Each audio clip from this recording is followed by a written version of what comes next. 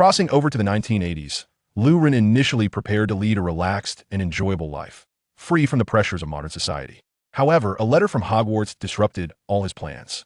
To avoid becoming a mere bystander, Ren must join Hogwarts. Embracing this unexpected turn, he resolved to strive for a brighter future. Chapter 1. This cat seems to have suffered from heat stroke. In the summer of 1991, in the Scottish Highlands, at the office of Hogwarts School of Witchcraft and Wizardry. Although it was summer, the Scottish Highlands were not overly hot, and the fireplace still crackled with warmth. Before Dumbledore's desk stood a tall witch clad in a vibrant green robe.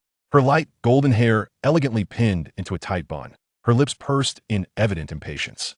This witch was Minerva McGonagall, the Transfiguration Professor of Hogwarts, the current head of Gryffindor House, and the deputy headmistress, regarded by many as Dumbledore's successor. The Dursleys are up to their tricks. I hope they behave themselves. I have hundreds of letters for students to write and no time to waste on them. Dumbledore smiled gently, picking up a dish. From the magical feedback accompanying the letters, it appears all the correspondence for Harry has been intercepted by the Dursleys. However, it's of no consequence as long as we continue sending them. That family will Merlin above. Each letter requires my signature. Professor McGonagall exclaimed, her irritation akin to a cat whose tail had been stepped on. Those capable must bear the burden. Would you care for some honey lemon drops? I just purchased them yesterday. If all else fails, I shall send Hagrid to act as a postman, Dumbledore replied, forcing a smile. McGonagall frowned, accepting the dish filled with sweets. Very well, you have your plans, she said, then waved her wand, making the candies disappear. You should consume less sugar. Old man. Dumbledore's smile froze in place. This. Beneath Dumbledore's half-moon spectacles, his eyes flickered with seriousness as he picked up a freshly sealed letter and said slowly, leave the school letters to me, I need you to attend to something more pressing. I initially intended for Severus to handle this, but upon reflection, I believe you are the more prudent choice. What are you suggesting? Professor McGonagall sensed an unusual urgency. I need you to make a trip to the Central Plains. This year we have a new student from that region, Dumbledore stated with gravity. What? McGonagall's face registered shock. Isn't Hogwarts exclusively for students from around England? I cannot explain why, but since the magical quill has inscribed such a name, we must admit him. I require your assistance, Minerva. The portal key is prepared. Very well. I shall make the journey. McGonagall nodded. As deputy headmistress, it is my duty to welcome students. However, I will have the house elf keep a close eye on you to prevent any impractical ideas.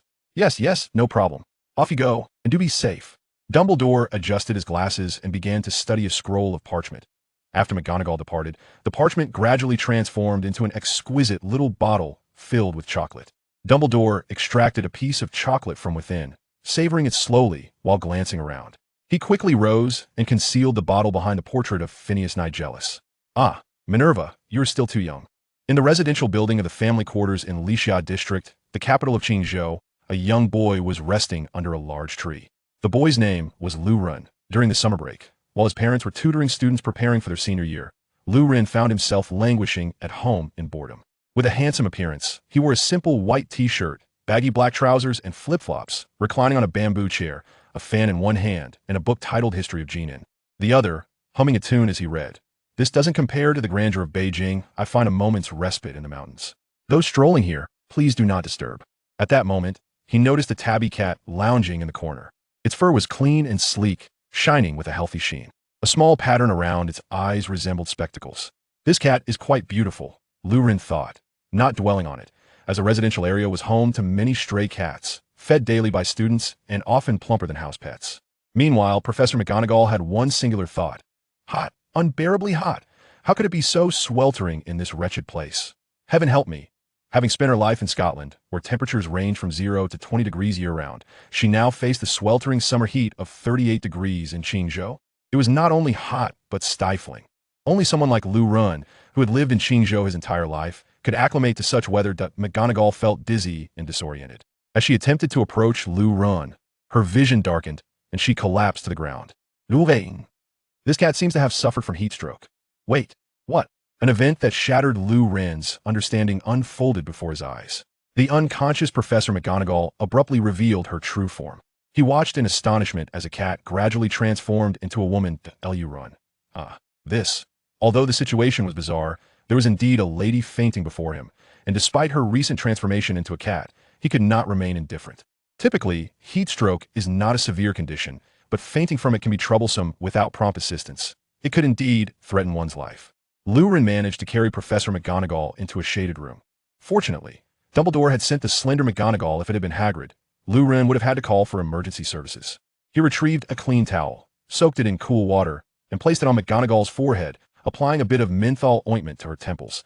After performing these first aid measures, he pinched her philtrum firmly. Soon, McGonagall awoke. She felt significantly better. The oppressive heat seemed to dissipate, replaced by a sharp scent wafting from her temples. Strangely enough, the coolness there felt refreshing. "Are you feeling better? Don't be alarmed. I'll fetch you a fan." McGonagall heard someone speaking, but comprehended not a word. Weakly, she managed to utter, "What are you talking about?" "Lurin. How foolish of me." It was evident from her appearance that she was a foreigner. She does not understand Chinese. Chapter 2. Hogwarts. This cannot continue. Professor McGonagall, what on earth? In the past, new students would always speak English. What shall we do now that this child cannot speak it? Dumbledore, you have misled me. Fortunately, Lurin had a commendable command of English in his previous life. But the issue arose when he later pursued his studies in France, which rendered his English rather convoluted. "Are you okay?" An English phrase reached Professor McGonagall's ears. Akin to celestial music, she was overjoyed. This child could indeed speak English. Thus, the two successfully communicated, despite the heavy French accent and the frequent need for gestures. Lurin managed to grasp the situation's context. Before him stood the esteemed deputy headmistress of Hogwarts, Minerva McGonagall. Hogwarts had come to accept him. He had harbored a vague inkling of this outcome, but now that it was confirmed, he was overwhelmed with joy. Lurin had a dream, to become a renowned wizard. Regrettably, in his past life, the owl delivering his acceptance letter had likely met an unfortunate fate along the way.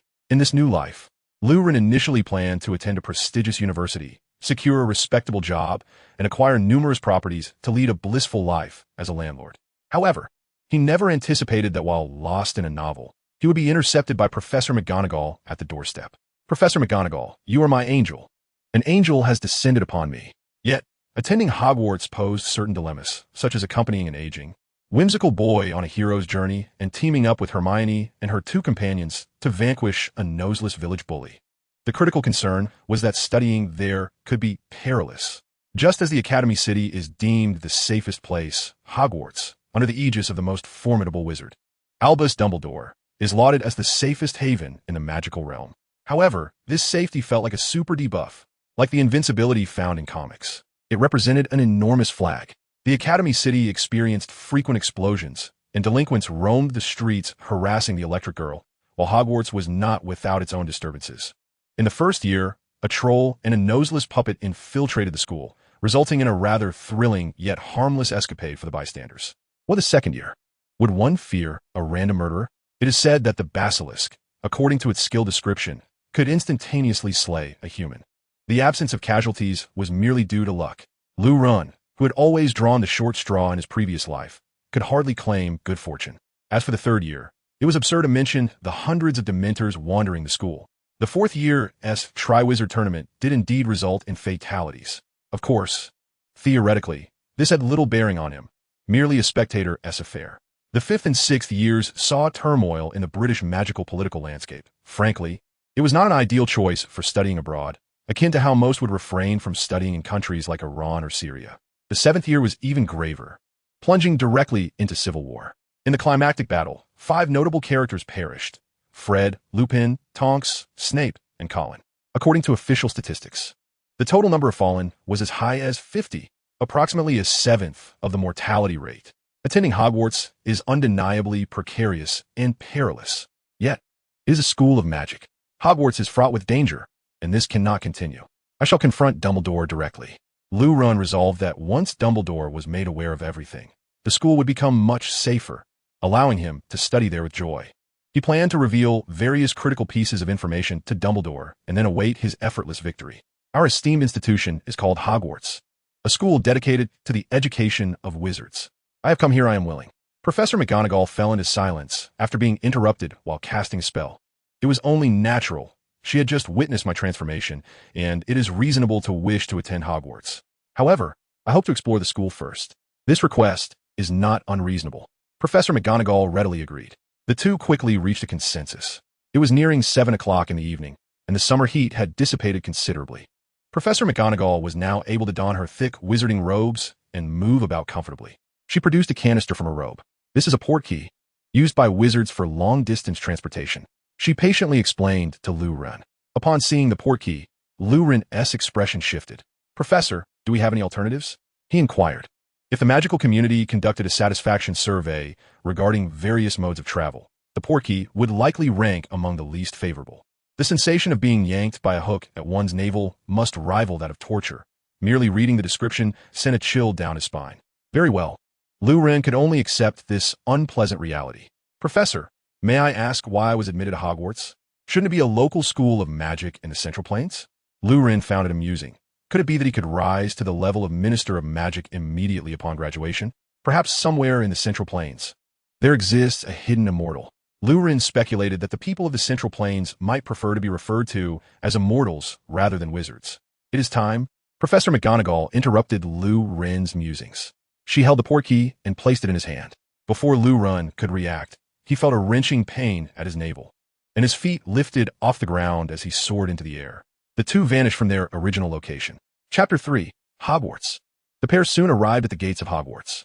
At this moment, there were still 2 months until the start of term. Lu Ren took a few minutes to alleviate the pain in his abdomen. He pondered which mode of travel was more agonizing, being hooked at the navel or being shoved into a tube. As he eased his discomfort, he lifted his gaze, his expression becoming complex. His eyes swept over the Black Lake, then the steep cliffs and the boathouse. This was the first stop for all first-year students entering the campus. Above the cliffs lay the entrance hall and the Great Hall, which connected to a stout tower, the main tower of Hogwarts. Behind the main tower was the headmaster's office, where Dumbledore and his phoenix, Fawkes, resided. This is the magical world. This is the dream of every child. Upon entering the campus, Lu Ren suddenly felt that the world had transformed in some subtle yet profound way, reminiscent of the famous phrase. The air was particularly sweet. It was not an exaggeration, but rather an undeniable comfort, as if he were basking in the warm sunlight of an autumn afternoon. The pain left by the key moments at the door seemed to vanish entirely. Why was this so? Was it the influence of magic at work? Lu Ren mused, considering that Hogwarts, as a venerable institution of magic, naturally possessed a richer aura than the outside world. He instinctively closed his eyes. Professor McGonagall summoned a house elf and, after imparting a few simple instructions, prepared to depart, for the task of showing visitors around the castle was better suited to the elf than to humans. Suddenly, she sensed a surge of magical energy. Lu Ren had never felt such comfort before. It was as if he were enveloped in the sunlight of early spring. With his eyes closed, he envisioned countless points of light, each penetrating his being. As these luminous particles infused him, Lu Ren felt his consciousness detach from his corporeal form, entering a state of transcendence, where he felt omnipotent and invigorated. Stop! Lu Ren, stop! A frantic voice echoed from afar. The myriad of light points scattered like startled bees, erupting from his body in a tumultuous whirlwind. Stupefied, Professor McGonagall swiftly retracted her wand, suppressing and calming the impending magical surge. It was a terrifying pressure. Such a magnitude of magical eruption was unprecedented in her experience. This phenomenon, known as a magical outburst, often occurs when an underage wizard, lacking proper guidance, fails to learn how to harness and control their powers, leading to tragic consequences. A 3-year-old child wielding a handgun is undeniably perilous. Similarly, an underage wizard, unaware of how to regulate their magical essence, poses an extreme danger. For instance, young Harry could temporarily make glass disappear, a rather humorous ability when used against his cousin Dudley. Yet upon reflection, it raises disturbing questions. Where did the vanished glass go? Was it transported elsewhere? We cannot say, but with a little imagination, if he could make glass disappear, might not further training allow him to make parts of a person's body vanish as well? Unfortunately, such a talent, once manifested, rarely reappears. This phenomenon is likely due to the instability accompanying the initial awakening of extraordinary abilities, which tend to dissipate as one gains mastery. After experiencing a magical outburst, Lu Ren succumbed to unconsciousness, unable to bear the weight of his own power. He felt as though he were plunging into a vast darkness, descending. Suddenly, he perceived a crescent moon hovering above him. Fixating on the moon, he gradually saw it transform into a pair of spectacles. As he blinked, a familiar face emerged before him, none other than Albus Dumbledore. "Excuse me, where am I? What has happened?" Lu Ren inquired. "Please. You're in the infirmary at Hogwarts. You have just experienced a magical outburst, dear child, a common yet perilous phenomenon. Without appropriate guidance, Underage wizards may lose control of the magic within them, Dumbledore replied kindly. Lu-Ren remained silent for a moment, contemplating the necessity of studying at Hogwarts for a while. He had overthought the situation. Receiving an invitation from Hogwarts left him with no alternative but to accept, unless he was willing to fade into obscurity. It was a wise decision. Dumbledore smiled, his half-moon spectacles reflecting a glimmer of joy in his eyes. When Lu-Ren met his gaze, he beheld a pair of eyes as profound as a serene lake. However, it was not a matter of concern. Lu-Ren still had strategy. According to his analysis, mind reading must possess its limitations and surely adhere to certain patterns. He speculated that these patterns revolved around the prioritization of memories. It was illogical for a mind reader to access the deepest memories directly. One must peel back the layers, much like an onion. If mind reading were indeed that formidable, Dumbledore would have already been invincible. Images of Eva Elfie, Luyu, Kyoka Julia, Asuna, and various scenes from his past flickered through his mind, while Dumbledore's expression grew increasingly rigid. Blast! This old man was genuinely delving into his memories. Lu-Ren felt a surge of anger. After all, his innermost thoughts were being invaded, and the old fellow was lacking decorum. Although Lu-Ren trusted Dumbledore. After all, in the world of Harry Potter, one could always place their faith in him. Trust did not equate to a willingness to let him pry into his soul without restraint. Have you seen enough? Lu-Ren remarked with a playful expression directed at Dumbledore. What a clumsy diversion, he thought to himself. Yet he accepted the chocolate Dumbledore offered, tacitly allowing him to change the subject. The two engaged in light conversation for a while, and, as the sun began its descent, Dumbledore rose to his feet. Come, let us sample the dinner here. I believe you will find it delightful. However, before the meal, I have a small inquiry that I hope you can clarify for me. Why was the timestamp on the video in your mind set to 2020? Chapter 4. The Revelation. The setting sun streamed through the window, casting a shadow across Dumbledore's face, and the room fell into an eerie silence. Lu-Ren felt a pang of anxiety. Despite having planned for this moment, the prospect of confronting Dumbledore made him uneasy. Yet, he quickly regained his composure. After all, one could always trust Dumbledore. Unlike the third Hokage from Naruto, Albus Dumbledore was undeniably a good man, perhaps even excessively benevolent. He did not embody the moral ambiguity associated with Sarutobi Hiruzen. The debates surrounding Dumbledore often centered more on his saintly persona. Dumbledore had extended a second chance even to Voldemort. It was unreasonable for him to dismiss Lu-Ren simply for possessing similar talents to Grindelwald. With this thought, Lu-Ren ceased to be alarmed.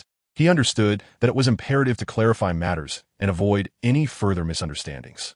Professor Dumbledore, I must explain something to you. In this vast world, filled with wonders, every individual possesses an innate talent. My gift lies in a limited foresight. While I refrain from interfering with the future, I can accurately predict the developments of the magical world for the next 7 years and the non-magical world for the next 30. I vividly enshrine the future of this realm within my mind. Yet beyond these specified years, I am powerless. Lu-Ren confided in Dumbledore about his uniqueness.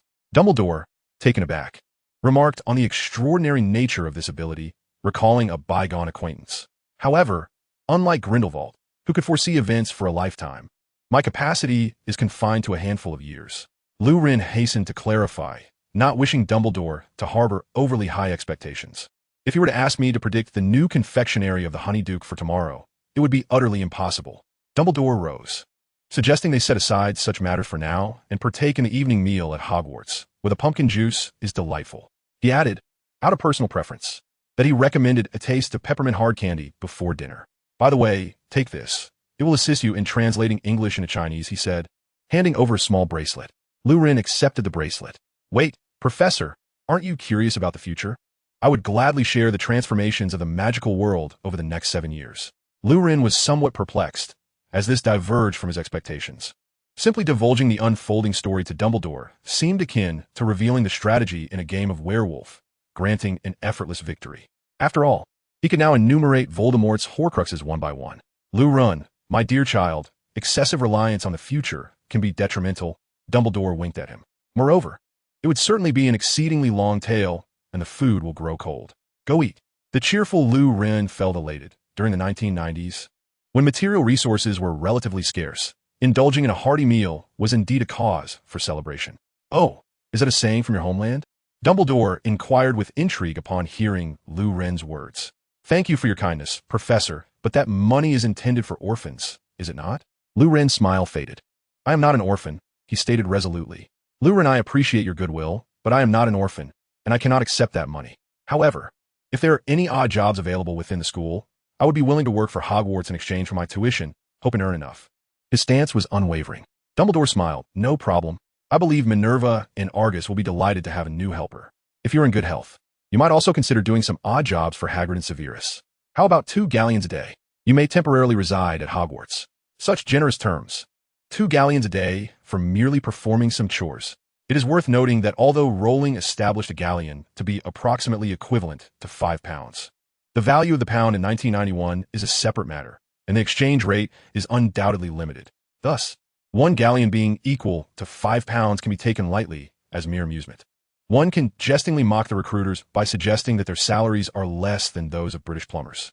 So, what is the true value of a galleon? Harry's wand, for instance, costs 7 galleons. A wand, which is essential for a wizard's livelihood, is custom-made by the renowned wand maker Ollivander, who embodies the essence of craftsmanship. This singular, high-end wand, produced by an establishment older than the Roman Empire, is available for merely 7 galleons.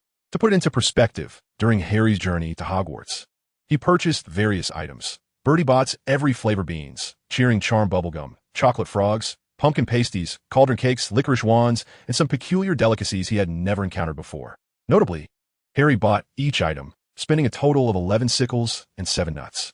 Given that 1 galleon equals 17 sickles and 1 sickle equals 29 nuts, his expenditure translates to approximately 0.66 galleons. As prices on the train are typically elevated, it can be concluded that the purchasing power of a galleon is extraordinarily high, perhaps even more valuable than a yuan coin from the Republican era. From the wand's perspective, valuing a galleon at 2,000 is not unreasonable, while considering train prices. 200 per galleon also seems justifiable. Therefore, a daily wage of 2 galleons is undoubtedly a fair price. Moreover, the opportunity to work at Hogwarts adds to its allure, something that would make even Tom envious. It seems that Dumbledore intends to offer me some benefits, and my memories are of utility to him, which is why I am afforded such privileges. Lurin is well aware of this and readily acquiesces to Dumbledore's terms. He resolves to stay at Hogwarts for the duration of the holiday. Chapter 5. The Wand. After traversing a few corridors and navigating various peculiar staircases, Lurin is led to a remarkably grotesque statue. The gargoyle, which can converse with humans, guards the entrance to specific rooms, requiring the correct password to gain entry. This is my office, Dumbledore explains to Lurin. Ferrero. Suddenly, the gargoyle springs to life, moving aside as the wall behind it splits in two, revealing a spiraling staircase. What on earth is Ferrero?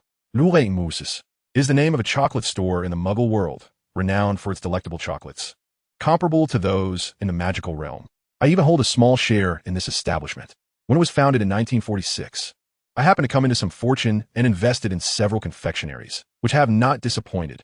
For a moment, Lurin finds himself at a loss for words.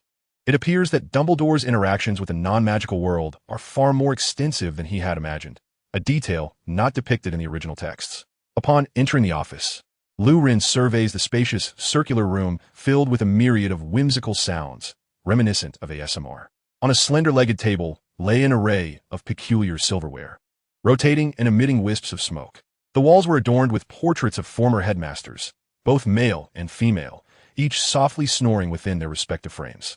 Lurin, with a mischievous inclination, thought it might be worthwhile to search behind the portrait of Headmaster Phineas, as one could potentially uncover hidden treasures akin to the deeds of Hogwarts. The room also featured an enormous table, its legs crafted to resemble claws. Behind the table, a shelf held a tattered, crumpled wizard's hat, which any knowledgeable individual would recognize as the legendary sorting hat of Hogwarts. Dumbledore approached the table and settled onto a high stool, gesturing for a round stool to materialize before Lurin. "Please have a seat," he invited.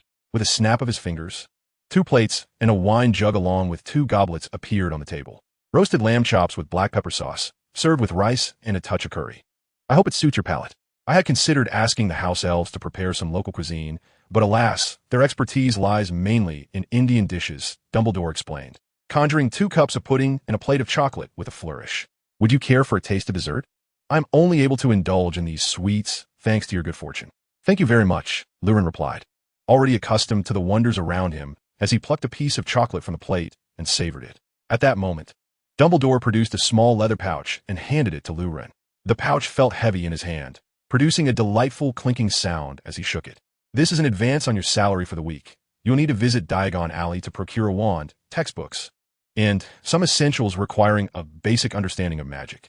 Thank you, Lurin said, eagerly contemplating what material his wand might be fashioned from.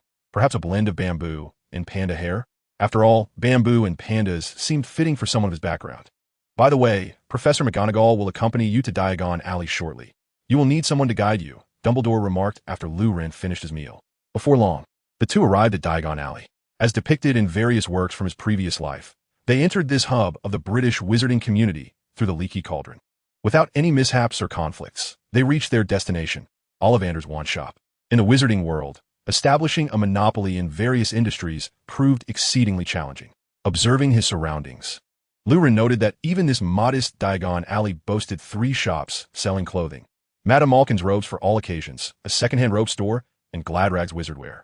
Hogsmeade also had a notable establishment, the Elegant Wizarding Attire Shop, underscoring the fierce competition within the British magical community. Indeed, the magical realm experiences its own form of rivalry.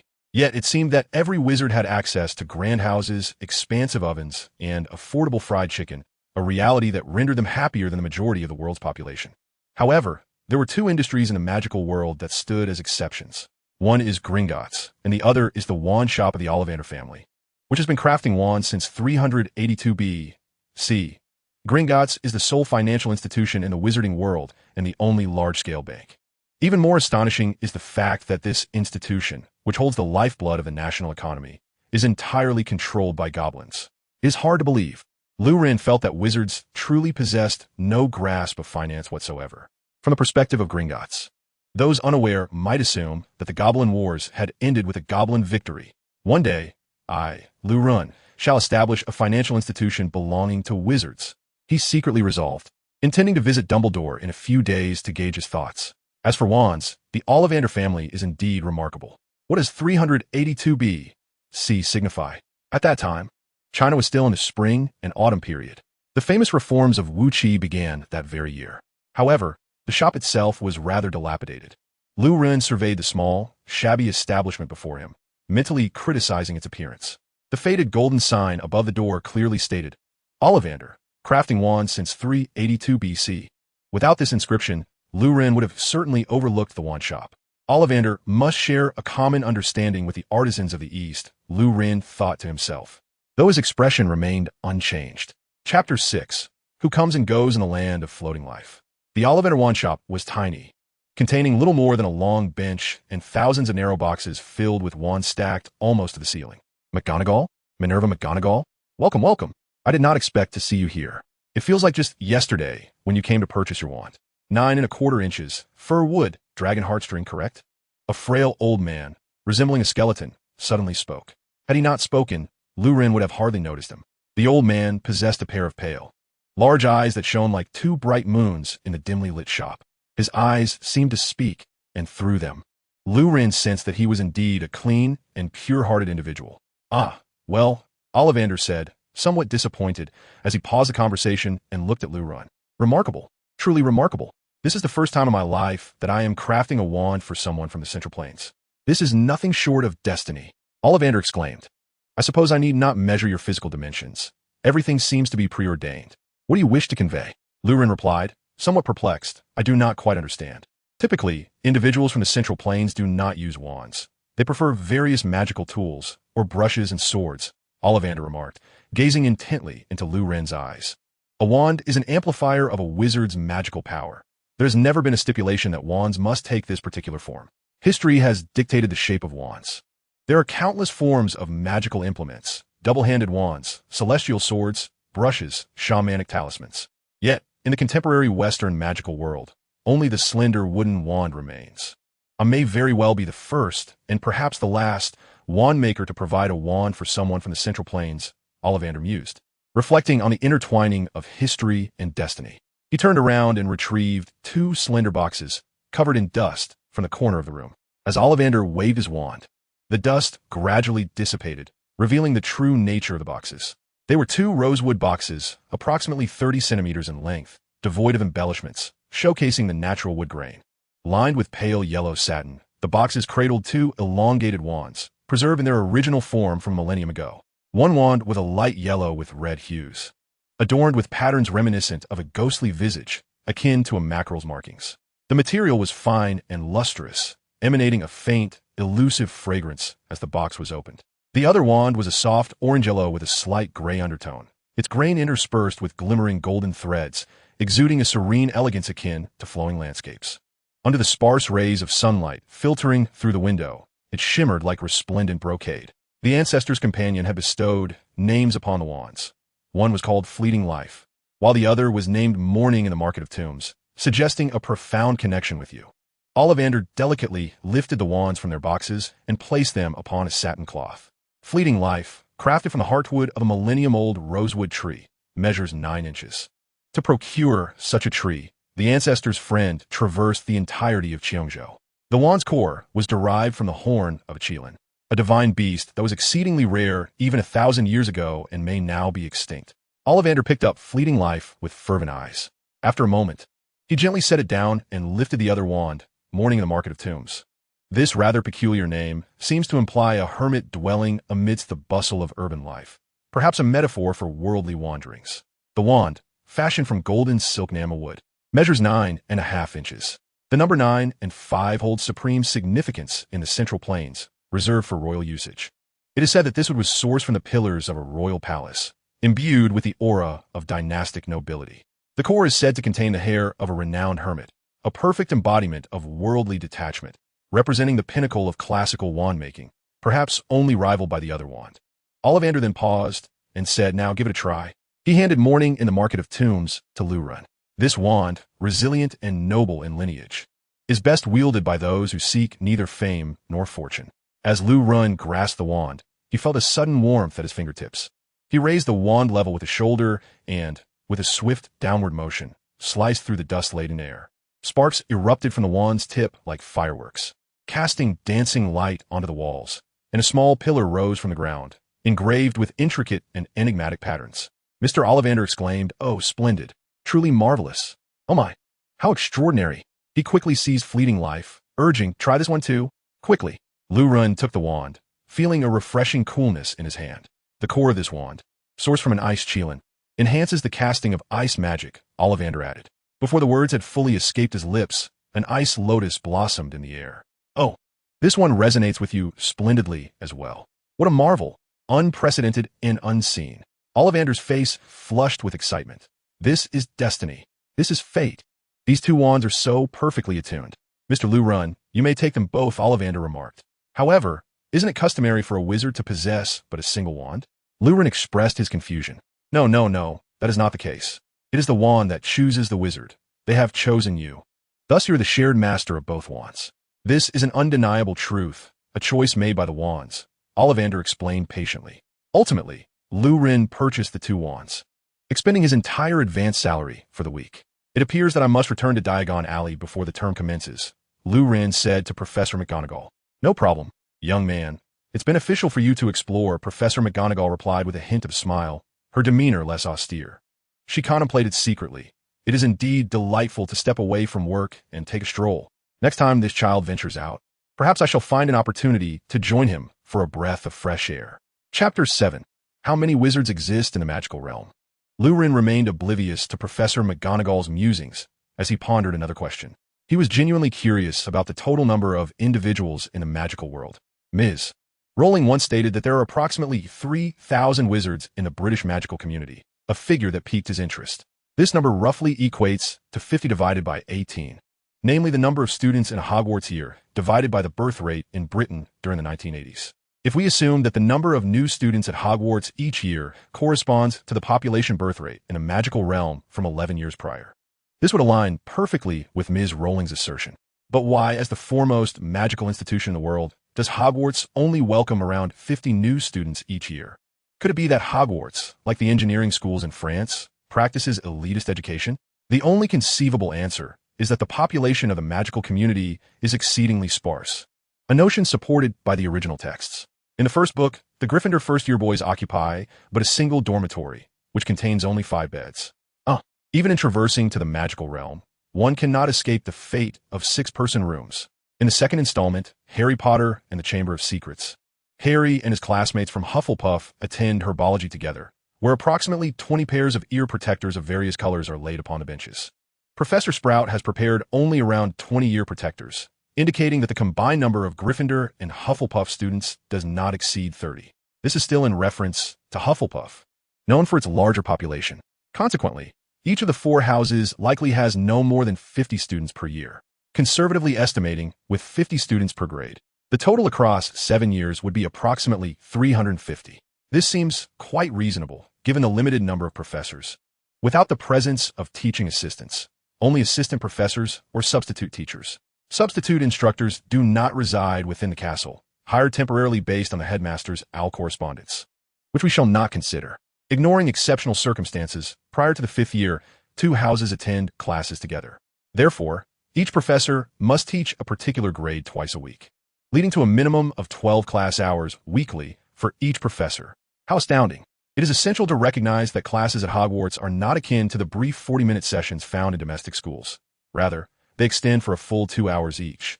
In a single day, a maximum of 4 subjects may be scheduled, which means that a professor could potentially teach from morning until evening for 3 days each week, not accounting for additional classes, lesson preparation, and grading assignments. This constitutes a form of exploitation. With such rigorous teaching standards, a class is capped at around 20 students. However, should a class exceed 50, it would undoubtedly exhaust the professors. It is worth noting that while humanities subjects may be manageable, practical subjects such as potions require professors to personally prepare experimental materials.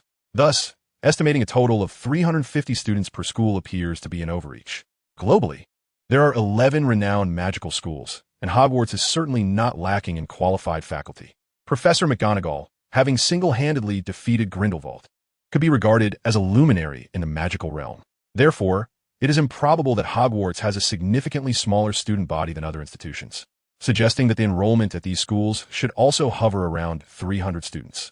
If each school accommodates 350 students, the total number of enrolled students would be approximately 3,850, falling short of 4,000. Each year, over 500 students graduate. Based on the elderly characters depicted in the literature, it can be inferred that the lifespan within the magical community closely resembles that of the non-magical world, with only a few exceptional cases living well beyond the average. This is substantiated by characters such as Harry's grandparents, the elder members of the Weasley family, and Sirius Black's parents, all of whom have passed away. Consequently, the majority of magical beings likely live to around 80 years. With students graduating at 17 and passing at 80, this encompasses roughly 63 cohorts, amounting to approximately 35,000 individuals who have undergone systematic training in magic. Even if we consider some lesser-known institutions, doubling that figure would yield only about 70,000 wizards. Moreover, the nations hosting magical schools are far fewer than those without, as the majority of the wizarding population in various countries tends to self-study at home. Thus, the magical realm still holds considerable potential for exploration. Based on the available information, it is nearly impossible to ascertain the precise number of wizards, primarily due to the implausibility of the data provided by Rowling. Currently, only 8 magical academies are known, including Beauxbatons in France, Durmstrang in Scandinavia, Hogwarts in the UK, Cold of Storts in Russia, the Japanese Magical Institute, Wagadu in Uganda, Castelobruxo in Brazil, and Ilvermorny in the United States. It is rather absurd that not a single magical academy exists within the 4 great ancient civilizations. Thus, the most prudent course of action would be to consult Professor McGonagall. Professor McGonagall, could you enlighten us on the approximate number of wizards in the magical world? Lou Ruin inquired, his eyes wide with anticipation. This query had long been a dream of his, especially given the disappointment of not seeing a Chinese institution among the illustrious magical schools. Is it so that a Chinese individual cannot become a wizard? However, now that he has entered this world, Lu Ren is determined to explore the possibility of magic taking root and flourishing in the Central Plains. This question truly perplexes me, Professor McGonagall remarked, furrowing her brow as she pondered for a moment. Perhaps around 280,000. Previously, the Quidditch World Cup final attracted a staggering 100,000 wizards, primarily from Europe and America, while wizards from Asia and Africa exhibited little interest in the sport. The Ministry of Magic, however, devised a straightforward method to address this disparity. Research indicates that the probability of humans awakening their magical talents is random and does not vary by nationality, except for historical reasons pertaining to Central China. Hence, the number of wizards in the British magical community, when adjusted for the proportion of the British population excluding the Central Chinese, reflects the global wizarding population. Chapter 8. The Workers of Hogwarts. 280,000? I never imagined it would be so few, Lurin mused. After all, 280,000 seems like a vast number, yet on a global scale, it amounts to roughly one wizard for every 30,000 people, a truly rare find. He also comprehended why the magical community harbors such trepidation towards interaction with the non-magical world. Should the location of the Quidditch World Cup be disclosed to the Muggle government, a few nuclear warheads could obliterate nearly one-third of the wizarding population. Although the venue is protected by Muggle-repelling charms, nuclear weapons do not change course. And prior experiences have demonstrated that physical damage can indeed affect wizards. Otherwise, how could Dumbledore's nose have been misaligned by Aberforth? Thus, if the magical community were to be exposed to the non-magical world, it would find itself utterly defenseless in direct confrontation. The only advantage for the magical realm lies in ambushes and the covert manipulation of the non-magical elite, or alternatively, forging a partnership with Muggles for mutual benefit. 3,000 followers? Voldemort is akin to a village bully, Eluren exclaimed Iniest. In his eyes, the original Dark Lord Grindelwald, despite lacking a nose, was far superior to Voldemort. Since he had acquired a wand and spent his prepaid salary from Dumbledore, he was naturally inclined to work diligently. However, the nature of his initial tasks took Lurin by surprise. He was to assist the castle caretaker, Argus Filch, in cleaning and maintaining Hogwarts Castle. Filch, a rather peculiar character, was the caretaker of Hogwarts School of Witchcraft and Wizardry. His eccentric personality seemed to oscillate between a fondness for cats and a zeal for apprehending rule-breaking students. He was often seen roaming the hallways with Mrs. Norris, attempting to catch miscreants while lamenting the pranks of the house elf Dobby. Overall, he was not a particularly likable member of the staff. For an entire week thereafter, Lurin toiled alongside Filch, dusting classrooms, scrubbing grimy washrooms, mopping filthy floors, and cleaning large glass windows. One was a mute, and the other a naive novice. Neither possessed any magical prowess, rendering their cleaning efforts entirely manual, purely laborious and devoid of any magical enhancement. On a fresh Monday morning, Lurin was summoned to Dumbledore's office by a house elf. "You have performed admirably this past week," Dumbledore remarked, clad in a starry robe, reclining comfortably in his armchair. He plucked a biscuit from a plate before him, pairing it with a freshly brewed cup of tea, and savored the treat. "Mr. Filch holds you in high regard. He mentioned that industrious young individuals like you are a rare find. One gets what one pays for. Having received compensation, I shall naturally fulfill my duties." Lurin cast a discreet glance at the cookies upon the table. "You summoned me today for a particular reason, I presume? Feel free to indulge, for I have an ample supply of cookies. The primary purpose of your invitation is that Severus requires an assistant, and I have recommended you to him," Albus remarked with a cheerful smile. "Severus may harbor differing opinions, yet I am confident that you will find a harmonious rapport." Lurin felt somewhat speechless. He could not even cast a single spell, and merely refraining from causing trouble for the professor was already a considerable achievement. Now, he was to assist Snape. Was this an early exercise in honing Snape's ability to mentor children? Lurin had initially believed he would merely play the role of a janitor for the next 2 months, but unexpectedly, he found himself with an opportunity to engage in a project. Furthermore, it could be considered one of the finest placements, as there existed a notable similarity between Potions class and the chemistry lessons of his previous life. Thus, he could hardly be deemed a complete novice. During the course of the week, Lurin had thoroughly perused 3 tomes, 1,000 magical herbs and fungi, magical potions and elixirs, and fantastic beasts and where to find them, for there were no entertainment options available, and reading could alleviate his ennui. Soon, Lurin arrived at the potions classroom, where Professor Snape would concoct various non-precious potions when not engaged in lectures. This classroom, a vast underground chamber within the dungeons of Hogwarts Castle, could comfortably accommodate at least 20 students. As Lurin traversed the room, he resisted the urge to examine the myriad glass jars filled with preserved animal specimens lining the walls, while Professor Snape stood quietly by the lectern, awaiting his arrival. Upon Lurin's entrance, Snape glanced at the hourglass atop the desk. The timing was impeccable. This young rascal had not dallied, promptly arriving from Dumbledore's office upon receiving his assignment. Snape scrutinized Lurin. He possessed a fair countenance, with slightly long black hair that was not greasy, indicating he was someone who maintained personal hygiene. His physique was well-proportioned, with long limbs, clad in a black hoodie beneath a white lab coat and denim jeans. His attire was appropriate and clean, suggesting he was an organized individual. Snape mused. Remember to don your wizarding robes once classes commence. For now, you may dress as you please. Before we commence our work, there are a few rules I must emphasize. Although I fail to comprehend the significance of Dumbledore sending such an inexperienced youth as yourself, today's experiment may allow you to make a modest contribution. Should you prove sufficiently astute? Snape spoke in a leisurely manner, his voice slow and somewhat oily, making a favorable first impression rather elusive. Lorraine listened quietly, not wishing to utter any remarkable statements to leave a lasting impression on this professor. Mr. Lurun, please pay careful attention. I shall not repeat myself. Should you contravene any of these directives, you will leave this place immediately, for I do not wish to see you again. First and foremost, to speak, you must raise your hand and await my consent before posing any inquiries. However, there exists an imperative to pose inquiries. Do not attempt to resolve matters using your limited intellect alone, for it is an impossibility. Secondly, refrain from employing the trivial tricks you may have learned elsewhere to seek shortcuts, and do not foolishly endeavor to experiment with spells that may assist in potion creation. The only incantations you shall require are the cleansing charm and the healing charm. The study of potions is an exceedingly precise and rigorous discipline. Even the slightest alteration can lead to monumental consequences, thereby disrupting the results of your experiments. Thirdly, and most crucially, the art of potion making is the most meticulous and perilous subject within all of Hogwarts. Adhere strictly to the steps I outline. Do not presume to omit, add, or modify my instructions with your naive reasoning. I shall assign you the simplest of tasks.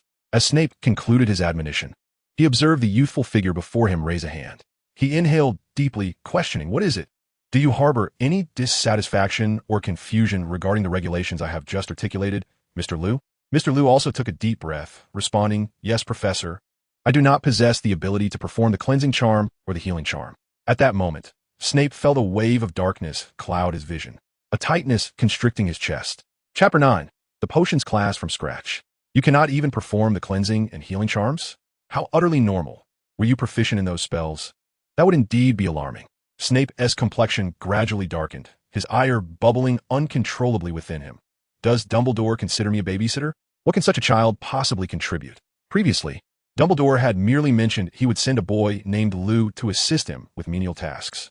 Snape had assumed this child would possess some foundational knowledge, only to discover that Dumbledore had audaciously dispatched a novice devoid of any background. "Professor, while I may lack spellcasting abilities, I am proficient in the various operations of a laboratory," Lou cautiously explained. At that moment, Lou seemed akin to a fresh graduate whose resume did not align with his practical skills, standing before an interviewer and desperately seeking to highlight his advantages in an attempt to convince the examiner. It was evident that the interviewer before him was dissatisfied. Nevertheless, Lou retained his confidence, believing that Snape's need for assistance would likely not require the use of magic. Snape, a master of potions revered within the British magical community, found little utility in a mere apprentice. It was akin to a middle school student aiding an academician in experiments. What could they possibly accomplish? The only area where he might be of service would be in the realm of repetitive manual labor. Snape's expression softened slightly.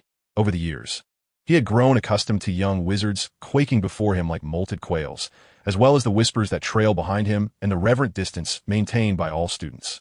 If he was not mistaken, this seemingly vacant-headed child appeared eager to serve as his assistant. An intriguing assertion. Potions class is not akin to culinary endeavors, though I'm skeptical of your cooking skills as well. What basis do you have for claiming your operations are satisfactory? Nonetheless, since you are here, I'm willing to offer you an opportunity. Have you perused magical herbs and fungi? I have, Professor. Well, that is not entirely hopeless. Pray tell, if I were to introduce daffodil root powder into mugwort infusion, what would transpire? The water of life, Professor? If I were to request that you procure a piece of excrement stone, where might you seek it? Within the stomach of a goat. For the excrement stone is derived from the goat's belly, possessing remarkable detoxifying properties. Very well, your knowledge is sufficient to navigate the forthcoming experiment. Severus Snape's demeanor softened slightly. This young rascal exhibited a modicum of talent, at least demonstrating familiarity with the foundational principles of potion making. However, there existed an abundance of theoretical giants and practical dwarfs. Whether this young lad could prove himself worthy remained contingent upon his subsequent practical performance. Your task today is to extract juice from these sleeping beans. It is quite simple. Give it a try. Snape retrieved a basin filled with sleeping beans, which appeared to weigh several kilograms. If you cannot even manage such a task without injuring yourself, I suggest you vacate this space. Perhaps cleaning the lavatory would be more suitable for you. Snape produced 3 large round-bottomed flasks. Fill these 3 vessels to the brim today. He observed Lu Ren's expression. There was no better method to assess a young wizard than through the manipulation of sleeping beans. This straightforward task could easily reveal a novice's skill and temperament, considering that sleeping beans, though seemingly shriveled, were indeed quite juicy. Most young wizards would likely grow impatient. However, he noted no signs of impatience on the boy's face. His attitude is passable, Snape mused. Lu Ren was well aware. After all, sleeping beans were notoriously famous. Who was unaware that these beans should be pressed with the edge of a silver knife? Without further ado, he grasped the silver knife from the workstation and commenced the extraction. Indeed, the beans instantly yielded a copious amount of juice, leaving Lu Ren incredulous at the moisture contained within that seemingly desiccated bean. He hurriedly collected the liquid into the flask. Snape raised an eyebrow. It seems this child has yet to peruse advanced potion making. Yet, if a fresh student were to preview a textbook intended for 6th-year students, that would be quite extraordinary. It was precisely the lack of textbook knowledge that led him to employ the instinctual method of juicing, a testament to his innate cleverness. Alas, one could only wonder if he possessed the courage to defy conventions, the audacity to challenge the text. Such uncertainties remained. Snape had previously emphasized the necessity of adhering strictly to the prescribed steps, disallowing any innovation. It can only be said that human instinct is inherently double-edged. Earlier, Snape's expectation of Lu Ren was merely to follow the steps competently, yet now he hoped for a more dazzling execution. Before long, Lu Ren had filled all 3 flasks. The juice from his sleeping beans exceeded his expectations. His talent is commendable, was Snape's internal assessment of Lu Ren, though his exterior remained impassive as he simply stated. Very well, let us proceed with potion preparation. Without a doubt, Severus Snape is undeniably a character imbued with an air of adolescent bravado and pride. If he were to undergo a transformation and change his hair color, he would perfectly embody the archetype of the underdog prevalent in anime series. Lu Ren keenly perceived this aspect and resolved to first cultivate a favorable disposition with the Slytherin house, for as a time traveler, he could not afford to hinder this grand family. With 100 milliliters of pure water, 13 drops of nightshade essence, and 7 leaves of mint, Snape remained oblivious to the fact that his persona had been unveiled as he commenced the preparation of potions. Lu Ren, following instructions, busily gathered the necessary ingredients: 9 grams of dragon's blood powder and 50 grams of stardust. Time flew by as Lu Ren swiftly completed the tasks assigned by Snape. Before he knew it, noon had arrived. The various apparatus, although somewhat different from those in his previous life as laboratory, were quickly adapted to by Lu Ren. With a flourish of Snape's wand, a hissing sound erupted as ethereal mist enveloped the classroom in a hazy shroud. The potion is ready. You may leave now. Your task for today is complete, Snape declared, casting a glance at Lu Ren before ushering him out of the classroom. What a gifted young lad, Snape mused, impressed by the boy's skill and demeanor. He has great potential. Chapter 10, The Essence of Spells. It was unavoidable. He wished it were not so. Yet he could manage for the time being. However, in a few days he would undoubtedly need to employ various incantations, and if he remained ignorant, it would spell trouble. Snape's approval would surely plummet, which would be quite unfortunate. Upon returning to his dormitory, Lu Ren picked up a tattered copy of standard spells, beginner level, from his small desk. Although the room of requirement housed a collection of better-preserved old tomes, Lu Ren deliberately chose one adorned with doodles, an old textbook that Harry had managed to acquire from Snape, which was rumored to contain a wealth of secrets. Surely, he could do the same. However, to his dismay, he found this book to be a mere relic, filled with meaningless scribbles left by a previous owner who had clearly been distracted in class. After perusing standard spells, beginner level, Lu Ren embarrassingly discovered the absence of the cleansing charm and the restoration charm. This was indeed quite awkward. The book only taught 9 fundamental spells: the softening charm, the cutting charm, the unlocking charm, the levitation charm, the binding charm, the repairing charm, the repelling charm, the lighting charm, and the fire-making charm. Though there were only 9 spells, each was practical, and learning 1 per week would require 2 months to master them all. Thus, the curriculum of the magical realm was quite reasonable. After contemplating, Lu Ren decided to take a methodical approach, adhering to the book's prescribed steps. The first spell he would tackle was the renowned levitation charm. The levitation charm allows objects to float in midair or glide gently. Gesture, wave and flick. Incantation, Wingardium Leviosa. When I pose a question, it is not I who have the issue, but rather you. What sort of absurd teaching is this? It is utterly incomprehensible, leaving one bewildered. This brief sentence encapsulates the textbook's description of the spellcasting method for the levitation charm. Unbelievable. How does one even cast a spell? Calm down, Lu Ren. You must remain composed. Lu Ren consoled himself, pondering that trying could never be a disadvantage. He withdrew his wand, uttering the incantation, Leviosa. As he waved and flicked his arm in synchronization with the spell, he found it ineffective. The parchment lay undisturbed on the table before him. Muttering to himself, he attempted once more, recalling the steps from memory. To his astonishment, the parchment began to sway and then floated gracefully, hovering 4 feet above his head. Success! Lu Ren felt an exhilarating rush, for this was his inaugural casting of a spell, an authentic enchantment, rather than mere sleight of hand. Yet, elation soon morphed into perplexity. He was aware of the phenomenon, but grasped not its essence. Lu Ren was bewildered as to why the parchment could defy gravity and remain aloft. His elementary education had imparted the knowledge that for an object to float, it must be countered by an equal force opposing gravity. But from whence did this force originate? How could it precisely match the weight of the parchment? Moreover, during the spellcasting process, what role did the incantation play?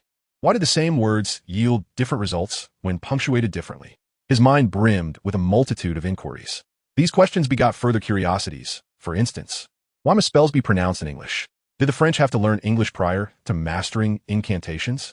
Lu Ren felt fortunate to benefit from the legacy of Dumbledore, allowing him to fluently converse in English, a skill not shared by many in the magical community.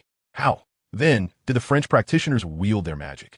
Their heavy accents would render certain spells, especially those beginning with H, nearly impossible to articulate. Confusion reigned supreme. Lu Ren cast the levitation spell several more times and began to discern a pattern. On his first day at Hogwarts, he had sensed a peculiar type of particle in the air, which had once caused his magical energy to spiral out of control. Now, however, he had grown accustomed to their presence and could perceive them at will. When he cast the levitation spell, particles detached from his arm, flowing into his palm and ultimately converging in his wand. As they exited the wand's tip, the frequency of their vibrations noticeably intensified. This stream of particles swirled beneath the parchment, providing the upward force necessary for its suspension in midair. What a marvel it was! Though some particles were expended from his body, he could feel his form instinctively drawing in particles from the surroundings. Eventually, a state of equilibrium would be reached between the particles within him and those external, bringing this spontaneous process to a halt. Lu Ren was elated. He now comprehended the principle behind the enchantment. Magic was merely the utilization of a unique energy inherent in nature, while wizards were the rare individuals capable of sensing the existence of magical particles. The application of magical energy by wizards resembled the way photovoltaic cells harness solar energy for power generation. The casting of spells could be delineated into 3 distinct phases. First, one must mobilize the physical magical energy, gathering it in the palm before channeling it into the wand. Subsequently, the wand functions as an amplifier, magnifying minute magical energies to a scale capable of influencing external existence. The underlying principle of the wand likely involves enabling particles to attain higher energy levels. Ultimately, this magical output is harnessed to achieve specific objectives. For instance, applying a force to parchment until equilibrium is reached explains why the parchment first levitates from the table and then suspends in midair. Initially, the applied force exceeds the weight, resulting in an upward acceleration. However, as the force gradually diminishes, so too does the acceleration until it reaches 0. Generally, casting a spell necessitates a wizard to manually execute these 3 components. While these steps may appear straightforward, they are, in reality, quite complex. In practical scenarios, novice wizards may struggle to perform such intricate maneuvers, thus giving rise to the creation of spells. The essence of a spell resembles a pre-written function in a program. Wizards need only to articulate the incantation correctly and align it with the appropriate conditions to utilize the established framework, much like coding. While one could certainly compose functions on the spot, the convenience of using pre-existing ones is undeniably alluring. Upon grasping the principle of spells, Lu Ren experienced an epiphany. The incantations within standard spells, beginner had lost their complexity for him. Indeed, one must discern the essence beneath the surface. Lu Ren felt an immense sense of pride, declaring himself a genius. However, this elation was short-lived, as he soon felt as though he had been doused with cold water. Following the levitation charm, Lu Ren effortlessly executed the slicing spell, even managing to neatly bisect the parchment without uttering a single incantation after a moment of concentration. The repelling charm was similarly straightforward. The fire-making charm posed a slight challenge, yet Lu Ren eventually succeeded in igniting combustible materials by concentrating his magical energy into a focal point. Nonetheless, these spells required Lu Ren to guide the magical energy himself. Reciting the incantation step by step yielded no results. Spells such as levitation, slicing, fire-making, repelling, softening, and illumination are quite materialistic and can be elucidated through Lu Ren's theoretical framework. However, the remaining spells veer into the realm of the metaphysical. For instance, the unlocking charm perplexed him. How could he unlock a door without understanding the mechanism of the lock? Blowing the lock apart might seem like a viable approach, as the door would then be opened in a rather literal sense. Yet, that would result in a rather destructive outcome. The most ancient unlocking spell, Open Sesame, can directly detach a door from its hinges, reducing it to mere firewood. Before the invention of Alohomora, the most favored unlocking incantation was Apertum, which could shatter locks, but occasionally left a smoking hole at the keyhole, a feat Lu Ren was capable of achieving. However, these spells appeared rather crude, lacking the finesse of Alohomora. Alohomora first emerged in Africa, though its inventor remains a mystery. In the 17th century, it was introduced to England by Eldon Esrichel and subsequently spread across the globe. This particular charm confounded Lu Ren.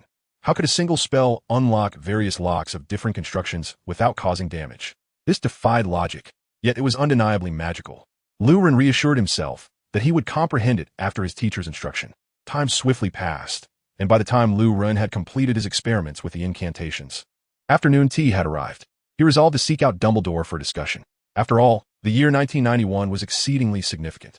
In order to establish a means of self-preservation in this unfamiliar magical realm, this year presented an opportune moment. To ensure one's safety, one must possess sufficient leverage.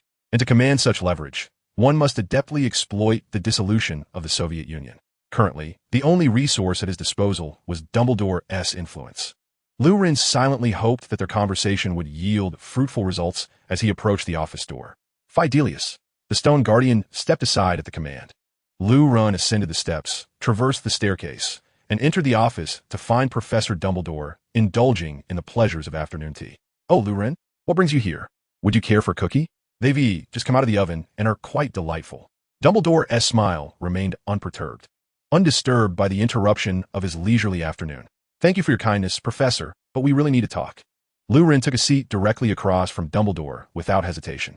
"Very well, but what is it that we need to discuss? Is it an unpleasant matter with Severus?" "Not at all. Professor Dumbledore, I possess a foretelling of the future that I believe you must be made aware of." "Oh." Dumbledore raised an eyebrow, seemingly unfazed. "The Soviet Union is on the brink of collapse." Dumbledore's expression shifted. "To be precise, it will crumble on December 25th of this year, resulting in the disintegration of the world's two superpowers. The balance of global order will be irrevocably disturbed. The dissolution of the Soviet Union is both a coincidence and an inevitability, unless someone intervenes forcefully. Yet, in the future I envision, I see no such formidable figure emerging." Dumbledore's demeanor grew grave. This was indeed a dire prediction. "It is not merely a prophecy, but an event that is bound to transpire, Professor Dumbledore. Over-reliance on prophetic abilities is not a favorable omen, my child," Dumbledore replied. "Professor, I understand, but if you are willing, I realize this may sound utterly absurd. Yet we do have a method to profit from it. If you are amenable, it could yield a considerable fortune." Lu Ren spoke with a hint of reluctance. "Oh, please, elaborate," Dumbledore said. His interest piqued as he fixed an intense gaze upon Lu Ren, causing a shiver to run down his spine. Such penetrating scrutiny was indeed uncomfortable. "Short selling carries its risks, yet my ability to foresee the future renders it the quickest route to profit. The plan is as follows. We first borrow a substantial sum of galleons from Gringotts. The management of this considerable wealth is crucial. It is the key to our potential recovery should we encounter failure. We will stipulate that the currency for lending and repayment will be the Muggle currency, the ruble. Thus, we effectively bind the wealth we borrow to the Muggle currency." Lu Ren's tone grew increasingly confident. "That does seem feasible, but how do we profit from this?" Dumbledore's expression deepened with contemplation. "Because the ruble will become worthless," Lu Ren asserted with conviction. "After the collapse of the Soviet Union, the ruble will rapidly depreciate.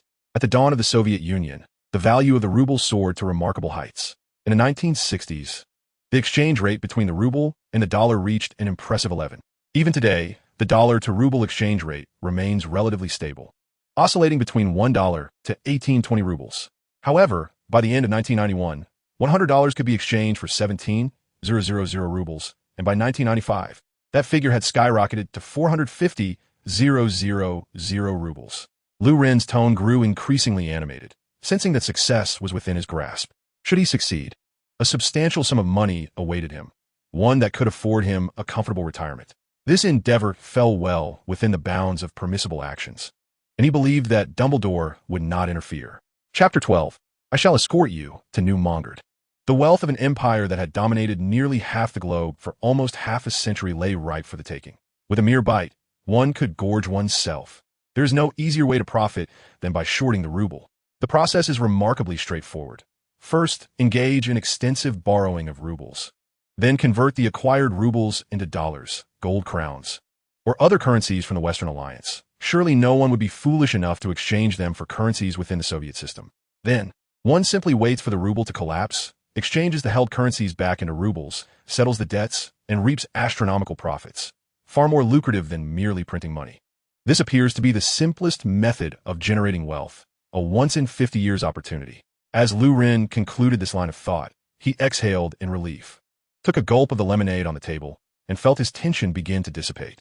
He had always been this way.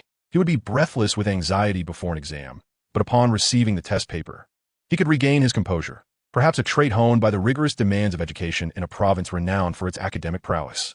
He pondered what Professor Dumbledore might think about the fact that the only bank in the wizarding world is controlled by goblins, Gringotts. How could the economic lifeblood of a race be manipulated by another? Having finished his discourse, Lu Ren believed his argument was sufficiently persuasive and also relatively uncomplicated, thus likely to intrigue Professor Dumbledore. After a brief silence, Dumbledore calmly poured himself a glass of lemonade and produced a silver flask from his robes. He took a sip from the flask before finishing the lemonade in one swift motion. However, have you considered that prophecies are not entirely reliable? Unexpected events may arise. If what was foretold were to occur with absolute certainty, how could Grindelwald have been defeated? What if we were to fail? The consequences could be dire. Faced with such a scenario, what course of action would you take? Dumbledore inquired seriously of Lu Ren. Lu Ren perked up. The old man's tone hinted at a possibility. All we need to do is bide our time, he replied nonchalantly. After all, the goblins cannot truly harm us. Can they prevent us from traveling? Even if they were to lodge a complaint with the Wisengamot, do you think the wizards would rule in favor of the goblins? This would only expose their substantial financial entrapment, a calamity for the bank. Trust me, the moment the galleons were transported into Hogwarts, the outcome of this gamble was already predetermined. Indeed, Lu Ren's proposed solution was to play the fool. In these times, those who own money are the lords. Should Gringotts dare to remove the galleons from their vault, Lu Ren would incite Dumbledore to collaborate with the Ministry of Magic to seize the funds. From the outset, Lu Ren had no intention of repaying the debt in earnest. A stroke of genius, a captivating discourse. Allow me to handle the subsequent maneuvers. Dumbledore raised his hands and gently applauded. You seem troubled by the choice of bait, do you not? What kind of lure would entice the goblins? It is quite simple. I could pledge an item, and should the worst occur, we could simply hand it over to the goblins without tarnishing our reputation. A glimmer of light flickered in Dumbledore's eyes. Professor, if I may be so bold, items of insufficient value yield only a paltry profit. An inadequate capital extraction will hinder our future plans. I intend to pledge Hogwarts. Clang! Lu Ren overturned the goblet, disregarding the lemon juice that flowed across the table. Rising in astonishment, you truly intend to do such a thing? You can actually pledge Hogwarts. This far exceeded Lu Ren's imagination. The person before him was terrifyingly unfamiliar, resembling nothing of the Dumbledore he remembered, but rather a man of immense resolve. Professor Dumbledore exhibited such audacity, truly deserving of the title of the most powerful white wizard of his time. It is this very audacity that allows him to navigate tumultuous waters. At this moment, Lu Ren held the winning card. It was akin to a perfect start. The Gunther family, the former owners of Hogwarts Castle, had perished. Currently, I am the headmaster of Hogwarts, and the authority of a headmaster is boundless. Thus, I can certainly manage this castle. Dumbledore waved his hand, and the lemon juice that had spilled across the table vanished instantly. He fixed his gaze upon Lu Ren and said, Furthermore, matters may never be as rosy as the goblins envision. You are correct. As long as the money remains in our possession, We are in an invincible position. One more thing. Gringotts must first deliver the funds to Hogwarts before this transaction can commence. Without the funds, Hogwarts will not be pledged. A flicker of brilliance shone in Dumbledore's eyes as he uttered words that were quite uncharacteristic of his stature. He picked up the last cookie from the plate and consumed it. But before our endeavor begins, I must escort you to Nurmengard. Chapter 13. Who is imprisoned in Nurmengard? Professor, there seems to be a misunderstanding. Lu Ren spoke dryly. Does Hogwarts even have a place called Nurmengard? The name is rather unappealing. I have matters to attend to, so I shall take my leave. The handsome young man, with dark hair, wore a stiff expression as he muttered to himself, retreating in an attempt to exit the headmaster's office. While devising a strategy against Grindelwald was an option, he had no desire to spend the remainder of his life within the castle. Observing the flustered Lu Ren, a peculiar glint appeared in Dumbledore's eyes. Calmly, he extended his right hand and pointed forward, Petri Ficus Totalis. To his astonishment, Lu Ren swiftly extracted a wand from his pocket and with a vigorous flourish of his arm, conjured a small barrier composed of hundreds of magical particles. When Dumbledore's spell collided with the barrier, it shattered almost instantaneously, yet successfully diverted the spell's trajectory, sparing Lu Ren from harm. Seizing the opportunity, Lu Ren turned on his heel and fled, but upon opening the door to the headmaster's office, he felt his body stiffen, poised to make an intimate acquaintance with the floor. Just then, he experienced a gentle buoyancy supporting him, allowing him to float face down above the ground. You have truly surprised me today. Now it is time for you to accompany me to Nurmengard. Dumbledore stepped away from his desk and approached Lu Ren from behind. Professor, please let me explain. Listen to me. Silencio. Perhaps finding Lu Ren's protests too disruptive, Dumbledore cast a silencing charm. He then turned his gaze to the bird perched behind the door, where a magnificent golden-red bird, resembling a swan, stood, Dumbledore's familiar, the Phoenix Fox. Fox glanced lazily at Dumbledore, extending one of its golden claws and uttering a couple of indifferent calls. The moment Dumbledore's hand touched Foxclaw, both man and bird vanished. In Austria, the castle of Nurmengard lay ensconced amidst layers of snow-capped mountains, its silhouette dominated by a solitary tower, austere and dark, far removed from civilization, fitting the stereotypes often associated with the Germans. The castle was encircled by towering walls, fortified with Muggle-repelling spells, rendering it nearly invisible to the majority of passers-by. Similar to Hogwarts, the castle was protected by magic to thwart apparition. Yet, like Hogwarts, such enchantments posed no challenge to the Phoenix. When Lu Ren regained his mobility, he found himself within the castle's interior. To his surprise, the castle was not in the dilapidated state he had anticipated. It bore no semblance of having been abandoned for decades. He had imagined the floors thickly coated in dust, corners filled with cobwebs and moss, and very few windows intact. However, the floors here, while not glistening like new, were relatively free of dust, with only slight mildew in the corners. A few small cobwebs adorned the edges of the ceiling, and the windows, though complete, appeared slightly foggy due to the passage of time. The overall layout of the room exuded grandeur and opulence, reminiscent of the Roman court depicted in frescoes. The two stood in the castle's grand hall, facing a magnificent marble statue of a wizard, towering 3 meters high, wand raised aloft. The base of the statue bore the inscription, "For the greater good." Behind the statue spiraled a staircase leading to the second floor. Ascending the stone steps, they finally arrived before an ornate wooden door. The door, crafted from solid wood, hinted at its considerable value through the intricate grain patterns, adorned with understated luxury that suggested decorations worth thousands of galleons. On the wooden door, there rests a handle, intricately carved with the grotesque visage of a beast, large, crab-like eyes, and an excessively oversized mouth, seemingly the sole features of its face. How utterly hideous! It appears that Dumbledore and Grindelwald's locks are equally matched in their unattractiveness, remarked Lu Ren, expressing his disdain for their aesthetic choices. The creature depicted is a Fluffy, Grindelwald's pet, Dumbledore explained. He then extended his right hand, causing the mouth of the handle to open wide, gaping to an unimaginable angle, enveloping Dumbledore's entire hand within. Remarkably, it operates via a fingerprint unlock mechanism.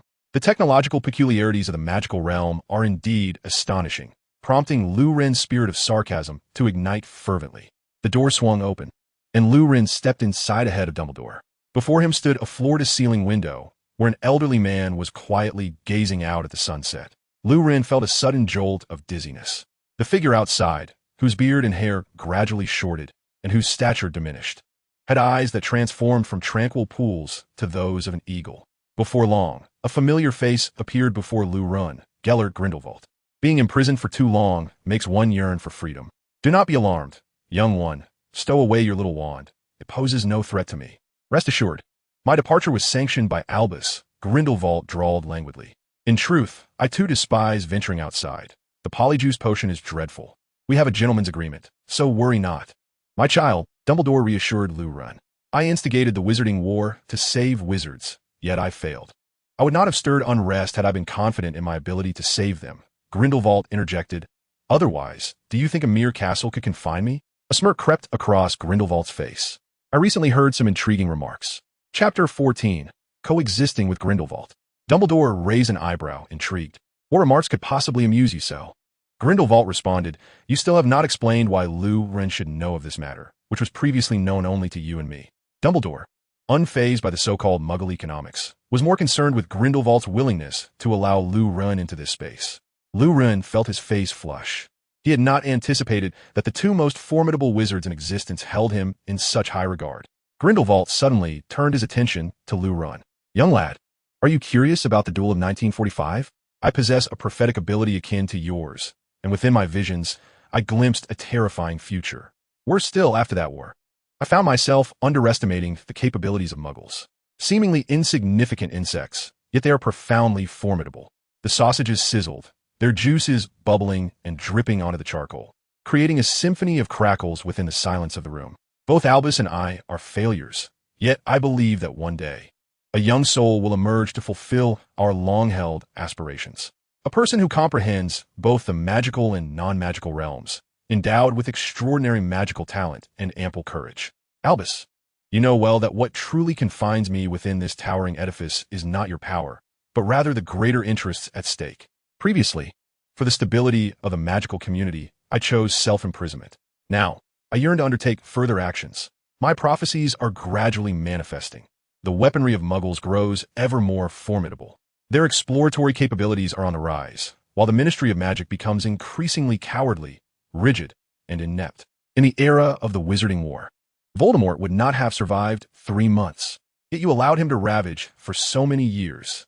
More tragically, this heir to the Dark Lord's name failed to propose a foundational ideology even unto his defeat. I find myself in despair. However, I am fortunate to have encountered this child. We still possess time. The equilibrium between the magical and non-magical worlds has not yet been shattered, and we have one final opportunity. Grindelwald spoke gravely. What Grindelwald did not articulate was his hope that Dumbledore would guide this young individual wisely, preventing him from repeating the same mistakes, ensuring that this youth could sustain the legacy of wizarding civilization. Extending his hand, Grindelwald removed the sausage from the fire, placing it upon a silver tray. He then addressed Lou Run. You may choose to forge an unbreakable vow with both Albus and myself, or you may opt to forget today's events. The choice lies with you. However, should you choose to bind yourself by the vow, you are destined to embark upon a treacherous path. Have you ever heard of the ancient magic known as the unbreakable vow? Very well, Albus. I would appreciate your role as the witness to this vow. Child, I hope you will not become an adversary to the magical realm in the future, that you will do everything within your power to uphold the continuity of magical civilization, seeking a path for the future of the magical world. This is the essence of the vow. Do you accept? Grindelwald fixed his eagle-like gaze upon Lou Run, then articulated his conditions. I accept the responsibility. What benefits await me? Everything I share with Albus. Very well, I am willing. Grindelwald extended his hand, and Lou Run grasped it firmly. Dumbledore withdrew his ancient wand, placing it between the clasped hands of Grindelwald and Lou Run. I, Lou Run, pledge not to oppose the magical realm, to uphold the continuity of magical civilization to the best of my abilities, and to seek a path for the future of the magical world. Upon the vow's utterance, a stream of fire erupted from the wand's tip, entwining around Lou Ren's hand, gradually solidifying into a symbol of 3 drawn lines forming an unsealed large circle, with a smaller circle within, from whose center extended a straight line. The mark coiled around Lou Ren's forearm like a chain of flames, almost identical to the command seals in Fate.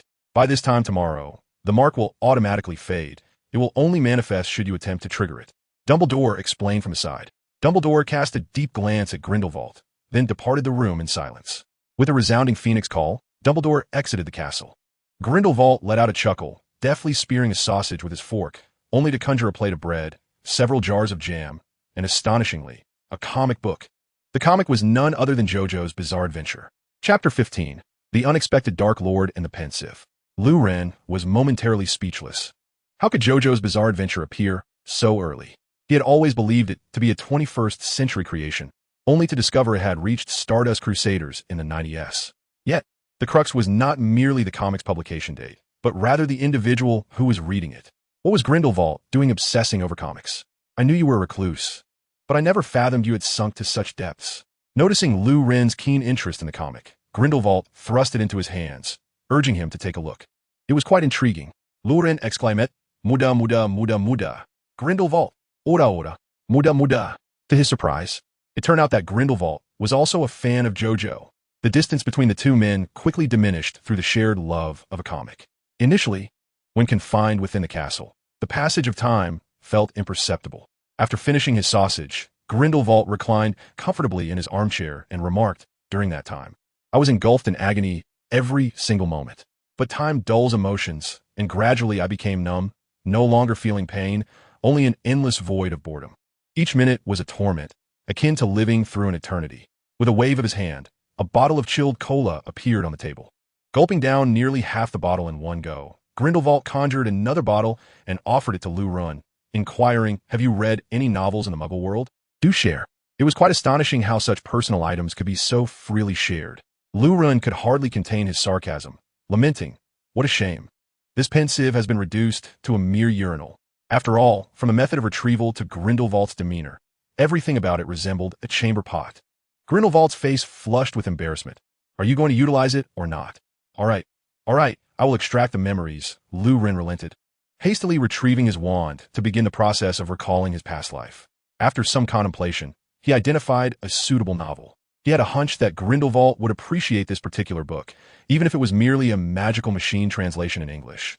It would undoubtedly be remarkable.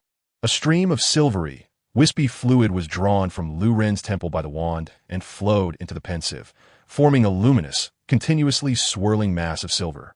Reminiscent of rippling water in a gentle breeze, or clouds elegantly dispersing and softly rotating. It was as if light had transformed into liquid, or wind had solidified. This was Lu Ren's memory. An incredibly peculiar sensation enveloped him, despite memories being immaterial. The act of extraction made Lu Ren feel as though something within him was being unearthed. This flowing sensation was somewhat intoxicating, leaving him reluctant to cease. The room was dimly lit, as it was the dead of night, with no lights on, save for the faint glow emanating from a mobile phone screen. Lu Ren leaned closer, his nose nearly touching the glassy substance. Unable to discern the screen of his phone, he moved even closer, his nose brushing against the surface of the peculiar material in the basin. Suddenly, Grindelwald's bedroom tilted, and Lu Ren's body lurched forward, his head plunging into the basin. He then found himself seated on the floor of his past life's bedroom. The version of himself from that life remained entirely oblivious to the additional presence. Indeed, the phantoms of memory do not respond to external interference. Although Lu Ren had the opportunity to revisit the novel, it was hardly a solution. It wouldn't do to squeeze onto the bed with Grindelwald fixated on that palm-sized screen. Moreover, how could he escape? In the original text, it seemed it was Dumbledore who led Harry out. "I believe we ought to devise a method to address these memories." Grindelwald's voice whispered gently in Lu Ren's ear. "Is this what the future of technology looks like? It truly exceeds my imagination. I thought that box capable of transmitting voices across distances was wondrous enough. Yet merely decades later, such innovations have emerged. To intrude upon my memories without consent, such as the conduct of the elders?" Lu Ren felt a twinge of displeasure.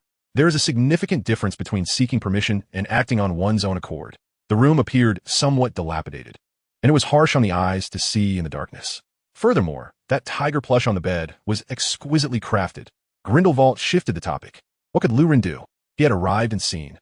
Could he truly erase all memories of Grindelwald? Nevertheless, Grindelwald had reminded him to seek an opportunity in Europe to procure a plush tiger from his past life.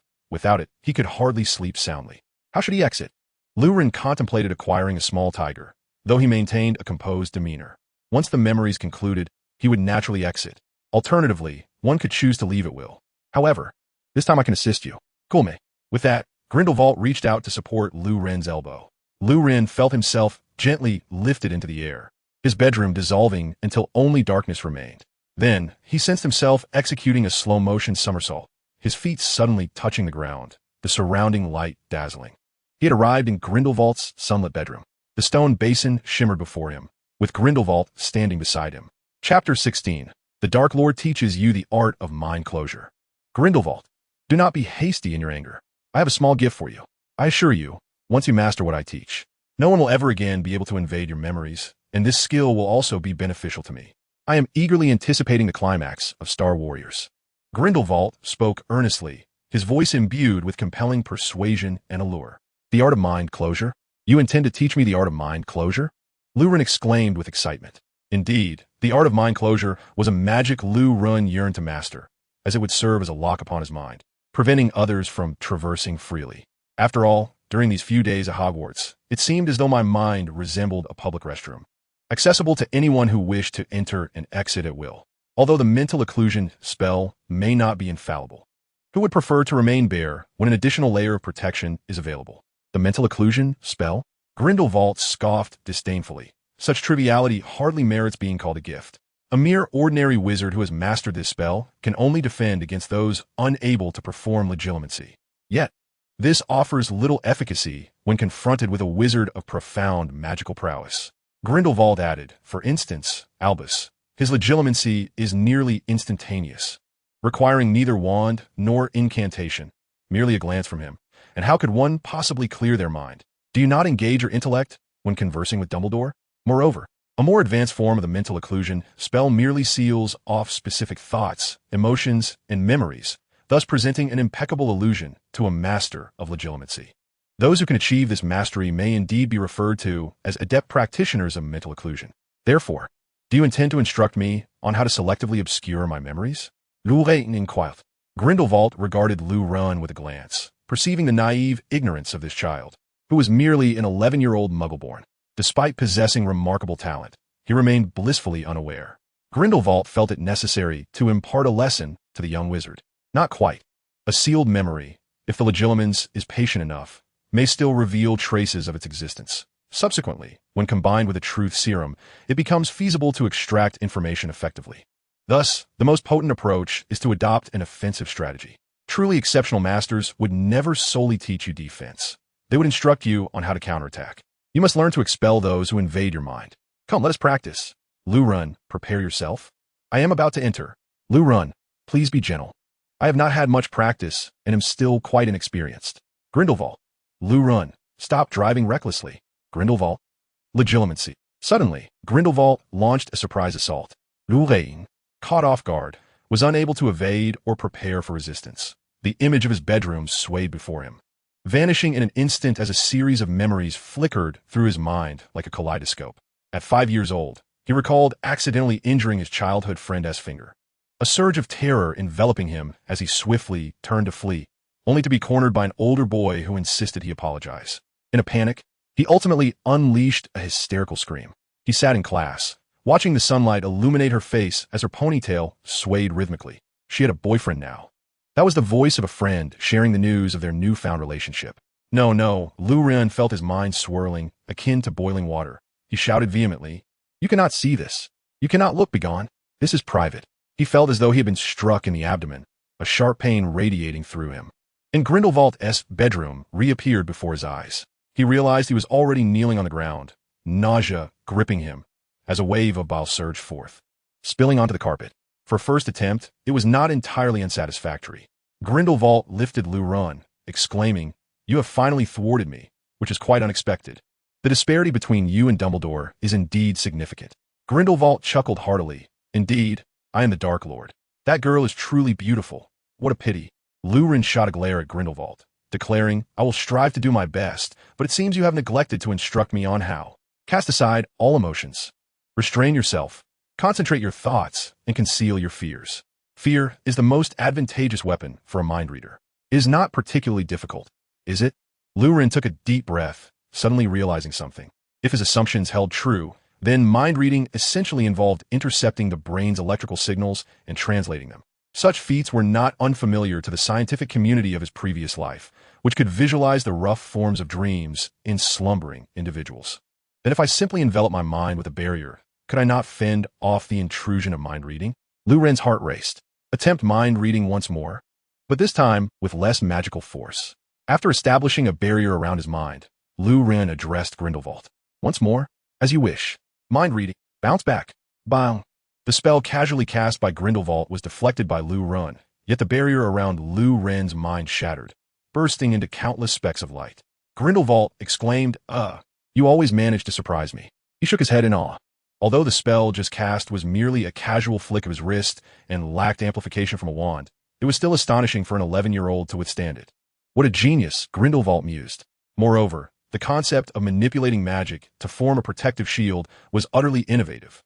This child seemed to transcend the constraints of spells, skillfully harnessing magical particles at will. Remarkable. Both he and Dumbledore had only grasped such concepts in their 20s. Your mind-closing technique is satisfactory, Grindelwald remarked with a grin. You merely need to enhance your magical output. As long as your magic is sufficiently potent, others cannot invade your mind. Your mind is now secure. However, what I shall teach you next is how to modify your memories. At this point, Grindelwald rubbed his hands together in excitement. If Lu Ren could alter his memories, Grindelwald would be the greatest beneficiary, able to relish the fruits of entertainment for the next 30 years in advance. So what should I do? Lu Ren asked, somewhat eagerly.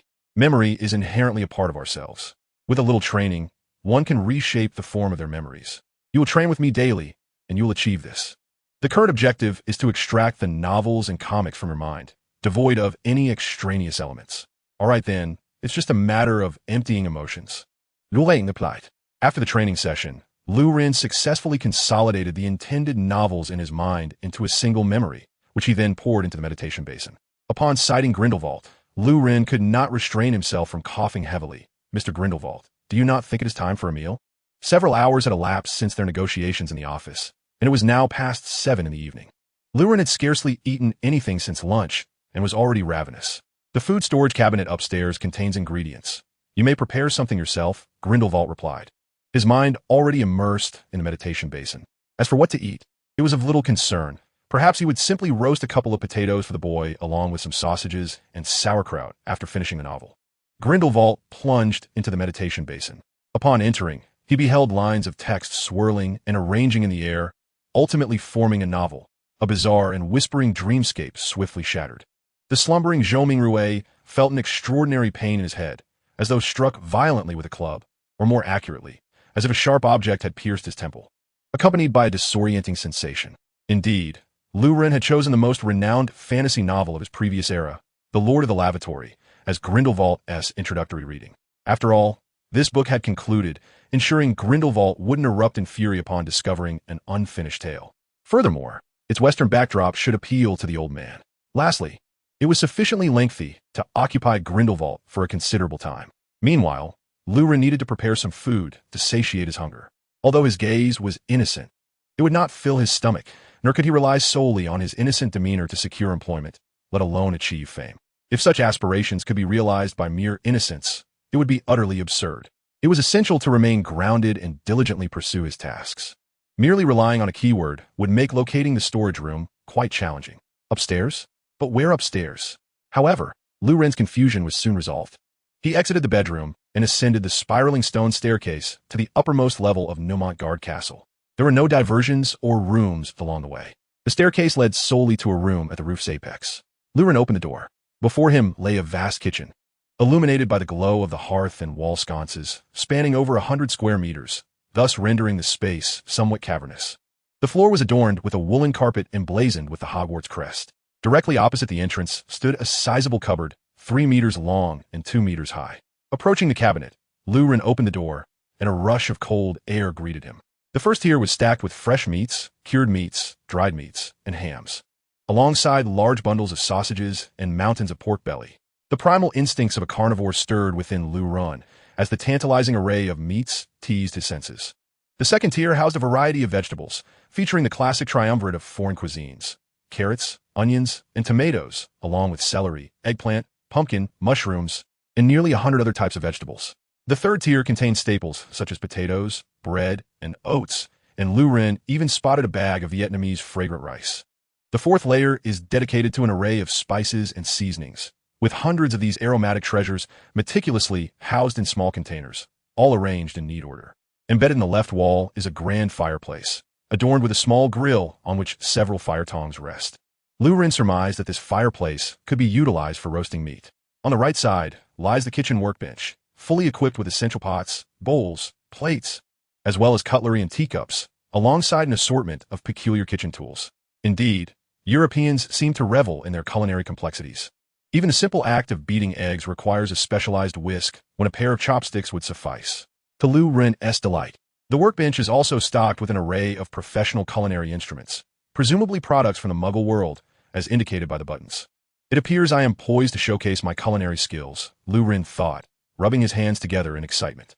He selected a piece of pork belly weighing over 4 pounds from the cupboard, its succulent and glistening flesh indicating its premium quality. He then gathered the necessary seasonings for braised pork, but soon encountered a slight dilemma. The cabinet lacked soy sauce. Technically there was some, but it was Japanese sushi soy sauce, not the light and dark soy sauces Lu Ren required. How could braised pork be without soy sauce? Surprisingly, it can. In his previous life, Lu Ren had learned a dish known as Mao's braised pork, a variant of the traditional recipe, which possesses an intriguing backstory. Legend has it that a great man, who harbored a deep affection for braised pork, one day observed a layer of maggots floating atop a soy sauce vat, and thereafter could no longer stomach soy sauce. Subsequently, a renowned chef, upon learning of this incident, modified the recipe, using caramelized sugar and salt to color and flavor the meat instead of soy sauce. The resulting dish retained a savory and sweet balance, with a golden hue and a rich, yet not greasy, texture. The great man was quite taken with it, and thus it became widely celebrated. Lu Ren ignited the stove and heated a large pot, placing the pork belly skin side down to blanch until the skin turned a crisp golden brown. He then removed the pork and rinsed it under clean water, a step that destroys sweat glands and diminishes any unpleasant odor. He cut the meat into approximately 3-centimeter thick cubes. Next, Lu Ren immersed the meat in a pot of cold water, adding scallions, ginger, and cooking wine. This wine had been stored in the liquor cabinet. Perhaps only Merlin knew what Grindelwald had done to that bottle of cooking wine. Following this, the blanching process commenced, as it is essential for preparing meat. After blanching, Lu Ren removed the meat and rinsed it clean, placing it in a small colander for later use. He then heated another pot, adding a generous amount of oil, and briefly sautéed the meat to render its fat, while also allowing it to set. After draining most of the oil, he retained a portion for the base and, once it was heated again, added several large pieces of rock sugar. The caramelization is crucial to this dish, and Lu Ren focused intently, his spatula stirring continuously. Soon, the rock sugar melted into the oil, transforming into a deep amber hue and producing a rich froth reminiscent of freshly poured beer. At this moment, he poured in the boiling water he had prepared during the blanching process, signaling that the caramelization was complete. The caramelization, when cooked for too long, can develop a bitter taste. Thanks to the thriving takeaway industry and the cramped communal kitchens of his past life, Lu Ren had little experience in preparing braised pork. Thus, he felt uncertain about his skills in achieving the perfect caramel color. Nevertheless, he scooped out the caramel and quickly rinsed the pot, adding a bit of the oil from earlier along with star anise, cinnamon, bay leaves, scallions, garlic, and dried chili peppers, sautéing them until fragrant. Once the aroma filled the air, he tossed in the meat and the caramel, stir-frying them together. As the meat turned a light golden hue, Lu Ren poured in a can of beer, a secret recipe imparted to him by his grandmother. The addition of beer enhances the aroma and cuts through the richness of the meat. Finally, he added water and tied the scallions into a knot before placing them in the pot. The semi-finished meat lacked the glistening sheen typical of properly braised pork. Yet Lu Ren knew that once the sauce reduced, a transformation akin to magic would occur. Chinese cuisine is, after all, the realm closest to magic in the mundane world. Before covering the pot, Lu Ren sprinkled in a pinch of salt and a splash of cooking wine. The next step was simple, to cover the pot and let it simmer for about an hour. During this time, he steamed rice, prepared a cucumber salad, sliced 2 lemons, and made a refreshing honey lemon drink. When the hour had nearly passed, Lu Ren lifted the pot lid, and an incredibly rich aroma wafted up to greet him, intensifying the meaty fragrance in the room. The meat had transformed into a brilliant, glossy red. He quickly removed the various seasonings, increased the heat to reduce the sauce, and soon enough, a pot of Mao's braised pork was complete. The color was strikingly beautiful, reminiscent of something dyed artificially, a vibrant red. Lu Ren marveled at the sight. Plating the braised pork was an art in itself. He carefully arranged the meat in a bowl, stacking the pieces neatly without excessive disorder, before placing a plate atop it. With a deft motion, he inverted the bowl and plate, revealing a mound of braised pork resembling a small hill. Lu drizzled the remaining meat sauce over the dish, completing the culinary masterpiece. He then brought the dish, along with rice, cucumber salad, and chilled honey lemon water, downstairs to Grindelwald's bedroom. Grindelwald pointed to the 2 plates on the table, stating, "I have prepared dinner. Smoked meat sandwiches and grilled sausages with German sauerkraut. Enjoy them while they are hot."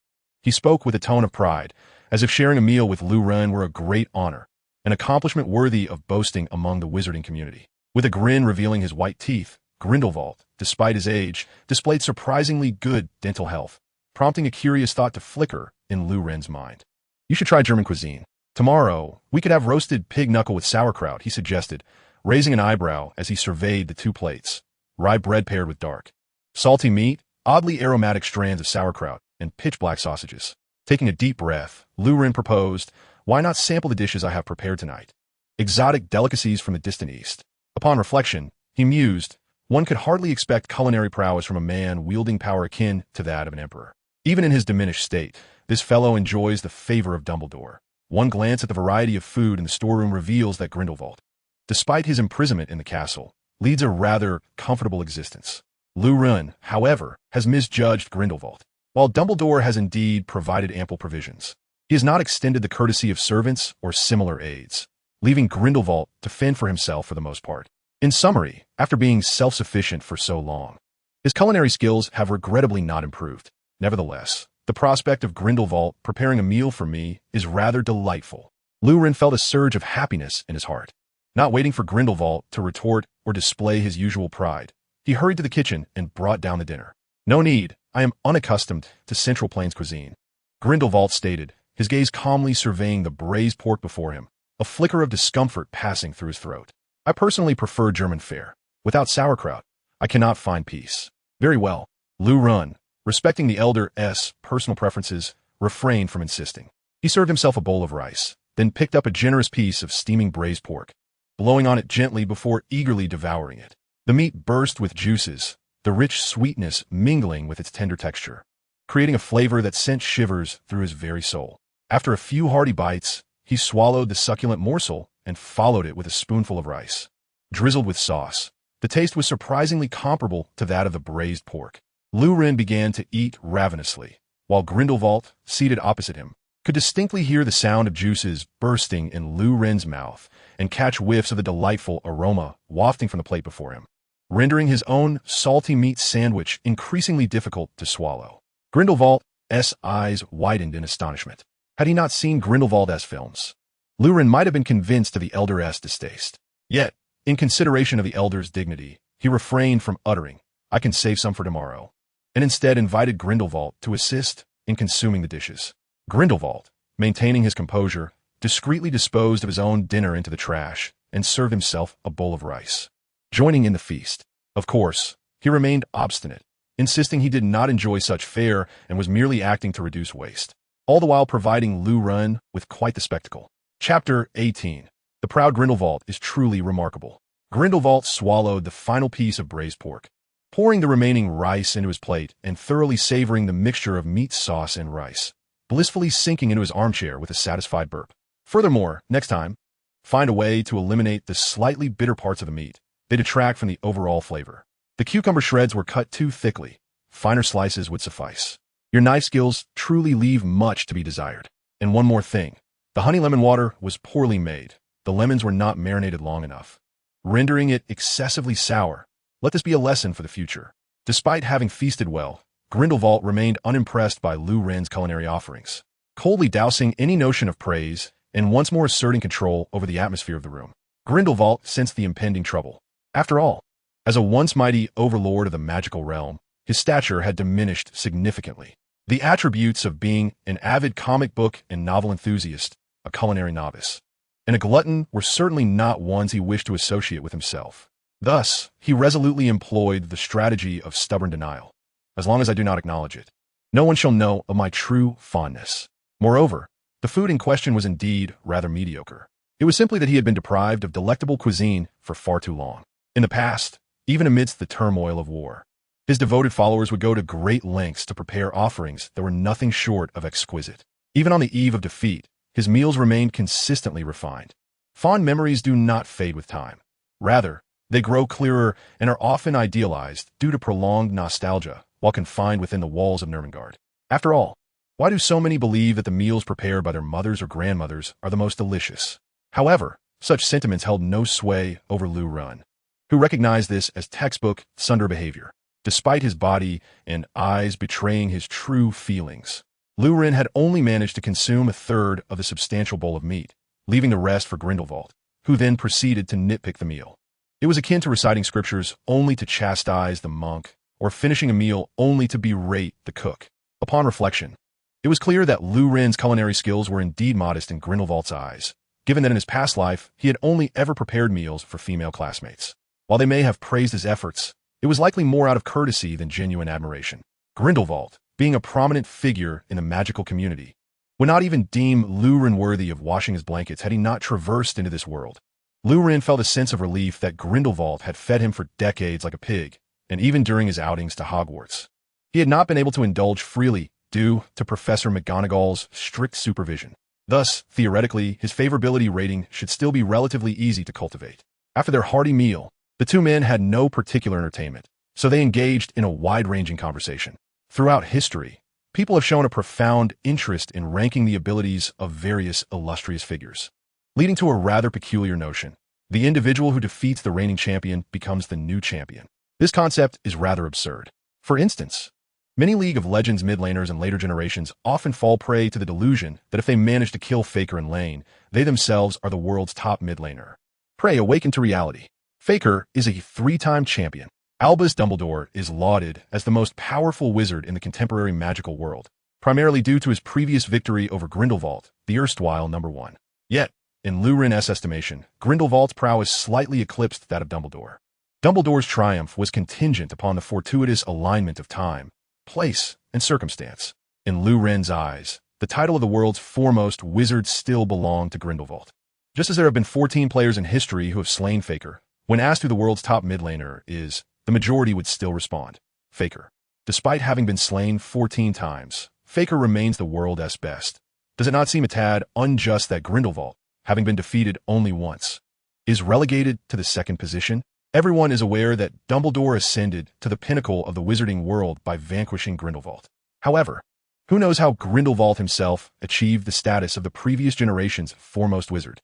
It is quite simple. Prior to encountering Newt and succumbing to Dumbledore, Grindelwald operated in a state akin to a deity, impervious to any opposition. In fact, the American Ministry of Magic believed that countering Grindelwald would necessitate the efforts of over 20 seasoned Aurors. To subdue a mature dragon, only 10 wizards would suffice. What does being an Auror signify? It implies that applicants must possess at least 5 Newt certificates and exhibit exceptional proficiency in potions, defense against the dark arts, transfiguration, and charms. They are required to achieve commendable grades in these subjects. Furthermore, applicants must undergo a series of rigorous character and competency assessments, along with political scrutiny. According to Professor McGonagall in 1995, it is noteworthy that I recall they had not accepted any new recruits for the past 3 years. This indicates a complete absence of new Aurors during that period. We can infer from Moody's timeline. Moody was active during the First Wizarding War from 1970 to 1981, by which time he was already an Auror. He must have been at least in his 20s, as aspiring Aurors require 3 years of training post-Hogwarts. Thus, he could not have become an Auror before the age of 20. Assuming he retired in 1990, his minimum tenure would span 30 years. During these 30 years, the number of newly appointed Aurors possibly did not exceed 10. The total count of Aurors within the British Ministry of Magic, both old and new, would likely not surpass 20. In the original texts, the named Aurors from the time of the previous generation to Harry's adulthood amount to only 15 in total. Historical records indicate that when the American Ministry of Magic was established, it had merely 12 Aurors, which is quite remarkable in itself. Thus, Grindelwald, with his singular prowess, could rival the most formidable forces of 2 nations' magical governments. With a sense of reverence, and armed with knowledge gleaned from fantastic beasts, Lu Ren adeptly played the role of the supportive listener, successfully guiding Grindelwald to recount his legendary experiences within the American magical community. This exchange struck a chord with Grindelwald, leading to a delightful and harmonious conversation between the two. Lu Ren absorbed a plethora of fascinating tales and fortified his foundational knowledge of the magical realm, while Grindelwald re-established his esteemed persona, creating a truly enjoyable atmosphere. Time flew by, and soon it was 10 in the evening, signaling the imminent conclusion of their pleasant discourse. Grindelwald poured a glass of beer for both himself and Luren. "I have one final query for you," he inquired casually. "What do you envision for the future of the magical world?" Chapter 19. A bright future for the magical realm. Let's first consider the most dire scenario. Quite simply, wizards might launch surprise assaults against world leaders, employing the Cruciatus Curse to control them, thereby indirectly dominating the magical realm, Luren remarked. However, such a course of action carries significant risk. Grindelwald scoffed lightly. Indeed, that is truly the worst of ideas. Indeed, this approach is fraught with numerous drawbacks. Initially, one would encounter opposition from the wizarding community. Wizards like Professor Dumbledore would undoubtedly oppose such actions. Indeed, such wizards dominate the mainstream. Aside from my saints, few would engage in such endeavors, not even Tom's Death Eaters. Grindelwald cast a glance at Luron, suddenly wishing to test this young protege. Please, continue. Furthermore, such behavior will inevitably expose the wizarding world to the gaze of the non-magical realm, rendering a hostile stance exceedingly perilous. You are correct. Your analysis is commendable. Do you have more to add? And who claims that controlling government leaders equates to controlling all muggles? If one genuinely believes that, they must have watched too many Hollywood films. At this juncture, both Luren and Grindelwald erupted into laughter. I find it utterly foolish, Luren shrugged, indicating that this was merely the least favorable of three plans. I must inform you of another matter, Grindelwald said, his long fingers gesturing. It is understandable that you, not being a wizard, are unaware. Typically, a wizard can only use the soul-capturing spell to control one individual. Even a proficient dark wizard struggles to dominate many through this spell. The number of wizards is limited. How can one encompass all the leaders of various nations? That is unrealistic. Now, let us discuss the second proposal. Luren replied, we could construct a grand vessel, allowing all wizards to embark and drift through the cosmos. Grindelwald nearly choked on his beer, exclaiming, I did not anticipate your comedic talent. I am earnest. We can employ the concealment expansion charm to enlarge the interior of the ship, accommodating more individuals. Through magical means, we could hasten the growth of food. And with various advanced Muggle technologies, voyaging through the universe is not merely a fantasy, Luren insisted. This was indeed one of Luren's proposed solutions for the wizarding community. The fusion of magical arts with advanced Muggle technology might genuinely facilitate interstellar travel. After all, magic is enigmatic, capable of compensating for numerous deficiencies. For instance, one could use magic to enrich a piece of land, yielding abundant harvests, which could further be accelerated magically. Even a dropout like Hagrid could cultivate enormous pumpkins. Those wizards specializing in agriculture could achieve even greater feats. Yet, this was merely a preliminary idea in Luren's mind, a concept to be further developed in the future. Moreover, the thought process behind this approach was clear. The wizarding world concedes defeat if we cannot provoke them. Can we not simply evade them? This sentiment resonates within the current wizarding community. Muggles possess formidable firepower, and while we cannot combat them, we can conceal ourselves. However, the day of exposure will inevitably arrive, prompting Luren to declare, I shall simply withdraw from your games. Why not let us wizards escape to outer space? The drawbacks are apparent, leaving one's homeland and the potential for insurmountable troubles along the journey that could lead to the extinction of the wizarding world. Very well, Grindelwald replied dismissively. It seems this child has indulged in too many science fiction novels. Nevertheless, I am quite curious to witness the cinematic visions in his mind. Youth is indeed a double-edged sword. You are too young, too naive, and occasionally excessively childish. I believe I will need to impart some wisdom and life advice to you in the future. Luren was disinclined to engage in further discussion with him. My third proposal is to confront the Muggles directly, abolishing the statute of secrecy and fully integrating into the Muggle world. As far as I am aware, you're already attempting this. After all, the Prime Minister of the United Kingdom is now aware of the existence of the magical realm. Grindelwald fell into a brief silence. Indeed, he chuckled softly. The Prime Ministers are informed, but we erase their memories upon their departure from office. Our actions are merely to facilitate cooperation with the authorities, purely utilitarian in nature. Your perspectives are woefully antiquated. Luren snapped his fingers, suddenly invigorated. Magic harnesses an unknown energy, a force that can only be wielded by wizards at present. What a tremendous advantage. Yet you squander it. A wholly new energy, if disseminated, could herald yet another industrial revolution. It would significantly enhance productivity, leading to societal advancement. The utilization of coal ignited the first industrial revolution. Oil ushered in the second. Electricity was the catalyst for the third. Magic, perhaps, could initiate the fourth industrial revolution. Any nation that seizes the initiative in an industrial revolution will ascend to dominance. So what relevance does this hold for the magical world? What benefits can wizards derive? Grindelwald impatiently interrupted Lu Ren's impassioned oration.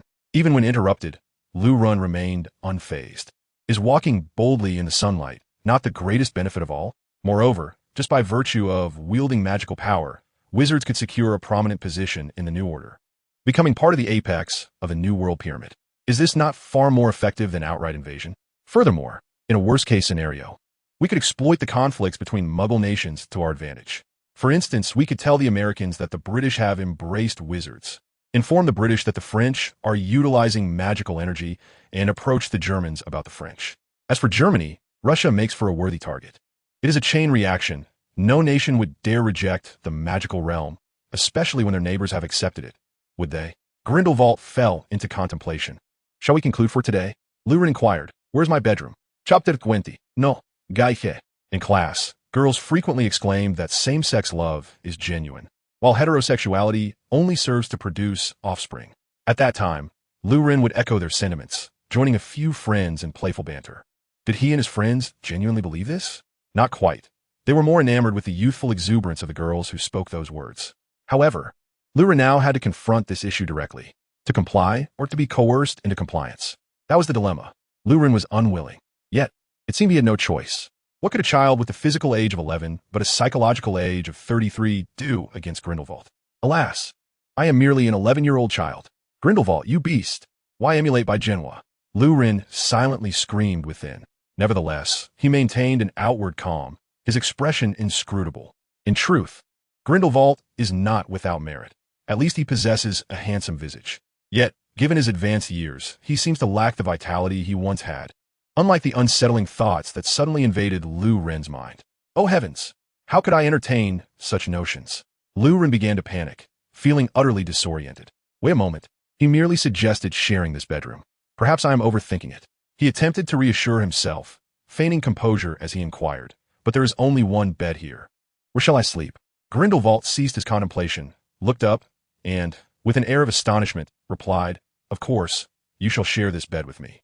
It is quite spacious, ample enough for two." Lu Ren's heart plummeted, his expression turned cold and devoid of emotion. His heart is frigid as stone.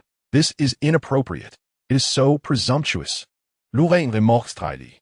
There is nothing inappropriate about it. We have enjoyed a delightful conversation today and found a good rapport.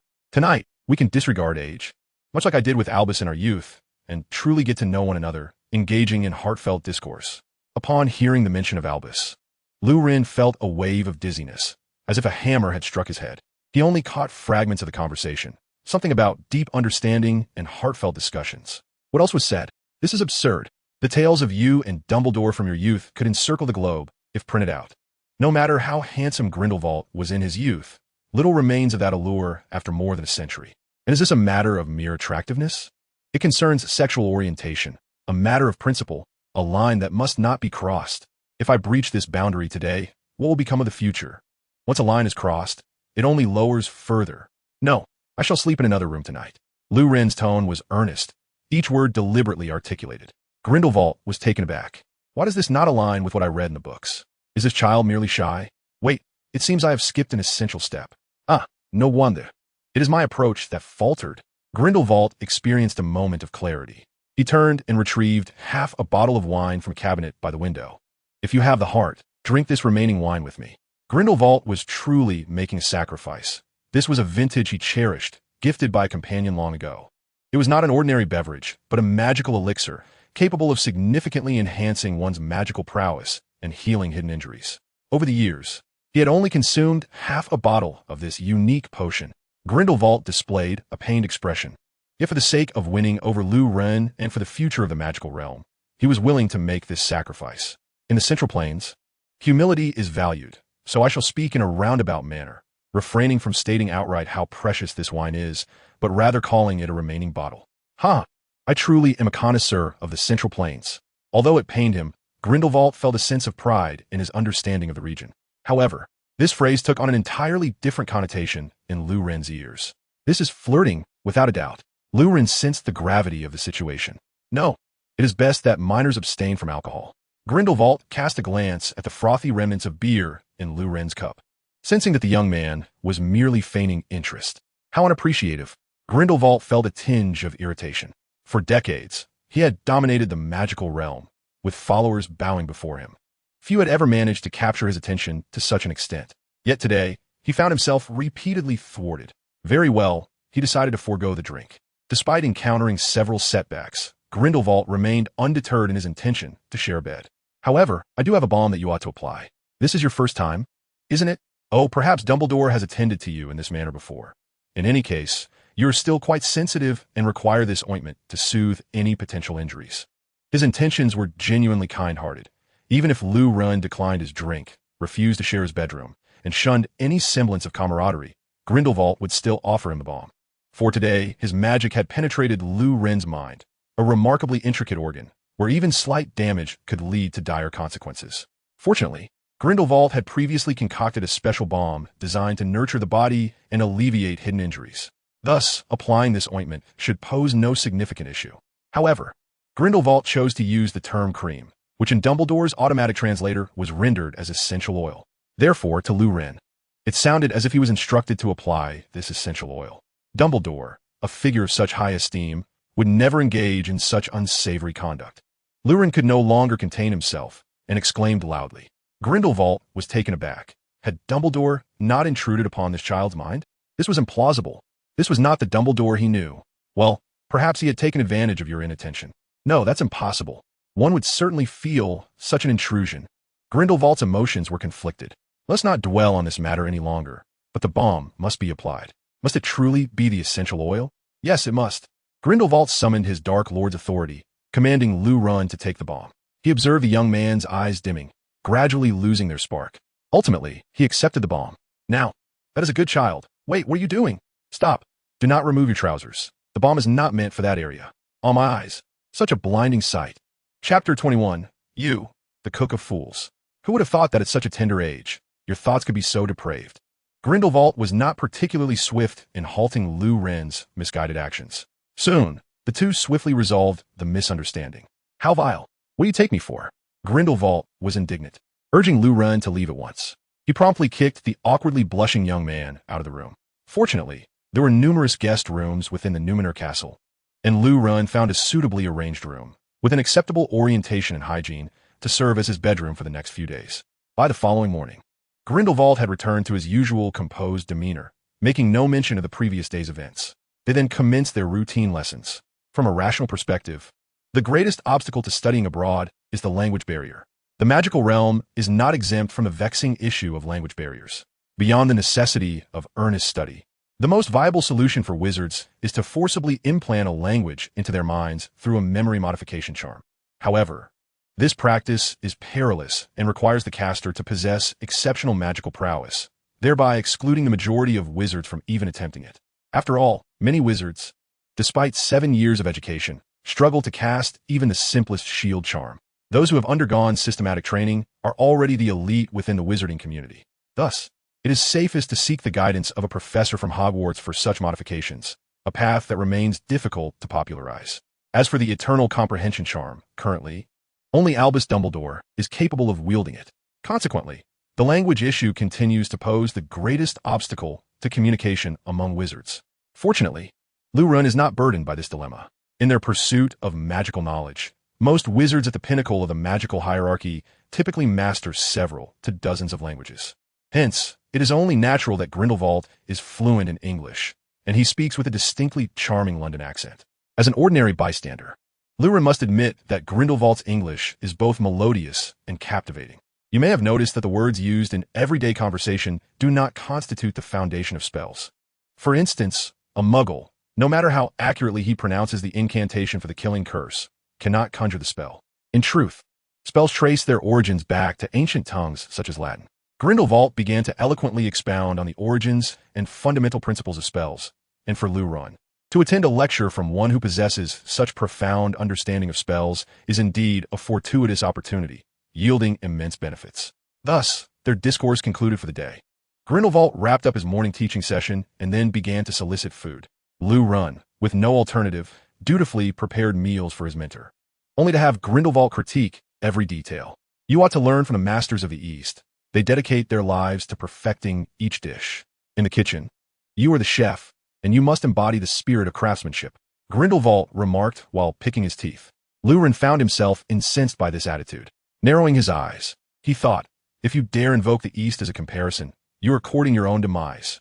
Today, I shall confront you, and not even Dumbledore can intervene. A venerable Japanese elder, having spent decades mastering the art of rice cooking, can sell a bowl of rice for hundreds. Another, having deep-fried an array of delicacies for years, has become a deity of tempura, with a few battered leaves selling for exorbitant prices and requiring tedious reservations. I could concoct 300 variations of such tales. Are there not similar individuals in the Central Plains? Indeed, there are many. In my hometown, Quancheng, there exists a bun shop named Yu, which has been selling poached chicken and crab meat buns since my father's youth. After laboring diligently for decades, they might just be said to embody the spirit of dedication, offering reasonably priced, quality ingredients without the pretense of a chain establishment. Yet, they have not produced a so-called deity of poached chicken or crab meat buns.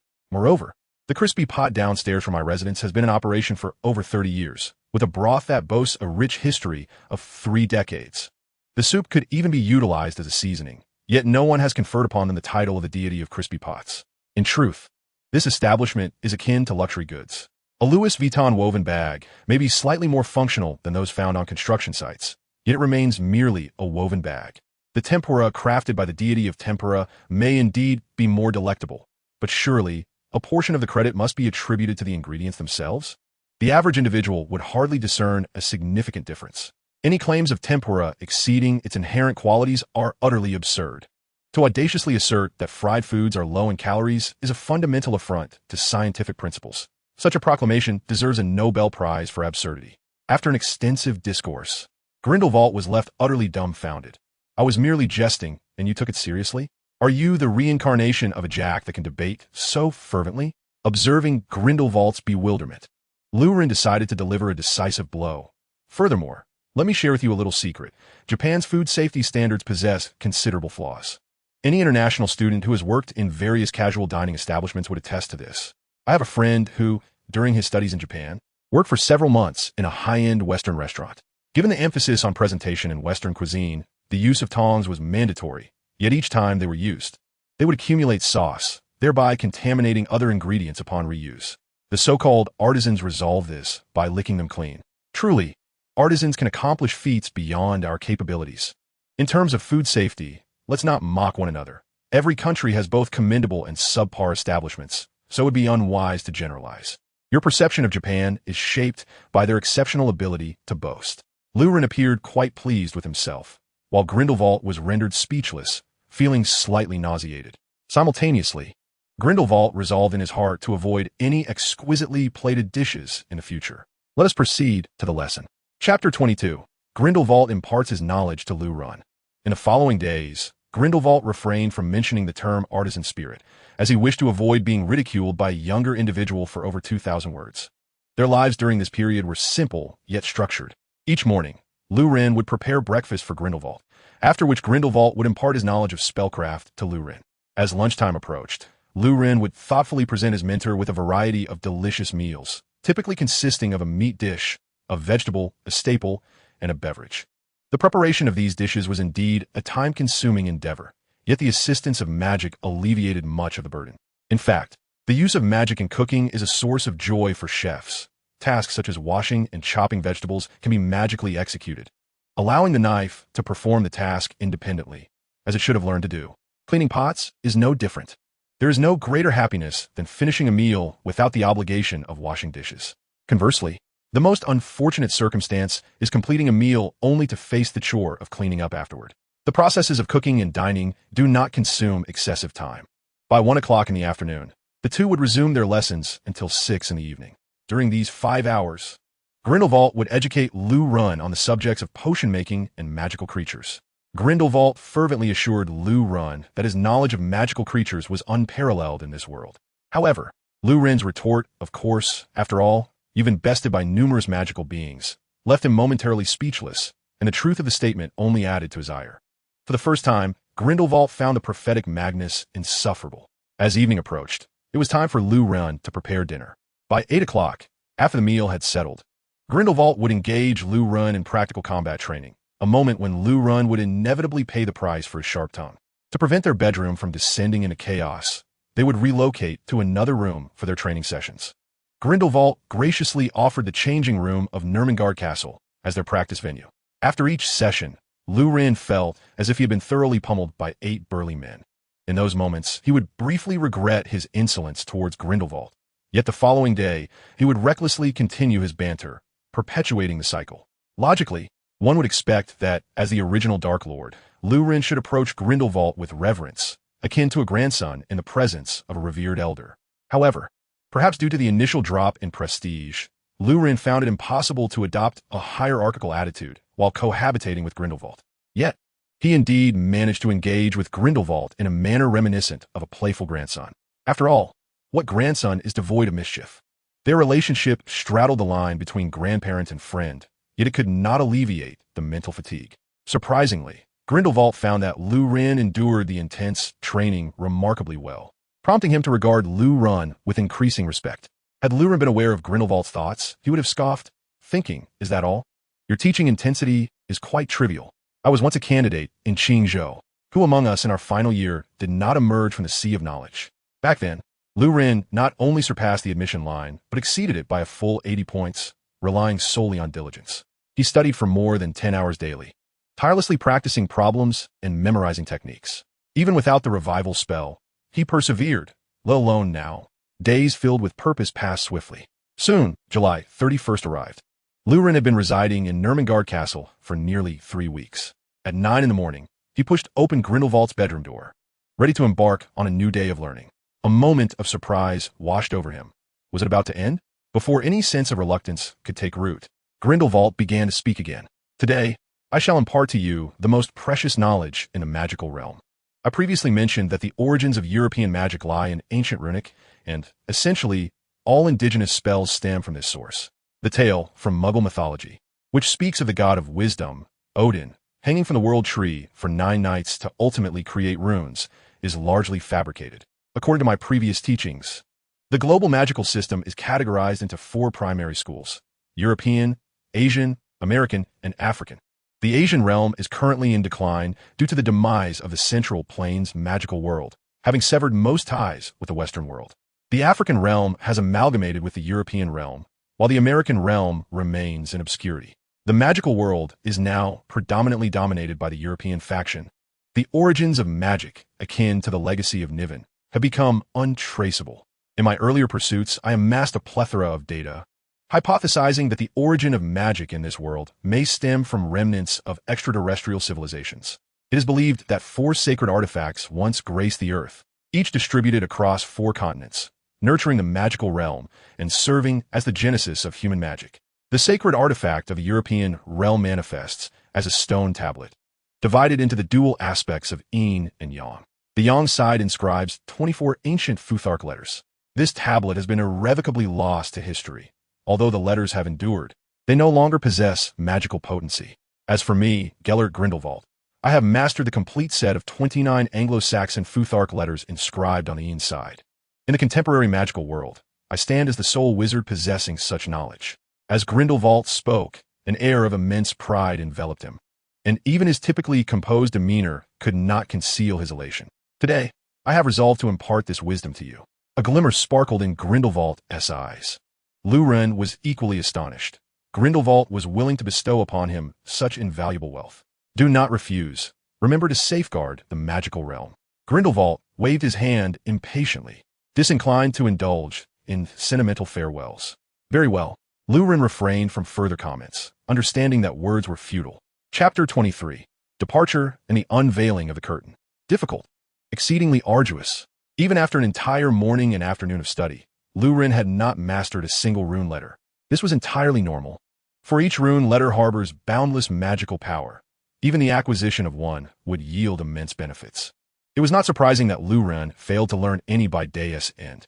However, one could not claim there was no progress. Among the 30 rune letters he experimented with, the one representing the sun, seagull, did elicit a slight response, albeit at best akin to a basic illumination spell, which nonetheless marked a commendable beginning. Grindelwald entrusted Lu Run with a small vial containing his memories of studying runes, serving as his instructional material. Henceforth, Lu Ren could gradually comprehend this profound knowledge. Early the next morning, having scarcely slept, Lu Ren arrived promptly at Grindelwald's chamber, and before he could knock, Grindelwald opened the door. This symbol also serves as Grindelwald's emblem, a vertical line, a circle, and a triangle, combined to form the fearsome sigil of the saint. Grindelwald personally fastened this necklace around Lu Ren's neck, tucking the pendant discreetly into his t-shirt. Be cautious not to let others see it. Although the wizarding community may have forgotten me, it is better to avoid unnecessary complications. Forge friendships at Hogwarts, and do not let a modicum of knowledge breed arrogance. Do not be expelled before the school imparts new wisdom. No need. I have my own matters to attend to. You will understand in due time. Contact me through the necklace. That necklace, simply by rotating the vertical line representing the Elder Wand 3 times, will ensure I receive your message. Very well. Lu Ren did not expect the necklace to harbor such secrets. Furthermore, you shall henceforth be regarded as my grandson. Absolutely not. You wishful thinker. We shall each have our own perspectives. Grindelwald and Lu Ren shared a laugh simultaneously. At that moment, a resounding phoenix cry echoed from outside the window. Albus has arrived. You should go. All right, take care. You as well. The new semester does not commence at Hogwarts. The fresh beginning begins the moment everyone boards the train. After Dumbledore departed, Grindelwald wore a faint smile. He descended the stone steps leisurely, arriving at the castle's foyer, then pushed open the grand door and strolled outside with an air of nonchalance. The hundreds of defensive spells set by the Austrian Ministry of Magic seemed non-existent, as the castle's master, simultaneously its sole prisoner, sauntered forth, as if merely visiting friends and family. In Germany, Bavaria, Nuremberg, even as the sun approached the horizon, the streets bustled with a lively crowd. Yet, unbeknownst to them, a black, translucent veil spiraled down from the rooftops of every building in the city. The veil danced in the wind, soon enveloping the entire city in an eerie shroud. Nevertheless, the throngs in the streets remained unaffected. Tourists continued taking photographs, children ran and played, and vendors tirelessly promoted their wares. Everything seemed ordinary. At the street corner lay a pile of dark, malodorous refuse. A closer inspection would reveal it to be a huddled old man. The locals referred to him as Crazy Baji or Drunken Arthur. A deranged old fellow, he spent his days in a drunken stupor, devoid of family and homeless. As the veil wafted past him, the huddled mass trembled and emitted a beast-like howl. The tavern owner, McDowell, hearing the unsettling sound, poked his head out the window and shouted, "Drunken Arthur, what madness are you up to now?" Yet, upon closer inspection, the heap lying at the street corner had vanished without a trace. Such scenes unfolded in various corners of the city. There were successful individuals in tailored suits, elderly men with white hair, a family out for a stroll, and street vendors alongside countless inconspicuous folk. Their only commonality was the fervor in their eyes upon witnessing the translucent veil. Beep, beep, beep. The entire Ministry of Magic had descended into chaos. Level 1 alert. Level 1 alert. Level 1 alert. Boom! A thunderous clap erupted above the frantic crowd. A tall, slender wizard clad in a black robe retracted his wand, still crackling with residual energy. Shortly thereafter, he, accompanied by a dozen wizards, hurried off. Theodore Wells, though outwardly composed, felt a flicker of fear within. The emblem that had vanished nearly 50 years ago had re-emerged once more. The individual ought to have been confined within the confines of Neumann Castle in Austria. How could he suddenly materialize in Germany? What is the Austrian Ministry of Magic doing? What is Dumbledore's role in all this? Theodore Wells, having undergone rigorous training, swiftly dispelled his trepidation, allowing fury to saturate his heart. Since you dare to emerge from there and wreak havoc in Germany, I shall strike you down on the spot. On the outskirts of Nuremberg, amidst the crackling sounds resonating through the air, a cohort of wizards abruptly manifested on the asphalt road. A total of 14, representing the entirety of the German Ministry of Magic's Horrors. Villains must be executed. I permit you to employ the unforgivable curses. After scrutinizing the bat that loomed ominously above the city, he commanded his subordinates. What is that? A young Auror dared to inquire. Abba, this creature grows larger with each victim it kills and consumes, Theodore Wells remarked, casting a complex glance at the bat in the sky. Such a sizable bat exists only in the entire world, belonging to Gellert Grindelwald. He is summoning his followers. Chapter 24. The Emergence of the Dark Lord. Grindelwald awaited quietly atop the highest edifice in Nuremberg, the roof of der Business Tower. He was confident that, despite the passage of time, his followers would hastily converge upon him upon seeing his symbol. Nuremberg is the very stronghold from which Grindelwald launched his endeavors. After his disappearance, his most loyal adherents, the saints, would undoubtedly choose to seclude themselves in this very city. Time may erode many things, yet it cannot shake faith, or rather, those whose faith wavered have been swept away by the passage of time. Grindelwald was acutely aware that those who would come here next would not only include his own disciples, but also the Aurors of the Ministry of Magic. Without the support of his followers, he would surely fall victim to an onslaught. However, should he find himself isolated and defenseless within the very stronghold of his followers, it would indeed be better to meet death. Yet, such a scenario was implausible. After his resurrection, Voldemort could summon dozens of Death Eaters with a single call.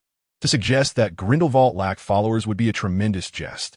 It is essential to recognize that Voldemort, lacking a coherent agenda and ruling through fear, managed to amass such a formidable presence. Grindelwald's saints, in contrast, fought for the wizarding world and would undoubtedly be far more united. Gradually, figures began to appear from the air. 1, 2, 10, dozens, hundreds. Soon, the rooftop of their business tower was teeming with a diverse array of individuals. Most bore hair that had turned gray, though many were middle-aged, and even a few young ones could be seen.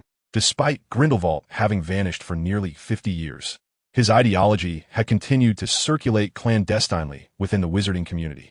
The descendants of the saints remained as steadfast as their forebears. Although over 100 individuals had now congregated on the rooftop, an oppressive silence enveloped the assembly. Not a single voice was raised. The crowd began to stir, and tears welled in the eyes of many wizards as a single word echoed among them. Grindelwald, Grindelwald, Grindelwald. No one stepped forward to cast blame, nor did anyone demand an explanation from Grindelwald for the decades of waiting. Once Grindelwald appeared and summoned them, they arrived. That was sufficient. As long as you re-emerge, we shall continue to follow until the very last day of this world. From the crowd emerged an elegantly attired witch, whose countenance suggested that this venerable matron must have been a striking beauty in her youth. She approached Grindelwald, knelt before him on one knee, and raised a wand high above her head. Grindelwald extended his hand to accept it, though it was not the original wand he once wielded. That had long since been ordered to be destroyed by the Ministry of Magic. 9 4 inches, crafted from willow wood, with the core made from a thunderbird's tail feather. The witch lowered her gaze respectfully and spoke. "You have my gratitude, Rogier." Grindelwald caressed the wand, causing sparks of lightning to dance from its tip. Willow wood, with its ivory-like appearance, exhibited remarkable spell-casting abilities, particularly suited for the art of war. Thus, those who wielded a willow wand were typically skilled practitioners or destined duelists. The Thunderbird's tail feather rendered the wand difficult to master, yet bestowed immense power. The number 9 symbolizes virtue, representing the completion of the number 3.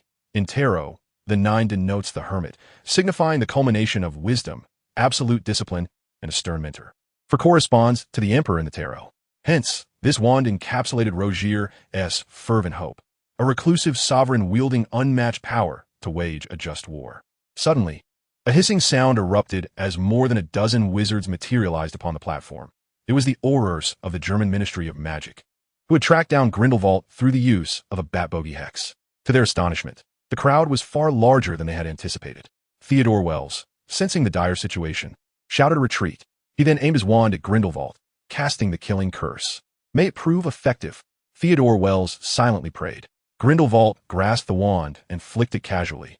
A thunderous clap resounded near the Auror Seers, obliterating Wells' curse with a single strike, while simultaneously disrupting several Auror's apparition attempts. Pain was etched upon the faces of the Aurors present, and some even bled from their ears. With but a single spell, the Aurors lost their capacity to resist such formidable power. Indeed, Theodore Wells needed no further proof. He recognized that the wizard before him was none other than the legendary Grindelwald. Only Grindelwald could single-handedly dismantle a dozen Aurors with a mere flick of his wrist. His subordinates had largely succumbed to incapacitation, and his mind buzzed with confusion. Yet, Theodore Wells still raised his wand, his lips moving as he attempted to utter a spell, but faltered. He witnessed Grindelwald shake his head in resignation, and then the tip of his wand glowed with a sinister green light. In that moment, the head of the Auror office was plunged into eternal darkness. After such a long separation, today was not a fitting day for slaughter. Grindelwald shook his head. Yet his temperament was not lenient enough to tolerate an adult casting 2 killing curses upon him. Obliviate, Grindelwald cast the forgetting charm on the remaining Aurors, stripped of their ability to resist. A flash of white light flickered, rendering the wizard's gazes vacant. Let us depart, Grindelwald commanded the followers, proclaiming the dawn of a new era. On August 1st, 1991, Grindelwald escaped from prison, regrouping his disciples in Nuremberg. The German Ministry of Magic fought valiantly, but the Auror office fell entirely, leading to the sacrifice of its director, Theodore Wells. The world was left in shock. The British Ministry of Magic, the French Ministry of Magic, the Austrian Ministry of Magic, and several other nations promptly dispatched elite Aurors to Nuremberg for support. By the time they arrived, the disciples had already retreated, leaving behind only the unconscious Aurors of the German ministry. The Wiesengemot convened swiftly, with British Minister of Magic Cornelius Fudge declaring that such actions crossed a line and warranted severe punishment. Ultimately, the assembly resolved to launch a worldwide manhunt for Gellert Grindelwald, offering a bounty of 1 million galleons. Grindelwald's name re-emerged into the public consciousness of the magical world after a hiatus of 46 years. However, since the gathering of his followers on August 1st, Grindelwald and his accomplices had fallen silent. Upon reading this news, Lurun was left astounded, his mouth agape. So this was what you meant by "you will know in due time." Now the entire magical community was aware that Grindelwald could not be found in Nuremberg. Chapter 25. How can one govern a nation alongside such vermin? Grindelwald was preparing to orchestrate a significant event, one inspired by Lurun's suggestion. Indeed, capitalizing on the economic windfall amid the downfall of the bear was feasible. Yet Lurun himself was not adept in financial affairs. His involvement could likely lead to him being devoured by the financial titans, leaving him with nothing but bones. Lurun's greatest advantage lay in his knowledge of the impending dissolution of the Soviet Union. But this advantage was rapidly diminishing with the passage of time.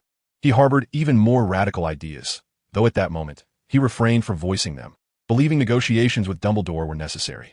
It was not so.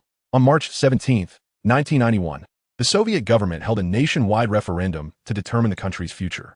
Apart from 6 republics, Georgia, Estonia, Latvia, Lithuania, Moldova, and Armenia, that boycotted the vote, nearly won. 5 billion Soviet citizens from the other 9 republics participated, with 78 expressing a desire for the status quo to remain. 78% of the populace wished for the continued existence of the Soviet Union. The dissolution of the Soviet Union was fortuitous, at the very least. It should not have happened in 1991.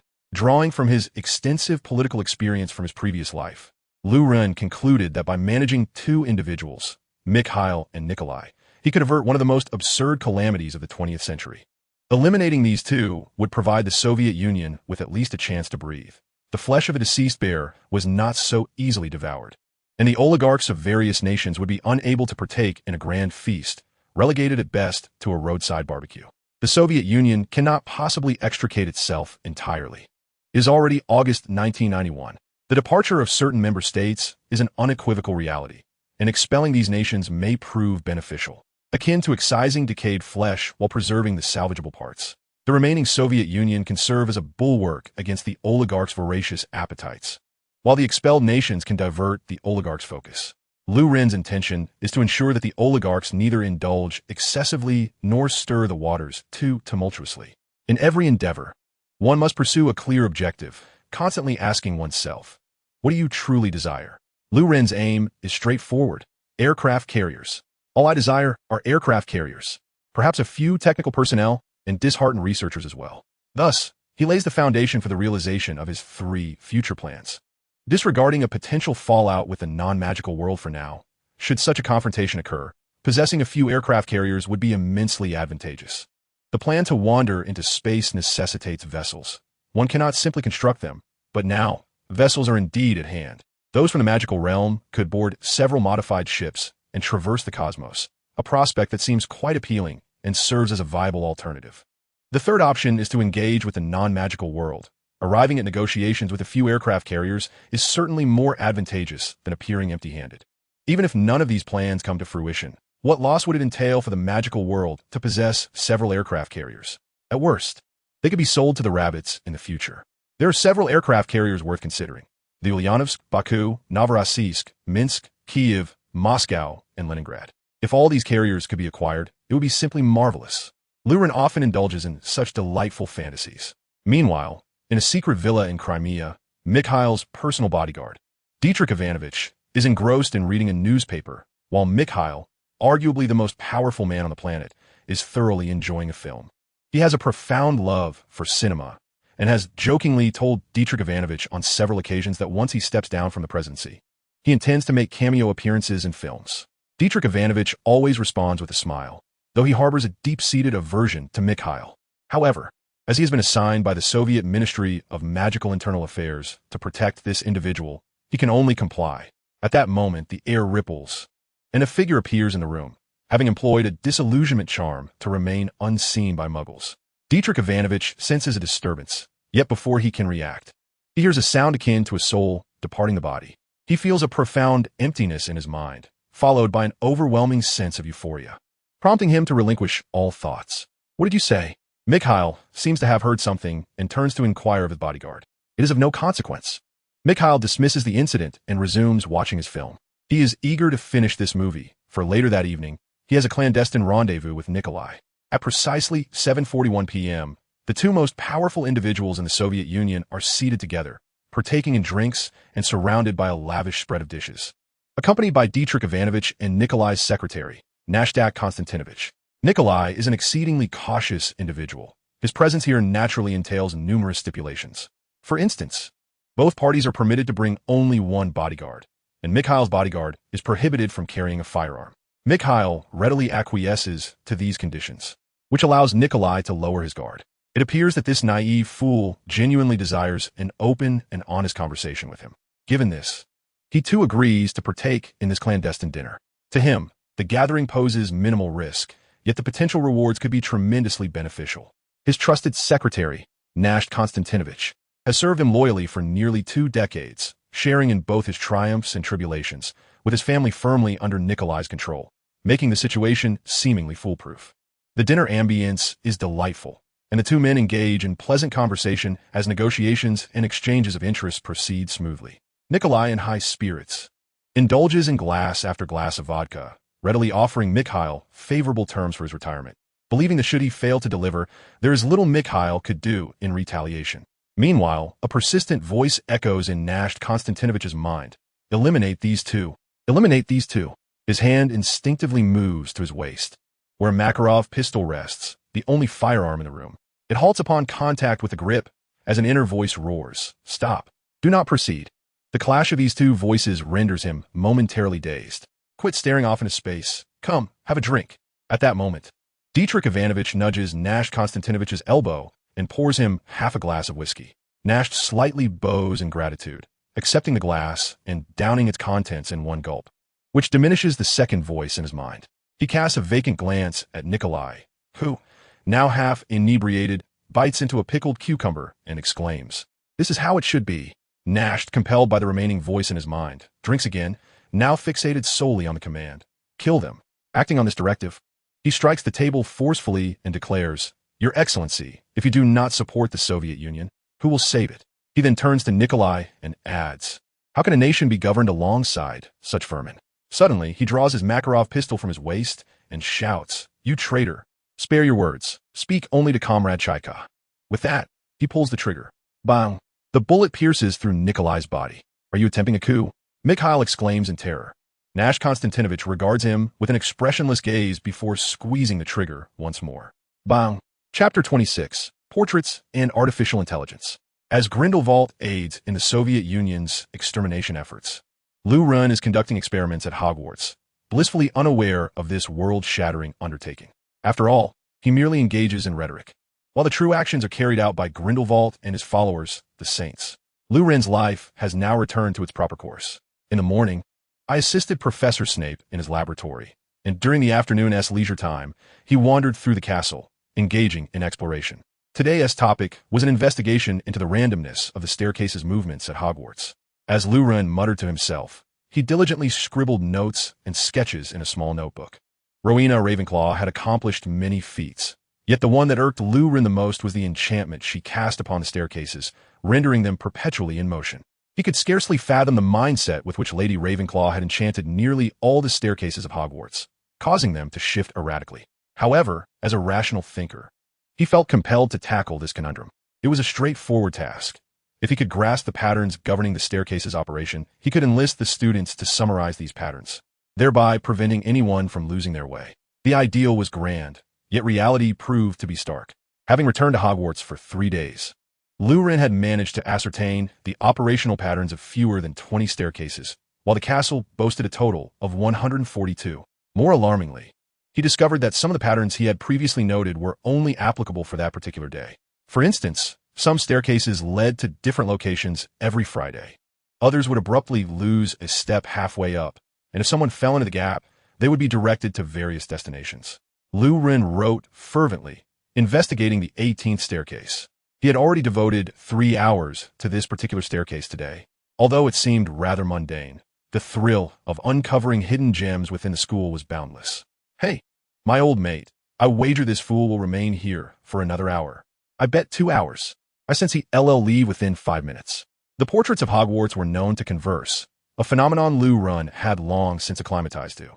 He understood that these portraits sometimes pursued students or sang boisterously, though most of the time they were engaged in repetitive actions, such as drinking or fencing, akin to NPCs in an online game. Yet, this was his first interaction with one of the portraits, having previously regarded them as mere animated images. Ren approached the portrait, which depicted 4 rotund monks merrily drinking and frolicking together. Suddenly, he heard a clear voice. If too much time is squandered, the task will remain unfinished. Captivated by the voice, he turned to find that it emanated from the neighboring portrait, which was involved in a wager. Beside the portly monk was a young lady with pale blue hair, styled into 2 cute topknots resembling cat ears. She was strikingly beautiful and charming. "What is your name?" Ren inquired with curiosity. "I am Yuheng of the 7 Stars. Seeing you squander so much time, I felt it would be remiss of me not to interrupt. A balance of work and rest is indeed commendable, but do not become overly lax. Remember, whether in adventure or business, opportunities are fleeting. So, Miss Yuheng, do you know what I was just doing? Well, I observe you ascending and descending the staircase, occasionally pausing to jot down notes. If she could possess the wisdom akin to that of a living being, it would indeed be astonishing. This would signify the achievement of a goal long pursued by the Muggles, artificial intelligence." Ren intended to conduct further tests on Yuheng to analyze the extent of her intelligence, whether she was a super-intelligent entity or merely an exceptionally programmed application. "Where do you hail from, young lady?" Ren inquired. "I come from an enigmatic land in the east. And you, judging by your appearance, do not seem to be British," she replied. "Indeed, I am from the Central Plains." "The Central Plains, how nostalgic. By the way, do you know what year it is now? How could you ask such a question? As an outsider, you should be more aware than I. Let me think. It seems to be August 3rd, 1991. Yes, August 3rd, 1991. Ren's demeanor turned serious. Based on their exchange, it was evident that this young lady possessed intelligence. She could even perceive the passage of time. He resolved to conduct further tests. "I wish to ask you a few more questions." Ren decided to commence with the simplest of the Turing tests. Although their previous dialogue had already indicated that this young lady, Yuheng, could likely pass the Turing test, it was prudent to progress from the easy to the complex. The Turing test, proposed by Alan Turing in 1950, is a renowned experiment designed to assess whether a machine can exhibit cognitive capabilities equivalent to or indistinguishable from that of a human. In simple terms, the Turing test involves a person, let's refer to him as a, who poses a series of questions to 2 unseen entities. One entity, B, is a human, while the other, C, is a machine. If, after numerous inquiries, A is unable to discern a substantial difference between B and C, then the machine C has successfully passed the Turing test. A cat sits on a blanket because it is warm. What is warm? A cat sits on a blanket because it is cold. What is cold? Ren posed one of the classic questions from the Turing test. Nonsense. Why a cat? Dogs are so loyal. Why can't it be a dog? Why ask such foolish questions? You have a cat at home. Ren raised an eyebrow, bemused by these 4 absurd monks. However, they were indeed quite clever. In the face of the Turing test, some programs might feign ignorance or pose various peculiar questions to disrupt the flow of conversation. These are mere tricks to create the illusion of intelligence.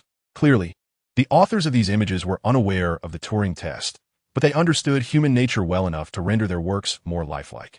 However, Ren had his own ace up his sleeve, the Winograd Schema Challenge. For instance, consider this scenario. The town's councilors refuse to grant a parade permit due to concerns over potential violence. Who is worried about the violence, the councilors or the parade goers? This exemplifies a typical Winograd test. Many machines would simply malfunction when confronted with such inquiries. Medici expressed his heartfelt gratitude to Amon for extending a helping hand. Who offered this assistance? Lu Run, dismissing the clamor of the noisy wizards, inquired. What are you saying? Can you even speak coherently? Did your mother not teach you grammar? Barked an irate wizard from the portrait beside him. Hey! Lu Ren made a face at him. What does hey mean? The wizard fumed, stamping his foot. It's too noisy here. Shall we find another place to converse? Lu Ren suggested to Yu Hong. Certainly. Yu Hong then departed from her portrait, traversing several corridors until she entered an empty frame, which contained only a setting sun and a table. At times, I too find their noise intolerable. Thus I seek refuge here for some tranquility. Yu Hong sighed as she sat beside the table. Lu Ren agreed that the wizards were excessively loud. Had it not been for the risk of damaging the invaluable artifacts of Hogwarts and facing reprimand from Dumbledore, he would have certainly sent them soaring with an explosion spell. Do you recall? When you were first created, you were not the person depicted in this portrait, but rather your true self, Lu Ren queried, eager to unravel the mystery of the portrait. When I was born, I already held an impression of Yu Hong in my mind. The real Yu Hong kept me by her side for over 30 years, during which I learned immensely, she replied. After a series of inquiries, Lu Ren finally grasped the enigma surrounding the portraits of Hogwarts. The fundamental condition for a portrait to move was bestowed by the artist. Yet the essence of the character in the initial portrayal was entirely dictated by the artist's vision. For instance, if a wizarding artist and the ladies from Old Fort simultaneously painted a portrait of Dumbledore, the wizard's depiction would inevitably embody justice, whereas the lady's rendition would have Dumbledore incessantly clamoring to see Grindelwald, with the characters on chocolate frog cards able to converse fluently. The world of Harry Potter would transform into that of Pokemon. The spectacle of wizards vying for a luminous Dumbledore would surely be thrilling. Similarly, the portraits of Yu Hong and the headmasters of Hogwarts are crafted in a comparable manner, albeit with greater intricacy. The artists complete the portrait and then hand it over to the subject, who personally instructs the painting, altering its behavior and knowledge through years of companionship. Thus, these invaluable portraits are formed. Each portrait, in this context, can be regarded as an independent, sentient being endowed with the capacity for logical thought. The decades of effort invested by the subjects are aimed at enabling the figures within the portraits to think independently based on their existing knowledge, as well as acquire knowledge from the external world. The ultimate creation is one that, when confronted with a problem, thinks, if it were me, I would respond this way, rather than merely adhering to predetermined responses. These portraits are the fruits of a lifetime's dedication by their creators, embodying true intelligence. Lu Ren fell silent, recognizing that such artificially intelligent creations are nearly impossible to replicate. They require exceptionally skilled artists and decades of nurturing. In this light, it seems that the intelligence of Muggle AI might possess even greater potential. Once autonomous learning AI emerges, the dawn of true artificial intelligence may not be far off. After Lu Ren acquired all the knowledge he sought, he bid farewell to Yu Hong. Yu Hong quietly observed his figure vanish around the corner of the staircase, a faint smile gracing her lips. Lu Ren's life progressed like a train on its tracks, each day a tranquil repetition. Mornings were spent working for Snape, while afternoons were dedicated to wandering the halls of Hogwarts, inevitably leading him to the portrait of Yu Hong. Their conversations were abundant, and Lu Ren gleaned glimpses of the prosperous magical realm of ancient Central Plains, or rather, the Celestial Abode. Time swiftly passed, and in the blink of an eye, only a week remained before the start of school. In stark contrast to the serene atmosphere of Hogwarts, the Soviet Union had undergone tumultuous changes over the past 3 weeks. Limited by the sources of information, Lu Ren remained blissfully unaware of these developments. Each day, he could only glean insights from Dumbledore's Daily Prophet, which remained notably reticent about the transformations in the Muggle world. After more than 10 days, the first piece of news Lu Ren received regarding Grindelwald was the startling declaration of war against the Soviet Ministry of Magic by Grindelwald and his acolytes. Grindelwald had amassed over 300 wizards, leading a coalition of 12 national magical ministries, engaging in a climactic battle in Stalingrad, where the coalition was decisively vanquished. Over 130 ministry employees perished, with more than 200 reported missing, effectively depleting the magical forces of the Soviet Union.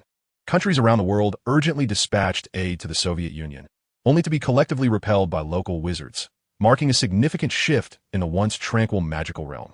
Chapter 28. Mundane matters before school commences.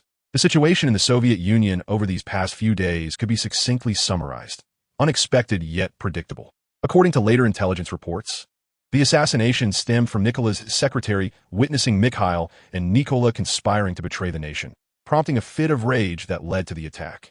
The Soviet leadership accepted this explanation, habitually believing that in times of crisis, someone would inevitably rise to restore order in their great nation. As for the foolish president who met his end, the high-ranking officials had long harbored discontent towards him. In fact, they had already plotted a coup on August 19th to place this inept and naive individual under house arrest. The assassin's act of familial betrayal significantly alleviated their workload. For the leadership, this assassination was a fortuitous event, eliminating both incompetence and dissent in one fell swoop. They lacked both the capacity and the desire for a thorough investigation, ultimately concluding that it was a most reasonable accident. Meanwhile, the Soviet Ministry of Magic, capable of conducting inquiries, found their attention ensnared by Grindelwald. Once the decisive battle concluded, there was little inclination to pursue further investigations. Shortly thereafter, Nikola's secretary was found hanged in his cell. Mikhail's personal bodyguard had vanished on the day of the incident. His fate sealed in Stalingrad. All witnesses to the assassination had perished. Following a cursory investigation, the Soviet leadership hastily reached their conclusions, subsequently reverting to their customary practice: infighting. First, a faction of Mikhail supporters was eradicated, followed by the opposition led by Nikolai, and ultimately they turned against themselves. After a fortnight of intense competition, the upper echelons, having undergone several purges, finally ceased their infighting, reaching a precarious equilibrium among the various factions. At this juncture, the Soviet Union was indeed gasping for its last breath. In light of the premature demises of previous presidents and the timidity of the sitting president, the newly appointed leaders resolved to elect a youthful, assertive, and resolute individual as the new president. A young man hailing from Vitebsk, Belarus, emerged as a candidate. Alexander Grigorievich was appointed as the new president of the Soviet Union, taking the helm of a vessel riddled with leaks. Unbeknownst to him, these events had no bearing on Lu Run, who was far away in Scotland and completely oblivious to the turmoil. He was preoccupied with packing his belongings, preparing to relocate his personal effects from Hogwarts to London, and subsequently back to Hogwarts. Dumbledore had graciously permitted Lu Run to leave Hogwarts a week early, affording him ample opportunity to explore the Muggle world. As for Grindelwald's escape, Dumbledore had not shown much curiosity. In fact, he maintained a stance of silence and indulgence regarding Grindelwald's flight and the ensuing developments. Time and again, he politely declined invitations from the Ministry of Magic, opting not to partake in the pursuit of Grindelwald. On August 22nd, Lu Ren found himself once again in Diagon Alley, his pockets laden with 40 galleons. He unfurled a scroll of parchment detailing the items required for his enrollment. It read, "First-year students are to procure 1. 3 sets of plain work robes, black. 2.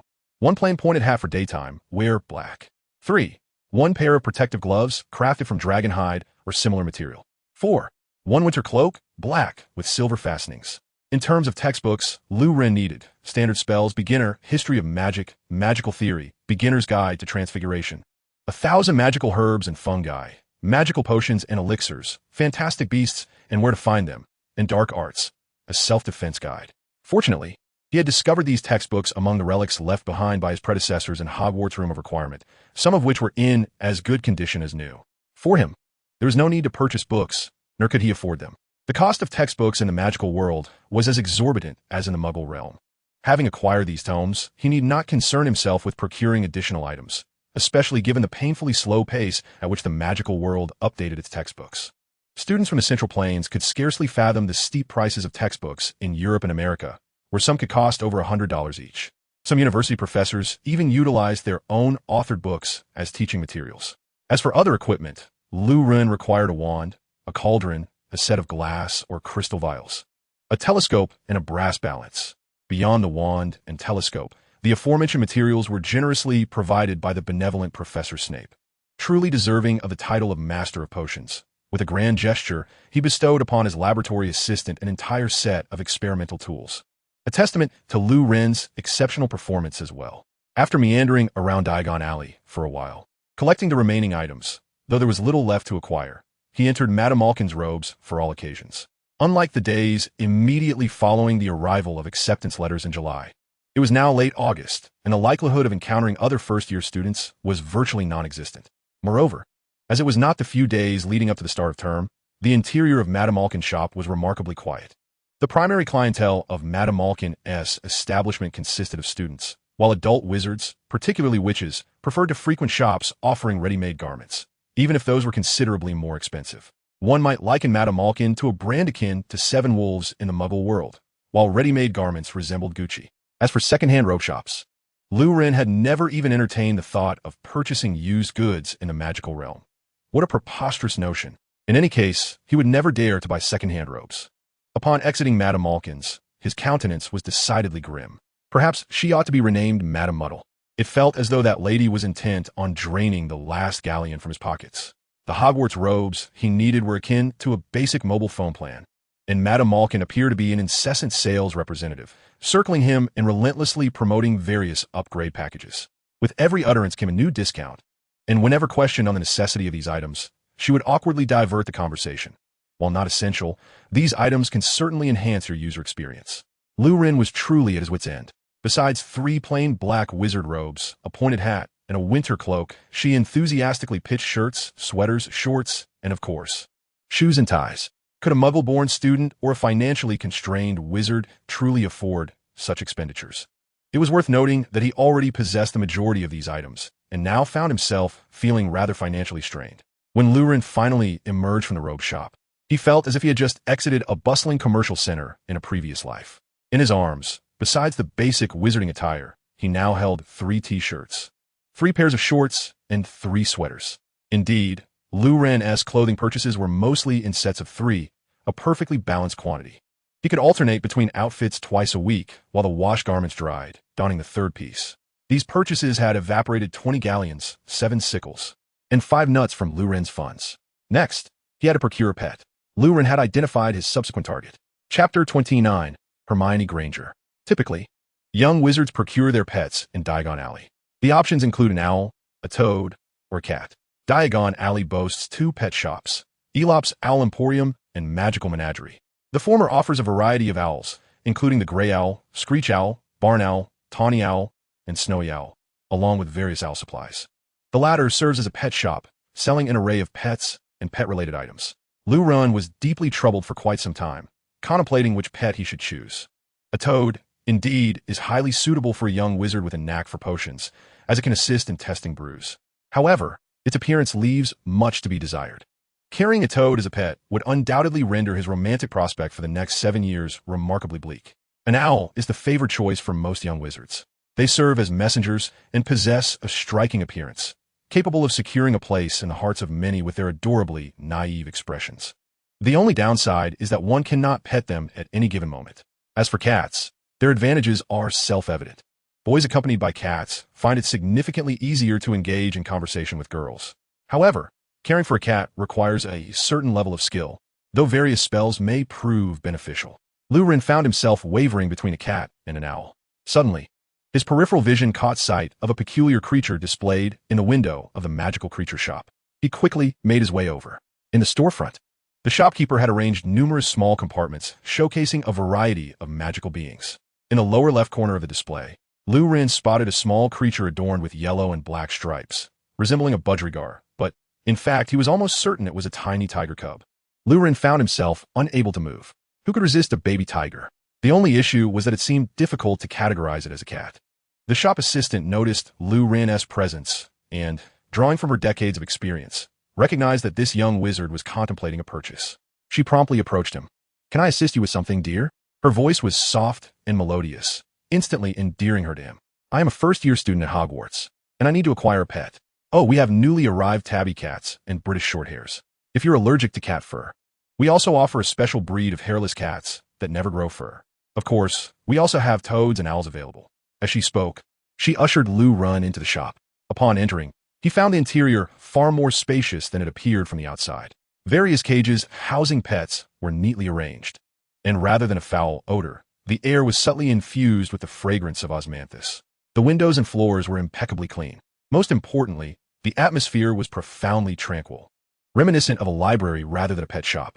As various magical creatures noticed the arrival of a guest, they began to leap about in their cages. However, it was evident that a silencing charm had been placed upon them, for not a sound emerged. "What a wonderful environment you have here," Lu Ren exclaimed sincerely.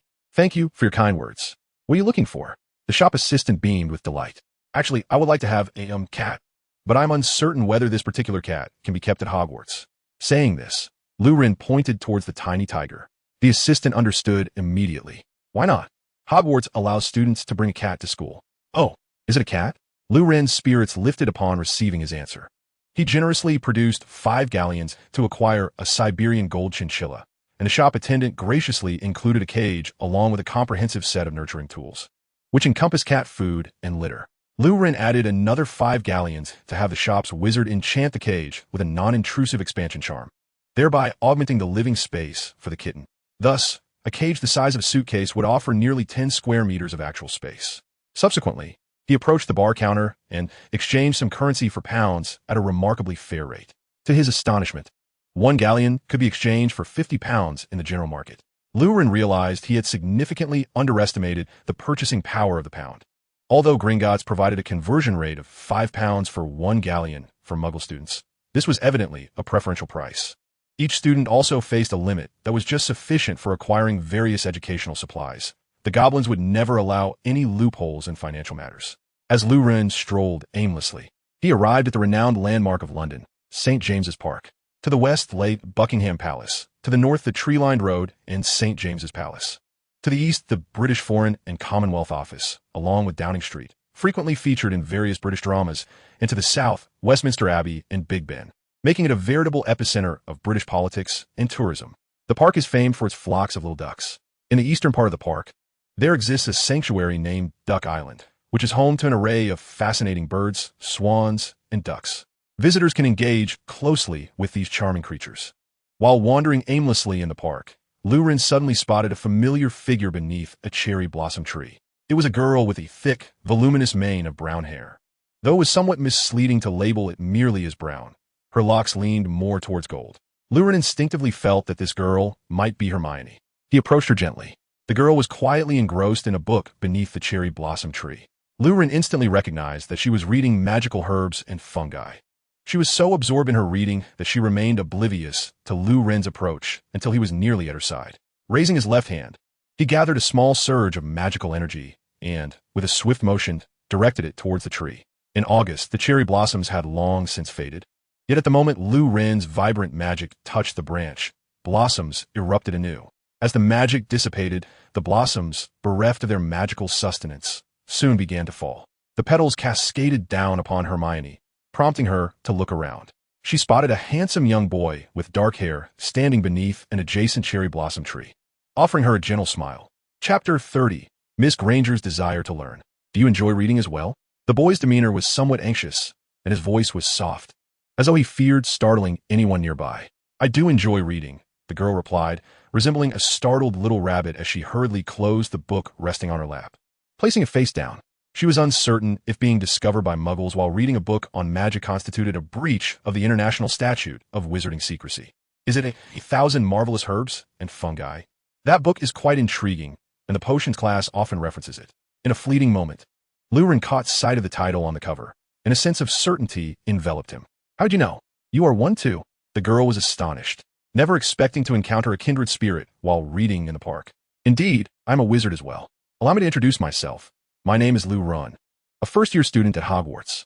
Lu Ren extended his right hand. Hermione raised her arm and gently touched Lu Ren's hand. Her fingers were cool to the touch, reminiscent of feeling a piece of jade. Hello, I am Hermione Granger, she replied. Upon discovering that he was also a wizard, Hermione quickly regained her composure. Did you just perform magic? What Lu Ren had just demonstrated was not merely a trivial application of magic. It was an advanced spell that he had learned from Grindelwald, known as the Gur incantation. Gur signifies abundance, allowing all things to grow and mature swiftly. Had Grindelwald, a master of the Gur incantation, wielded it, he could have caused the cherry blossom trees in the entire park to bloom in winter, regardless of whether they were cultivated varieties. As a side note, cherry blossoms can bear fruit. The fruit is, in fact, cherries. However, some artificially cultivated cherry blossoms cannot bear fruit due to mutations in their reproductive organs, such as the Japanese varieties like Kanzan and Shidorazakura. Their stamens are highly petalized, and their pistils are overly leaf-like, rendering them infertile. Nevertheless, Grindelwald could force these infertile cherry blossoms to bear fruit through his incantations. In contrast, Lu Ren, who merely caused a single branch to bloom, had only scratched the surface of his magical training. You mentioned that this book is fascinating and frequently utilized in potions class. Hermione raised a hefty black tome in her hand. Have you read it already? Yes, I perused this book during the holidays, Lurin admitted candidly, albeit with a twinge of concern, as he feared Hermione might extract questions from the text to challenge him. What effects does black root have? What does it look like? Hermione blinked and inquired. She was somewhat incredulous, pondering how this handsome young man could have comprehended the book as contents, which were quite advanced, even for her, as she had only encountered them that very morning. Lurin thought to himself, you truly do ask questions upon first meeting. A slight headache crept upon him. The black root, a potent plant, could counteract spells when ingested. It is characterized by a black stem and white flowers. In an instant, Hermione was taken aback. My goodness. This fellow has genuinely read the entire book and even memorized it. And what about white fresh? White fresh is a powerful healing and restorative herb that can heal superficial wounds when consumed raw. Fulper feather slime is a popular potion thickener. Hermione exclaimed, how could someone be this formidable? Oh no, have I not been diligent enough? I am lagging far behind. A wave of frustration washed over her as she felt a sense of panic. She had believed that memorizing most of her textbooks made her quite accomplished, only to discover that there were individuals far more adept than she. Lurin, well, to my astonishment, I have been rigorously trained by Professor Snape. While I may falter in answering questions on other subjects, I am exceedingly well versed in the contents of 1,000 magical herbs and fungi. You are truly remarkable, Hermione exclaimed, genuinely impressed that he had answered all her questions correctly. The young man before her was indeed more prepared than she had anticipated. He had no desire to conceal anything. Often, sincerity proves to be a more effective means to achieve one's goals than obfuscation. I need to earn my tuition, you see. The pound is exceedingly costly for me. Even the preferential exchange rate at Gringotts is beyond my means. Moreover, there is no harm in learning a bit from the professors during the holidays, is there? Lurin replied with candor. I must also find a way to work during the holidays next time. Hermione exclaimed. Is this really happening? Are you, the young lady, already gearing up for this? He teased, concerned that he might have inadvertently set a negative trend. Let us not have all the Hogwarts students voluntarily attending supplementary classes during the holidays. Thus, Lurin hurriedly sought to dissuade Hermione from her thoughts. Hogwarts does not permit students to remain on campus during the holidays, and my situation is unique.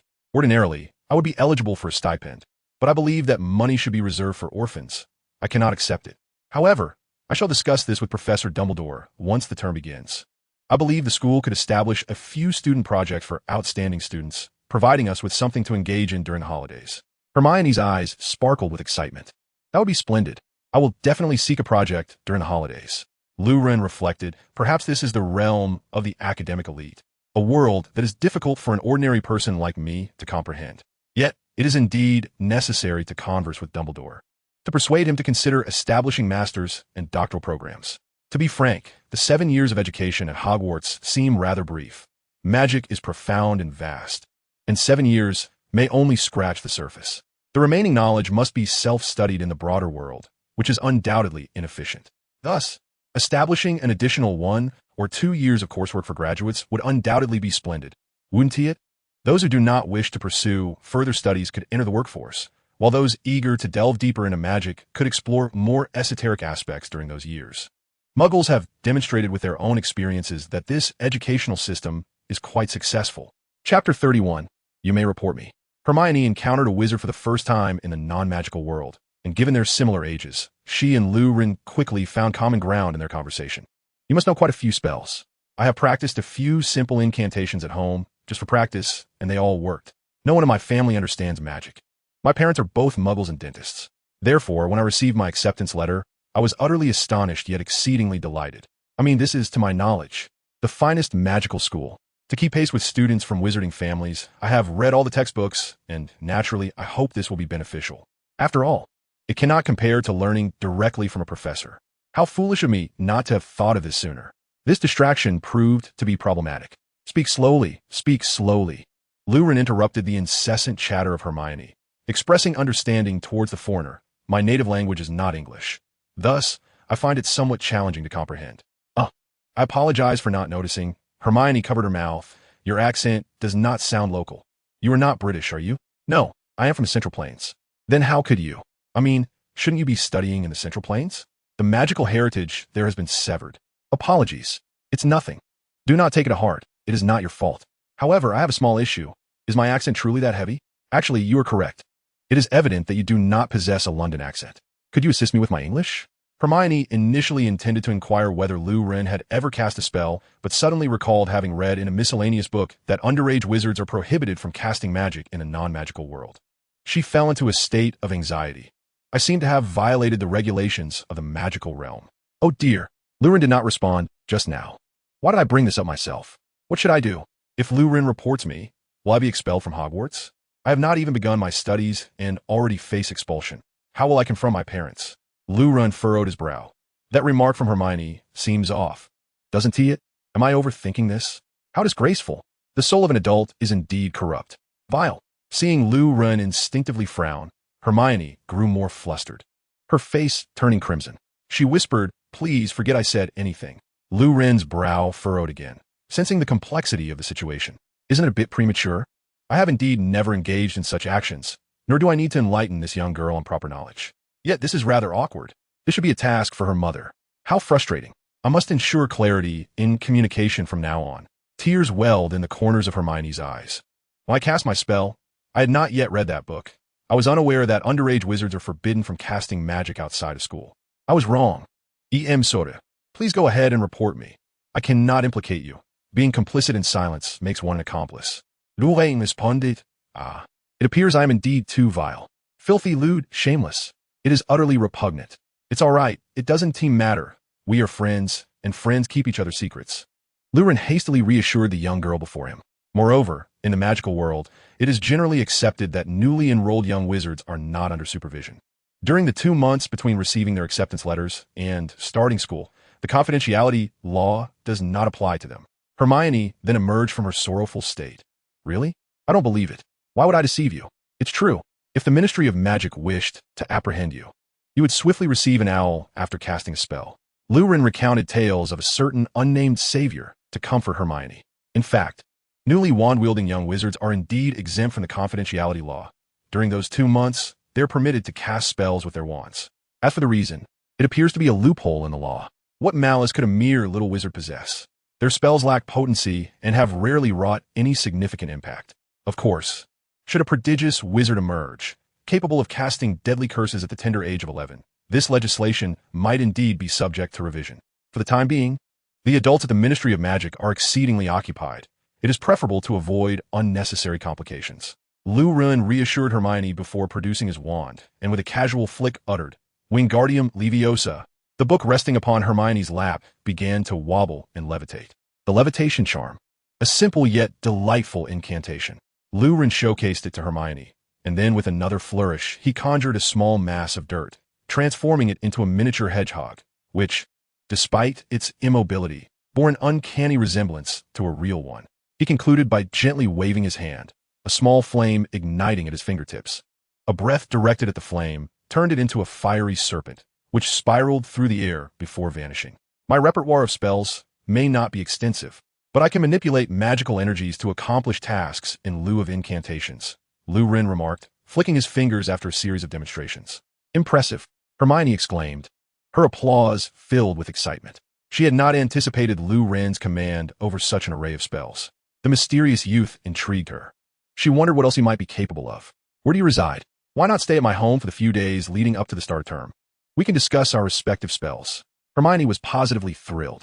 I have already booked a room at the Leaky Cauldron in Diagon Alley, Lu Ren replied regretfully, explaining that it would be too disruptive to stay with her. He had devised a reasonable excuse. Hermione felt a pang of disappointment. However, we can arrange to meet daily and enjoy some outings together, he added, rekindling her spirits. In the week that followed, Hermione guided Lu Ren through the winding streets of London, where they explored nearly every renowned landmark, during which Hermione extracted every spell Lu Ren knew. She found herself unable to glean any further incantations from him, and the new term was swiftly approaching. Chapter 32. The Journey from Platform 9 3/4. Joyous moments are invariably fleeting, particularly in the final week of a holiday, which seemed to pass even more swiftly than during exam periods. Before they knew it, September 1st arrived, heralding the commencement of the Hogwarts term. At 10:30 in the morning, the Hogwarts Express was set to depart in half an hour. At King's Cross Station in London, a peculiar guest made his entrance.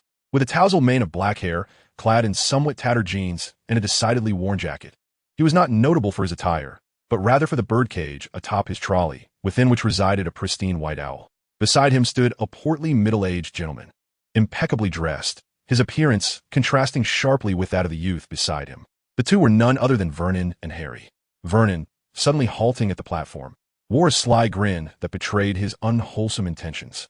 "Well, here you are, boy. Platform 9 and Platform 10. Uncle Vernon extended his 2 fingers, resembling sausages, gesturing toward the platforms on either side. "Your platform should be between these 2, but it appears it has yet to be constructed," he remarked. Indeed, Uncle Vernon was correct. One platform bore a large plastic sign displaying the number 9, while another exhibited the number 10, and between them, apart from the bustling crowd, there was naught else. I wish you a successful term."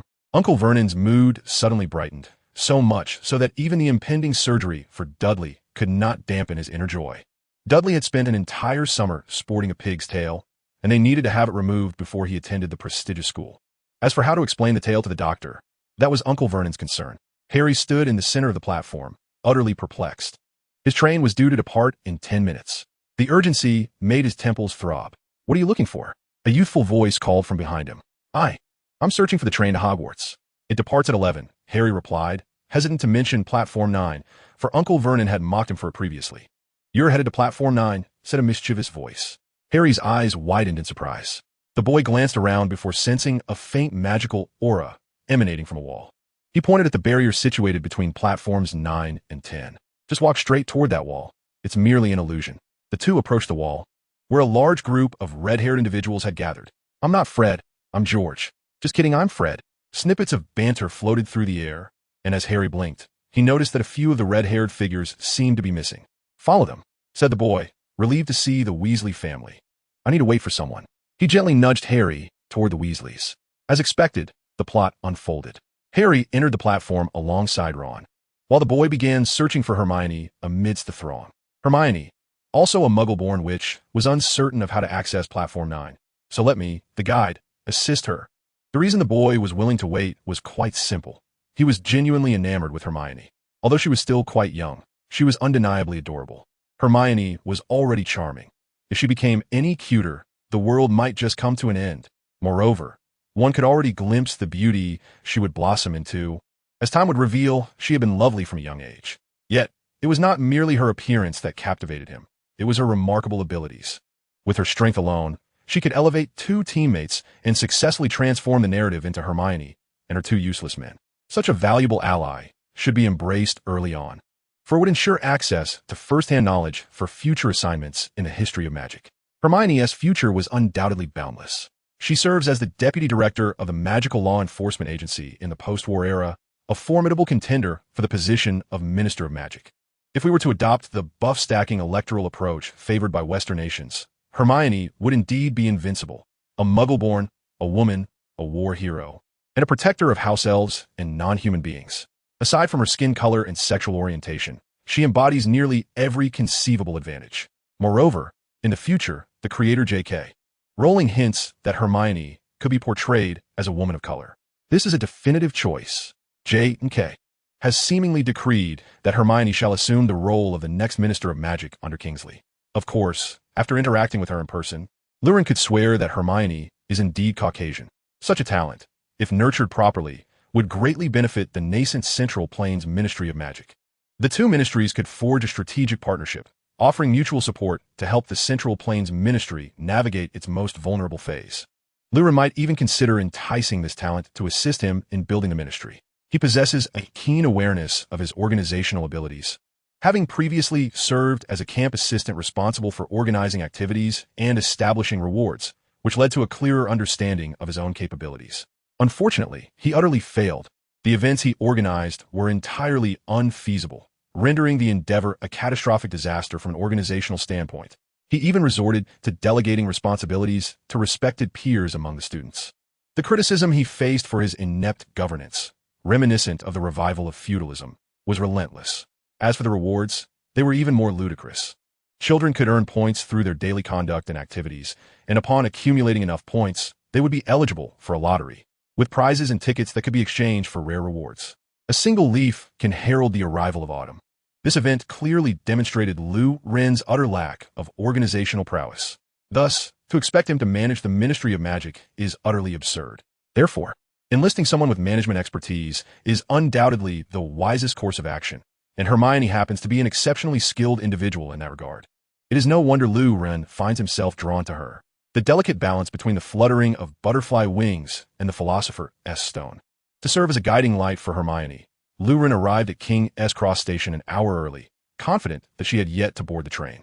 Soon enough, he spotted the flustered young girl amidst the crowd, anxiously scanning the surroundings with a middle-aged couple. Lu Ren waved at her, and Hermione immediately noticed him, racing toward him with her wheeled luggage in tow. You know how to get to Platform 9, right? We need to hurry. The train is about to depart. Is there anything else you need to say to your parents? At that moment, Lu Ren's heart raced, partly due to the presence of Hermione's parents, which made him somewhat nervous, and partly because there was only a minute left until 11 o'clock. Let us go. The train is leaving. We've already said our goodbyes. Hermione was even more anxious than Lu Ren, unable to fathom the consequences of missing the train. Without hesitation, Lu Ren grasped Hermione's hand and sprinted toward the platform, simultaneously pulling her luggage cart. He summoned a strength beyond his years, propelling them swiftly toward the barrier. Hermione's parents only caught a glimpse of their daughter hastily rushing towards a young boy, and then they clasped hands and ran off, abruptly vanishing from sight. That child, Hermione's mother lamented. And you, I told you to leave early. If only you had listened. Now, look, the traffic nearly delayed everything. Mr. Granger, aware of his shortcomings, refrained from responding. Lu Ren and his companions traversed the barrier. As he and Hermione charged towards the wall, he instinctively shut his eyes, overwhelmed by the intensity of the moment. Even knowing that the wall was illusory for wizards, it still required considerable courage to dash towards what seemed to be a solid brick wall. Upon entering the station platform, Lu Ren beheld a deep crimson steam locomotive resting beside it. Few students remained on the platform. Only parents were bidding their heartfelt farewells. How is this accomplished? What is the principle behind this enchantment? The train doors slowly closed, accompanied by the sound of the whistle as it began to move. Thank you, Senior. Oh, there's no need for such formality. I must head to the prefect's compartment. You two should hurry and find a compartment as well. Percy departed, beaming. Encountering two polite junior students at the beginning of a new term was indeed a delightful experience. He hoped they would be sorted into Gryffindor. As Percy left, the train gradually pulled away from the station, the fluttering of butterfly wings signifying the official commencement of Lu Ren's magical journey. Hermione stared at the receding station, lost in thought. After all, she was only 11 years old, about to leave her parents and embark on a journey into a completely unfamiliar environment filled with knowledge she had never encountered before. Fortunately, she had a companion by her side. When Hermione Granger boarded the train, she was blissfully unaware that fate was playing a small trick on her. The tides of destiny would soon propel her towards a divergent path. Hermione, she exclaimed, turning to Lu Ren in astonishment. Why did you suddenly say something so strange? Lu Ren, maintaining a serious expression, could no longer contain himself and burst into laughter. I was merely contemplating how our story might be narrated in a future film. Hermione chuckled in response. Oh no, I'm just an ordinary underachiever. Only a remarkable scholar like you, Lord Lu Ren, deserves to have their story adapted into a movie.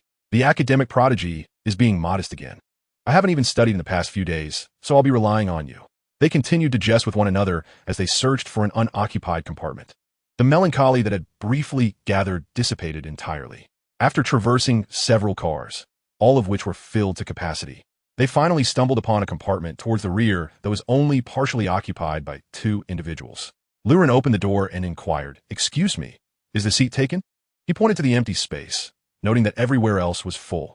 Upon closer inspection, he recognized the occupants, Harry and Ron. What a twist of fate. Lu Ren marveled. Had this scene unfolded 2 months prior, he would have undoubtedly closed the door and walked away. Initially, he believed that keeping a distance from the protagonist group would be wise. However, circumstances have changed. Under Grindelwald's tutelage, Lu Ren has become quite emboldened. He is confident that he can vanquish Voldemort before his resurrection. Without the noseless monster, there's no need to frighten the children. Let your handsome visage eternally reside in their hearts, Lu Ren mused quietly. It's you, Harry exclaimed, rising with excitement. I haven't had the chance to thank you. Encountering a peer who had once extended a helping hand in an unfamiliar setting is undoubtedly a cause for joy. It was merely a trifling effort, Lu Ren waved his hand dismissively. Is there no one else here? Upon receiving an affirmative response, he gestured with his wand, effortlessly levitating his and Hermione's luggage onto the rack. Ron, seated opposite Harry, gaped in astonishment. Why, you just did that without a wand? I didn't use one. I'm not accustomed to it. Lu Ren shrugged nonchalantly. Ron, rendered speechless by the revelation that this boy his age could perform wandless magic, momentarily forgot to inquire about Harry Potter's background. However, as he emerged from his stupor, he initiated the expected dialogue. You really do have a wand. The name Harry Potter also piqued Hermione's interest. Is it truly you? I know all about you. Of course. I bought a few extra reference books. A History of Modern Magic, The Rise and Fall of Dark Magic, and Significant Magical Events of the 20th Century, all of which mention you. Their starstruck enthusiasm left Harry with a throbbing headache. What provided Harry with some relief was Lu Ren's calm demeanor. He treated the savior as an ordinary friend.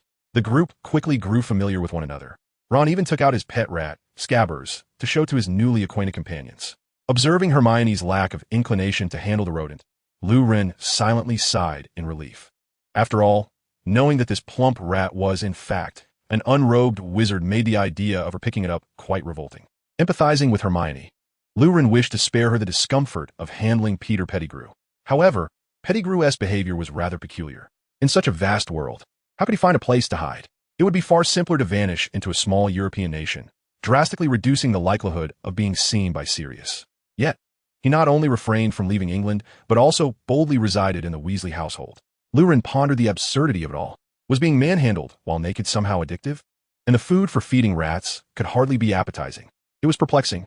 Perhaps guilt over the Potters compelled him to spend over a decade in self-destructive exile with the Weasley family. Whatever the reason, as long as this rat did not disturb him, Lu Ren would coexist peacefully with him. Should he overstep, however, Lu Ren would not hesitate to take decisive action. Lost in thought, Lu Ren contemplated how to handle the rat should it cause trouble. A glint of malice flickered in his eyes, prompting Scabbers to curl up tightly and feign sleep, sensing the impending danger. I am but an ordinary mouse. Little Star Peter repeatedly reassured himself in his heart, and his slight unease swiftly dissipated. As a rodent, his cerebral capacity was limited. His fleeting contemplation had already overwhelmed his mind, and he found himself unexpectedly fatigued, ultimately succumbing to slumber. Meanwhile, Lu Ren was pondering whether to employ the Fiendfire Curse or a lethal Avada Kedavra to resolve the matter at hand. Suddenly, a thought struck him. Why not entrust Peter to Dumbledore? In doing so, the injustices faced by Sirius could be rectified in advance, sparing him further suffering in Azkaban. Excellent. A time traveler ought to adeptly wield the art of reporting. He decided to employ the 3 quintessential skills of a time traveler: reporting, reimbursement, and clinging to the powerful. Mastery of these techniques could ensure a prosperous existence in a foreign realm. Reporting allows one to leverage the influence of powerful factions, thus navigating turbulent waters or enhancing one's factional reputation. Reimbursement signifies having a reliable patron, which is invaluable and also saves expenses while promoting self-improvement. And clinging to the powerful is exceptional, as it facilitates rapid advancement. What could be more delightful? The atmosphere in the compartment began to flourish. Although Harry and Ron were not particularly fond of Hermione's haughty demeanor and scholarly pretensions, Ron's interest in the boy who had survived was far greater than any fascination with the blonde girl. Despite finding her quirky and rather irksome, the most crucial aspect was engaging in conversation with Harry Potter. Harry, on the other hand, felt a throbbing headache. Ron's questions were excessively numerous and convoluted. Harry struggled to keep up, but fortunately, Lu Ren occasionally intervened to alleviate the tension in the air. Just as Ron was stunned by Harry's bold utterance of Voldemort's name, a cacophony of loud noises echoed from the hallway. Lu Ren's eyes sparkled with excitement. They have arrived, he fervently exclaimed in his mind. The Hogwarts Express's snack trolley. He had long been craving the treats it offered. When the cheerful, dimpled woman pushed open the compartment door, Lu Ren nearly leaped from his seat. Meanwhile, Harry, who had eaten nothing that morning, was equally famished, and both he and Lu Ren rushed into the aisle with the swiftness of the wind. At that moment, Ron's ears flushed red as he muttered about having brought a sandwich. A bit of every flavor beans, a pack of fizzing Whizbees, and chocolate frogs. Oh, and no licorice wands? Please, along with pumpkin pasties and cauldron cakes. The licorice wands were notorious for being horridly inedible dark food. Lu Ren had once tasted them and promptly vomited. The pumpkin pasties did not align with Lu Ren's tastes, as pastry should be filled with rich, oily fillings, not pumpkin. Such notions were heretical. The cauldron cakes were simply the dry cakes sold at the local bakery, which he had grown weary of long ago, rendering them unnecessary to purchase. Harry, however, was open to everything. He was genuinely wealthy, while Lurin understood that first-year students at Hogwarts typically had little opportunity to spend money. Having some savings left over from before, he felt no need to be overly frugal. In the future, one can both work and receive pocket money from one's elder Grindelwald, thus avoiding destitution. It is imperative not to be miserly or overly calculative in social interactions, as this is detrimental to the cultivation of friendships. 9 sickles may equal 15 nuts, and 11 sickles are equivalent to 7 nuts. Lurin settled the bill with Harry, carrying a large assortment of food into the booth, which promptly tumbled onto the vacant seats. Ron's eyes widened in astonishment. "You must be starving." Harry took a generous bite of pumpkin pasty, while Lurin tore open a bag of Bertie Bott's every flavor beans and casually handed a chocolate frog to Hermione, sharing his snacks with her. Hermione felt a bit embarrassed, but ultimately accepted, deciding to treat Lurin to a few meals during the holidays, and perhaps even travel together would be delightful. Ron produced a bulging paper box and opened it to reveal 4 sandwiches. He withdrew one, exclaiming, "She never remembers that I dislike corned beef. Is that a British delicacy? May I have a taste? I'll trade with you." Lurin's eyes sparkled as he offered Ron a sample of his snacks. Mrs. Weasley's culinary skills are universally acclaimed, and he had not purchased any substantial food. "I want to try too. Let us swap a piece," Harry chimed in, picking up another pasty. "Go ahead. You won't enjoy that. It's too dry," Ron replied, adding, "Besides, this isn't truly a British delicacy. My mum says it's an American recipe. England only has the peculiar fish and chips." Indeed, one should not harbor overly high expectations of British cuisine. Hermione interjected, "How unfortunate. My parents usually take me out for French or Mexican food. We rarely dine on British fare." Harry felt a twinge of embarrassment. He had only ever eaten British cuisine, and it was unrealistic to expect the Dursleys to take him out for French dining. Ultimately, Ron surrendered his sandwich, happily accepting a bounty of snacks in return. Lurin took a hearty bite of the sandwich, savoring the perfect amalgamation of the savory corned beef and the fragrant bread, while the juices burst forth with each chew. Thanks to a touch of magic, the sandwich remained steaming hot. This was no ordinary corned beef, it was brisket. The luscious juices oozed from a meat, while thin slices of tangy pickles balanced the richness perfectly. The brisket was tender, unlike the chewy shank. It was the essence of beef. The interplay of meat, juices, bread, pickles, and the meat itself created a miraculous chemical reaction in Lurin's mouth, prompting an exclamation of delight. What a heavenly delicacy! He devoured the sandwich in mere moments, casting an eager glance at Ron. Ron's ears flushed crimson as he quickly grabbed the box, thrusting the remaining 2 sandwiches towards Lurin. "If you like it, then indulge. It would be wonderful if you enjoy it."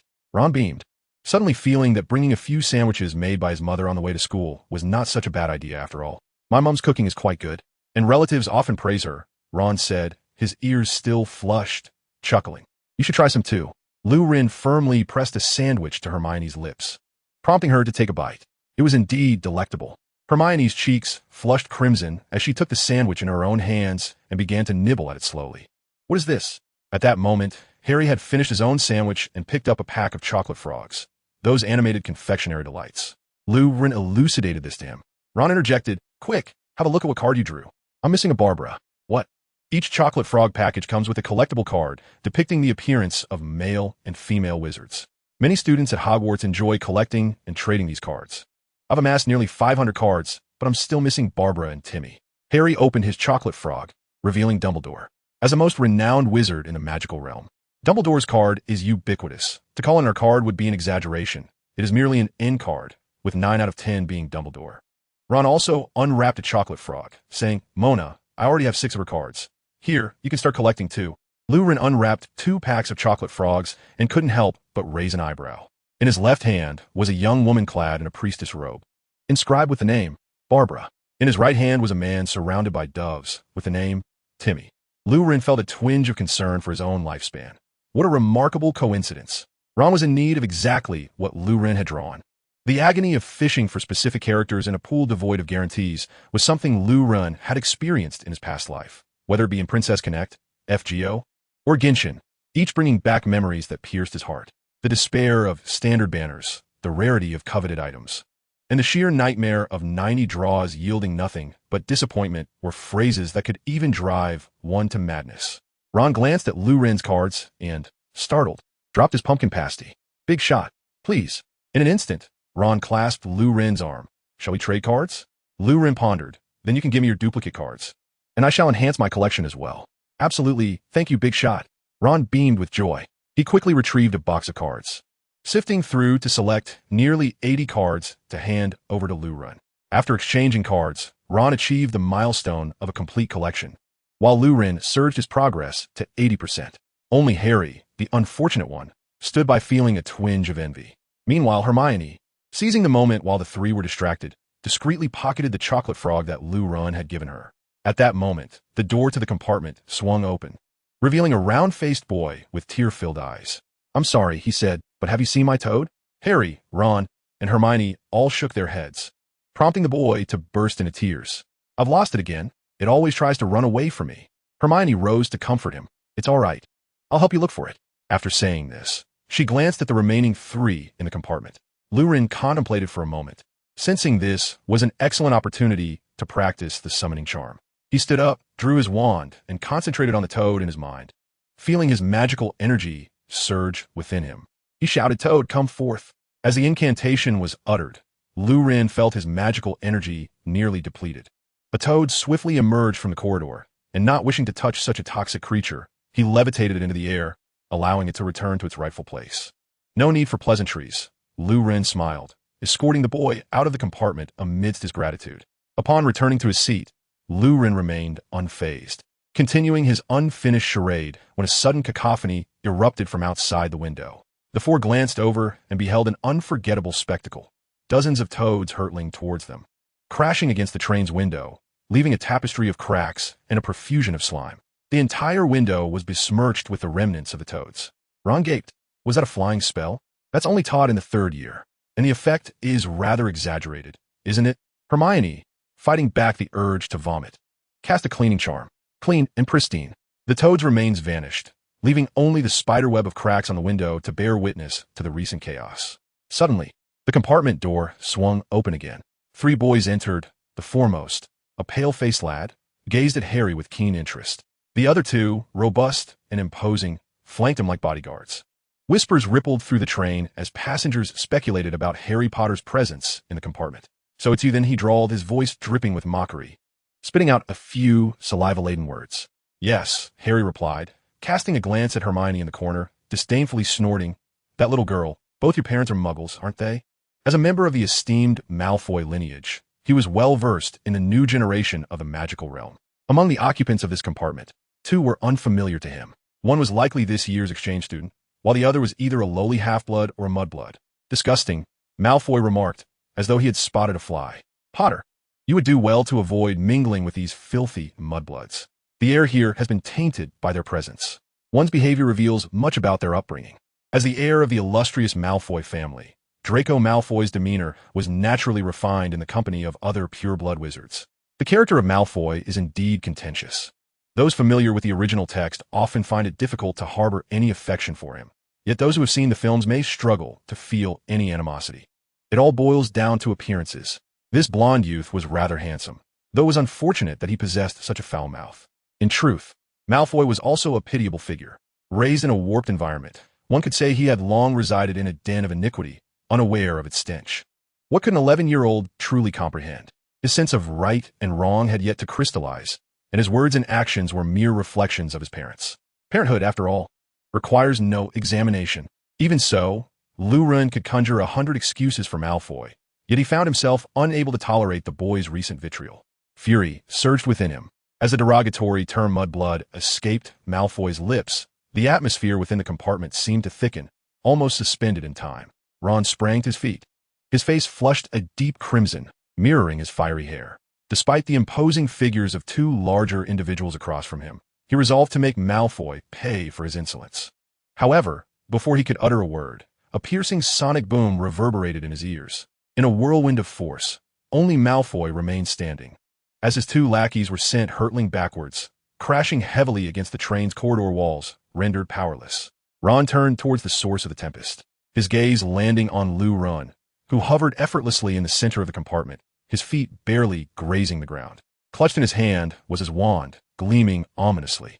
his countenance twisted in anger, dark hair billowing around him. With a swift motion, he reached out, and before Malfoy could comprehend what was happening, he felt an irresistible force drawing him closer.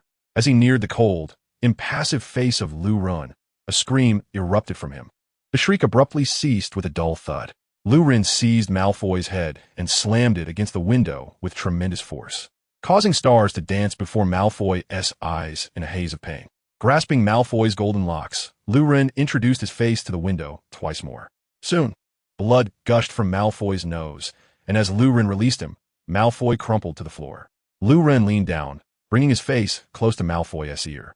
The proximity allowed him to detect the scent of shampoo in Malfoy's hair, the perfume on his skin, and the metallic tang of freshly spilled blood. The amalgamation of these aromas heightened Lu Ren's agitation, driving him further into madness. "Do you have anything else to say?" he inquired, observing the fissures spreading across the window. Momentarily regaining his composure, he resolved to cease his assault. The window was on the verge of shattering. Stunned by the sudden turn of events, Malfoy's mind was still clouded. He had not even considered threatening Lu Ren with his signature move. The "my father will hear about this" tactic remained unutilized. Meanwhile, the remaining 3 individuals in the compartment stood frozen, rendered speechless by the spectacle before them. "Oh, is that all?" Lu Ren extended a finger, gently lifting Malfoy's chin to meet his gaze. After hurling insults, "Shouldn't you apologize?" "Why, yes, I'm sorry," Malfoy stammered, gripped by fear. The boy before him had shattered his psychological defenses with unparalleled might, and his heart raced as if a tiger had set its sights upon him. "Don't you dare apologize to me." Apologize to Hermione. Be sincere. Though reluctant to bow before a muggle-born wizard, Malfoy knew he must comply with the command. Trembling, he stood, reluctantly uttering an apology to Hermione in a voice scarcely above a whisper. "I can't hear you." "Not at all. That's feeble. Try again." Shuddering, Malfoy amplified his voice. "I'm sorry." Only then did Lu Ren nod in satisfaction. "Good, much better. That is how an apology should sound." At this moment, Hermione finally realized, "Oh my goodness, Lu Ren, what are you doing?" A sense of urgency enveloped her as her keen intellect led her to comprehend the derogatory implications of the term mudblood. However, Lu Ren's violent actions left her deeply concerned. Surely this must violate the rules of Hogwarts. Could he be expelled? "Hermione, relax, I know my limits. Besides, he deserves it. Doesn't he?" Lu Ren reassured Hermione before turning his attention back to Malfoy. It was only then that Malfoy grasped the situation. As he contemplated invoking his father's influence to threaten Lu Ren, he caught another glance from him. In that moment, Malfoy discerned that any further words would lead to consequences far beyond the current reprimand. Thus, he chose to remain silent, nodding in agreement with Lu Ren's remarks. Malfoy, relying on his family's heritage, was of no concern to Lu Ren. Although the Malfoy family boasted a long lineage, history did not equate to strength. Their expertise lay in commerce, not in combat. Lu Ren perceived himself as unrivaled among his peers. Even after enduring 3 weeks of brutal confrontations with Grindelwald, he believed it was unlikely that any student at Hogwarts could surpass his experience in physical altercations. At the very least, his encounters had provided him with a wealth of experience that far exceeded that of his shelter classmates. Should Malfoy choose to confront him with the support of his family, Lu Ren would not hesitate to retaliate. In terms of lineage, few in the wizarding world could rival him. Dumbledore was quite lenient regarding his actions, and Lu Ren often engaged in light-hearted banter with Grindelwald, a figure far more formidable than Lucius Malfoy. One could assume that Lucius must feel quite grateful for Lu Ren's presence. Without him, how would Lucius have found the fortune to meet the illustrious Grindelwald? It was indeed a blessing. Lucius should harbor nothing but gratitude. However, it was entirely plausible for Grindelwald to subdue Lucius. The Malfoy family had a notorious reputation for shifting allegiances. Even a mere Voldemort could sway their loyalty. Thus their stance towards Grindelwald was predictable. To be frank, the Malfoys were quite useful. "Get up," Lu Ren commanded the 2 plump figures in the aisle of the carriage, having noticed them quietly observing him. As soon as his gaze fell upon them, they hastily shut their eyes. They had never encountered someone so formidable who would resort to such violence. Yet, now that they had been discovered, there was no escape. The 2 of them quickly grappled with the heavy burden of their predicament, finding no solution. Thus, they had no choice but to comply. Clambering to their feet, they stood alongside Malfoy, obediently like 3 timid quail awaiting their fate. "I must admit, I do not advocate for the use of force as a solution," Lu Ren said, feeling considerably more at ease after venting his frustrations, his demeanor softening. "You see, We have yet to introduce ourselves. Allow me to go first. I am Lu Ren, a first-year student at Hogwarts, here to study abroad. I believe that my friends and I will be kind and friendly classmates to you. Should you encounter any troubles in the future, I would not hesitate to lend a helping hand. Now, it is your turn to introduce yourselves, starting with you. After uttering a few perfunctory remarks, Lu Ren pointed to the chubby boy standing furthest to the left among the trio and requested him to introduce himself. The boy, upon being singled out, shivered slightly and stammered, "My name is Vincent Crabbe. Speak up. Show some spirit. In my hometown, we believe that children of our age are like the rising sun. They should be full of vigor and enthusiasm." "Yes, I am Crabbe, Vincent Crabbe," the boy proclaimed at the top of his lungs. "Good, quite spirited. Next, I am Malfoy, Draco Malfoy," declared Malfoy with great confidence, shouting directly. However, the pitch of his voice made it sound to Lu Ren as if he had said, "Arrogant brother Malfoy." Ron, upon hearing this comical name, stifled a cough to suppress his laughter. Malfoy shot him a glare, his heart filled with indignation. "How dare you, a Weasley, mock me? Fortunes shift over the years. Do not underestimate the young and poor. Just wait until Lu Ren is not around. You shall pay for this. For now, I will endure." Little did Lu Ren know the depth of Malfoy's inner turmoil. He then invited Goyle to introduce himself as well.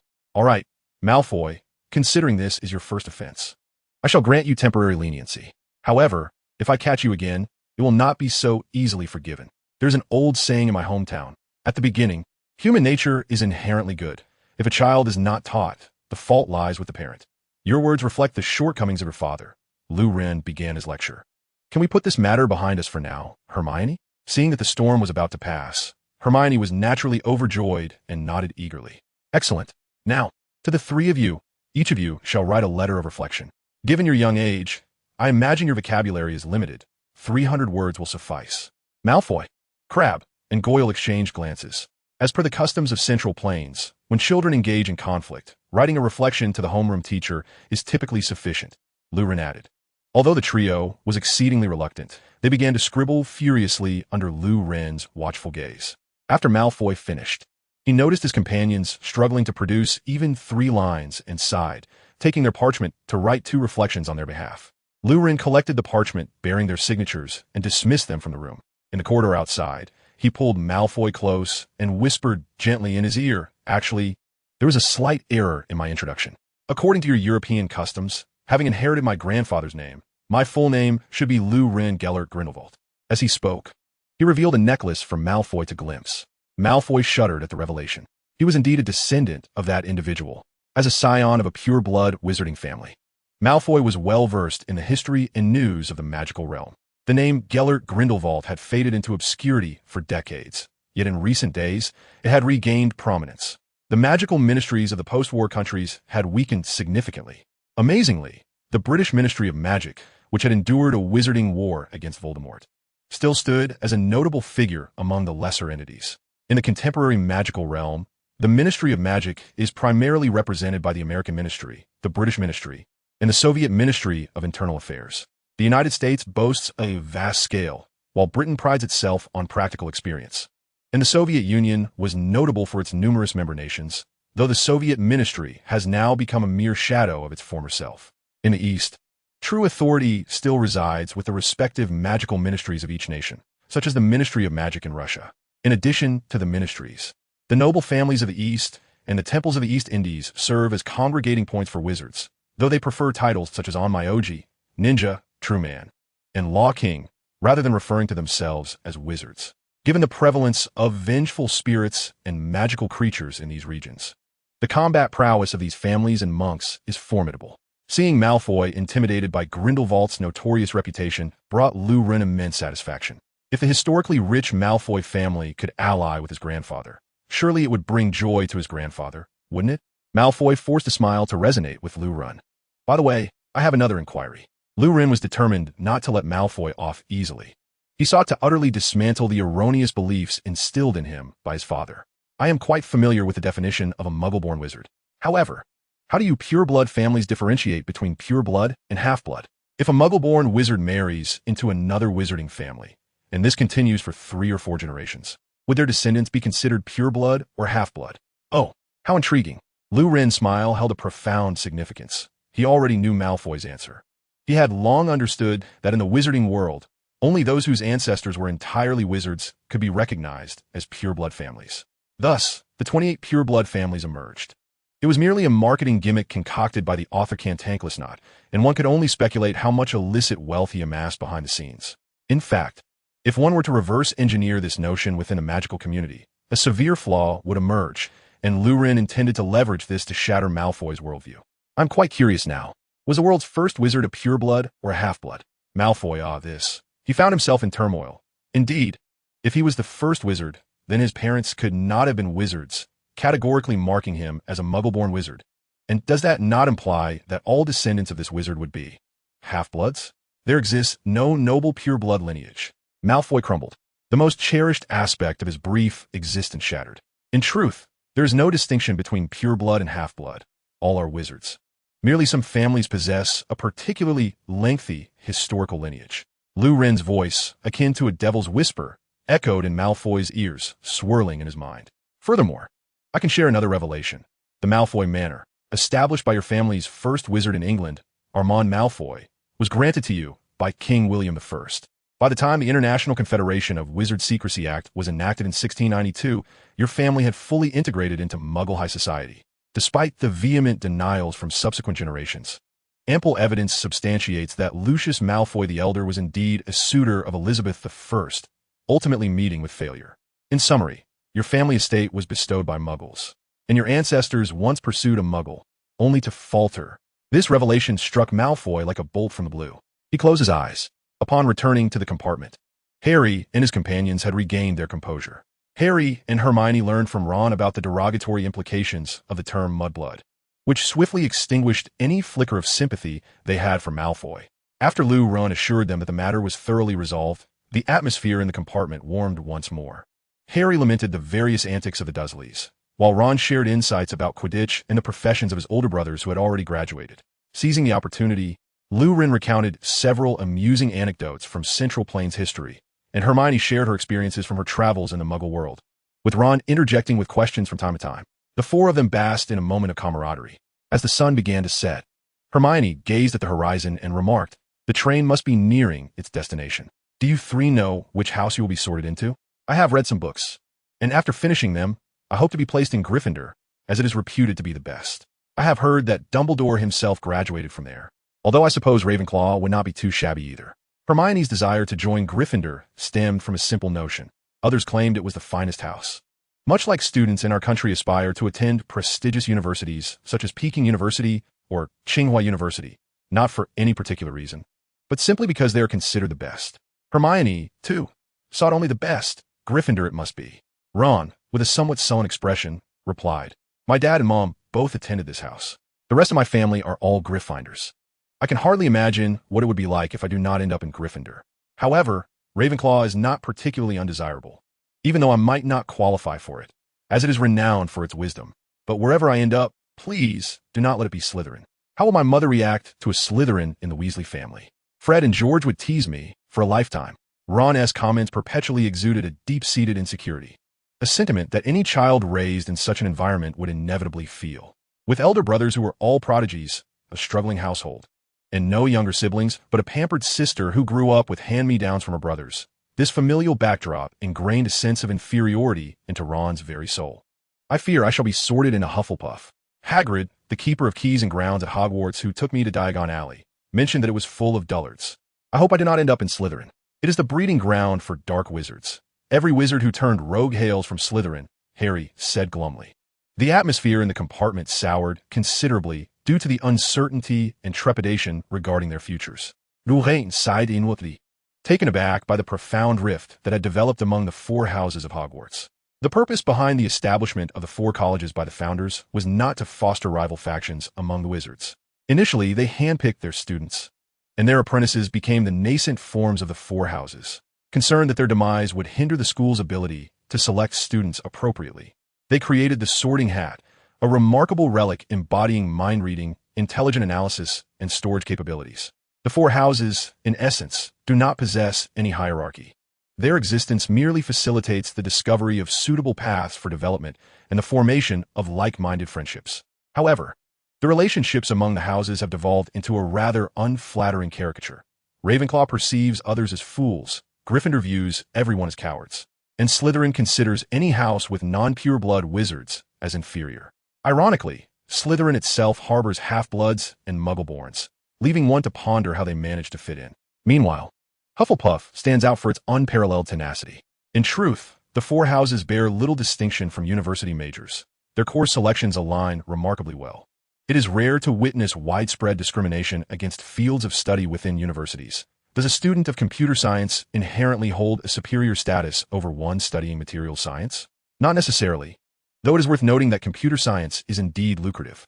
Lurin perceives that the growing estrangement among the houses may lead to an irreparable rift. Having been sorted into Hufflepuff numerous times in his past life, he feels a pang of discomfort when he hears disparaging remarks about the house. To him, Hufflepuff embodies the quintessential Chinese character: diligent, honest, unassuming, kind-hearted, and not particularly adept at self-promotion, yet possessing a profound appreciation for cuisine. As a Chinese individual, being sorted into Hufflepuff feels entirely natural. Furthermore, Hufflepuff deserves a rebranding. There are by no means mediocre or inferior remnants left behind, but rather the epitome of hard work and loyalty. In the climactic battle of the 7th year, nearly all Hufflepuffs chose to remain, matching Gryffindor in numbers. What a remarkable feat! While Gryffindor exhibits courage, it also revels in boasting and impetuosity. Their decision to stay was often made without careful consideration. They simply followed suit when they saw their peers remaining. In contrast, Hufflepuffs are neither boastful nor reckless. They possess a clear understanding of the challenges they face, and yet they choose to stay. This is an admirable quality. One group is incited to battle through fervent propaganda, while the other knowingly steps into a potential slaughterhouse. The distinction lies in the difference between an ordinary soldier and one who willingly marches to Stalingrad in July 1942. Lurin, which house do you wish to join? Hermione noted his silence, and, unable to contain her curiosity, inquired. Well, whichever house I'm sorted into is the one I will embrace. To me, all houses are equal, devoid of superiority or inferiority. Slytherin is not inherently malevolent. Rather, the malign influence of Voldemort has tainted its reputation. A day will come when their mindset can be corrected. Their fondness for Hufflepuff grew exponentially. Lurin silently lamented that he had portrayed Hufflepuff as akin to a scavenger, despite it being a house capable of discovering the brilliance within each student. Indeed, it is the kindest and most inclusive of houses, and yet it bears such an unjust reputation. How unfair! Noticing that darkness had descended outside, Lurin addressed his companions. We should hasten to don our robes, for I have a premonition that we are nearing our destination. Very well, Ron and Harry readily agreed, promptly rising to undress. However, Lurin jokingly shooed them away, exclaiming, even at the tender age of 11, do not dare to act indecently. The three boys swiftly changed into their robes in the corridor, waiting for a while until Hermione emerged, finally clad in her attire. At that moment, Lurin glanced out the window. The sky had darkened, shrouded in what appeared to be dense clouds, making it difficult to see clearly. Beneath the deep purple sky lay a landscape of mountains and forests. The train seemed to be slowing down. In 5 minutes, we shall arrive at Hogwarts. Please leave your luggage on the train. We will ensure it reaches the school. A voice echoed in the corridor. Oh, this train is not on autopilot, Lurin mused, having always believed the Hogwarts Express operated without a driver. He realized that the voice emanated from the corridor's speaker, provoking further contemplation. If Muggle technology is rendered ineffective at Hogwarts, how does this speaker function? Is it merely because we have not yet entered the area where Muggle technology is prohibited? Or, if it is the latter, the implications are quite fascinating. What precisely does Muggle technology encompass that fails within Hogwarts? It is evident that high technology is included. While papermaking is a Muggle invention, it is known that Hogwarts permits the use of parchment and A4 paper. What is likely prohibited are devices such as 3D printers and mobile phones. However, the fundamental laws of physics remain applicable, such as the laws of thermodynamics and Newton's laws. Thus, Lurin could potentially conduct a future study, testing the boundaries of the Muggle Prohibition Zone.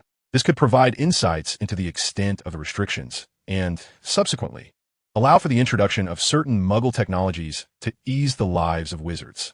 The train gradually slowed to a halt, and students jostled one another as they surged toward the doors, stepping onto a dark and diminutive platform. The chill of the night caused Hermione to shiver. Observing her discomfort, Lurin graciously draped the cloak he had just retrieved over her shoulders, having summoned warmth from his magic to dispel the cold surrounding him. As for the shivering Ron and Harry, apologies, my powers are limited, and there is but one cloak. Brothers, I am sorry, but Hermione is simply more capable. She can assist in the reconstruction of the Ministry of Magic in the Central Plains, while you cannot, Lu Ren justified to himself. A lamp swayed above the heads of the students, and Harry heard a familiar voice calling out, first-year students, come this way. Harry, over here, how are you? Above the bustling crowd was Hagrid. His imposing stature was indeed advantageous for welcoming newcomers. Come along, follow me. Are there any more first years? Watch your step now. All first years. Follow me. Hagrid continued to shout. They trailed behind Hagrid along a steep, narrow path descending into darkness, the sides of the path engulfed in shadows. The steepness, coupled with possibly slippery moss, caused them to stumble and slide as they walked. Silence enveloped them. Lu Ren sighed. This dreadful path. Darkness often evokes the deepest fears, perhaps accompanied by the thought of cockroaches. Harry felt a knot tightening in his stomach. If there were light, he would have noticed Ron's freckled face paling, though it was already quite fair. Hermione quietly grasped Lu Ren's sleeve, holding on tightly. After a moment's contemplation, Lu Ren produced his wand from his robe. The word Seagull signifies the sun. A glowing sphere emerged from the tip of his wand, gradually enlarging as it absorbed magical particles from the air. Praise the sun. The luminous orb hovered above the first years, illuminating the path ahead and dispelling their inner fears. I shall be your son, Lu Ren declared to Harry and the others. Though he lowered his voice, most of the first years heard him, and a subdued laughter erupted, dissipating the previously heavy atmosphere. By the lakeside, fewer than 20 small boats were scattered. To be honest, Lu Ren felt somewhat embarrassed by his own words. How could he have uttered such a thing? They continued walking, and after rounding a bend, Lu Ren's little sun extinguished. At the end of the path emerged a vast, dark lake. On the opposite shore loomed a majestic castle with towers piercing the night sky, its windows twinkling like stars. Though this was not Lu Ren's first encounter with the scene, it was his first glimpse of it at night. Everything was silent, save for the pure exhilaration coursing through him. Who among us hadn't dreamt of joining Hogwarts in their childhood? Alas, the owl that should have delivered their acceptance letters had forever gone astray. Each boat could hold no more than 4 individuals. Lu Ren boarded a nearby boat, with Hermione closely following him and sitting beside him. Other first years attempted to board, but were unable to outpace Harry and Ron, retreating in disappointment. Lu Ren noticed Draco Malfoy extending a hand to the solitary Neville, inviting him to join himself, Crabbe, and Goyle in one boat. Has everyone boarded? Hagrid waited a moment before claiming a boat for himself. Very well, onward. The boats glided forward without any visible means of propulsion. Lu Ren mused about the possibility of encountering a storm on the journey. That would surely make for a memorable initiation. I've read that book too, Hermione exclaimed joyfully. Harry and Ron replied, You really are insufferable. So, being a top student is such a remarkable feat. Can one indulge in their whims simply by reading extensively? It seems that the academically gifted indeed possess such liberties. Soon, a small vessel glided through a verdant curtain of ivy draping the cliff face, arriving at a secret, open entrance. They navigated through a pitch-black tunnel, drifting beneath the castle, until they reached a ground strewn with gravel and small pebbles. The newcomers disembarked and ascended a tunnel carved into the rock, ultimately arriving at a flat, damp meadow shaded by the castle. Hagrid parted the throng of new students and gently rapped 3 times on the door, to the eyes of ordinary students. It appeared as though he pounded on it with his fists. The grand door swung open immediately. Lu Ren observed that the door was at least 3 feet thick. Perhaps Hogwarts chose Hagrid as the first-year guide with the intention that his knocks could be heard by the professors within. A tall, serious-looking witch dressed in a forest green robe emerged from behind the door, Professor McGonagall. Although she seemed formidable, akin to a high school head of department, Lu Ren knew her to be quite amiable, often attempting to evade unreasonable assignments during holidays, much like an ordinary person. Speaking of evasion, Dumbledore resembled a rather unscrupulous leader in daily life. Despite neglecting his duties, he burdened his subordinates with an overwhelming amount of work, occasionally rallying Professor McGonagall with the notion that she was his successor, which was quite mischievous of him. Perhaps his only redeeming quality was that he indeed fulfilled the promises he made, as Professor McGonagall eventually became the headmistress. Achoo! Dumbledore suddenly sneezed from the staff table. At that moment, Professor McGonagall had already handed over the students to Hagrid. She ushered the newcomers into a small, empty room at the far end of the Hogwarts Great Hall, where they huddled together like sardines in a tin. Lurin felt genuinely relieved that the number of first years was not excessive. 50 students meant 50 minutes. Not to mention the subsequent speech from the headmaster and the introduction of the annual sacrificial offering, the defense against the dark arts professor. This would likely take over an hour. And this was with only 50 students. The opening ceremony would last a minimum of an hour. If there were too many students, the event would stretch on endlessly, leaving little time for dinner.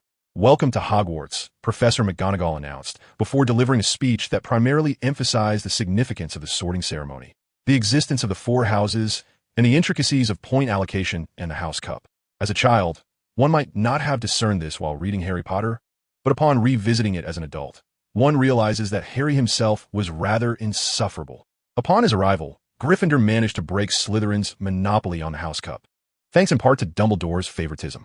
For instance, in the first year, Slytherin amassed 472 points, leading Ravenclaw by a staggering 46 points and outpacing Gryffindor by 160 points. Such a lead was almost equivalent to half of Hufflepuff's total score. The most disheartening aspect was that even with Hermione and Ron each earning an additional 50 points, and Harry an extra 60, their collective efforts still fell short of surpassing Slytherin. Consequently, in a moment of desperation, Dumbledore awarded Neville an extra 10 points. Such antics would be unthinkable in a football match. Who has ever witnessed a match in stoppage time, trailing by 3 goals, only for the referee to award 3 penalty kicks and a free kick at the doorstep? Certainly, I have not. This illustrates the necessity for oversight. Hogwarts must establish proper supervisory measures, for Dumbledore's actions are rather dubious. One ought to tidy oneself up and adopt a more spirited demeanor. After Professor McGonagall concluded her monotonous discourse, she departed. "How do they manage to place us accurately into our respective houses?" Harry inquired of Ron, who he assumed, being from a wizarding family, would possess the knowledge. However, disappointment was inevitable. There exists an unwritten agreement within the wizarding community that prohibits the revelation of the sorting ceremony to young witches and wizards. These wizards are quite audacious. Fred and George mentioned an impending examination that would be quite detrimental to us. I presumed they were jesting. Yet Percy echoed their sentiment. "And Bill even gave me a brief embrace," Ron stammered. Harry's heart sank. An examination? What would become of him?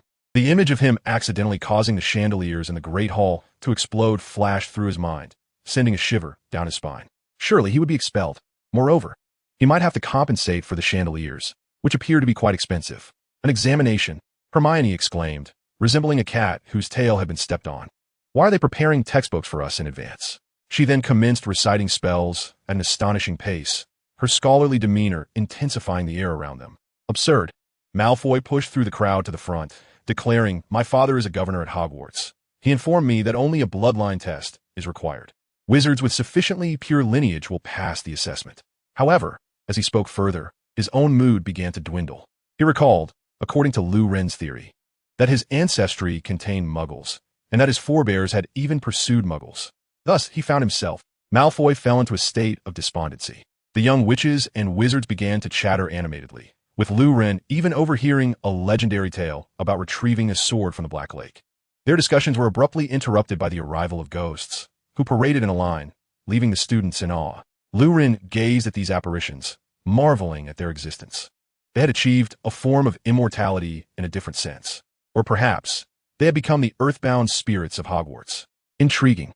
The origins of ghosts could be a subject for future exploration. Did ghosts possess their own social structures? What were we to do, Lou Wren? Hermione, having finished her spell review, yet still visibly anxious, sought a measure of encouragement from him. Observing the rising tide of anxiety among his peers, Lou Wren felt compelled to clarify. "If you all have received acceptance letters, you will undoubtedly be admitted. It is merely a matter of which house you will join. I have inherited some fortune-telling abilities. I can offer you insights." The surrounding first years erupted in excitement, crowding around Lou Wren in hopes of receiving a glimpse into their futures. Reluctantly, Lou Wren used magic to push them back. One at a time, no need to panic. He then pulled Hermione before him, saying, "Come, let me see your fortune." Then he took the opportunity to lean closer to Hermione, scrutinizing the young girl before him. Hermione, feeling a surge of nervousness, tightly closed her eyes. Suddenly, Lou Wren pondered whether, at that moment, if he were to declare Hermione a member of Ravenclaw, it might result in her being sorted into that very house. He found himself lost in thought, deliberating whether he should attempt to alter the course of destiny.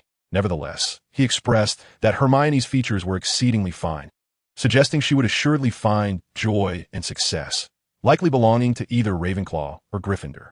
Hermione let out a sigh of relief. The outcome was not unfavorable. Professor McGonagall arranged the students in a line and ushered them into the Great Hall. Upon entering, Harry discovered that the hall was entirely different from what he had previously imagined. Indeed, it was a scene so splendid and majestic that he could hardly have envisioned it in his lifetime. After placing the Sorting Hat, Professor McGonagall signaled the commencement of its song. "You may not find me beautiful." Following the song, thunderous applause erupted throughout the hall. The hat bowed to each of the 4 house tables before becoming still. A peculiar thought suddenly struck Lurin. What price would one have to pay to have the hat sing "You shall return like lightning" at the start of term ceremony? It perhaps required Voldemort to conquer Hogwarts first. Lurin's mind was no longer engaged with the sorting ceremony. He already knew all the outcomes. So what was left to discuss? Standing was quite tiresome. As boredom set in and he began counting the candles in the hall, the sorting ceremony finally commenced. Anomaly, the legendary ironclad Hannah. Due to the initial of her name being Hannah Abbott, was always the first to be called during the sorting ceremony. As expected, she was sorted into Hufflepuff. Susan Bones, Hufflepuff. Terry Bolt Ravenclaw. The line gradually diminished, and finally, it was Hermione's turn.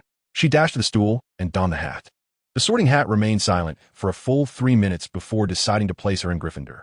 After Neville Longbottom, it was Lurin's turn to take the stage. He slowly enveloped his mind with a layer of magic to shield against the hat's probing. As the hat settled upon his head, a peculiar scent wafted through. Lurin would describe it as the fragrance of time itself. An intriguing little trick. You're the most gifted young wizard I have encountered in recent years. The hat proclaimed. Alas, I do not examine your memories, but rather the essence of your soul. The essence of my soul. The hat did not sort based on memory. Each soul possesses a unique aroma that magic cannot conceal. The spiciness of courage, the tartness of ambition, the freshness of confidence, the sweetness of tranquility. Each soul is akin to a dish. I categorize them into different houses based on the flavors of these dishes. Lurin began to grasp the concept. The sorting was based on personality traits, a most reliable and straightforward method. After all, having a hat read minds to make judgments would be an impossible task. It is, after all, merely a hat. This hat could sense the essence of the soul. Those who crave the flavors reminiscent of Sichuan cuisine should venture to Gryffindor, while those with a penchant for desserts ought to seek out Hufflepuff. If one desires the icy, delectable essence akin to sashimi, Ravenclaw beckons, and for a tangy experience, Slytherin awaits. How intriguing! Might Hermione's taste resemble sushi dipped in mustard? You, on the other hand, evoke the sweetness of a cream cake. The sorting hat whispered in Lurin's ear. Ah, then I shall head to Hufflepuff, Lurin thought to himself. Gryffindor, the hat suddenly exclaimed. Lurin was taken aback. Apologies, I am merely a hat, under immense pressure to draw conclusions against my will. The sorting hat regrettably apologized to Lurin. Damn you, Dumbledore. Lurin realized suddenly. He glanced towards the staff table, where Dumbledore raised his goblet, revealing a subtle smile. Lurin felt a wave of frustration wash over him. Yet he knew he could not simply declare his refusal. That would surely lead to a miserable 7 years ahead. While outright bullying was unlikely, considering no one could best him in a duel, cold treatment was inevitable. Dumbledore's little schemes were crystal clear to Lurin. He intended to treat him like a caretaker. Very well, just you wait. I shall remember this grudge. Lurin silently seethed, though he maintained a facade of cheerfulness. Amidst the applause from Gryffindor, he descended from the platform and took his seat beside Hermione. As he passed Percy, he cheerfully patted Lurin's arm, having formed a favorable first impression of both Lurin and Hermione. Following this was the conclusion of the sorting and Dumbledore's speech. Soon, the tables were laden with an array of food: roasted beef, roast chicken, pork chops, lamb ribs, sausages, steak, boiled potatoes, baked potatoes, chips, Yorkshire pudding, pea shoots, carrots, gravy, ketchup, and mint hard candy. It appeared exceedingly sumptuous. It was merely a medley of roasted meats and boiled vegetables. Lurin pondered that the house elves should learn a thing or two about Central Plains cuisine. After the main course came the desserts, featuring an assortment of ice creams. Apple pie, fruit tarts drizzled with syrup, chocolate souffle, fried jam donuts, wine-soaked jam pudding, strawberries, jelly, and rice pudding. To be fair, the desserts were quite delightful. The atmosphere buzzed with lively discussions. Harry and others conversed about their family backgrounds, while Hermione sought academic advice from Percy, which excited him greatly, leading to an animated exchange. Lurin felt out of sync with the surrounding merriment. The joys and sorrows of the world felt incomprehensible to him amidst the noise. Lurin, wait a moment. Please come to my office. The password, is Godiva. Lurin recognized the voice. It was Dumbledore seeking a private conversation. How dare you call me for a private chat? Blocked. Lurin mingled among the first-year Gryffindors, following Percy as they navigated through the bustling crowd and exited the hall. They then meandered through the campus. Percy even opened 2 hidden doors concealed behind sliding panels and hanging drapes. Truly a perplexing architectural layout. Having ascended numerous flights of stairs, Lurin began to feel fatigued. He had consumed quite a bit, and today had expended a significant amount of his magical energy, leaving him somewhat drowsy and yearning for rest. Suddenly, the person ahead of him halted abruptly. Before them, a bundle of cutlery floated in midair. Percy took a step forward, causing the utensils to soar towards him. It was the poltergeist, Lurin realized, a mischievous spirit known for its pranks. At that moment, Percy raised his voice, declaring, "Reveal yourself, poltergeist." Accompanied by a loud, piercing sound reminiscent of a deflating balloon, a small figure appeared, sitting cross-legged in the air, with a pair of ominous black eyes and a wide mouth. It was none other than a first-year imp, exclaiming with exuberance, "Fantastic! Super! Invincible! Big Bang!" With that, he hurled a gigantic balloon towards Lurin and his companions. Percy waved his wand, attempting to deflect the balloon, but to his surprise, it burst upon impact, drenching the first-year students in water. Screams erupted in a cacophony. Lurin, caught off guard, was soaked with cold water. Enraged, he glared upwards, extending his left hand and pointing at the poltergeist, shouting, "Confringo!" A vibrant burst of magical energy surged towards the poltergeist, culminating in a resounding explosion that sent shockwaves through the air. The poltergeist was propelled away from the explosion center, yet appeared unscathed. "Confringo! Confringo! Confringo!" Lurin did not relent, casting the explosive spell repeatedly until his magical reserves were depleted. The corridor resembled a battlefield, with decorations shattered and debris strewn about. The poltergeist had vanished without a trace, leaving the scene reminiscent of a war zone. The Gryffindor first years huddled on the ground, trembling and covered in dust. At that moment, Dumbledore hurried to the scene. Gazing upon the wreckage, his heart felt as though it were gripped by an unseen force. Taking a deep breath, he discreetly infused his heart with a touch of magic to stabilize his condition. He drew his wand, proclaiming, "Return to normal."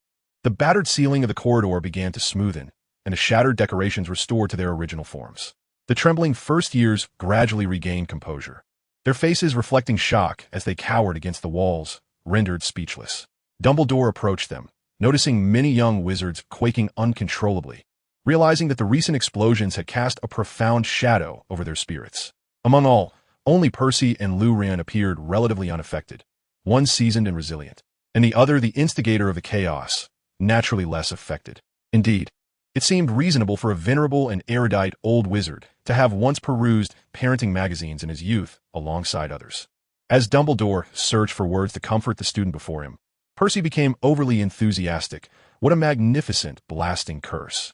A stroke of genius. It's nothing short of artistry. I could never cast so many blasting curses with such fluidity, and the power behind his spells is impressive." Percy was nearly beside himself with excitement, a stark contrast to his usual composed demeanor.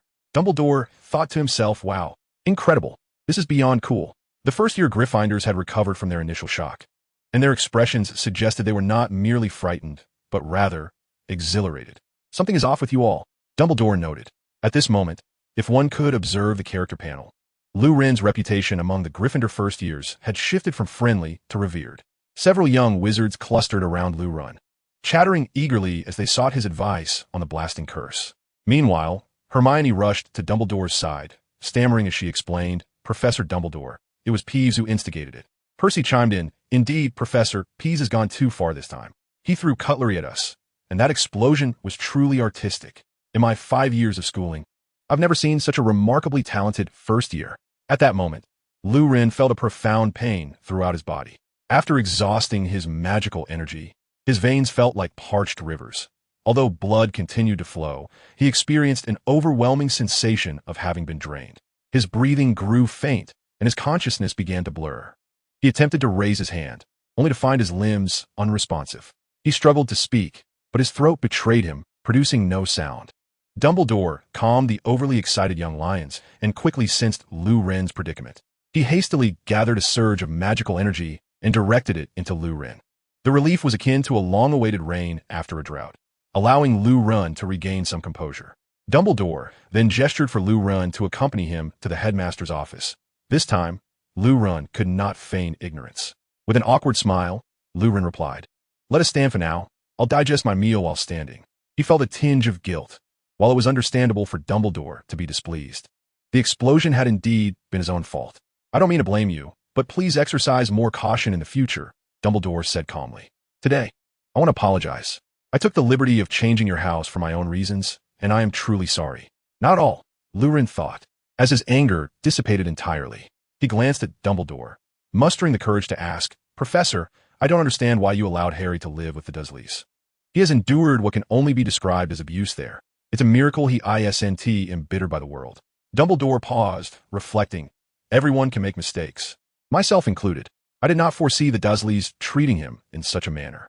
Moreover, this situation involves complex magic. Petunia is Harry's only blood relative, and this connection serves to protect him from the threats posed by Voldemort's followers. Lu Run furrowed his brow, instinctively wishing to retort, "If you're concerned about the persecution from Voldemort's remnants, why not raise him yourself, or find a professor to do so?" However, he swallowed the words that hovered on the tip of his tongue. He realized that Dumbledore did not possess the omniscient perspective he himself had. He was unaware that Voldemort would return in 3 years, nor had he fully comprehended Severus Snape's character 11 years prior. These considerations had eluded him. While onlookers might deem it preferable for Dumbledore to personally nurture the child, the one embroiled in the situation often finds clarity elusive. Ultimately, allowing Petunia to care for Harry was indeed the most prudent choice, and she had fulfilled that role admirably. Harry's significance transcended his status as the key to defeating Voldemort. It lay in the sacrifice of his parents for the Order of the Phoenix.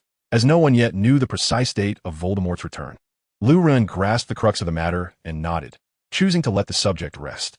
He departed from Dumbledore's office, but not before casting a devilish smile and uttering a nearly maddening revelation. "By the way, Peter Pettigrew is an animagus. He could transform into a rat, the very one beside Ron." Dumbledore exclaimed, "I shall resign at the end of this term." Left with no choice, he lingered momentarily in the corridor, awaiting the arrival of the kind soul who would usher him in. He was not mad enough to simply burst through the portrait. In the endless wait, Lu Run began to ponder. The matters he had just overlooked were far from merely forgetting the password. Suddenly, a spark of inspiration illuminated his mind, as if a ray of light had flashed behind him, and he understood everything. He perceived the rationale behind the various illogical plot developments that were to unfold this year. But what if the Philosopher's Stone was a trap? What if it were Dumbledore's design to ensnare? Should the plan succeed, the subsequent 6 books would merely recount tales of diligent study and progress. Yet ultimately, Voldemort would escape. It was from this point that events spiraled beyond Dumbledore's design, leading him into a web of complications that would culminate in his demise. But now I am here. When the time comes, I shall simply inform Dumbledore, and the issue will be resolved. Just as he was about to leave, the door to the common room swung open. Warmth flooded his heart as he thanked Hermione and ventured into the Gryffindor common room. Emerging from the entrance's wall hole, he found himself in a circular chamber furnished with an array of armchairs. This was the Gryffindor common room. On either side of the room were doors, one leading to the boys' dormitory, the other to the girls'. Lu Run entered the door on the left, ascended a few flights of stairs, and arrived at the first-year dormitory, which contained 6 beds. Reflecting on his experience studying in the UK, he found himself in a shared room once again. Lu Run felt a wave of nostalgia.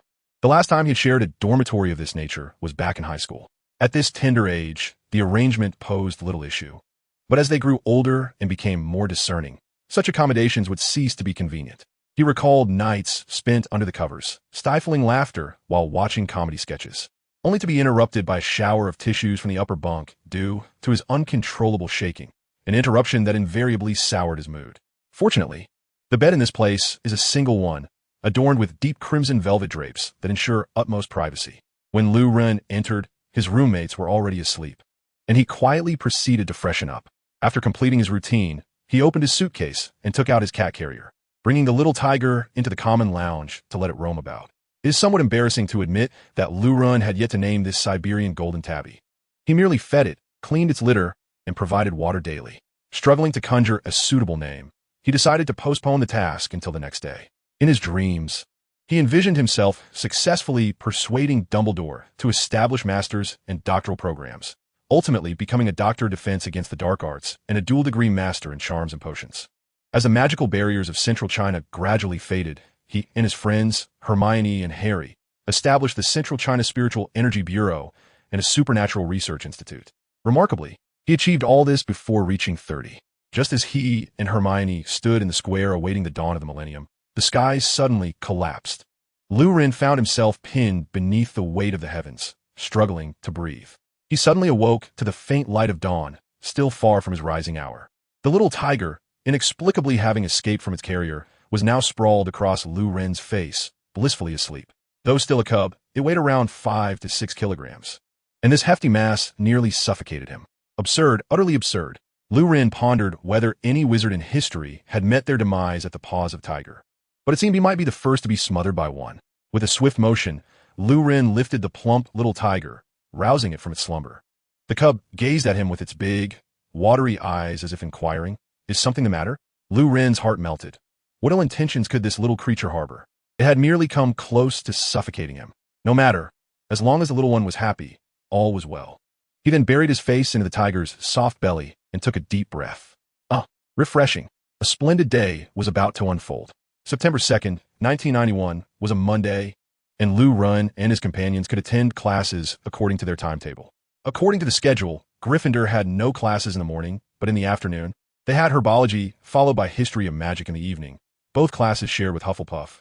The rationale behind scheduling history of magic after dinner remained a mystery to Lu Ren. Perhaps it was to prevent the young wizards from suffering insomnia. The herbology class took place in the greenhouse located at the rear of the castle. As a compulsory subject, Lu Ren and his peers would engage with it until their 5th year. The witch teaching this course was Professor Sprout, the head of Hufflepuff, who, like a rotund appearance, was exceedingly kind. The curriculum for first-year students was not particularly challenging, focusing on safer plants such as the white ash and devil snare. As a student from Central China, the instinct to cultivate seemed ingrained in Lu Ren's very being, and he performed exceptionally well, earning points for Gryffindor. Of course, these points would likely be deducted later by the trio. During dinner, Lu Ren received a private message from Dumbledore, requesting him to visit his office after class. While enjoying his meal, an idea struck him, and he decided on a name for the little tiger, Lu Wu. The name Lu Wu has a grand resonance, while the nickname Fat Tiger adds a touch of affection.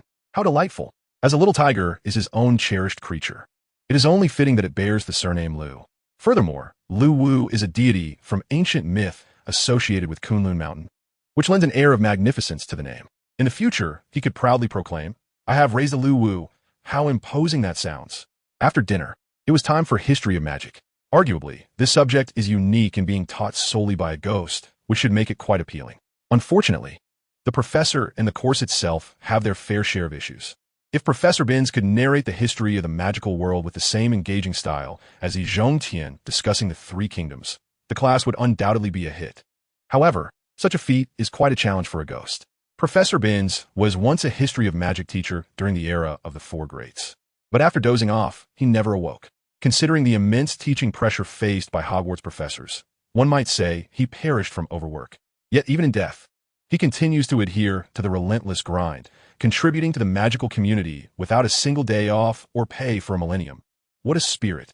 Thus, if the class is somewhat dull, so be it. The elderly professor on stage may not be fully aware, but the students below are certainly battling drowsiness. After class, Lu Ren made an effort to rouse himself, splashed some water on his face, and made his way to Dumbledore's office with practiced ease, taking a seat without hesitation. "Professor, if you keep calling me in for discussions like this every day, our reputations might suffer. You could find yourself embroiled in rumors akin to those surrounding the 46th President of the United States. Of course, your past dealings with Grindelwald have already been the subject of much speculation among the ladies. But I am different. I do not wish to be part of such tales. I have yet to experience love," Lu Ren remarked. Dumbledore replied, "Is it not permissible to seek you out for no reason?" Lu Ren responded, "It would be best if you had a purpose. Your tone just now felt rather off. Perhaps I am too impure of heart." Dumbledore smiled. "After a full day of lessons and immersing in the atmosphere of the school, what do you think? There's no hope. We might as well resign ourselves to fate." Lu Ren quipped, delivering a quick retort. His words were not mere hyperbole. The magical world indeed appeared to be in dire straits. While it still maintained a semblance of order under Dumbledore's guidance, history has shown that even empires can reach their zenith only to collapse a mere 9 years later, as was the case during Brezhnev's era in the Soviet Union. Present-day Hogwarts finds itself beset by internal and external troubles. The conflicts between the houses have intensified, with Ron and Hagrid openly expressing their disdain for Slytherin. It is easy to foresee that such animosity will be passed down through generations, becoming ever more entrenched. For 7 consecutive years, there's been no friendly interaction between Slytherin and the other 3 houses, nor has any student from the Snake House joined Dumbledore's army. One can only imagine the dire circumstances Slytherin faces following the Hogwarts War. Their upperclassmen instigated the conflict, their forebears invaded the school, and they retreated without a fight during the climactic battle. Stubbornness and prejudice erect a formidable wall, dividing what should be a united collective of wizards into 2 factions. Is it not evident that the Sorting Hat would refrain from assigning students to Slytherin, given the collective disdain for it? Clearly, this is not the case. Lou-Ren believes it is imperative to urgently mend the relationships among the 4 houses, not limited to Slytherin alone. Hufflepuff, too, faces disdain from other houses, which is equally unjust. Is unity among the 4 houses sufficient to resolve deeper issues? Certainly not. The challenges at Hogwarts extend far beyond inter-house conflicts. The wizarding world's stagnant attitude and its deteriorating state, akin to a weasel giving birth to weaker offspring, are pressing concerns. The magical community has fallen behind the Muggles and is in dire need of a reformist awakening. A mere 7 years of magical education evidently does not afford young wizards adequate growth. They require more learning and practical opportunities. Thus, Lou-Ren conceived a bold plan. Dumbledore appeared not angered but intrigued. Why was that? The animosity among houses, the regression of the magical realm, and the insufficiency of student capabilities. Was there anything more to add? Oh, perhaps Voldemort could be considered a minor factor. Lou-Ren spoke with conviction. What measures do you propose? Dumbledore inquired patiently, not surprised. These flaws have been recognized by Grindelwald decades prior and remain unresolved to this day. This child, possessing foresight, warranted an audience for his insights. A simple solution exists. The current house rivalries stem from notions instilled by elders and are not deeply entrenched. If students could forge friendships across houses, the rift would gradually mend. Naturally, forming such friendships is challenging. Thus, we must create an environment conducive to this, fostering tighter-knit groups. Dumbledore asked for further elaboration, intrigued by the child's apparent wisdom. We could organize students into groups of 4, each comprising members from different houses, Lou-Ren proposed. Furthermore, we shall cease providing free meals, compelling students to cultivate their own vegetables, which they can then exchange for food in the dining hall. Why the sudden shift to food? Dumbledore questioned. Lou-Ren distiled, indicating that today's young wizards are simply well-fed and restless, brimming with energy yet lacking outlets for it. The current meal distribution at Hogwarts is somewhat unscientific, leading to substantial waste during each dining session. Take, for instance, the opening feast. Vast quantities of food vanish from the plates. Where do they go? They are discarded as refuse. Is this fair to the pigs, cows, sheep, and chickens that sacrifice their lives? Shameful. One cannot comprehend the value of sustenance without managing it themselves. Thus, let them earn their meals through labor. This endeavor would not only provide nourishment, but also foster friendships among students. If old Dumbledore were wise, he would ensure a balanced gender ratio, simultaneously assisting students with significant life matters. With a brief explanation, the astute Dumbledore grasped the entire concept and fell into contemplation. As for the quality of the students, professors could be encouraged to introduce various projects during the holidays, allowing interested students to enroll. This would provide an opportunity for those eager to improve. Hogwarts could extend its curriculum to include 8th and 9th grades following the 7th. After graduation, students could seek recommendations from professors for further studies or pursue doctoral programs, even allowing students from other schools to apply for graduate studies. This would intensify the competition within the magical community and enhance the graduates' competitiveness. Lou-Ren articulated his thoughts, a proposal he had long contemplated, which he believed would benefit Hogwarts. Dumbledore fell into deep contemplation, realizing that the child's ideas were indeed quite reasonable. The nights at Hogwarts were tranquil. On the first day of the term, with little homework and entertainment, both professors and young wizards retired early to their beds. However, Dumbledore's voice suddenly echoed in the ears of the 4 house heads, summoning them to his office. Startled from their dreams, they found themselves wide awake. Soon, Professor McGonagall in her plaid pajamas, Professor Snape in his black silk nightwear embroidered with pale yellow lilies, along with Professors Flitwick and Sprout, arrived at the headmaster's office. "Why have you summoned us at such an hour, great headmaster? Are you unaware of the heavy burdens of our teaching duties?" Snape quipped upon entering. He knew that Dumbledore's late-night gathering of the heads must be for something significant, yet he couldn't help but voice his sarcasm. "Do remain calm, Severus. There is indeed a matter I wish to discuss with you all. The late-night meeting seemed to stretch on indefinitely, but by the following morning, the dark circles under the heads' eyes revealed they had not slept well. The next day unfolded without incident, save for the countless owls flitting to and fro in the skies above Hogwarts. Lu Ren and his peers attended herbology, charms, and transfiguration classes, making for a fulfilling Tuesday. However, Wednesday brought a storm of change. A piece of news reverberated through Hogwarts like thunder. Students would now be required to purchase their own food. Is the school bankrupt? Fred exclaimed in shock. This cannot be. My father is a board member. I will contact him.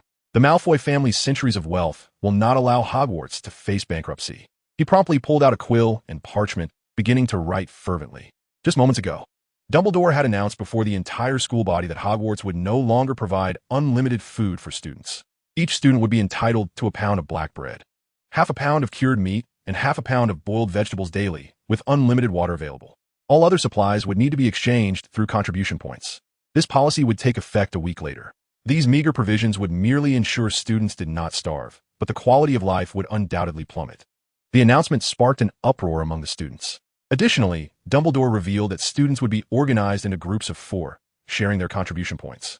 Each group would be allocated a small plot of land for cultivating crops, which could be exchanged for contribution points at the exchange center. Teachers from various subjects, along with affluent students contributing points, may post tasks within the school. Students who undertake and complete these tasks shall receive rewards in the form of contribution points. During the holidays, professors will also initiate student projects, the specifics of which will be announced at the end of the term. Interested students may participate to win rewards, such as gold galleons, contribution points, and potions. At the conclusion of this academic year, Hogwarts will introduce 8th and 9th grades. Students graduating from these 2 levels will be conferred with master's and doctoral titles. Students may still opt to graduate after 7th grade.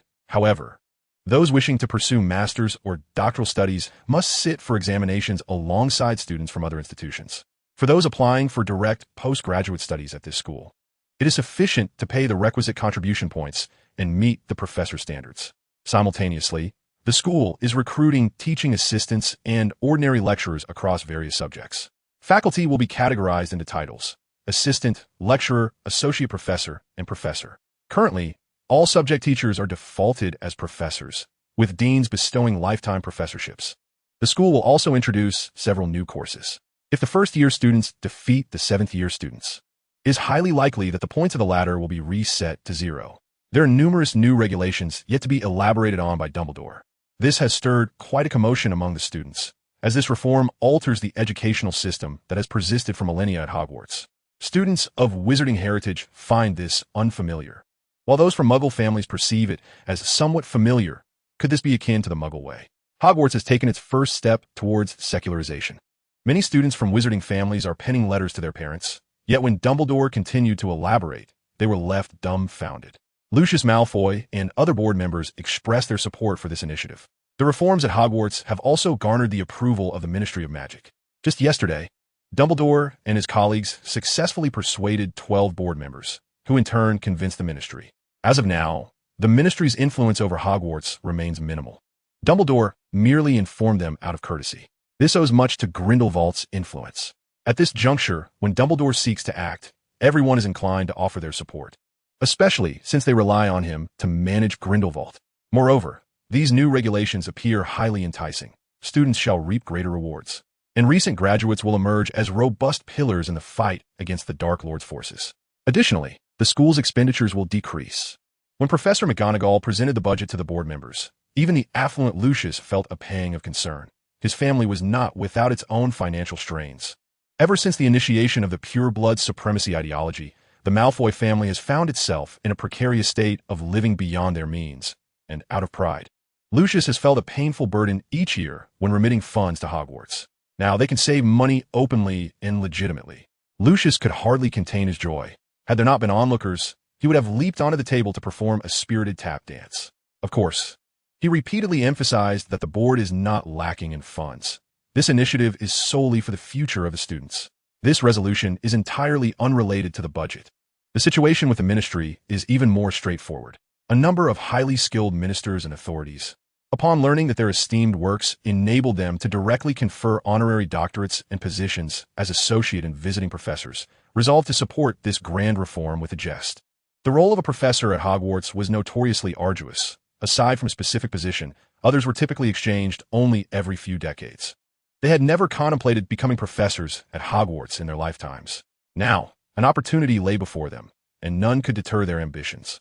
After reaching a consensus, they also decided that future promotions within the Ministry of Magic would take educational qualifications into account, much to the satisfaction of all.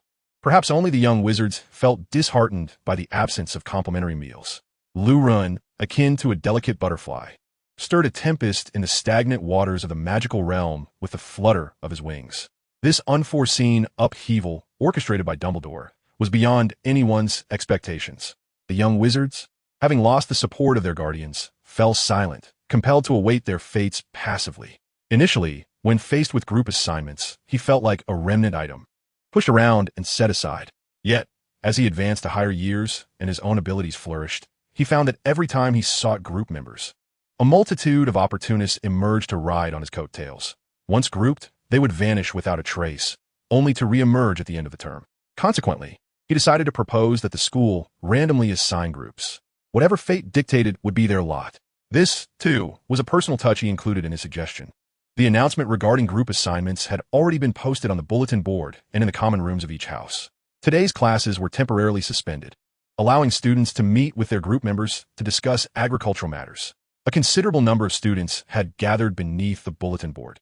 Fortunately, the number of students in each year was limited, with all groups totaling less than 90. Group 1, Harry Potter, Ernie Macmillan, Lisa Turpin, Pansy Parkinson. Group 2, Hermione Granger. Group 3. Soon enough, Lurun spotted his name in Group 5. His group members included Hannah Abbott from Hufflepuff, who left a profound impression on him, a steadfast individual indeed. Ravenclaw's member was Padma Patil. He perceived her name as distinctly Indian. He recalled that Patil belonged to the Kshatriya caste in India.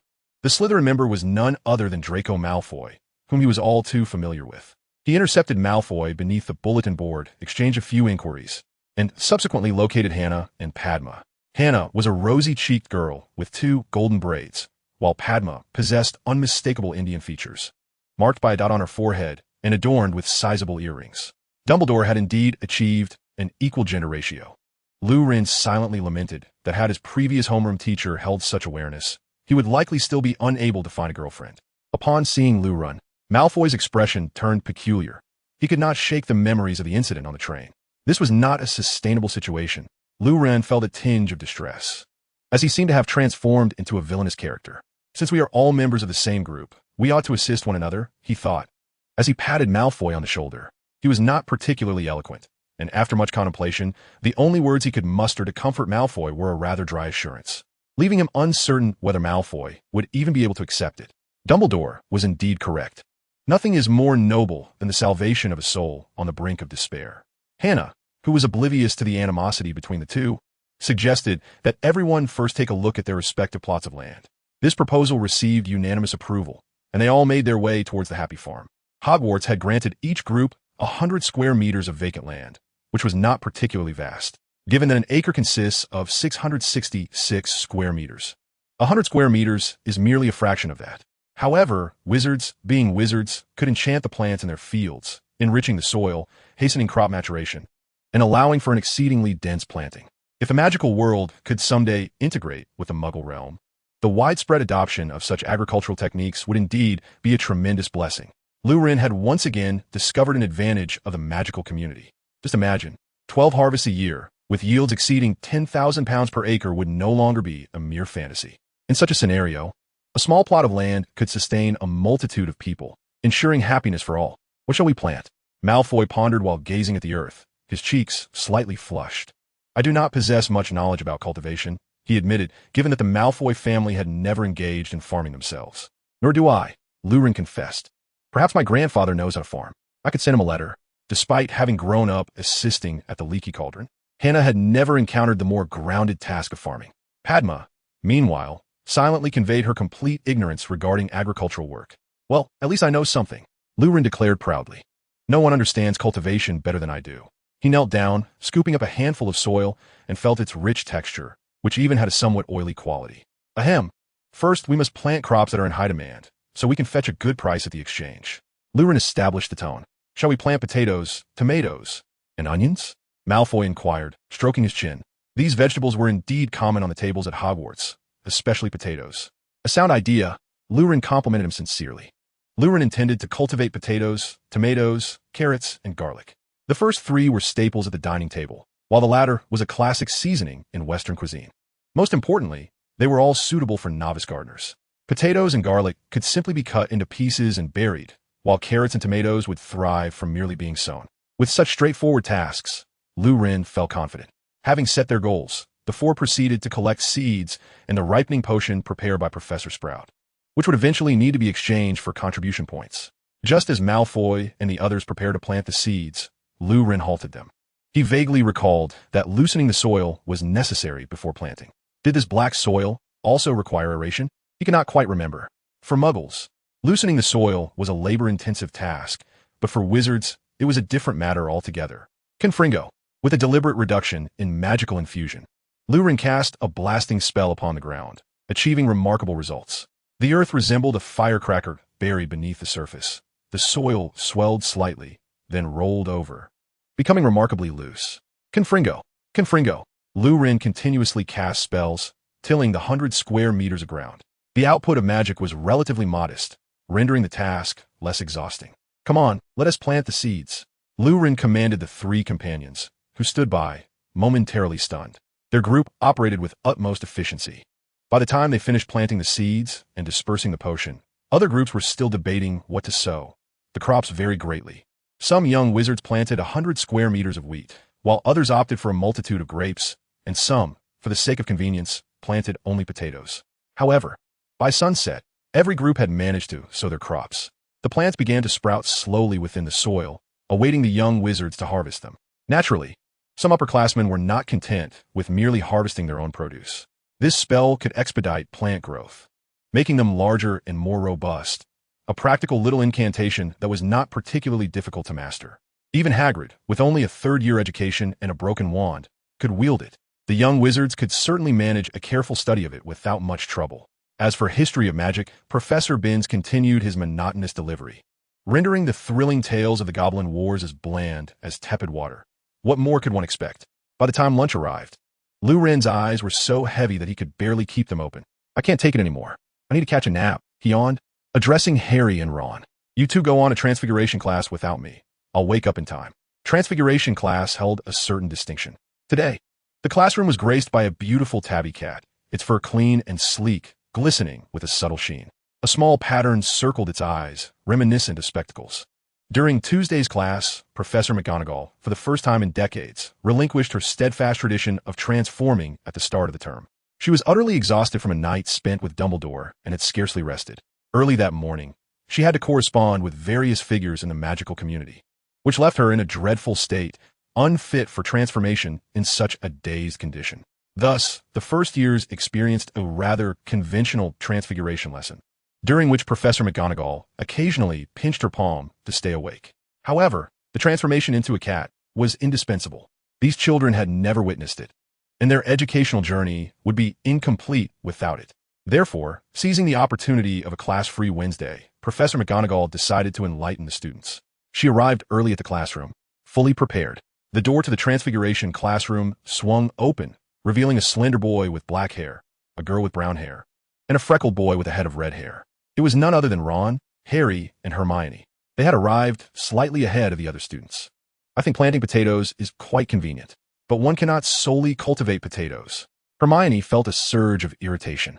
Was Ron's mind truly befuddled to plant an entire 100 square meters with nothing but potatoes? Look over there, a cat. Harry deftly diverted the conversation. What a magnificent feline. He mused inwardly, enchanted by its poise. Indeed, it's quite beautiful. Hermione's eyes twinkled with delight. Her affection for cats was profound, and she had already resolved to procure one from Diagon Alley to bring to school during the summer. Have you ever seen this cat at school before? Impossible. Its fur is so sleek, it is evident that it has been meticulously groomed. However, it could very well belong to Hagrid, Hermione speculated. As they spoke, the trio gathered near the tabby cat, scrutinizing it with keen interest. Luwren also owned a cat, and Ron struggled to contain his excitement. I've seen it several times in the dormitory. If given the chance, I too would like to have one. He recalled witnessing Luwren interact with his little feline. and the desire to pet the tiny creature had stirred within him, to bury his nose in its soft belly and inhale deeply. Unfortunately, that little tiger was quite wary of strangers. Aside from Lu Ren, it would bare its teeth at anyone who approached. Gazing at those sharp white fangs, Ron reluctantly shelved his bold intentions. Yet today presented an opportunity. This cat was unclaimed, which meant it could be his. Ron's face illuminated with a brilliant smile. What could be more delightful than attending class only to encounter a stray cat? Today was indeed Ron's lucky day. Seizing the moment, Ron sprang into action, catching the tabby cat off the podium before Harry, Hermione, or the cat could react, and he gently rubbed its head with his hand. At last, he had made contact. Ron was elated, feeling as though he were the happiest person in the world. A wizard ought to have a cat as a pet. Why should he settle for a rat? He noticed envy and longing in the eyes of his companions. They too yearned to pet the cat. Who wouldn't want to stroke a cat? It seemed rather selfish to monopolize it as a friend. Perhaps he could concoct an excuse to persuade them. Ron thought to himself. Ahem. Actually, I'm here to teach you how to determine a cat's gender, he declared, attempting to turn the cat over for inspection. Just then, the classroom door swung open. Lu Ren, having awakened from a brief rest, entered the classroom, his familiarity with the path allowing him to arrive slightly ahead of his classmates. Upon entering, he noticed Ron's actions and overheard his words.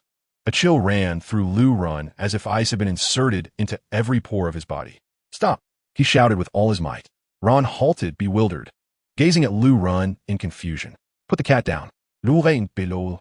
Do you have any idea how unscientific your method of holding a cat is?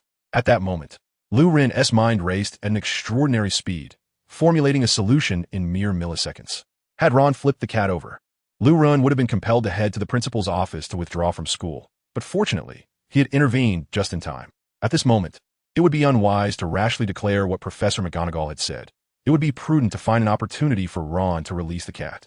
This way, at least he could ensure his own survival. Ron, may fortune favor you. Upon hearing Lu Ren's words, Ron felt a wave of shame wash over him, and he promptly loosened his grip, allowing the cat to dart out of the classroom like an arrow released from a bow. Lu Ren let out a sigh of relief. All was well, and joy reigned. During Transfiguration class today, Professor McGonagall arrived slightly late. With a stoic expression, she entered the classroom. The other young wizards, oblivious to any anomaly, continued their activities, while Lu Ren's face betrayed no change, even though his heart raced like a fan set to maximum speed. However, there was no time for complaints, as the professor was about to conduct a preliminary check of their assignments. Many students felt a sense of trepidation, for they had intended to complete their papers over the weekend, and had thus made no progress whatsoever. Hogwarts harbors countless treasures that every young wizard dreams of. The enigmatic and resplendent world of magic captivates each one of them. Yet, it also presents challenges that weigh heavily upon their minds, namely, assignments. The assignments at Hogwarts possess three defining characteristics: numerous, exceedingly numerous, and exceedingly, exceedingly numerous. The professors often assign papers that stretch several feet in length, with Professor Binns being the most notorious. Is it not entirely normal for a humanities professor to assign such extensive writing? Even Professor McGonagall's 1-foot-long essay is dreadfully daunting. 1 foot is approximately 30 centimeters, and to prevent any form of academic dishonesty, she has even stipulated the font size. For the students, a 1-foot-long paper translates to roughly 500 words, a task that seems insurmountable. Professor McGonagall began her inspection from the first row, methodically checking each student's work. Due to Hermione's presence, Harry Potter's group found themselves seated in the front row. Despite being in Scotland in September, beads of sweat formed on Lu Ren's forehead. Professor, I haven't had the chance to write it yet. Ron's ears flushed red as he attempted to plead his case. Of course, Ron had written something. He indeed had a paper in his bag, but if subjected to a plagiarism check, its similarity to Hermione's work would exceed 90. Such a paper was not meant to be presented, so he deemed it more prudent to insist he had yet to write anything. Professor McGonagall saw right through Ron's little scheme. She was not inclined to elaborate further, simply waving her wand, causing a scroll of parchment to fly out of Ron's bag. She quickly glanced at Ron's paper, a hint of a smile playing on her lips. Ah, young man, I've caught you at last. An old saying from the Central Plains states, a gentleman takes his revenge, even if it takes 10 years. A lady, however, can exact a retribution on the spot. Ron shut his eyes, too frightened to utter a word. Hermione's face turned ashen, having grown up in the Muggle world. She had heard far too many tales of academic dishonesty leading to dire consequences. Wesley, You shall serve a week's detention in the Forbidden Forest. Rewrite your paper. Granger. A week's detention for you as well, and 10 points deducted from Gryffindor. Professor McGonagall pronounced the penalties with authority. Academic dishonesty is regarded as a grave offense at Hogwarts, should the professors choose to take it seriously. In truth, what original work could young wizards produce? Merely being able to act as a conduit for literature was already a commendable achievement. In the realm of Muggles, the graduation theses of college students are often a hodgepodge of ideas. It is quite remarkable that a group of 11-year-olds can even manage to produce such eclectic works. Generally speaking, professors tend to turn a blind eye to these discrepancies. However, today Ron found himself in the line of fire, and Professor McGonagall promptly assigned him a package of detention. As for Hermione, there was little to be done. After all, someone had to bear the brunt of misfortune. Then came Harry's thesis.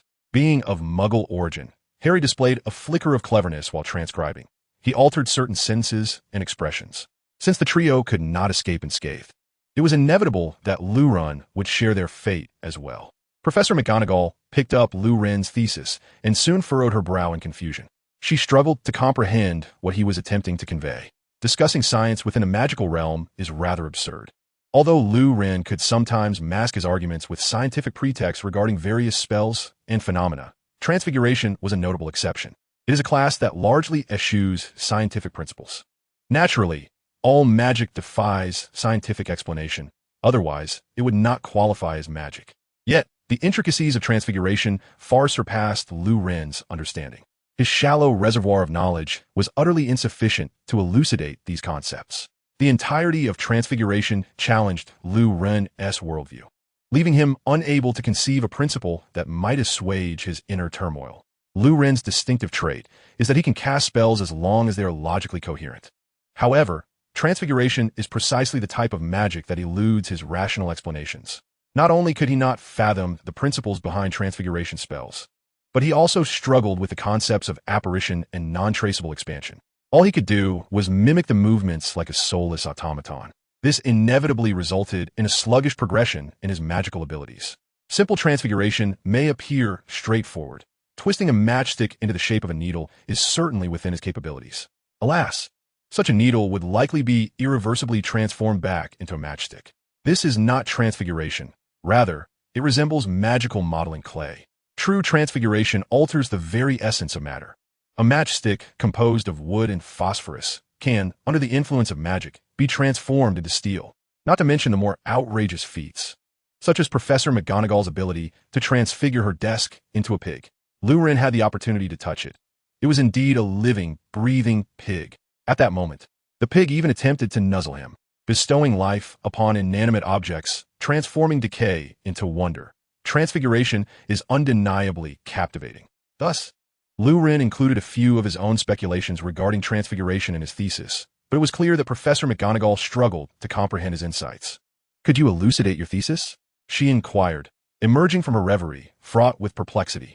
At one point, she believed the young boy was merely rambling. Yet, Lou Ren was far from incoherent. He had come prepared. His grasp of physical chemistry, though it is a singular course rather than a mere amalgamation of physics and chemistry, was commendable, despite his average physics skills. "Professor, if you wish to transfigure a matchstick into a needle, I believe this pertains to a fundamental transformation of the material itself. I would need to disrupt the chemical bonds of cellulose and potassium chlorate within the matchstick to obtain carbon and oxygen atoms, and subsequently transmute these molecules into iron atoms." Professor McGonagall's expression gradually shifted to one of bewilderment. "What on earth is this? It seems that he is quite different from those three little rascals," Professor McGonagall mused. "It is foolish, dear Mr. Lou, to attempt to explain magic through the lens of science. Many predecessors have pursued such a path, yet their endeavors ultimately culminated in failure. You are an exceptionally gifted wizard, and I hope you do not mislead yourself."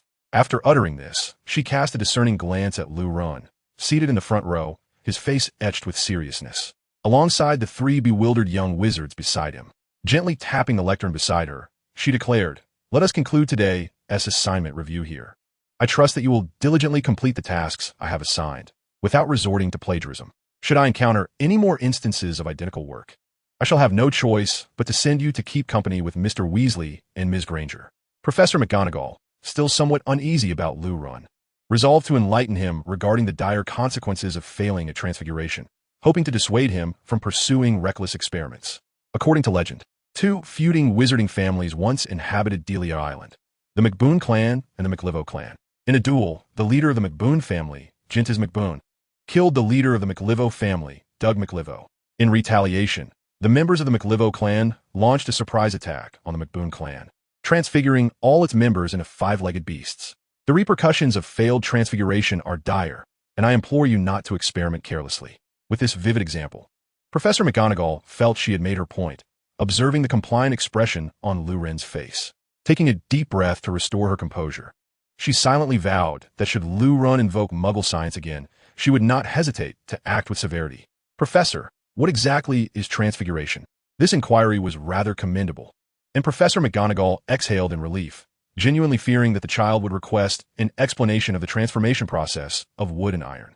Transfiguration encompasses numerous branches, primarily involving spells that alter perception and the essence of objects themselves, though their fundamental nature remains unchanged. Do you comprehend what I have conveyed? There are three categories of transfiguration: ordinary, semi-permanent, and permanent transformations. The sole distinction lies in the duration for which the transformed object retains its new form.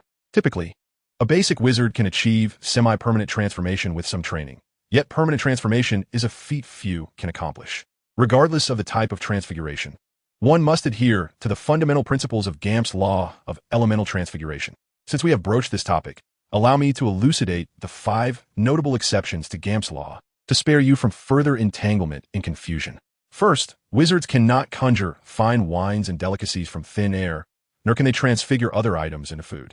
Even if you were to transform a table into a cake and consume it, you would derive no nourishment, for it remains merely a pile of wood.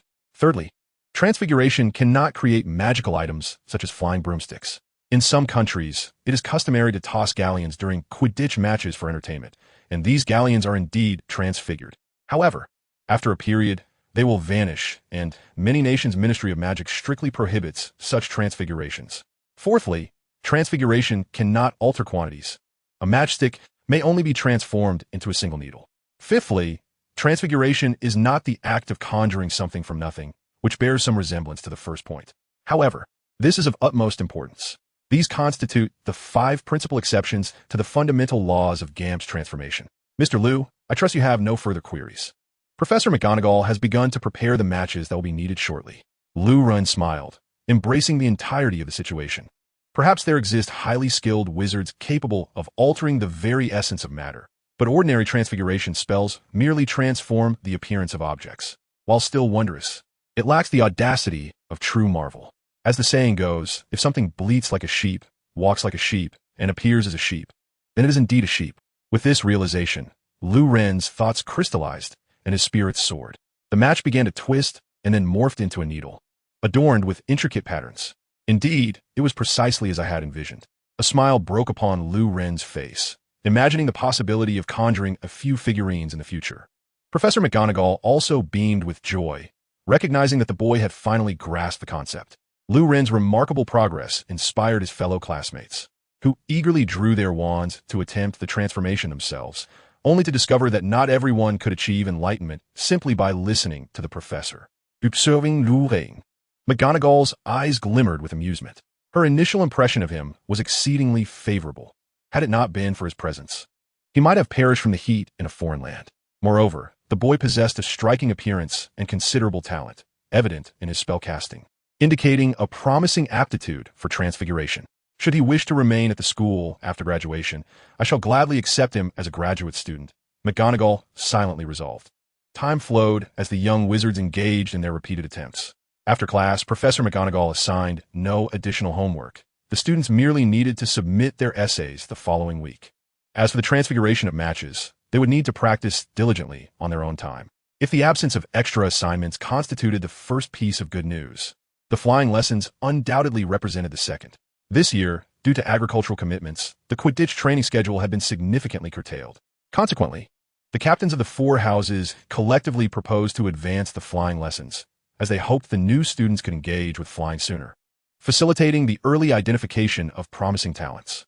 Thus, the flying class, originally slated to commence in the second week of the term, met with the young wizards in the first week.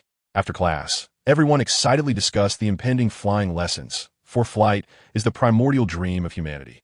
The only downside was that the Gryffindor Lions would have to share the class with the Slytherin Snakes. How unfortunate, Harry lamented. If I must embarrass myself, I would rather not do so in front of students from both houses. Can't each house have its own separate class? Growing up in a Muggle family, Harry often felt a twinge of insecurity, fearing further humiliation. As they chatted, they made their way to the flying lesson venue, where they encountered the Slytherin newcomers. The leader of Slytherin House was their Quidditch team's captain and seeker, Marcus Flint. He was tall, well-built, with prominent incisors, a pair of cunning gray eyes, and a tousled mane of black hair. Rumors circulated within the school, suggesting he possessed a trace of some monstrous lineage. Ah, behold this group of freshmen. The students of Gryffindor seemed to falter more with each passing year. Marcus intercepted the Gryffindor students, determined to exert his influence over these fledgling members of his house before class began. That old curmudgeon Dumbledore, with his insistence on forced groupings. Pairing him with those Gryffindor rascals for herb cultivation was quite irksome. Today presented the perfect opportunity to vent his frustrations on these newcomers. The Slytherin freshmen fell into an uncomfortable silence. Each one had their respective group members across the way in Gryffindor, and they were reluctant to provoke them for no reason. Yet, Slytherin's unwritten rule dictated that the younger students must unconditionally obey their seniors, and they dared not defy Marcus's command.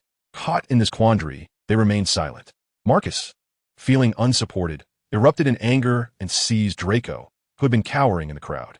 Draco, don't you agree with me? He demanded. Malfoy's face flushed crimson as he stammered, unable to meet Marcus's gaze. Marcus, you have truly sunk to a pitiable state. How absurd! A deep voice emanated from behind Harry. It was Oliver Wood, the captain and keeper of the Gryffindor Quidditch team. Bullying your own housemates daily, it's rather shameful. Perhaps you should focus on your studies. It seems you are on the verge of failing. Upon Wood's arrival, coupled with the lack of cooperation from his juniors, Marcus lost interest in further provocation. He released Malfoy and turned to Wood, saying, you ought to contemplate how to avoid a severe thrashing in the upcoming match. Which house was it that suffered such a humiliating defeat at the hands of Slytherin last year? I seem to have forgotten. Wood's face darkened at the public rebuke, and with a huff, he strode towards the designated area for flying lessons, a flat expanse of grass just outside the castle, with the forbidden forest looming ominously beyond. Lou Ren and his companions hurried to follow, and even at a distance, they could still hear Marcus's hoarse bellow. We fifth-year students are your best elder brothers.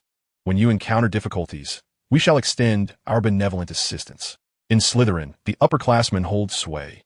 Keep your little schemes to yourselves. By the time the Slytherin freshmen arrived, the Gryffindor students were already present, with 20 brooms lined up neatly on the ground. Public property is often worn and tattered, and Hogwarts was no exception. The brooms lay battered and old, with branches sticking out in all directions, resembling nothing more than mere sweeping implements. The flying lesson was to be conducted by Madame Hooch, who sported short, silver hair, an unfortunate standard crew cut, along with a pair of piercing yellow eyes. If only her hair were a tad longer, she would undoubtedly look quite striking. Loulet mused. The freshmen stood distinctly on either side of the field, while Marcus and Wood leaned against the edge, arms crossed. What are you waiting for? Quickly now. Everyone stand beside a broom and seize the moment. Ms. Huichi is an impatient witch, incessantly urging everyone to hasten their preparations. Extending her hand above the broomstick, she called out up. The flying broomstick is the most ubiquitous mode of transportation in the magical realm, also a highly prevalent magical object. It responds to the simplest of commands, such as up. Moreover, it possesses the ability to perceive the wizard's innermost thoughts, or rather, it adapts to the individual's intentions. Up! Harry yelled at his broom, which immediately leapt into his grasp. Such occurrences are rare. Most brooms lay languid, disinclined to move. Next to him, Lou Ren's broom merely flipped over, revealing its lethargy, akin to a college student on a Sunday morning, utterly reluctant to rise from bed. Lou Ren, unwilling to indulge it, deftly employed a levitation spell, drawing the broom into his hand with seamless fluidity, unnoticed by those around. You think you can outmatch me? You're still inexperienced. Did you see that? 3 from Gryffindor can summon their brooms at once. It seems only 1 from Slytherin can manage, Wood remarked, noting Gryffindor's advantage, instantly seizing the opportunity to taunt. Marcus had no retort. 3-1 left him speechless. After instructing them on how to summon their brooms, Ms. Huichi demonstrated how to mount the broom without slipping off. She moved through the line, correcting the young wizard's grip. It's just like tennis lessons in childhood. Loulet mused. He felt his broom stir restlessly, so he infused it with a touch of magic, calming its subtle movements. All right, upon hearing the whistle, you will kick off with both legs and lift off the ground. Remember to exert force. Ms. Huichi instructed. Lu Ren positioned the broom between his legs, mentally commanding it to provide an upward thrust strong enough to support his weight. He then cast a spell upon the broom. Do keep an eye on Neville. I remember he tends to cause trouble. Suddenly, chaos ensued. Lu Ren's broom went haywire. Even a mere touch elicited a surge of fury from it. The broom charged straight towards Lu Ren's groin. Bang! Lu Ren exclaimed, "X6." That is a sensitive area. Due to the nerve distribution and the thick, resilient membrane surrounding the testicles, their size is strictly limited and cannot easily deform. Thus, they're exceptionally sensitive to pressure. Consequently, when a man's perineum is struck forcefully by an object like a broom, the pain can be excruciating, leading to rolling agony, unbearable suffering, and potentially causing fainting or what is termed neurogenic shock. Lu Ren was struck into a state of neurogenic shock by this unexpected assault. A battle-hardened wizard, well-versed in ancient incantations, he collapsed under the might of a mere broomstick. The violent impact rendered him momentarily unconscious. Yet the broom continued to ascend, propelling Lu Ren to a height of several dozen feet, akin to a cork ejected from a bottle. Ms. Huichi and the first-year students stood in astonishment. Lu Ren, hold on. Seeing the urgency of the situation, Harry hesitated not for a moment.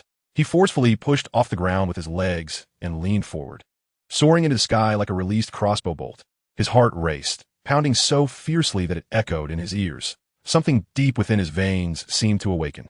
As the air whipped through his hair, the earth beneath him transformed into a mosaic of colors, and Harry felt as though he had grasped an extraordinary skill. In the air, he felt as comfortable as a fish in water. Malfoy, witnessing Harry ascend into the sky, changed his expression. He glanced at the figure slumped on the broomstick above and spat on the ground in frustration. How annoying. He mounted his own flying broomstick and forcefully took off. His earlier boasts at the dining table were not mere bravado. He truly excelled in flight. He streaked across the sky like a flash of light. "Get out of the way," he shouted at Harry, while internally convincing himself, "I have no intention of saving that brute. I merely need a laborer to tend the fields. Indeed, without him, the crops would not flourish, so I shall bestow my mercy upon him." Harry flew alongside Lu Ren, attempting to grasp his hand that dangled beside the broomstick. But a jolt sent Lu Ren tumbling off. He plummeted towards the ground like a stone. As he fell, he passed right by Malfoy, who, in that fleeting moment, contemplated many things, but still reached out to catch Lu Ren. The broom creaked under the strain, and Malfoy's arm was nearly dislocated by the force of the fall. Yet Lu Ren's descent was halted. But then, with a crack, the broom first showed a small fissure, which rapidly expanded, culminating in a sudden break. This ancient broom had finally reached its retirement. Malfoy let out a scream as he and Lu Ren fell together. Though the descent was swift, Malfoy felt time slow. Scenes from his life flashing before his eyes, and he managed a wry smile. Had I known, I would have insisted my father upgrade the school broomsticks. A gust of wind howled past his ears as Harry adjusted the angle of his broom and dove down, straining to catch both of them. They were exceedingly heavy. He merely slowed their fall, with the ground approaching terrifyingly close, merely a foot away. He faintly heard Professor McGonagall's voice, "Wingardium Leviosa." Then the three of them landed with a thud. Yet there was no pain, as if they had merely fallen into a pile of feathers. Merlin above. Madame Hooch rushed toward the thicket where the three had landed, her face as pale as parchment. This was a grave teaching incident. Unlike lifelong professors like McGonagall and Snape, whose responsibilities extended beyond the first-year flying lessons and included officiating Quidditch matches, Madame Hooch was more akin to a staff member like Filch. If any student were harmed, she would undoubtedly lose her job, perhaps even face lawsuits from the students' parents. She hurriedly arrived at the crash site, where Malfoy was rolling on the ground, emitting a wail akin to that of a slaughtered pig, while Harry stood up unsteadily. However, Luna lay there in silence. My goodness, in all my years at Hogwarts, I have never seen Professor McGonagall rush towards them like this. Quickly revive them. Although she was breathless upon her arrival, she swiftly cast several revival spells, calming Malfoy and gently bringing Luna back to consciousness. Still unconvinced, Professor McGonagall escorted all three to the infirmary for a thorough examination, only relaxing once she confirmed their good health. Soon, she learned the details of the incident from the students who had rushed to the scene and uncovered the truth about the broomstick's loss of control from Luna. With a glare filled with intensity, she fixed her gaze on Luna, who felt an urge to shrink into herself. A week of detention. If you tamper with the broom again, I shall personally write your expulsion letter, Professor McGonagall stated, emphasizing each word. Yes, Professor, Luna replied, resembling a frightened quail, utterly compliant. You may leave now. And you, Draco, too. Your audacious bravery seems to render even the Gryffindor students envious. Slytherin earns 20 points. Professor McGonagall ushered them both out of the infirmary. Just as Malfoy exited, he was swiftly pulled away by Marcus before he could utter a word. Before long, she brought Wood in. Well done. It was worth my taking a leave to see you all, Wood exclaimed joyfully, embracing Harry's shoulder, brimming with excitement as he felt his dream nearing realization. Professor McGonagall smiled, adding, had it not been for Ravenclaw's Roger also requesting leave, I would never have approved your absence. However, since other houses are doing so, we Gryffindors cannot fall behind. Bridging the gap between houses is vital. Yet Quidditch remains equally important. Professor McGonagall was determined to uphold both aspects. In her youth, she had been a member of the Gryffindor Quidditch team. In her final match before graduation, a malicious foul from a Slytherin player resulted in a broken rib and a concussion. Ever since, witnessing the Slytherin team's dismal defeats in Quidditch became her lifelong aspiration. Harry is exceptionally suited to be a seeker, she remarked to Wood. Indeed, he looks magnificent when he dives. Wood concurred. This year, Gryffindor has numerous promising talents. I feel we are close to claiming the Quidditch Cup. That's encouraging. Last year's dismal defeat made me avoid Snape for an entire month. What a splendid potions master he is. If only he didn't have such a sharp tongue. Due to Quidditch's peculiar regulations, Gryffindor's lack of an outstanding seeker was a critical weakness. This flaw resulted in repeated defeats against other houses. Even though Wood and his team displayed remarkable bravery, they could not alter the disadvantage. How can we continue without a seeker? It's absurd that a sport has remained unchanged for centuries, yet still thrives. Meanwhile, Malfoy found himself cornered by Marcus. An excellent save, wouldn't you agree? Watching the curled-up figure of Malfoy, Marcus felt an overwhelming sense of satisfaction. Juniors ought to exhibit the demeanor befitting their status. He himself had traversed this path in years past. Your loyalty to Slytherin raises doubts, he thought, as his warm, foul breath wafted onto Malfoy's face. I am a Slytherin. I shall obey your commands, Malfoy timidly explained to Marcus. In his worldview, this was the most appropriate response. Excellent, Draco. You indeed possess remarkable talent. I shall recommend you to Professor Snape to see if we might secure your exceptional entry onto the team. You must demonstrate your loyalty through action, Marcus expressed, visibly pleased with Malfoy's performance as he gently patted Malfoy's cheek before departing. Meanwhile, in Diagon Alley, Gringotts was bustling with activity. Despite the hour surpassing 5 in the afternoon, the Hall of Gringotts remained as lively as it was at 10 in the morning. Much like Wall Street, Gringotts never closed its doors. Any guest arriving at any hour, provided they possessed jingling coins, would be warmly welcomed. In pursuit of gold, goblins eagerly volunteered for the fortunes of Gringotts, with countless goblins even adopting a 007 work schedule. For their own homes did not boast such wealth. What good is a home? I adore Gringotts, was the sentiment of many goblins. At this juncture, several shops in Diagon Alley had already shuttered, and the streets were considerably less crowded.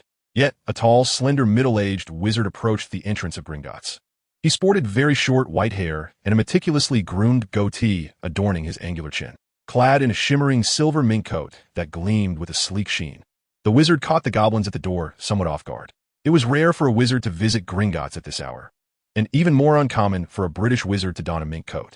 Nevertheless, they respectfully admitted the tall wizard. Upon passing through the bronze and silver doors, he entered the bustling hall of Gringotts, where nearly 100 goblins were diligently at work. Some were scribbling furiously with quills, others were inspecting gems and weighing coins, while yet others were brandishing ledger books and shouting fervently, "The ruble shall not collapse. Regardless, stabilize the exchange rate for me. I hold great hopes for the newly appointed Alexander Grigorievich." The clamor echoed far and wide. However, as the wizard stepped into the hall, all the goblins instinctively hushed their voices. An elderly goblin, whose ear hair had turned pale, trembled as he stood. "Oh, my old friend, Igor, what brings you here?" "I have a significant business proposition to discuss with Gringotts, dear old colleague, Raclays," Igor Karkaroff replied, his voice smooth and sweet, revealing a set of yellowed teeth as he smiled. Despite the warmth in his demeanor and the softness of his tone, his eyes retained an icy sharpness, evoking a sense of Nordic chill. Raclays discerned the underlying implications of Karkaroff's words, yet he wished to resist. No goblin would disdain a lack of business. "Old friend, what sort of transaction compels you to avoid dealing with our long-standing camaraderie?" Karkaroff's voice turned frigid as he uttered a single word: Durmstrang. The once buzzing hall fell into an eerie silence, so profound that the drop of a pin could be distinctly heard. The elderly Leclerc had succumbed to a state of stupor. Meanwhile, behind the counter, a few astute fairies swiftly took their leave, seeking the companionship of familiar faces within Gringotts.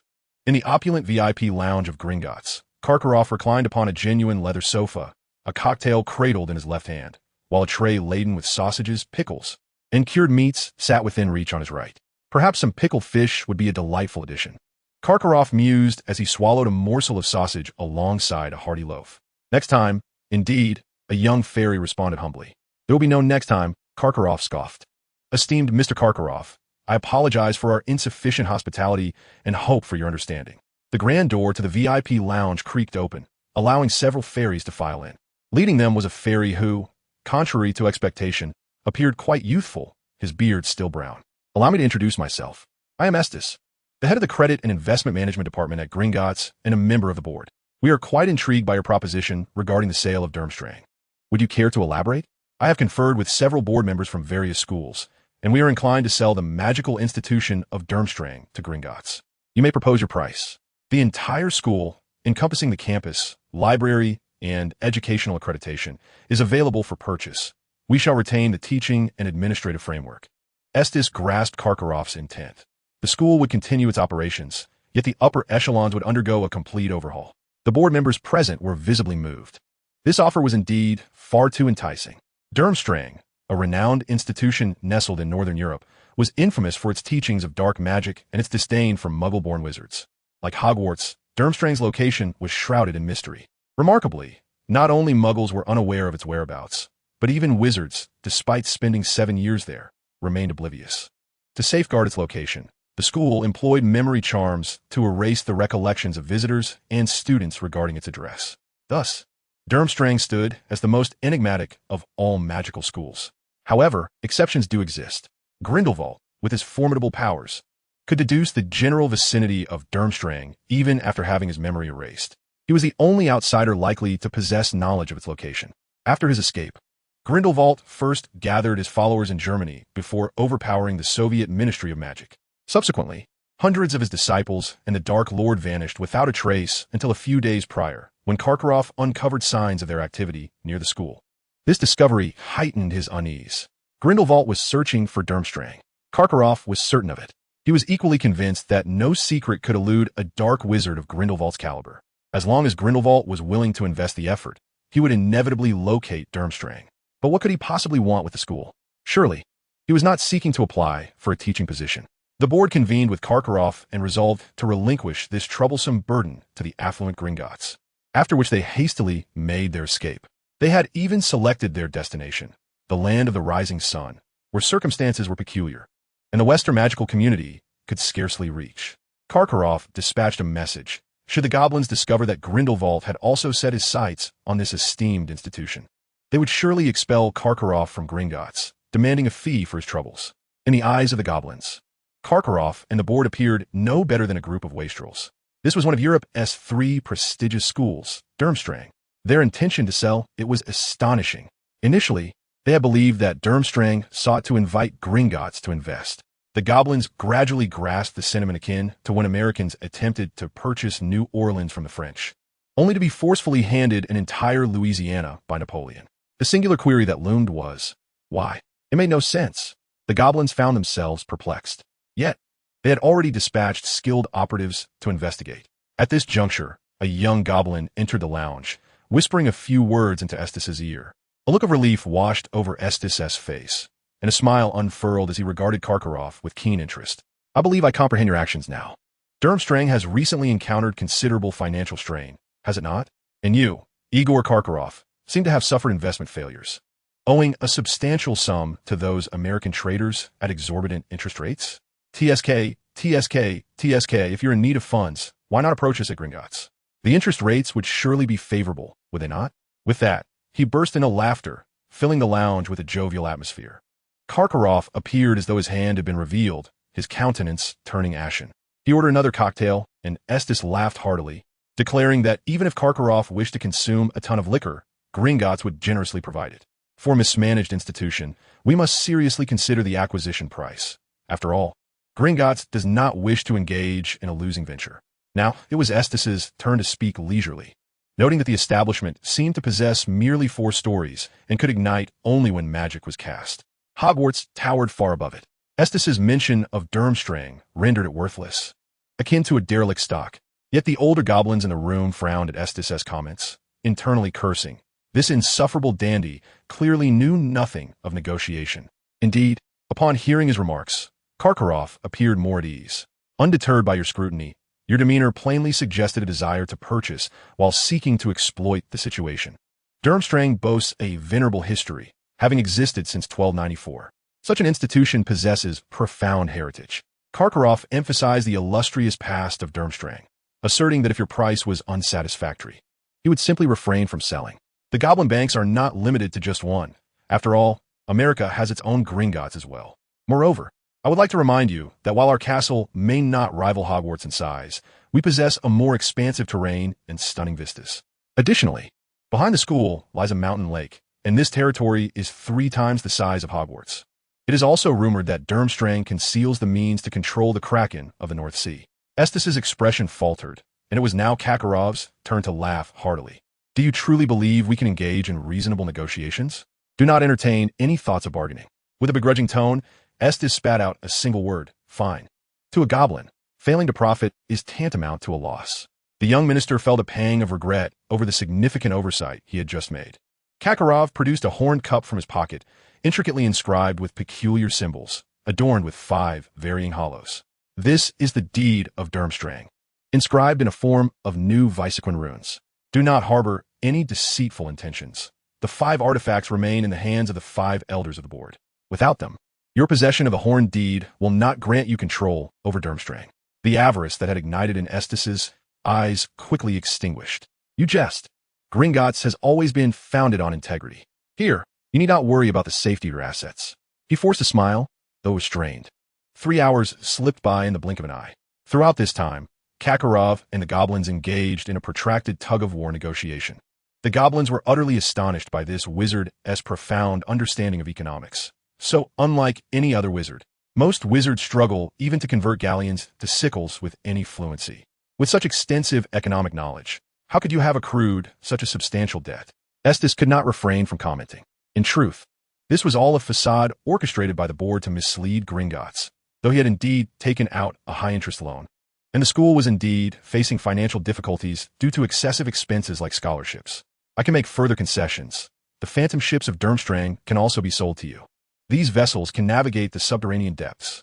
They are ancient relics, built using techniques long lost to time. Kakarov then retrieved a glass vial from his fur coat, containing a small fragment of ocean, with a miniature ship floating upon its surface. The Black Pearl, once the scourge of the seas, was also the fastest ship of its time.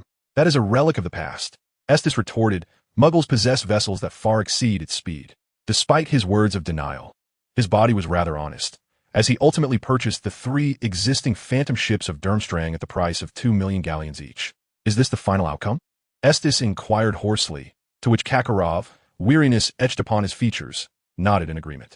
After nearly 5 hours of negotiation, they had settled on the final transaction amount, 324 million galleons for Durmstrang, plus an additional 6 million for the 3 phantom ships, totaling 330 million galleons.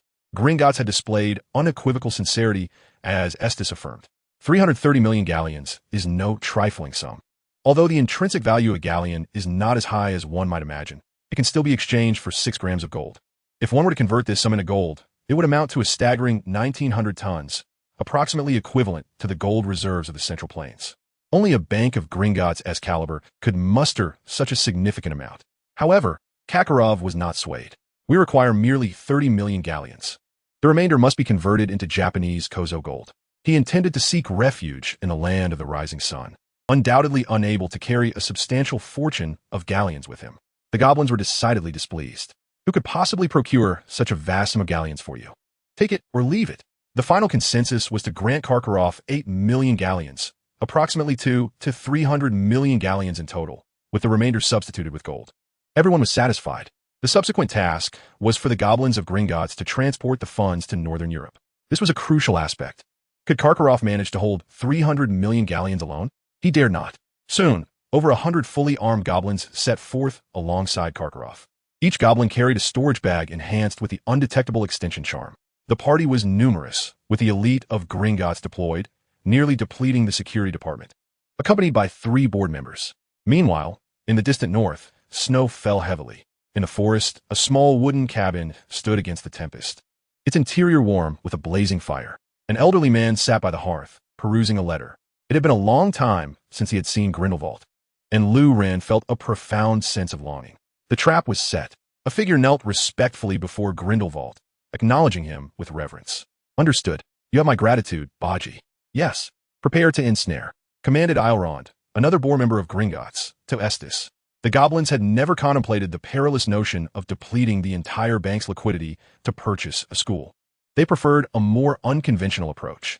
The goblins stubbornly believed that creations made by goblins eternally belonged to them. The buyer merely acquired the right to use them. And upon the death of the original owner, the items would revert to their rightful creators. Betrayal? No, it was a means to restore the goblins' former greatness.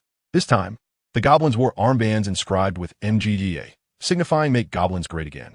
They embodied a century's worth of accumulated strength. While they were employees of the Gringotts Security Department, they secretly formed the Goblin Army, MGGA. Under the goblins' protection, Karkaroff successfully connected with the 5 elders. They accepted the galleons brought by the goblins, after which the authority was transferred.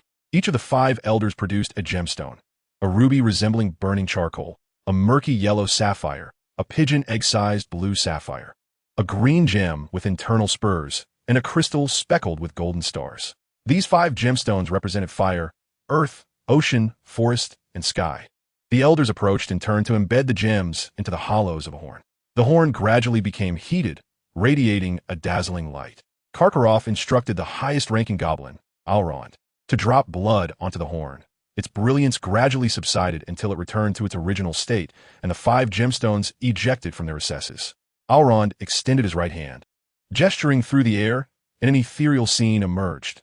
Vast plains, a diminutive castle, and profound lakes.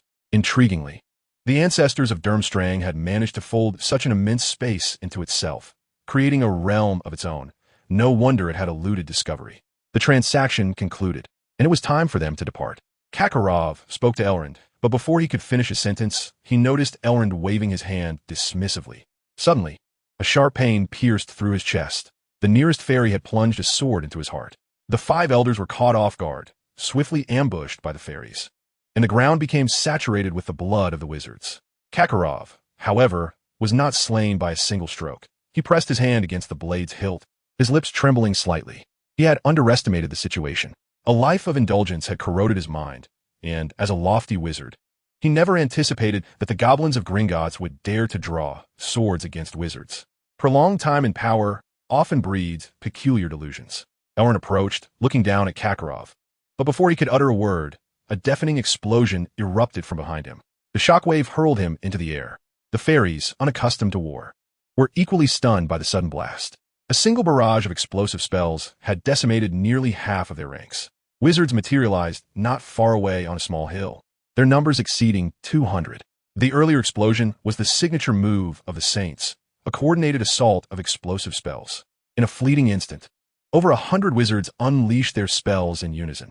Once completed, they wasted no time. Spells erupted from their wands, and the fairies fell like ripe wheat. Elrond, regaining his footing, watched in horror as the foundation of Gringotts was obliterated in mere seconds, his eyes widening in despair. He shouted, "Flee! Retreat!" A green beam struck his chest, causing the director of Gringotts to fall backward, collapsing into the snow soaked with the blood of wizards and fairies alike. The fairies were swept away by the advancing saints. When Grindelwald arrived, the ground was littered with bodies in disarray and a barely conscious Karkaroff. Lowering his head, Grindelwald gazed at Karkaroff and uttered a phrase that took him by surprise. Does Durmstrang still require a professor of magical history? Note 1. In 1991, the price of 1 gram of gold was approximately 8, whereas on the black market, 1 galleon could be exchanged for 50. Thus, 1 galleon is roughly equivalent to 6.25 grams of gold. Given that a galleon is similar in size to a 1-pound coin, if it were made of pure gold, it would weigh about 16 grams. The conclusion is evident. Galleons are not made of pure gold. Note 2. The kosha gold of the East is a unique currency of the Eastern magical realm, employing a notably friendly base 4 and base 2 system. Their primary currencies are known as Ryo, Bu, and Zhu, along with 4 types of subsidiary coins: Zhuchu, Itome, Kamatome, and Kamatome Chu. The Eastern magical realm only recognizes gold. 1 Ryo equates to a large gold coin weighing 15 grams, with a gold content reaching 70. For Bu equal 1 Ryo. For Zhu equal 1 Bu. 1 Zhu equals 2 Zhuchu. 1 Zhuchu equals 2 Itome. Kamatome consists of 12 Itome, and Kamatome Chu contains 12 Kamatome. The value of the currency is strictly calculated based on the quantity of gold it contains. In daily life, 1 Itome is approximately equivalent to 14. Currently, 1 Ryo can be exchanged for 1.68 galleons. It must be said that Professor Sprout is truly a great druid. Her growth potion is remarkably effective and remarkably economical. With the assistance of this potion, the vegetables in the garden are flourishing splendidly. The tomatoes, which grow above ground, have already sprouted into seedlings that are several centimeters tall. And perhaps in just a few days, fresh tomatoes will be ready for harvest. In the Muggle world, the growth cycle for tomatoes typically spans approximately 110 to 170 days. But under Professor Sprout's guidance, it requires merely a week. When Lu Run arrived at the garden, he was surprised to find none other than Malfoy there. The latter was watering the seedlings while keeping a watchful eye for any pests. Where did this fellow acquire such agricultural knowledge? Lu Ren felt a spark of curiosity. He approached Malfoy from behind. Upon hearing footsteps, Malfoy looked up, and upon seeing Lu Run, he couldn't help but feel a bit embarrassed. After all, he had boasted about being from a noble lineage, only to find himself toiling in the fields. "Thank you for saving me during today's flying lesson," Lu Ren said, feeling obliged to express his gratitude. "Not all. We are classmates in the same group. If you were hospitalized, wouldn't that mean I would have to do all this work?" Lu Ren surveyed his surroundings. Nearly 90 groups had been established across Hogwarts, yet there were scarcely a few who had returned to tend to the seedlings the following day after planting. Perhaps the upperclassmen from other groups had come earlier, either in the morning or afternoon. In the vast experimental fields, aside from him and Malfoy, there were only 4 or 5 others. Tending to the fields requires continuous effort. While Professor Sprout's potion is incredibly useful, it cannot entirely replace manual labor, Lu Ren mused while watering the plants. To be fair, Sprout's potion is indeed versatile, encompassing functions such as fertilization, ripening, pest control, and balancing soil nutrients and microbial life. The cost of the potion required for a patch of land does not exceed 5 nuts. Such talent can be deemed strategic. Malfoy remarked, "Today, Marcus isn't targeting you specifically." "I know, he is targeting all of Gryffindor," Lu Ren replied. "That is not entirely incorrect. Are you all right? He seems to be particularly fixated on you." After finishing a scoop of water, Lu Ren cast a growth charm on the tomato seedling. "It's nothing. My father is a member of the school board. Even Marcus, being of the 28 sacred families, cannot do anything to me. These are merely traditions of Slytherin." "What kind of magic is that?" "I've never seen it before," Malfoy inquired. "Just a simple growth acceleration spell. I don't rely heavily on my wand for casting." Lu Ren reflected on the peculiar customs of Slytherin, dismissing the question casually. Malfoy did not press further, understanding that everyone harbors their own secrets and that maintaining harmonious relationships requires a measured approach to social interactions. He resumed his work in the fields. As the tomato seedlings grew nearly 10 centimeters, they suddenly ceased to thrive. Lu Ren privately lamented that his growth charm still seemed to lack significant progress. A troubling thought crossed his mind. How does Malfoy, a scion of a pure-blood family, possess such knowledge of agricultural practices? He inquired, only to discover that Malfoy had secretly sought out Professor Sprout for extra lessons. It was truly astonishing, despite undergoing the same 7 years of magical education. His exceptional talent clearly stemmed from clandestine studies. "Good evening, Professor. Are you still heading to the vegetable patch at this late hour?" Lu Ren asked curiously. "Yes, I just finished my class. Cultivation is the most equitable endeavor.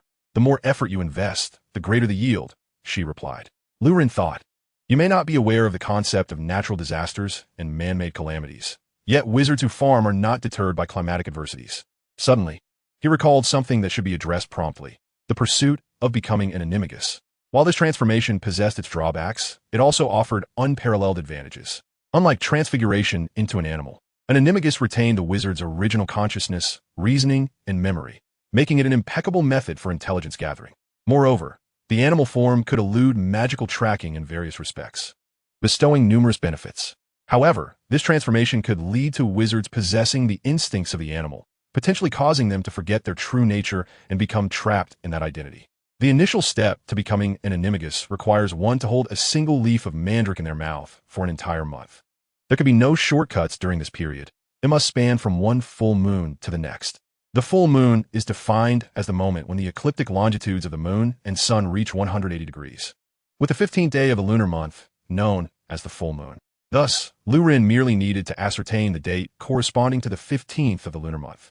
In September 1991, the corresponding full moon was September 22nd, affording him ample time to prepare the materials for his animagus transformation. During this month-long endeavor, he must not swallow the leaf or remove it from his mouth. If the leaf leaves his oral cavity, the entire process must recommence. This is merely the first step. There are a total of 6 steps to complete the transformation into an animagus. The stringent nature of this process is astonishing, and luck plays a crucial role. Therefore, it is evident that commencing early offers a significant advantage. The single leaf of mandrake is not difficult to acquire. He approached Professor Sprout to request one. Professor Sprout smiled warmly. You wish to use the leaf to learn animagus transformation, don't you? Every year, a few young wizards come to me for mandrake leaves, and the one who persisted the longest made 12 attempts, yet none succeeded. The allure of transforming into an animal captivates young wizards, and the challenge of its difficulty only fuels their ambition. Professor Sprout generously visited the second greenhouse and retrieved 5 or 6 leaves of mandrake. Take these, my dear. If you have friends who wish to learn, share with them. Companionship is beneficial, especially given the demanding conditions and the element of luck involved. Waiting alone is still waiting. Waiting in a group is also waiting. Lu Ren accepted the leaves and expressed his gratitude to Professor Sprout. Noticing Malfoy nearby, brimming with eagerness, Lu Ren handed him a leaf of mandrake, suggesting they practice together. Malfoy took the leaf and placed it in his mouth. Good luck. Rewritten encouraged. Lu Ren sincerely admired their imagination, craftsmanship, and remarkable endurance in the face of unpalatable food. When one thinks of long-lasting provisions, they might envision MREs, meals ready to eat, utilized by the U.S. Army. However, in comparison to salted beef preserved in oak barrels, MREs are but a mere novice. It is said that during World War II, soldiers dined on British salted beef, as if participating in a lottery. Some fortunate souls might even taste beef from the era of the Eight-Nation Alliance, while the exceedingly lucky could sample meat from the Opium Wars. This beef was as tough as wood, rendering it inedible without boiling. Some students even formed queues outside the kitchen, eagerly awaiting their house elves to distribute food. This trend persisted until Professor Flitwick intervened, detaining a handful of young wizards to restore order. Speaking of detention, Lu Ren and his companions received their punishment. They were to serve 2 days each weekend for 3 weeks, in addition to this Friday. Professor McGonagall displayed her thoughtfulness, recognizing that daily confinement would hinder their agricultural endeavors. Thus, spreading the punishment across weeks would serve as a constant reminder that, without their master's permission, they ought not to indulge in petting cats. Dumbledore made his intentions clear. He was conducting research and had heard of a remarkably long-lived rat belonging to the Weasley family, and he wished to acquire it. He inquired if Ron was willing to part with it. Lorraine understood instantly. It was evident that Dumbledore sought the truth from years past, unwilling to allow Sirius to suffer further in Azkaban, an injustice to an innocent man. Though reluctant, Ron recognized the significance of this research for the wizarding world and, with a heavy heart, consented to part with the creature. Of course, Dumbledore's offer of 10 galleons also played a role in his decision. This was indeed a fortuitous development. Lu Ren could eliminate potential hazards, Ron received compensation, and Harry would have the opportunity to stay with his godfather during the holidays. Raised by Sirius Black, the mere thought was exhilarating. Observing the Dursleys' disdainful treatment of Harry, it was clear they were unwilling to rear a child associated with magic. Thus, it was best to free them from this burden by entrusting Harry to Sirius. Both parties would surely find joy in this arrangement. Everyone was content. Dumbledore entered the Gryffindor common room, taking with him the rat, Scabbers, or rather, Peter Pettigrew. There was not a ripple of surprise or disturbance. Ron would never learn that the rat, which had accompanied him for so long and which he had petted daily, was in fact a middle-aged, disheveled wizard. Dumbledore and Lu Ren proceeded to the headmaster's office. Upon dropping Scabbers to the ground, Dumbledore instantly recognized the rat as an animagus. He refrained from awakening Scabbers immediately, as though he were awaiting someone. Shortly thereafter, Professor McGonagall arrived, escorting a strange man into the headmaster's office. The man wore a tattered robe, visibly mended in several places. He bore a pallid expression and moved with an ethereal lightness, as if his feet barely touched the ground. His hair was a light brown, interspersed with strands of gray. Lurin deduced the visitor's identity, a wave of inexplicable sympathy washing over him. Lupin appears to have aged significantly. If one were to ask Lurin to encapsulate him in a single word, decline would be the most fitting description. The original text offers scant details regarding Lupin's appearance, rendering the impact of witnessing him firsthand all the more profound. What trials and tribulations have transformed this once vibrant middle-aged man into such a shadow of his former self? Even Dumbledore, a centenarian, seems more spirited than he. Is this transformation a consequence of the full moon? Perhaps it is the solitude of a moonlit night devoid of companionship that weighs heavily upon him. What did Lupin endure on that fateful night 11 years ago? His last friend was slain by Voldemort, while the remaining two brothers turned upon one another. One perished. The other was condemned to Azkaban. Tragically, his friend met his demise due to the betrayal of yet another comrade. Remus, I am sorry for summoning you, he begins, but I believe you may find interest in this rat. Lupin seems to grasp something profound, a hint of color returning to his pallid face. Upon seeing Scabbers, a complex expression flits across his otherwise lifeless visage. His lips move soundlessly.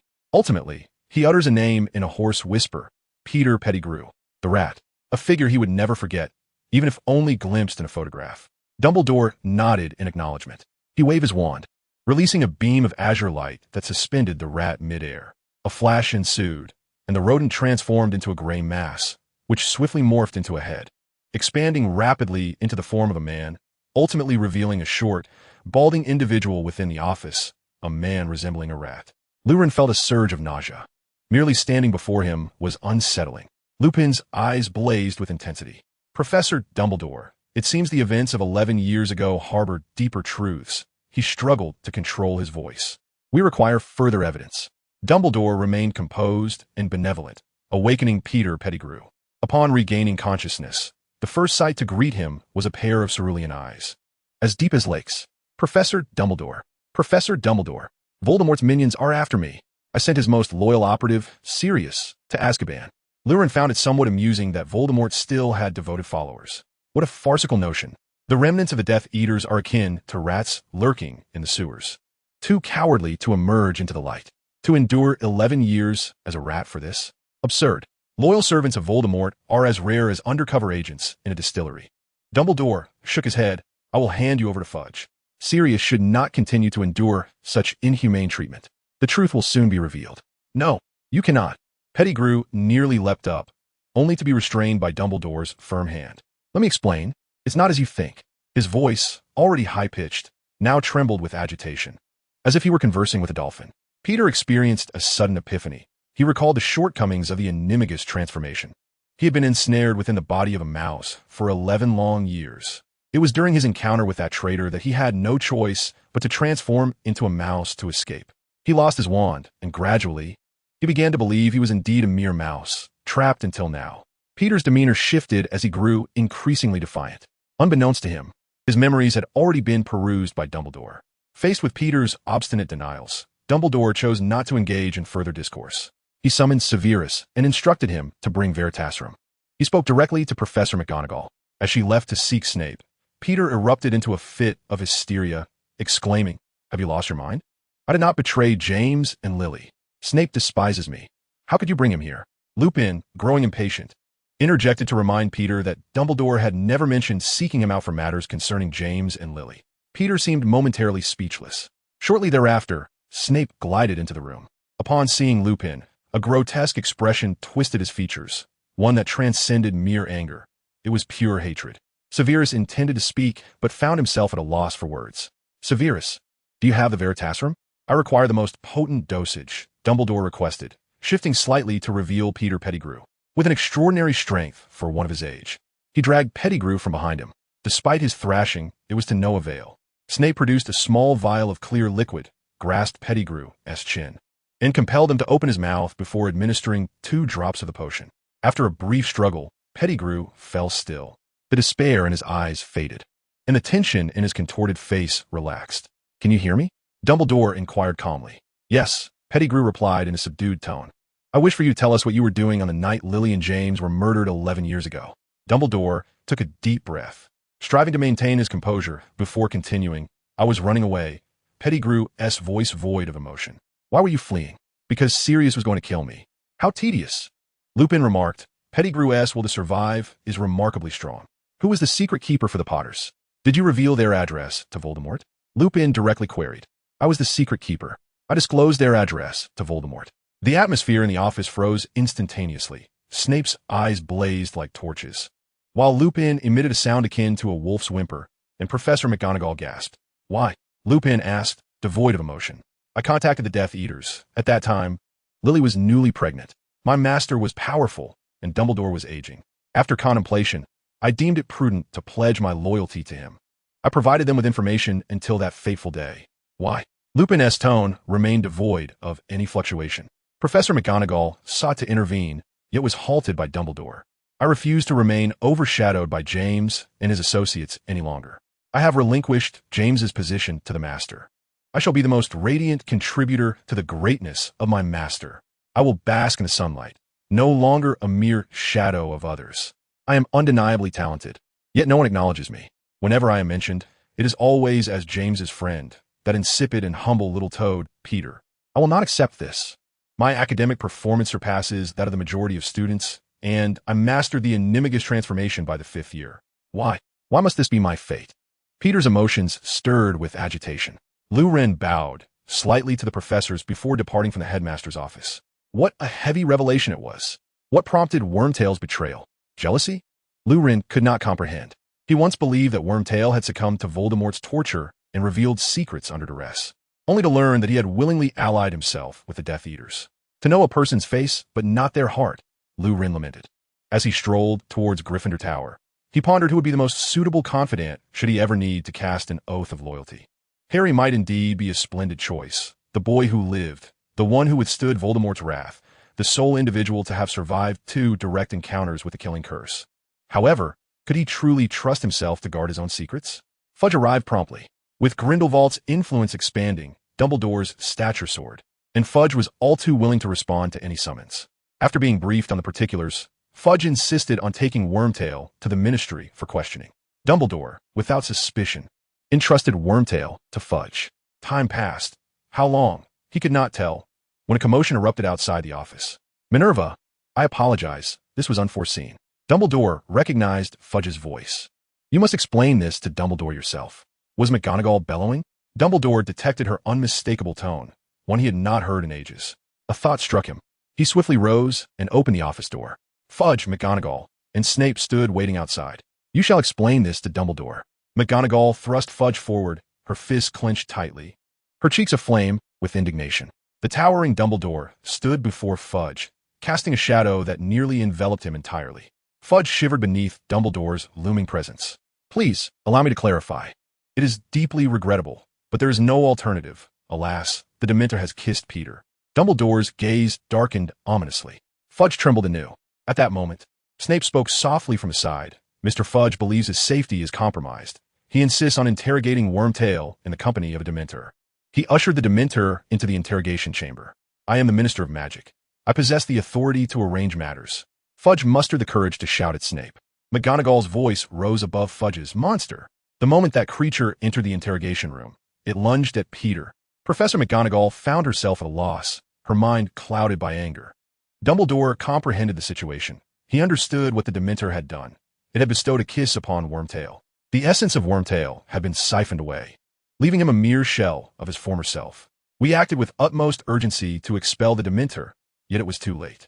Snape interjected, acknowledging the gravity of the situation. I recognized the justice in his punishment and empathized with you all. Fudge stifled his voice. Indeed, there had been a failure within the Ministry, yet the rogue Dementor would face severe repercussions. Emotionally, I aligned with you, but the proceedings could not continue as they were.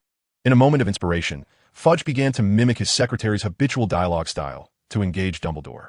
He reiterated his points numerous times. Ultimately, he conveyed that while Sirius could be released, the Ministry could not grant him a declaration of innocence. Should Dumbledore be willing to assume great risks, he could send Wormtail to Azkaban. Fudge's stance was unmistakable. Wormtail deserved punishment? Absolutely. Send him to Azkaban. Sirius granted freedom? Certainly, I shall release him. Sirius declared innocent? Regrettably, That is not possible. He may roam freely thereafter, and the ministry may choose to turn a blind eye, yet officially it would not be acknowledged. Fudge's apprehension stemmed from events 11 years prior.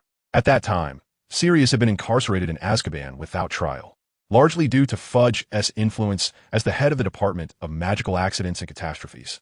A thorough investigation into the past would reveal the truth. His involvement in the swift capture of Sirius Black had garnered widespread acclaim, and with the revelation that Bartemius Crouch Jr., the son of the director of the Department of Law Enforcement, was a Death Eater, Fudge ascended to the position of Minister for Magic. His career foundation was built upon the Sirius case. The hasty conclusion had resulted in a colossal error. Had there been more thorough questioning at the time, Sirius's fate would have been entirely different. Should the truth come to light, it would be exceedingly detrimental to him. Thus, he resorted to desperate measures, silencing Wormtail. Dumbledore fixed Fudge with a piercing gaze for a moment. For the first time, he saw through the facade of the man before him, and he sorrowfully realized he was powerless against him. If there is nothing further, I shall take my leave. There are other matters I must attend to, Fudge declared, unable to withstand Dumbledore's pressure. I give you my word, Sirius can live as a normal wizard. I assure you, his voice laced with desperation. After uttering those words, he hastily departed from Hogwarts. Dumbledore watched him leave without uttering another word. In that fleeting moment, he appeared significantly aged. The ministry exhibited astonishing efficiency. In less than half an hour, Sirius was granted his freedom, while Wormtail was confined to the very cell that had once held Sirius. The turmoil subsided. Ultimately, Dumbledore chose to yield. Wormtail received his due punishment, and Sirius was liberated. This was the most optimal resolution under the current circumstances. Fudge's audacious actions rendered him victorious, leaving Dumbledore utterly powerless against him. He had successfully danced upon Dumbledore's very foundation. However, unbeknownst to anyone, within the depths of Azkaban, a lifeless Wormtail lay, occasionally flickering with a faint glimmer in his eyes. Far in the Nordic regions, another soul lay as if dead, though more accurately, he was ensconced among the dead. Karkaroff found it difficult to fathom what he had just heard. Grindelwald wished to apply for the position of Professor of Magical History. Certainly, Karkaroff readily acquiesced. Irrespective of Grindelwald's intentions, he was inclined to agree to anything. Even the position of Headmaster of Durmstrang could be entrusted to him. How splendid! Grindelwald snapped his fingers, and a radiant white light enveloped Karkaroff's chest. Then, Rogier stepped forward and drew forth a sword. At the very moment the blade was removed, blood gushed from the wound. Yet the white light proved effective, slowing the flow of blood. Rogier hastily produced a small vial from his robes, pouring several drops of potion onto the injury, which immediately emitted a swirling green smoke. As the green mist dissipated, the bleeding ceased, and the white light completely vanished, seamlessly filling the area around the wound. Soon, the injury appeared as if it had never existed. Come now, let the students meet the new professor of magical history. What other positions are unfilled? I can introduce you to wizards with ample experience, Grindelwald suggested while toying with a fallen horn. Karkaroff could only respond with a wry smile. Before long, Durmstrang welcomed a debonair and erudite professor of magical history, who introduced himself as Astrologus Magistus, meaning the great astrologer. Concurrently, the school employed several teaching assistants and staff, resulting in a newfound vibrancy at Durmstrang. On the school's rear mountains, an unexpected village sprouted, home to dozens of families, exuding an air reminiscent of a utopia. Should outsiders visit, they would surely marvel at the harmony between humanity and nature, as well as the serene atmosphere that enveloped the locale. A well-known ancient poem reads, "The bright moon rises over the sea, and at this moment we share the same sky." This line not only appears in language examinations, but frequently in geography tests concerning time zones. While all basked under the moonlight, each had their own affairs to attend to. Malfoy was penning a letter to his father while chewing on a leaf. Dumbledore sat lost in thought in his office. Grindelwald busied himself packing, and Lou Run, Hermione, and others passed the time in the common room. This was ostensibly bad news, yet when Professor McGonagall announced they were to be confined with Hagrid, Ron couldn't help but chuckle. Being confined with Hagrid? What a stroke of luck. It was certainly preferable to scrubbing toilets under Filch supervision. At that moment, the four were gathered around the fireplace playing chess, engaging in casual conversation. Checkmate. A knight galloped in front of Lou Ren's king and struck it with a mighty blow, shattering the piece. The king's tiny hand flew towards Lou Ren, and perhaps it was an illusion, but Lou Ren felt as though that hand had extended a middle finger. Lou Ren, forget it, it matters not. Victory and defeat are but the common occurrences of warfare. and one should play games with a smile. However, Ron's prowess in chess is indeed remarkable. We cannot fault Lu Ren for his fragile disposition. After all, he has been vanquished by Ron in a mere 5 minutes for 5 or 6 consecutive matches. Following a series of initial defeats, Ron decided to allow a bishop, but soon he upgraded this concession to a bishop and a knight, and yet Lu Ren still could not prevail. The most crucial aspect is that Lu Ren, demonstrating keen self-awareness, refrained from challenging Ron to a game of wizard's chess under the standard international chess rules. Instead, he opted for the rules of traditional Chinese chess. They designated the castle as the elephant, the bishop as the chariot, the knight as the horse, the king as the commander, and the queen as the advisor. They even borrowed 2 additional queens and repurposed 2 pawns as cannons, sketching out a chessboard on the table, after which Lu Ren and Ron engaged in a fierce battle. I must admit, Ron's talent for strategy games is truly impressive. In his very first game of Chinese chess, he decisively outmaneuvered Lu Ren. The set of pieces before them was lent to Harry by Pansy Parkinson.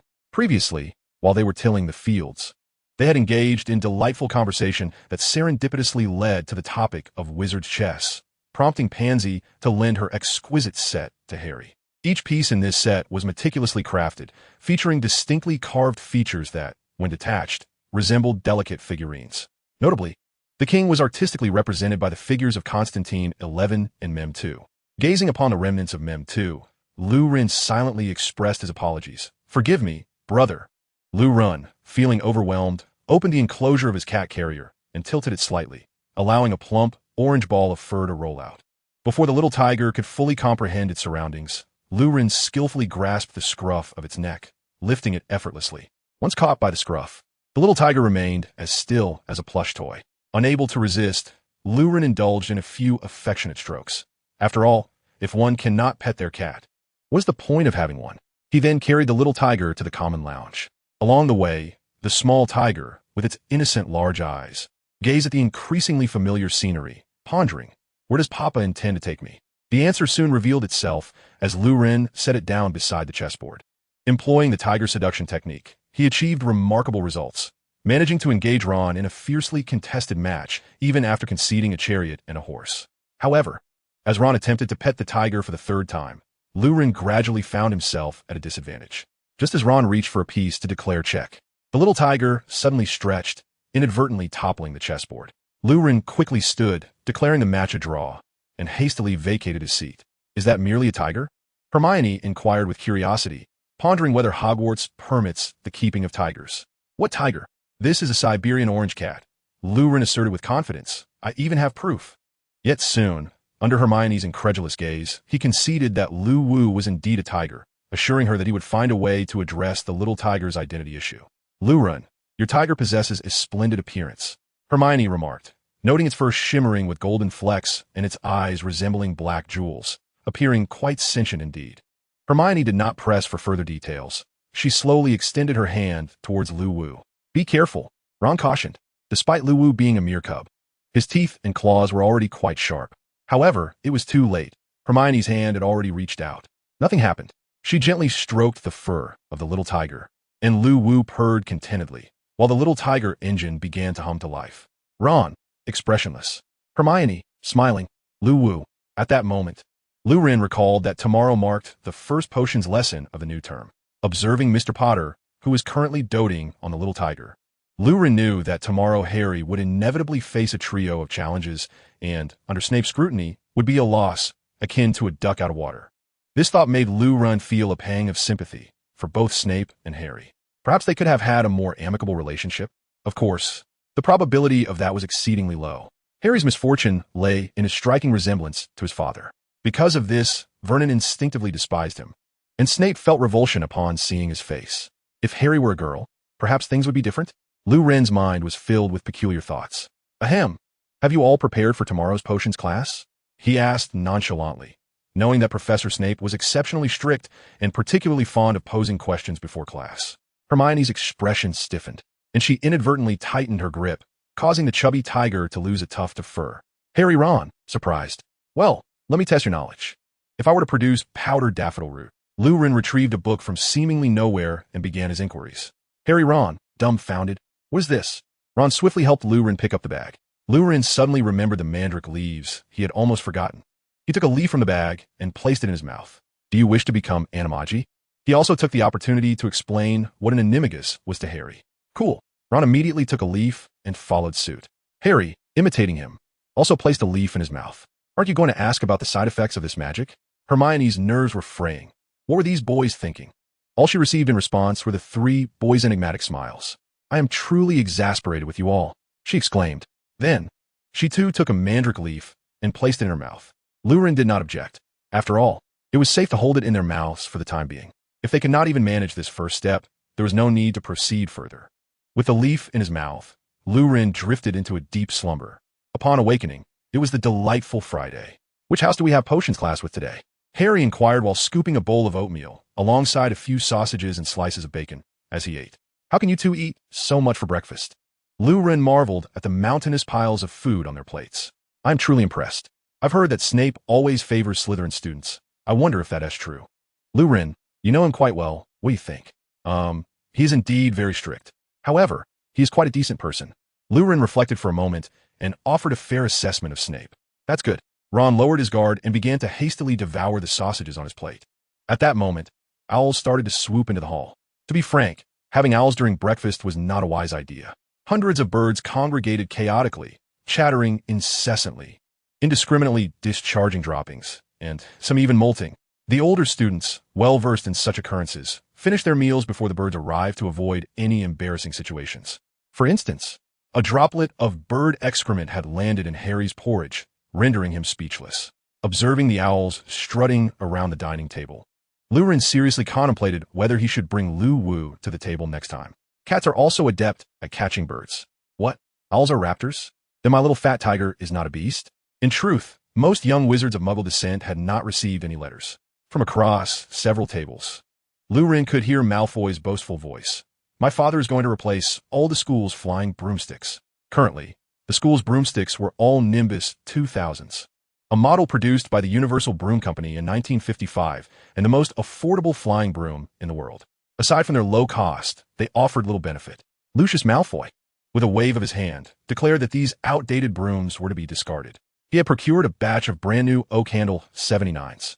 This broom could be considered an antique, having been born in 1879.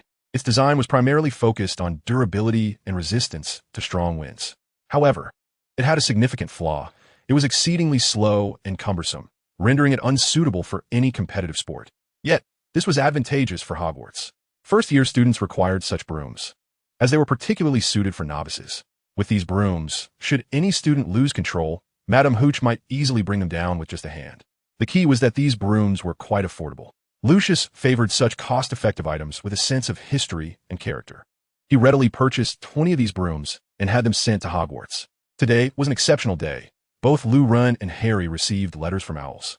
Harry's letter was from Hagrid, inviting him to visit his hut on Friday afternoon.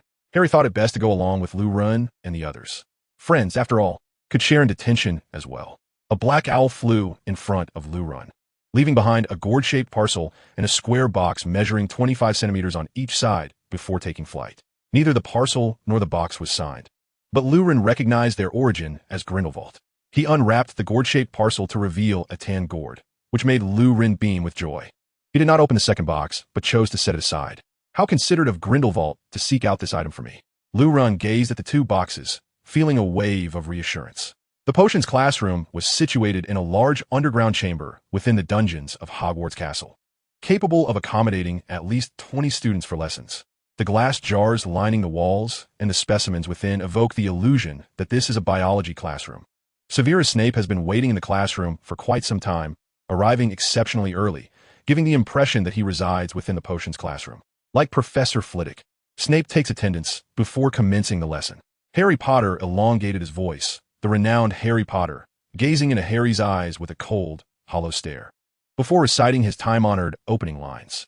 To Luna, however, the descriptions sounded more akin to a hot pot, simmering gently, emanating wisps of white steam, releasing a delightful aroma that captivates the senses with a mesmerizing magic. Such phrases align seamlessly with hot pot or shabu shabu. Of course, the young wizards, unfamiliar with hot pot, were utterly spellbound, and the room fell into a profound silence. Hermione, brimming with excitement, shifted eagerly to the edge of her seat. Potter, Snape's latent irritation was triggered.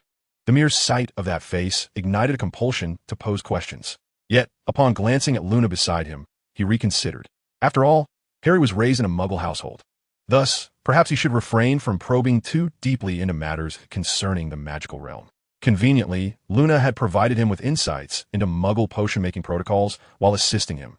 And today he intended to use this knowledge to test Harry's potential inheritance of Lily's talents. Why must one avoid leaning over the container when heating or pouring liquid in a cauldron? Luna exclaimed, her expression a mix of astonishment. Harry, bewildered, could only respond with a vacant stare. Luna thought, Professor Snape, why are you deviating from script? It clearly states that you should ask, what happens if I add daffodil root powder to wormwood infusion? Harry felt as if he were in a scene with a rookie actor who could only recite numbers 1 through 4. His mind momentarily blanked. What was to be done in the cauldron? The book did not provide guidance. In a panic, Harry glanced at Ron and Luna. Ron wore a dazed expression, while Luna could not convey the correct answer through her gaze. This was dire. It seemed no one could answer Professor Snape's query. Not only those from wizarding families, but even children from Muggle households who had experienced a joyful education would be at a loss. Young wizards typically enter Hogwarts at the age of 12, an age that in many regions might still be akin to just graduating elementary school. Would such young children truly understand the operations of a chemistry lab? To his astonishment, Hermione raised her hand. Snape gestured for her to be patient and continued questioning. Do you not know? It appears that fame does not equate to knowledge. Allow me to pose another question. When conducting experiments involving toxic and foul-smelling gases, what precautions should be taken? Harry, Ron, and Luna exchanged glances of confusion. Hermione maintained her raised hand. Miss Granger, I am addressing Mr. Potter. Lower your hand. If you do not comply, Gryffindor will lose points indiscriminately. A few students could not help but chuckle. Once more, I shall grant you an opportunity. Before commencing the experiment, what must be done with the instruments?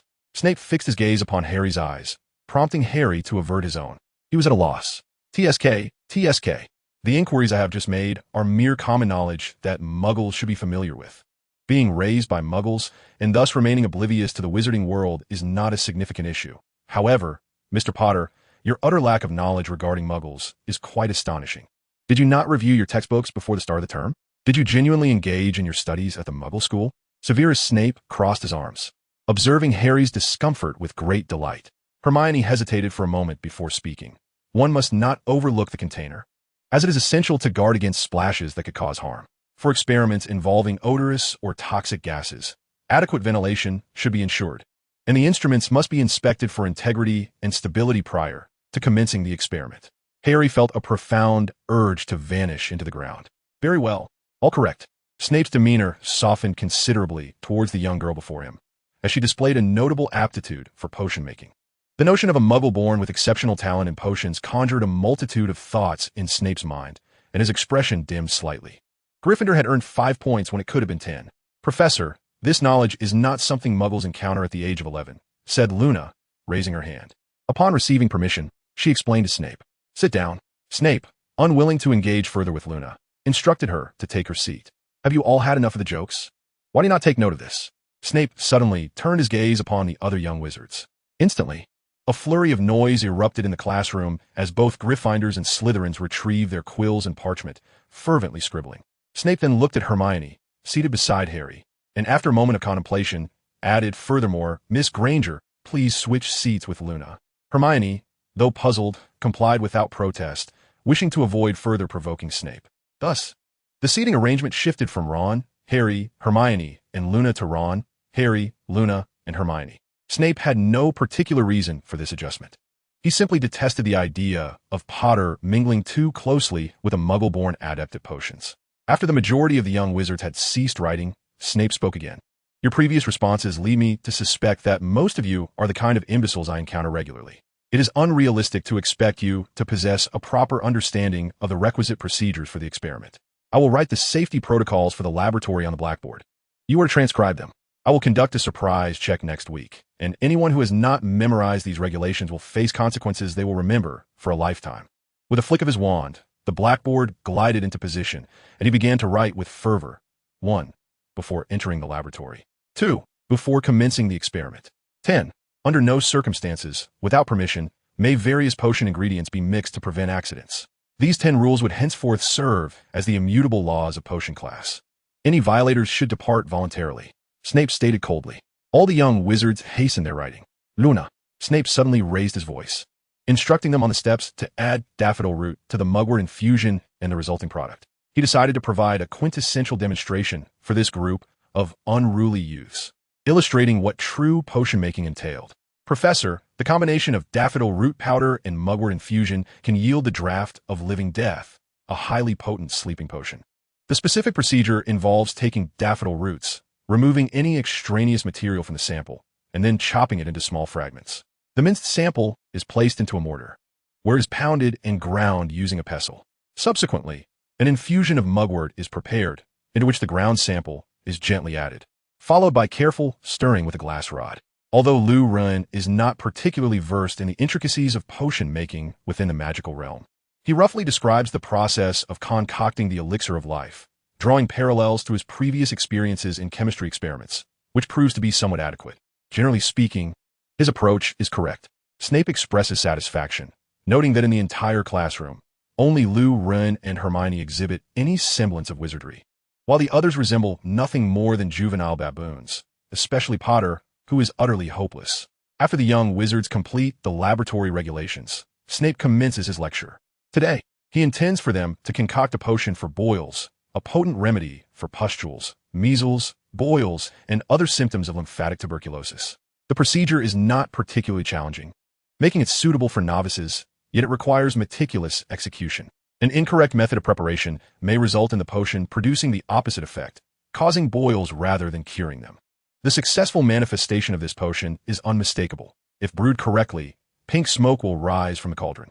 However, Lu Ren feels that his style is a curious amalgamation of chemistry and culinary arts. He begins by weighing out 1 ounce of dried nettles, followed by grinding a pair of snake fangs. The cauldron is heated, and the nettles are roasted until a bitter, spicy aroma is detected, at which point they are removed and set aside. Slugs are placed in cold water, and once the pot reaches a boil, the heat is reduced, allowing them to steam for 5 minutes before draining the excess water.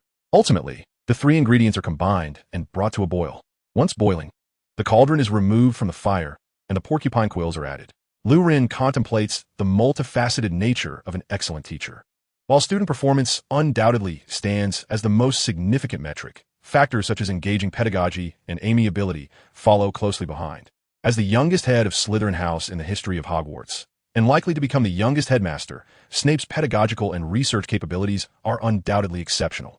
As for the elements of enjoyment in learning, they may be temporarily overlooked. After all, perfection is a myth.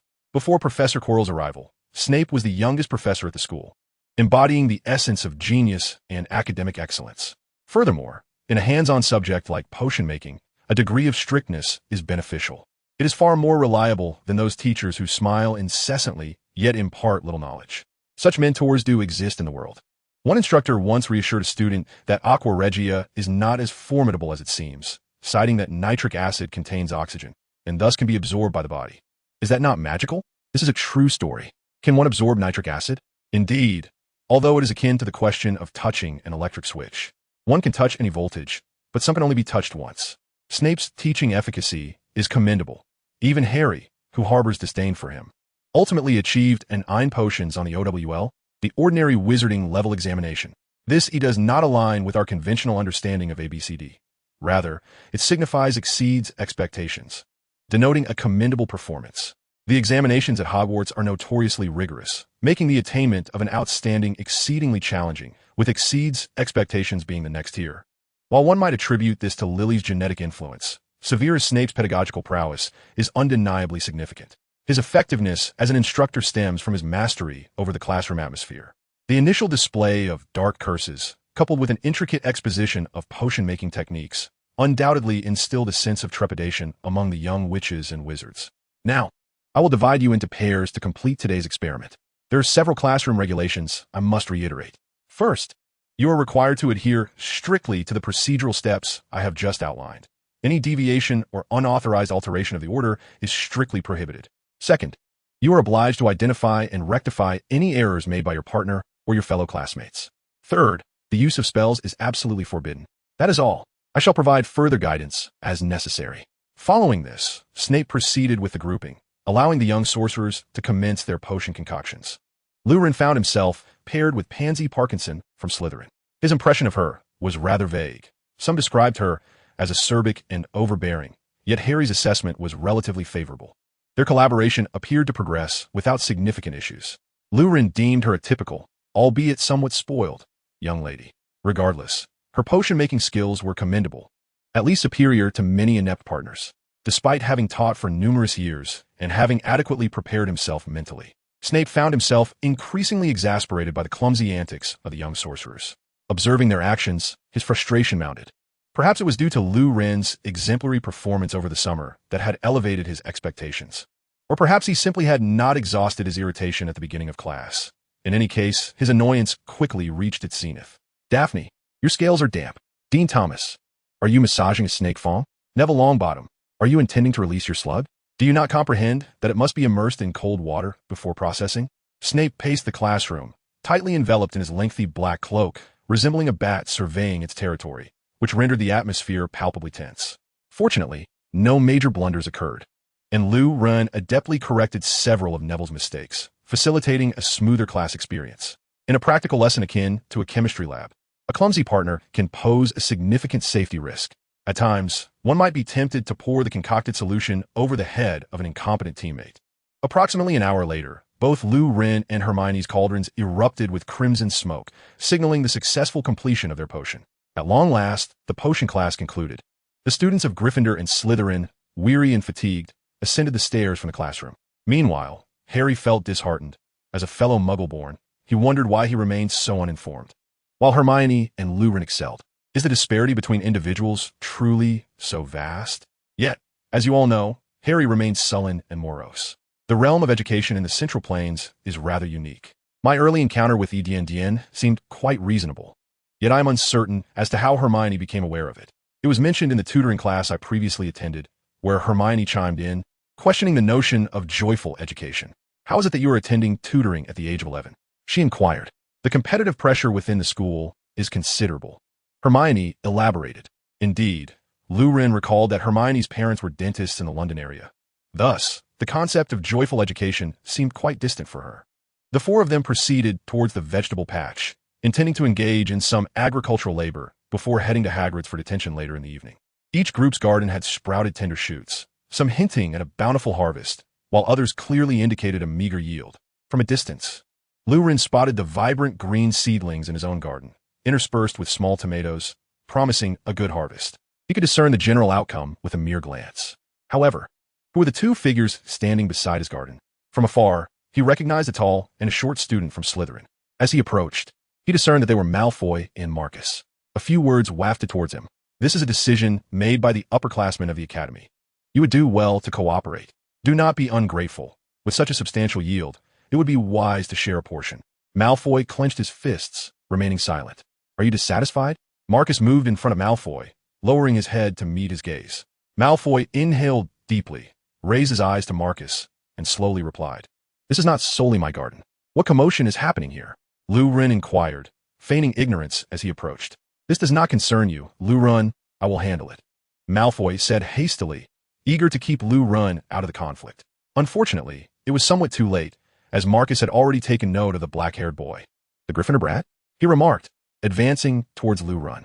As a fifth-year student, Marcus Flint towered over the 11-year-old Lurin by a full foot, standing before him like a battleship beside a destroyer. Seeing a potential conflict, Harry and the others hurried over. This vegetable patch falls under my protection. And so does this fellow, Lurin declared, pointing at Malfoy, instantly thickening the tension in the air. Marcus was taken aback that this first-year Gryffindor would dare to speak in such a manner.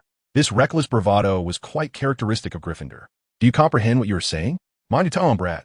Apologize now, and I might consider forgiving you. However, the harvest from your vegetable patch shall be doubled.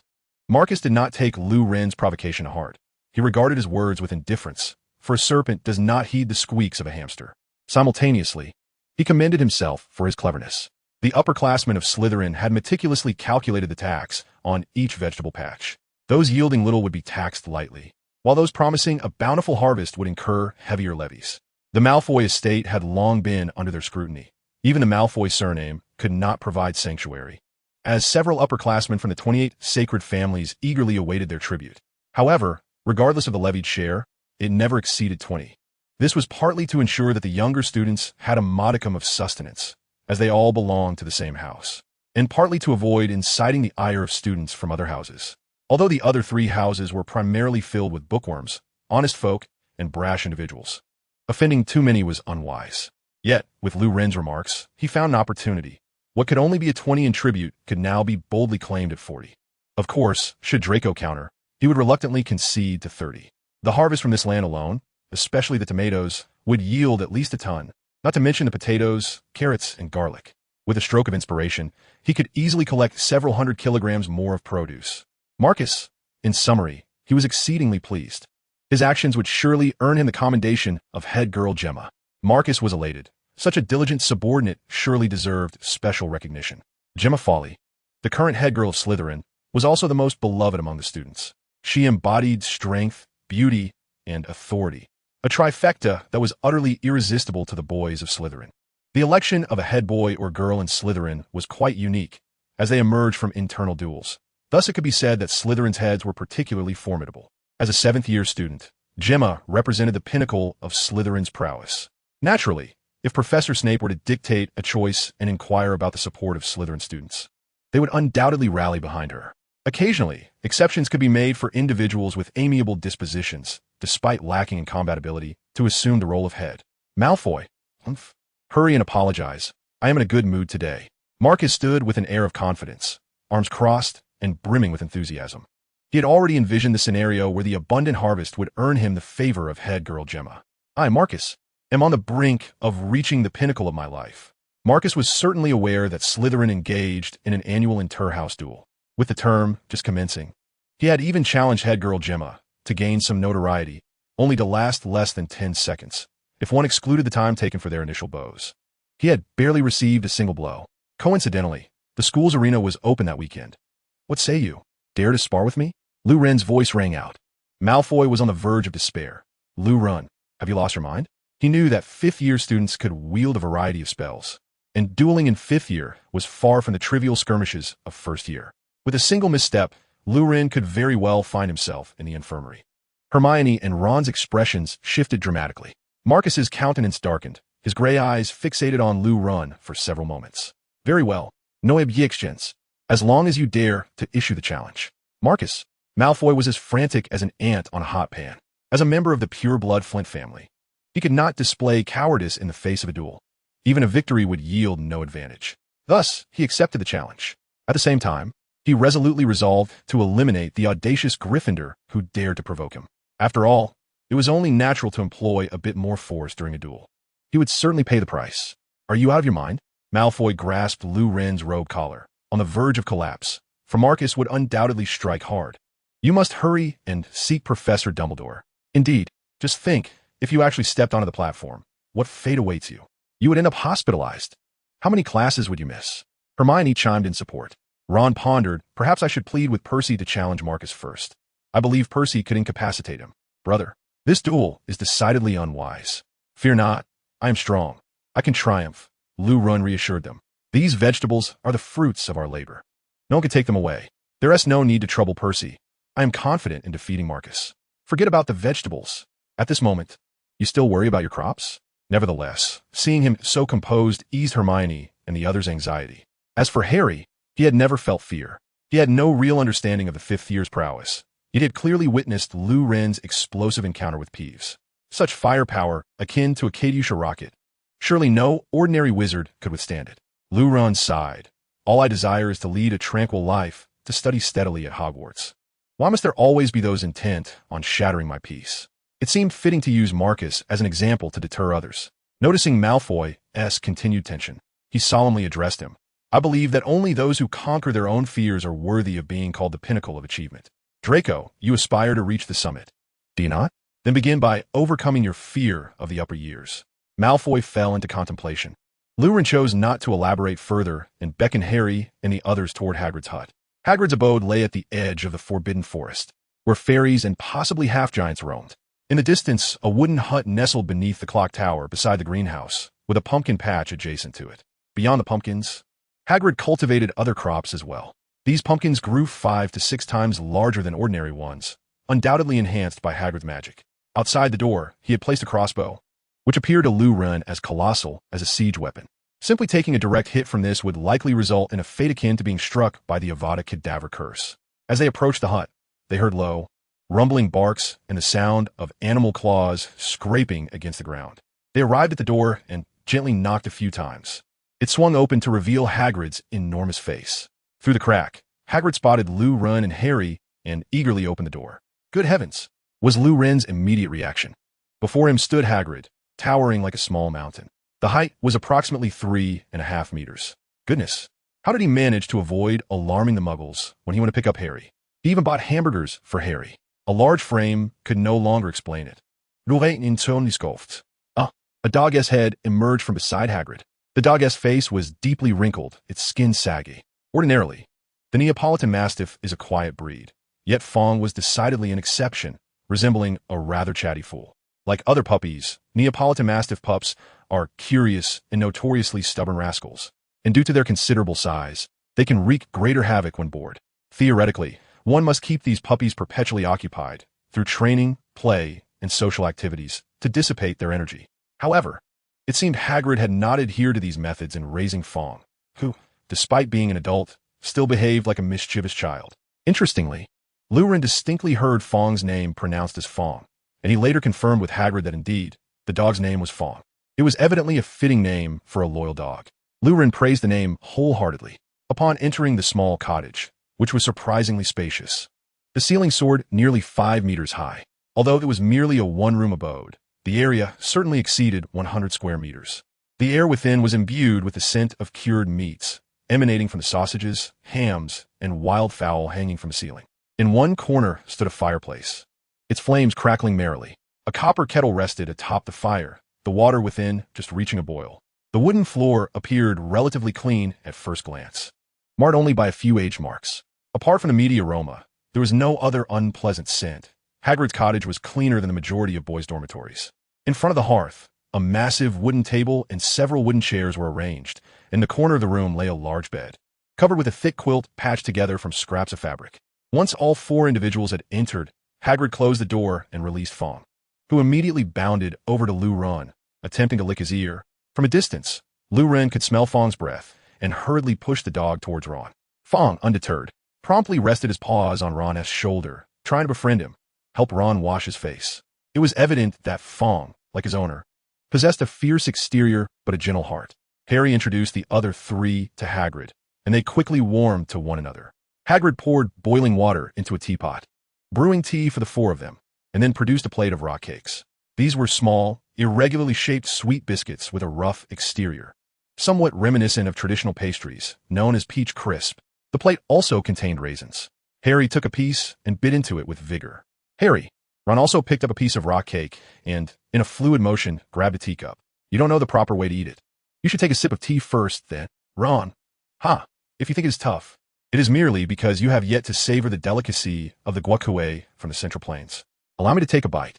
To what extent could a mere snack be hard? He relished the 3-finger-thick guacamole from the Central Plains, and in his previous life, he had even chewed on stale baguettes. Nothing could truly pose a challenge to him. He took a vigorous bite, and even Hermione, seated across from him, could hear the sound echoing from his molars. Lu Ren discreetly set down the rock cake. "Hermione, may I inquire if dental care is expensive in England? How much can insurance reimburse?" He harbored a vague apprehension regarding his teeth and intended to consult a professional. "My parents are excellent dentists. They would surely be delighted to offer you complimentary dental care." Hermione chuckled, covering her mouth. "They have been quite upset since I declined to wear braces, so your visit would be most appreciated." At that moment, Hagrid, having finished his tasks, approached their table. Harry and Ron hastily feigned a love for the rock cakes, and soon the 4 of them animatedly recounted their classroom experiences to Hagrid. Each person eagerly contributed to the conversation, as speaking meant they could avoid gnawing on the rock cakes. Amidst their chatter, Lu Ren noticed a copy of the Daily Prophet beneath the teapot. He cast a glance at it and found an article concerning Gringotts. The Minister of Credit and Investment Management, Mr. Estes, had resigned, with the specifics remaining undisclosed. Gringotts declined the newspaper's request for an interview. Furthermore, Director Elrond had passed away due to illness. Several wizards reported having encountered unwarranted difficulties while withdrawing funds from Gringotts recently. A spokesperson for the goblins expressed deep apologies for the incident, attributing it to a mistake by an inexperienced goblin employee who would face severe consequences. Rumors circulated regarding the misappropriation of wizarding assets by Gringotts, prompting the Ministry of Magic to take the matter very seriously. The investigation into the illegal intrusion by dark wizards at Gringotts on July 31st was still ongoing. Lurin mused on the unfortunate series of events that seemed to plague Gringotts, wondering how such negative news could converge at once. Yet, could these adverse reports genuinely undermine the very foundation of Gringotts? Chapter 33. The Director's Fury. These negative reports indeed threatened to shake the very roots of Gringotts. Within the opulently furnished chamber stood a multitude of goblins. Should someone familiar with their kind attempt to identify them, they would undoubtedly be astonished. The goblins present encompassed nearly the entirety of Gringotts management. In other words, if the Ministry of Magic were to unleash a cannon upon this gathering, Gringotts would face complete decapitation. September 1991 witnessed an economic landscape fraught with uncertainty. A month prior, the shocking assassination in the Soviet Union had ignited a powder keg, shattering the calm before the storm. Before this tumult, Lithuania and Georgia had already claimed their independence, and following the events known as the Shooting the Sun incident, the Soviet Union crumbled like a house of cards, with Estonia and Latvia subsequently declaring their independence. Fortunately, the anticipated speech advocating for the dissolution of the Communist Party, scheduled for August 24th, did not transpire, allowing the Soviet Union to cling to its final breath. In his previous life, on August 24th, following the dissolution of the Soviet Union, the entity had already become a mere shadow of its former self, within a mere span of 8 days. From the 24th to the 31st, 6 member states proclaimed their independence. Yet, they remained within the embrace of the Soviet family. However, the Soviet Union's grip over its territories had weakened to a negligible degree. Numerous local officials were rapidly liquidating state assets, prompting the capital titans of various nations to take notice, while the youthful President Grigorievich found himself nearly devoid of countermeasures. His ability to temporarily stabilize the situation was already an extraordinary feat. As a titan of the investment realm, Gringotts was not exempt from the prevailing trends. They funneled substantial capital into the Soviet market, seizing opportunities from other giants. The situation was in constant flux, and ordinarily, one would expect the upper echelons of these financial entities to be eagerly engaged in myriad financial endeavors.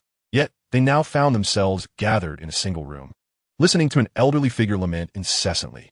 This elder, known as Diok 7, served as the current president of Gringotts Wizarding Bank. His ancestors had resided in France before relocating to England, and during the tenure of Diok 4, the family had held the presidency for 4 generations.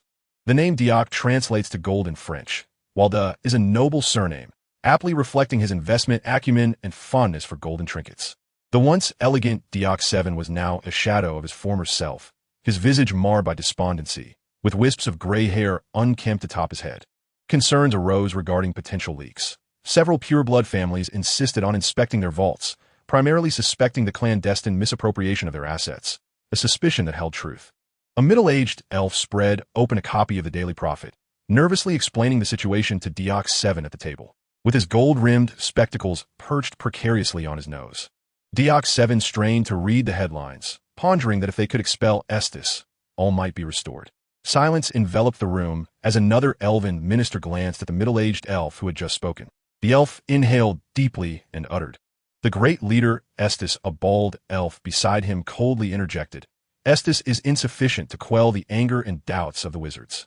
An increasing number of families are demanding a thorough audit of their vaults." The Ministry of Magic had also issued a statement affirming the wizards' right to be informed about the status of their vaults. It was evident that the ministry was keen on causing trouble for Gringotts. The individual audits would require an immense workforce, possibly allowing for opportunistic gains. Under normal circumstances, this would not pose a significant issue for Gringotts. However, at present, they had diverted a considerable sum to invest in the Soviet Union, and just last night, an astounding 33 million galleons had been stolen. Should the wizards enter now, they would be met with the shocking realization that their vaults were alarmingly empty. Where's all my gold gone?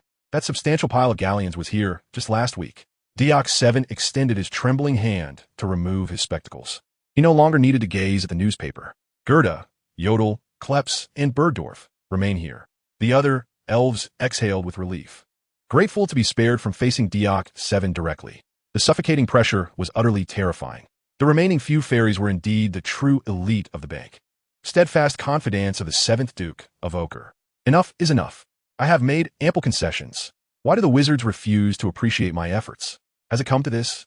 All organizations have betrayed us, even the Ministry of Magic. They are nothing but disloyal, insatiable wolves, hindering my progress. The seventh Duke of Ochre could no longer contain his fury after most of the fairies had departed. He stood up, pacing around the table while roaring in anger, ultimately hurling his solid gold pen onto the table with a resounding thud. It infuriated me. He shouted to the point of losing his voice, having consistently provided the ministry officials with their due offerings each year. Yet, we are treated as if we are merely feeding a pack of pigs that dine with knives and forks. For years, they have only impeded our progress. I should have devised a way to turn them into my puppets, just like those traitors in America. After venting his wrath, he regained a semblance of calm. Allow the wizards to enter in batches for inspection. Let us initially utilize the assets of the strange family to fill the gaps. We must keep this information under wraps. If the wizards discover that 300 million galleons have been pilfered from us, our fate will be sealed. The seventh Duke of Ochre quickly made a decisive resolution. He was no ordinary individual and swiftly devised a reasonable response. The long-established Gringotts had weathered many storms and would surely navigate this peril as well. With a resolute expression, he firmly set a goal. Meanwhile, in the Nordic Durmstrang faculty lounge, Grindelwald reclined in an armchair near the fire, listening to his subordinates' reports. The Saints had all been relocated to Durmstrang, with 7 becoming faculty members and 6 serving as school staff, while the rest had been settled in the Sacred Artifact Village.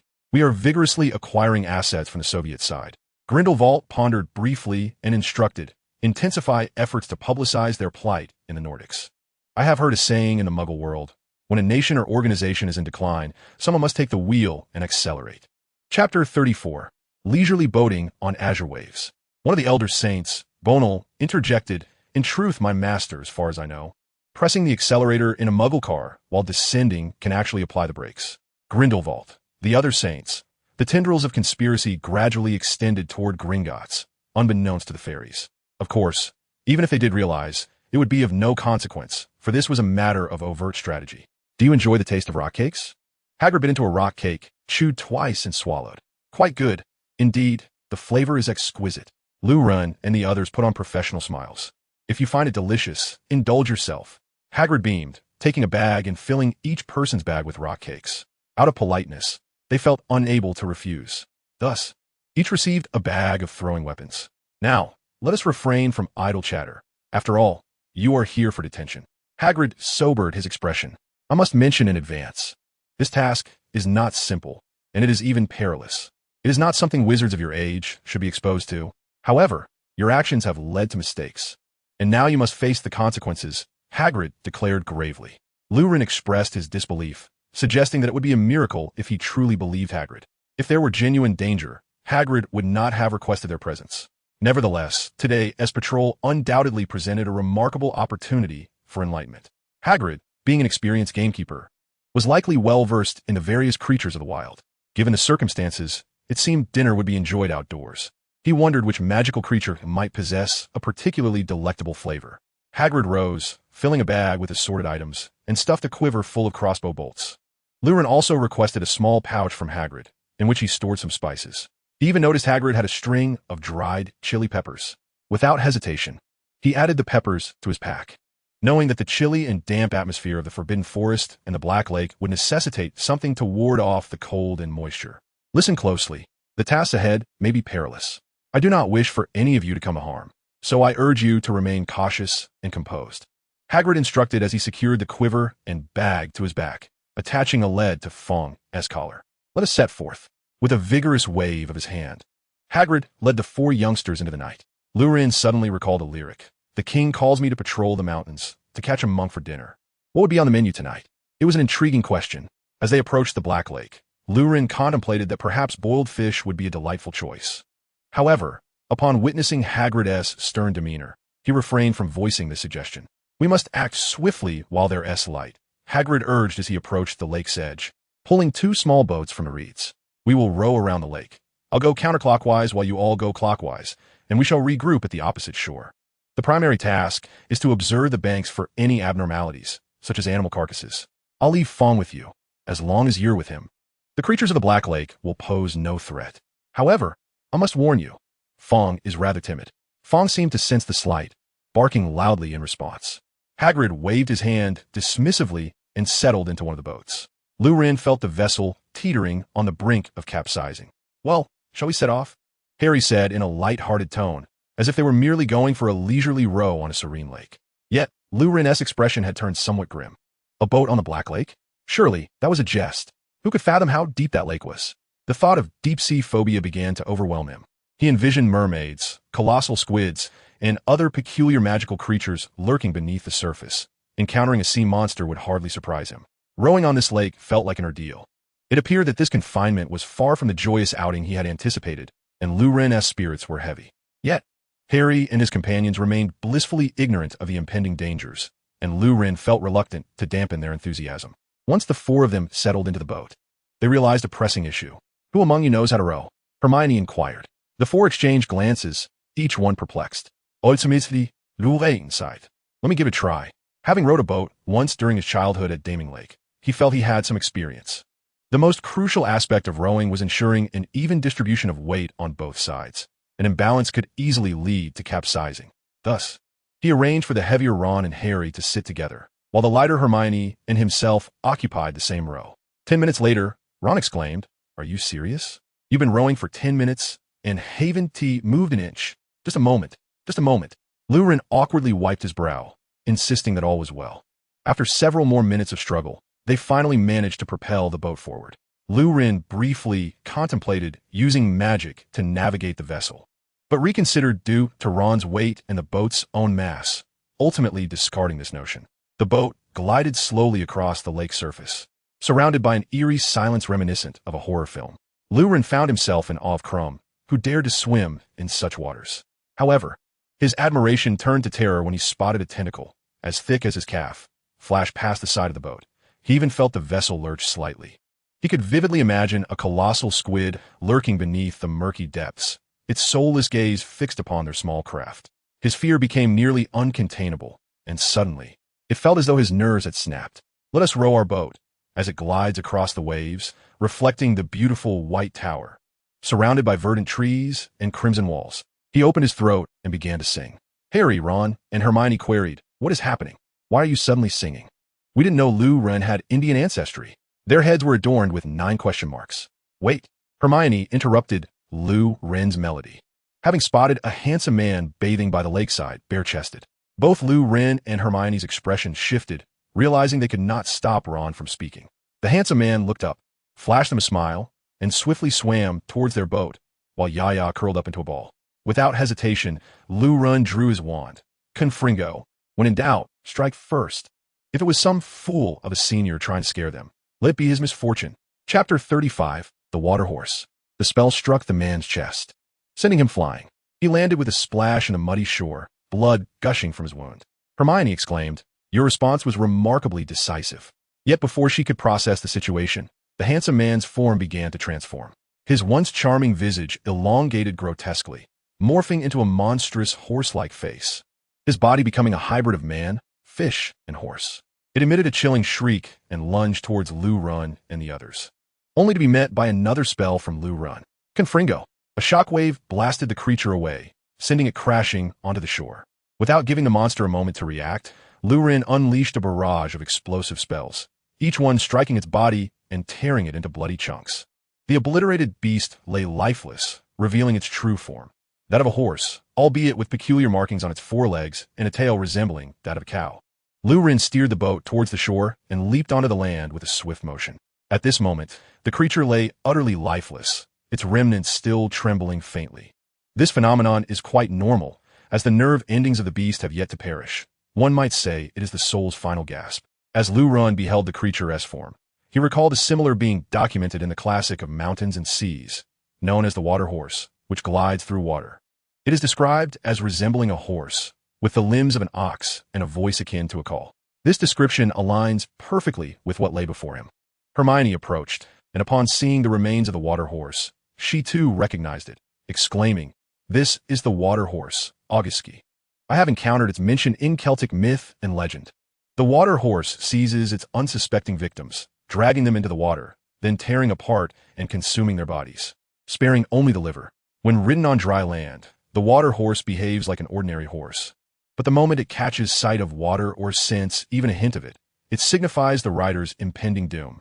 Indeed, my homeland's classic of mountains and seas also recorded such a creature, though without such elaborate detail. I fear the taste of its flesh is rather unremarkable. Hermione and Harry exchanged glances, marveling at the coincidence that they too had legends of such a creature, albeit with some ambiguity regarding the last remark. Nevertheless, it was indeed a fortuitous happenstance. Ron pondered the title classic of mountains and seas, perplexed by its nomenclature. Lou Run, though tempted to dismiss the inquiry, chose instead to patiently elucidate the essence of the classic of mountains and seas to Ron, in hopes of sustaining their camaraderie. Ron seemed to grasp the concept, remarking that the text felt akin to an Eastern version of Fantastic Beasts and Where to Find Them, but questioned why it resembled a cookbook based on Lou Ren's description. Lou Ren responded, "Is it not you who mentioned the abundance of creatures and their culinary significance? It does bear resemblance to a cookbook." Lou Ren mused, "You may have a point. It is somewhat difficult to refute." The creatures chronicled within the classic of mountains and seas are generally classified into three categories: those that exist in reality, those that are based on real prototypes yet have been mythologized, and those that are entirely conjured from human imagination. Regardless of their classification, they typically include descriptions of their origin, appearance, sounds, and the effects of consuming them, whether the flesh is palatable or toxic. As for entries devoid of explanation, they likely denote unremarkable tastes, akin to how one does not endeavor to describe the flavor of rice, or perhaps the author wished to keep the delights to themselves. The mention of such beings in both Eastern and Western mythologies warrants further investigation. Perhaps in antiquity, the distribution of marvelous creatures was more widespread.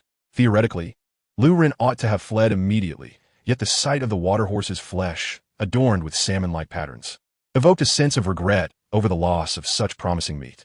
As the sun began its descent, Lou Ren and his companions arrived at the designated meeting point, where Hagrid awaited them. It is worth noting that the Black Lake is indeed quite expansive. In the afternoon, Lou Ren and his companions headed to Hagrid's hut, commencing their boat patrol before 4 o'clock and completing it prior to sunset. Although it appeared swift, the sun in Scotland sets at 8 in September, and they had rowed for over 3 hours, leaving Lou Ren utterly exhausted. Subsequently, it was Harry and the others who took turns rowing. In truth, Hagrid was even more anxious than Lou Ren and his group. His profound understanding of the Black Lake revealed its lurking dangers, although remaining on land was relatively safe. However, rules were rules, and confinement served as a form of punishment. Professor McGonagall approached him, requesting that he ensure Lou Ren and the others adhered to their confinement. Thus he could not afford to be lenient. With a heavy heart, Hagrid rowed with great vigor, hastening the completion of their patrol. Meanwhile, Professor McGonagall was diligently working in her office. Upon lifting her gaze to the setting sun, she pondered the 3 students confined within her house. It was of little concern. Hagrid would surely grant them leniency. She reassured herself, believing that Hagrid would comprehend her subtle hints. Plan successful, she mused. I have just lit the fire. Let us dine before we patrol the Forbidden Forest. As she spoke, Hagrid prodded a small flame beside him with a stick, intensifying the fire's glow. Naturally, Lou Ren and his friends were in agreement. They gathered some dry leaves, gently placing them atop the fire, while Hagrid retrieved several pieces of dry wood from his pack. The fire blazed alive. Hagrid produced a large black fish from the boat, and Lou Ren fetched the meat from the water horse. "Oh, have you all managed to catch something? Let me see. Is that meat from a water horse?" Hagrid inquired curiously, recognizing the source of the meat. This flesh was delectable raw and equally delightful when roasted. Without hesitation, Hagrid took out a small knife, slicing off a piece and devouring it with gusto. Lou Ren also sampled a morsel, finding the texture reminiscent of salmon rather than horse meat, devoid of the muddy taste typical of freshwater fish, with a subtle sweetness instead. Chapter 36. Hagrid's confinement at the Black Lake. The flavors of Hogwarts? Sizzle. The sound of meat sizzling against oil is among the most melodious in the world. Hagrid found a stone slab, cleaned it meticulously, then procured 2 stones to elevate it, creating a makeshift grill. Once the slab heated and turned a faint red, Hagrid took a small brush, applying oil to the surface, and laid the sliced water horse meat upon it, eliciting that enchanting sound. As the meat began to char slightly, Hagrid sprinkled coarse salt upon it before flipping it over. When the meat was perfectly cooked, he brandished a crossbow bolt to lift the meat, offering it to the eagerly waiting 4 little ones. "Hot, hot!" Ron exclaimed, his face reddening as he drooled, yet he continued to ravenously consume the water horse meat. Delicious! Lou Ren could not help but marvel. Such exquisite meat. Why was it not chronicled in ancient texts like the Shanhai Jing? Was the author attempting to keep a secret? That piece of meat weighed less than 5 pounds, and soon it was devoured entirely. Hagrid then picked up the black fish once more. The black fish, measuring nearly 1 meter in length and weighing around 10 pounds, is commonly known as the black fish, but its scientific name is the snakehead. This formidable carnivorous species typically resides in shallow waters abundant with aquatic vegetation. The flesh of the black fish is exquisite and rich in nutrients, making it an exceptional choice for a spicy boiled fish dish. Lurin recalls from his previous life that at the grilled fish restaurant downstairs, catfish was priced at 18 yuan per pound, while black fish cost 28. Catfish possesses an indescribable flavor that often seems off, despite being freshly killed, which is rather perplexing. In contrast, black fish has no peculiar taste, with its texture being tender and springy, rendering it utterly delectable. Alas, he lamented the absence of a pot. If only he had one, he could prepare a pot of spicy boiled fish. Generally, in the Central Plains, tilapia is used for this dish. However, employing black fish would undoubtedly yield even more delightful results. Why not? Hage grinned, removing the leather cover from his quiver and emptying its contents, revealing a shell that resembled a deep pot. He cleaned the quiver by the lakeside and propped it up like a cooking vessel. What do you think? Are you satisfied? After completing his task with hands on his hips, Hage proudly declared to Lu Ron, as a guardian of the hunting grounds, "I often patrol the forbidden forest without any cooking utensils. Eventually, I discovered that a quiver could serve as a pot. When I encounter meal times outdoors, I have always used it to prepare hot dishes." Lurin was overjoyed. Although this pot was somewhat unconventional, it was still a pot. He hurriedly asked Hage to assist in gutting the fish. Naturally, Hage took on this task. Following the steps demonstrated in a Wong Gang video, he entrusted this stage to the enthusiastic vendor. After all, the black fish appeared quite lively, and Lurin feared that a single thrash of its tail could render him unconscious. What to do next? Holding the prepared fish, Lurin fell into contemplation by the lakeside. Despite his strong desire for boiled fish, the myriad of seasonings required was daunting, and he possessed nearly nothing. Only a bit of salt, oil, Sichuan peppercorns, and chili peppers. Oh, and a few cloves of garlic. Boiled fish necessitates yellow bean sprouts, Sichuan peppercorns, dried chilies, ginger, black pepper, fresh chilies, white sugar, vinegar, starch, garlic, ginger, spring onions, cooking wine, pishin banjiang, egg whites, and scallions. This was merely a simplified version. Where could he possibly procure pishin banjiang? Who knows if it's even sold in all of England? After all, it is the 1990s. Without these seasonings, could the dish still be rightfully called boiled fish? Perhaps it would truly just be boiled fish. As he gazed around the lakeside, his eyes suddenly brightened. That plant, could it be? Mugwort? Indeed, the green stems and pointed leaves were identical to those he had seen before. It was mugwort. Lurin spotted several clusters of wild mugwort. This plant is a specialty of Poyang Lake, a wild herb that grows along the lakeside. To his surprise, he had found it by the shores of Hogwarts Black Lake as well. Following this discovery, he chopped the garlic cloves and sliced the chilies. The black fish was deboned and cut into thin slices. Fortunately, it was black fish, which has few bones. Had it been carp or grass fish, Lurin might have resorted to roasting it directly. After preparing the fish, he brought a pot of water to a vigorous boil, poured in the fish fillets, and with a flourish of his wand, swiftly dispersed them. After 30 seconds, he used the levitation charm to retrieve them, laying them on the recently used stone slab. Lurin sprinkled salt over the fish fillets, followed by half of the remaining seasonings, thus completing the dish. Success! Lurin was elated. In a situation where ingredients were so scarce, he had still managed to create a meal. Come, everyone, do indulge. Lurin beckoned for everyone to take their seats. He then produced 2 small branches he had prepared earlier and began to devour the food voraciously. Indeed, as a native of the Central Plains, how could he not know how to use chopsticks? The beauty of chopsticks lies in their convenience. Any suitable twig would suffice. As for the wand, it was best left alone, for he feared it might retaliate with a slap. The taste was undeniably delightful. Lurin couldn't resist taking several bites. Upon noticing that everyone around him had yet to touch their food, he was taken aback. "Oh, right? You don't have chopsticks. How will you eat?" The crossbow bolts were too thick for the delicate fish slices. Hermione smiled gently, waving her wand. Wingardium Leviosa. A piece of fish floated gracefully to her mouth. As she savored the fish, her eyes brightened. Delicious.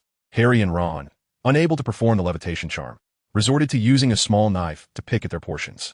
Meanwhile, Hagrid produced a large ladle resembling a soup spoon. He plunged the ladle into the pot and scooped out a heaping mound of stir-fried fish, steaming and fragrant, and consumed it in one hearty bite. Lou Ren, Hermione, Harry, and Ron exchanged glances, while Hagrid exclaimed, "Delicious." Chapter 37. The Unicorn Settlement in the Forbidden Forest. There exists a beautiful legend surrounding the lamb's quarters.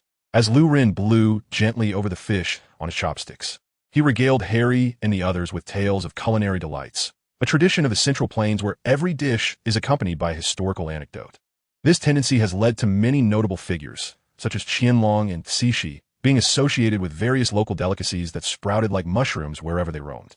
Each snack shared a common narrative, attributing its origin to these figures. For instance, southern snacks will be linked to Qianlong, western treats to Cixi, and those from the Beijing-Tianjin area to Yongzheng. The stories often depicted them encountering various troubles, such as famine or issues with local customs, only to be presented with local specialties that miraculously resolved their predicaments, bringing them immense joy. Hence, these snacks became widely celebrated. Lou Ren declared, "I may not be well read, so do not deceive me. I would actually believe it." Yet, with these tales in mind, the food indeed tasted even better. During the late Yuan dynasty, amidst the rise of various warlords, Zhu Yuanzhang, the founding emperor of the Ming dynasty, clashed fiercely with Han Wang, Chun Yuliang in southern Jili.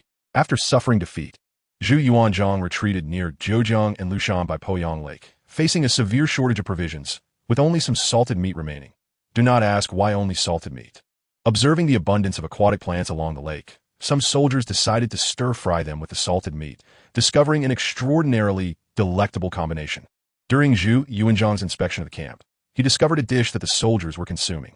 After tasting it, he was overwhelmed with delight and praised it profusely, subsequently promoting the dish throughout the army. The morale of the troops soared after enjoying it, leading them to decisively defeat Qin Yuliang's formidable force of 800,000 men. Zhu Yuanzhang cherished this memory long after his victory. Lou Ren, with one hand grasping chopsticks and the other holding a jug brimming with pumpkin juice, spoke eloquently, animatedly gesturing as he described the dish. Meanwhile, Hagrid and the others, having never witnessed such a display, were left in a state of astonishment. The fish in their mouths seemed to have truly transformed in flavor. A delightful enhancement had been bestowed upon them. Lou Ren's plan was a resounding success. Our emperor of the Ming dynasty later named this aquatic plant Li Hao, and stir-fried Li Hao with cured meat became a renowned local delicacy. Seizing the moment while they were momentarily dazed, Lou Ren swiftly grabbed several pieces of fish and Li Hao. "What is the Ming dynasty?" Ron inquired. "What is cured meat?" Harry pressed further. "How does this relate to stir-fried Li Hao with fish?" Hermione wrapped up the discussion. The curious youngsters, having satisfied their appetites, resumed their questioning. "What about Rome?" Ron persisted. Lou Ren exclaimed, "You mean to say you are unaware of Rome?" He realized that a lamentable chasm of knowledge lay between himself and Ron. Rome is one of the two greatest civilizations in human history. You must remember this. Lou Ren felt an urge to open Ron's mind and share his knowledge. The wizarding world's ignorance of Muggle history had reached an alarming level. They were utterly unaware of Rome. This could not continue. Muggle civilization, Ron muttered, stuffing his cheeks with fish resembling a chipmunk. Amidst their laughter, the roasted fish vanished into ashes. Hagrid poured a bucket of water onto the campfire, extinguishing it completely. The confinement of Lou Ren and his companions would persist, as they were to accompany Hagrid on a patrol of the Forbidden Forest. After a brief walk, they arrived at the forest's edge. Hagrid lit a lantern and handed another to Harry. Under the glow of the two lanterns, a narrow path winding into the depths of the dark forest gradually revealed itself. A gentle breeze stirred the trees within the dense forest, ruffling Lou Ren's hair and awakening an ancestral fear etched deep within the human genome. The profound lakes, the nocturnal forest, the silent sky, and the boundless ocean evoke a primal fear in humanity, a reverence for nature that compels one to shiver and break out in goosebumps when faced with its majesty. "May I refrain from entering that forest?" Ron asked, his voice betraying his trepidation. Hagrid, unyielding, replied, "You must go if you wish to remain at Hogwarts. I have stated before that one must bear the consequences of their misdeeds. I have expended nearly half my life's energy driving Fred and George out of the Forbidden Forest, and yet their brother is afraid of it. This truly surprises me." Ron's ears flushed crimson. Lou Ren almost believed that Ron's ears could secrete astaxanthin, for how else could they turn red so quickly when he became flustered? "Today, I invite you to enter alongside me, accompanied by Yaya. With our presence, you need not fear any beast that might wish to harm you. Yet it is crucial to remain vigilant and refrain from provoking them. This day is an exception. Henceforth, We may need to split into two groups. Lu Ren cast a glance at the drooling Yaya, contemplating that any reasonable person would likely hesitate to join her side. Today shall be a chance for you to broaden your horizons. Have you heard of unicorns? Hagrid exclaimed with excitement as he led the way. Indeed, the earliest account of unicorns dates back to 398 BC, penned by the ancient Greek historian Ctesias, who described them as snow-white creatures, comparable in size to horses, residing in the Indian subcontinent, adorned with a crimson head and deep blue eyes. Their defining feature is a horn, approximately half a meter long, protruding from their foreheads. Hermione eagerly interjected, passionately sharing her knowledge of unicorns with Lu Ren and the others. How do you know so much? Ron asked, astonished. In that moment, Lu Ren felt as if Snape had possessed him, delivering a light smack to Ron's head. Is it not entirely natural for a girl to be interested in unicorns? Hermione's face flushed crimson, rivaling Ron's ears. You're quite right, Hagrid declared proudly, puffing out his chest. A herd of unicorns dwells within the forbidden forest of Hogwarts, making it the largest unicorn habitat in all of Britain. To be honest, forging a bond with them and locating them is no easy feat, yet I have succeeded. Hagrid's joy was palpable as he radiated the exuberance of a 300-kilogram child. Although they reside in the forbidden forest, unicorns lack a fixed dwelling, and whether we encounter them today hinges upon fortune, should luck be on your side. You might witness a unicorn settlement. This is a sight that most wizards never behold in their lifetimes. By the way, it would be wise to lower your voices now. Unfamiliar sounds and scents may disturb them, and tread carefully. Despite their seemingly gentle demeanor, unicorns are indeed quite fierce. In ancient times, wizards would lure unicorns and confine them in enclosures to battle lions, only to find that their horns could effortlessly pierce the hearts of lions, much like you little lions. They could slay four with a single strike. Hagrid warned Lu Ren and the rest. Subsequently, silence enveloped them as the five trudged along a seldom-trodden path, each step a challenge, illuminated only by the moonlight filtering through the branches and the light in Harry's hand. Uncertain of how long they had walked, Hagrid halted them. Shoo! Look! He gently parted a cluster of branches, revealing a small clearing to Lu Ren's astonished eyes. 6 or 7 unicorns stood quietly, resting as if they had stepped out from the pages of myth. True to the legends, unicorns embodied beauty, a paragon of perfection, as described by Ctesias. The adult unicorns were slightly smaller than horses, akin in size to donkeys, possessing long limbs and graceful forms. Their coats shimmered as the purest white, radiating a soft luminescence under the moonlight, evoking a dreamlike quality. One could almost feel that touching them, even at the cost of one's life, will be worth the sacrifice. Even the most adorable panda cub pales in comparison to the allure of a unicorn. Hagrid emerged gently from the woods, causing a brief stir among the unicorn herd, but upon recognizing him, they quickly returned to their tranquil state. In that fleeting moment of awakening, Lu Ren beheld countless lake blue eyes, which evoked thoughts of Dumbledore.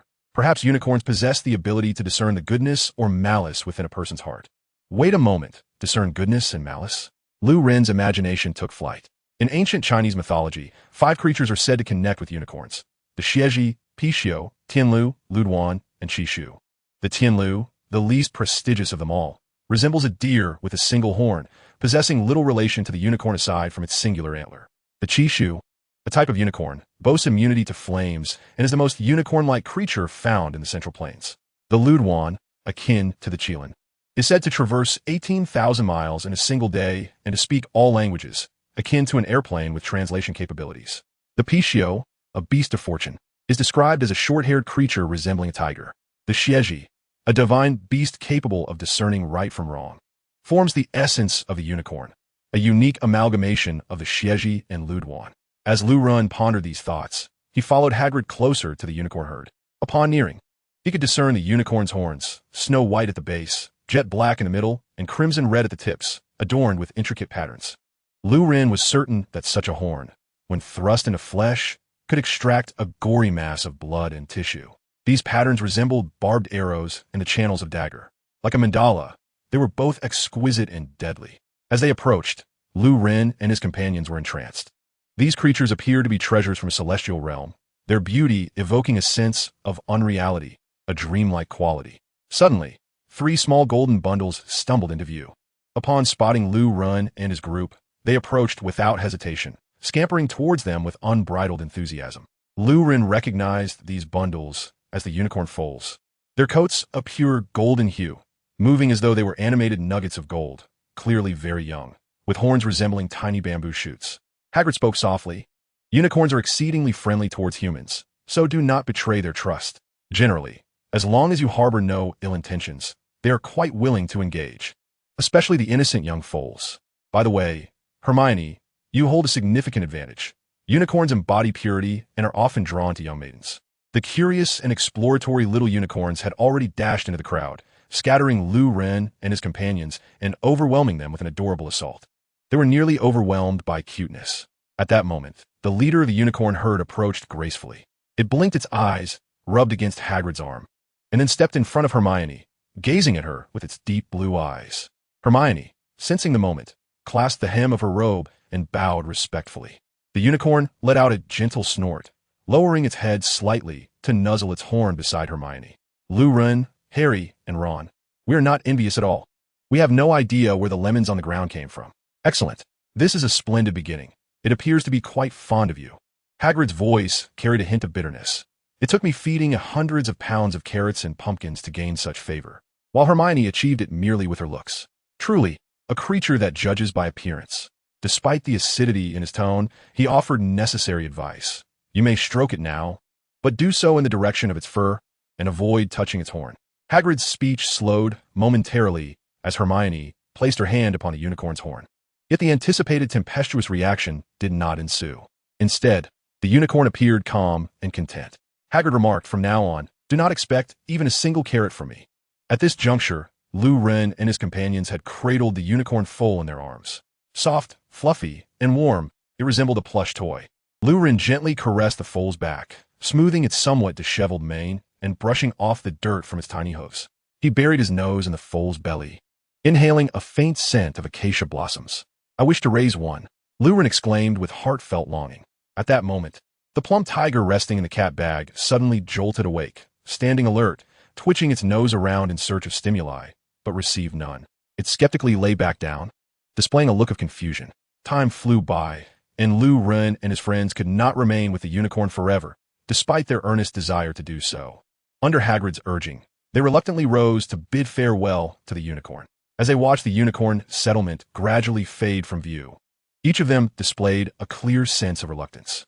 Let us come back and see them during our next patrol. Hermione pleaded with Hagrid. All right. We shall certainly return next time, Hagrid assured them. Lou Ren squinted, recalling certain thoughts. Hagrid, unicorns are extraordinarily precious creatures, are they not? If you happen to notice any suspicious individuals in the Forbidden Forest, please do inform me. I will be immensely grateful.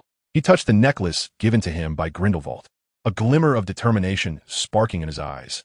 Let us see how this gift from Grindelwald fares, my dear Professor Quirrell. Chapter 39, I Miss You, Peeves. The subsequent journey unfolded without incident. With Hagrid's assistance, Lou Ren and his companions successfully completed their patrol, concluding their first detention at Hogwarts, though certainly not the last. Even with everything going smoothly, they found themselves ending their escapade near midnight. While Hogwarts had strict penalties for students wandering the corridors at night, those serving detention were expected to labor until the early hours. As Hagrid emphasized, this was the consequence of wrongdoing. The four wandered through the dimly lit castle, and Lou Ren momentarily believed they had lost their way. Suddenly, a door creaked open with a loud clatter, accompanied by a groan, as something darted out from behind the door on their left. In the dim light, Ron at the forefront discerned the figure before them as Peeves the poltergeist. As one gazes into the abyss gazes back, and in that moment the abyss chuckled. Look what I've stumbled upon. A bothersome first year, and a Gryffindor to boot, wandering the halls at this unholy hour. We have justifiable reasons, Hermione attempted to explain. I shan't listen. Peeves tumbled through the air with glee. Seagull Lou Ren unleashed the sun charm, illuminating the corridor as if it were day. Amidst the cacophony of the portrait scoldings, Peeves finally recognized the faces of the four. I miss you. Lou Ren recalled the tone of Moriarty from the Detective Sherlock of his previous life, uttering those words. Spells cascaded like raindrops. Explosive waves surged with madness. Debris fell like dust, and the agony of a torn body ensued. That night, Peeves was nearly erased from existence. Had he not become a part of Hogwarts Castle, endowed with an immortal form, he might have vanished into oblivion. Even he, the immortal, required 3 days to fully recuperate. During those 3 days, Mr. Filch seemed to be on holiday. Peeves shivered with anticipation. He bellowed, Filch! Filch! Students are awake. In the corridor on the first floor. It was the first time Peeves yearned so desperately to see Filch. He needed a modicum of assistance from him. Do not panic. We are merely here for detention. Ron quickly reassured his companions. Yet, Lou Rin and Hermione turned their gazes toward Harry. Harry, he indeed had no legitimate reason. He wasn't in detention. He had accompanied his friends. Hermione's mouth gaped wide enough to swallow an egg. She had overlooked this detail. You shall be expelled. Hermione was now in a state of frenzy. Not at all. Lou Rin maintained his composure. By tradition, you wouldn't be expelled. That's a relief. Harry exhaled with relief. You would only face detention and a deduction of 50 points from Gryffindor, Lou Rin continued. WTF, Harry gasped, feeling as though he were suffocating. His heart sank, his stomach knotted. You must be jesting, he managed to force out through clenched teeth, hoping it was merely a prank from Lou Rin. This is the mildest punishment. Lou Rin ruthlessly shattered his illusion. In the original narrative, when Harry and his companions were caught by Professor McGonagall, each had 50 points deducted. Professor McGonagall is notably fair, and it does not show favoritism like Snape does toward his own house. Actually, it's not too dire. The term has only just begun, and no house has accrued more than 50 points. Lou Rin offered a slight consolation to Harry. He was also curious. What would happen if the points in the house cup fell into the negative? However, seeing the tears welling in Hermione and Harry's eyes, he chose not to provoke them further. It's all right. It's merely a matter of a few weeks. After a while, the students would completely forget about the incident. Fred and George had been losing points since their enrollment, yet this did not hinder their popularity among their peers. Ron hurriedly stepped in to comfort Harry. Had they really lost over 50 points in one go? Ron, this. Harry. Lurian. Now, in light of the prevailing ideals, we have but one course of action left. What? Run for it. Lurian took the lead in a frantic dash, and Harry suddenly realized that as long as they were not caught, they had committed no wrongdoing. The four of them sprinted away. Peeves, hearing the commotion behind him, quickened his pace and shouted even louder, prompting the four behind him to run even harder. A positive feedback loop was thus established. They raced through the corridors of the first floor, arriving at the main entrance, the very spot where they had first met Professor McGonagall upon their arrival at Hogwarts. The situation was dire. At that moment, Filch had already succumbed to slumber. Recently, Peeves had been mysteriously absent, and Filch had expended considerable efforts searching for him. Yet Peeves remained elusive. Finally, Filch concluded that Peeves had been expelled from the grounds. This was an unprecedented upheaval. Filch was certain that as the only caretaker in history to have banished Peeves, his name would be immortalized in the annals of Hogwarts. This realization left him so exhilarated that he had no time to apprehend any rule-breaking students. He had spent the entire day drafting a report to present to Professor Dumbledore. He could already envision Dumbledore commending him before the entire school, everyone gazing at him with reverence, while Dumbledore smiled at him, uttering, Filch, Filch, students must not be sleeping. Chapter 40 Blast. Students must not be sleeping. Yet the voice emanating from Dumbledore was that of Peeves, jolting Filch awake from his dream. Mrs. Norris leaped from his bed, meowing and pawing at the door. Peeves. Filch felt a surge of rage coursing through him. Everything was lost. Praise, honor, and reward vanished. The painstakingly composed report had turned to mere scrap paper. Filch was consumed by an overwhelming fury. He hastily dressed and charged out of his room. At that moment, Lurian and the others had also reached the Great Hall. Ron slipped and inadvertently knocked Harry down, the two of them tumbling together and colliding with the Slytherin hourglass, which crashed to the ground, shattering and scattering emeralds everywhere. The resounding crash of the hourglass seemed to echo throughout the entire school. Ron, if correct. Harry, I've cracked too. Now, they truly had to contemplate which school to attend if they were caught.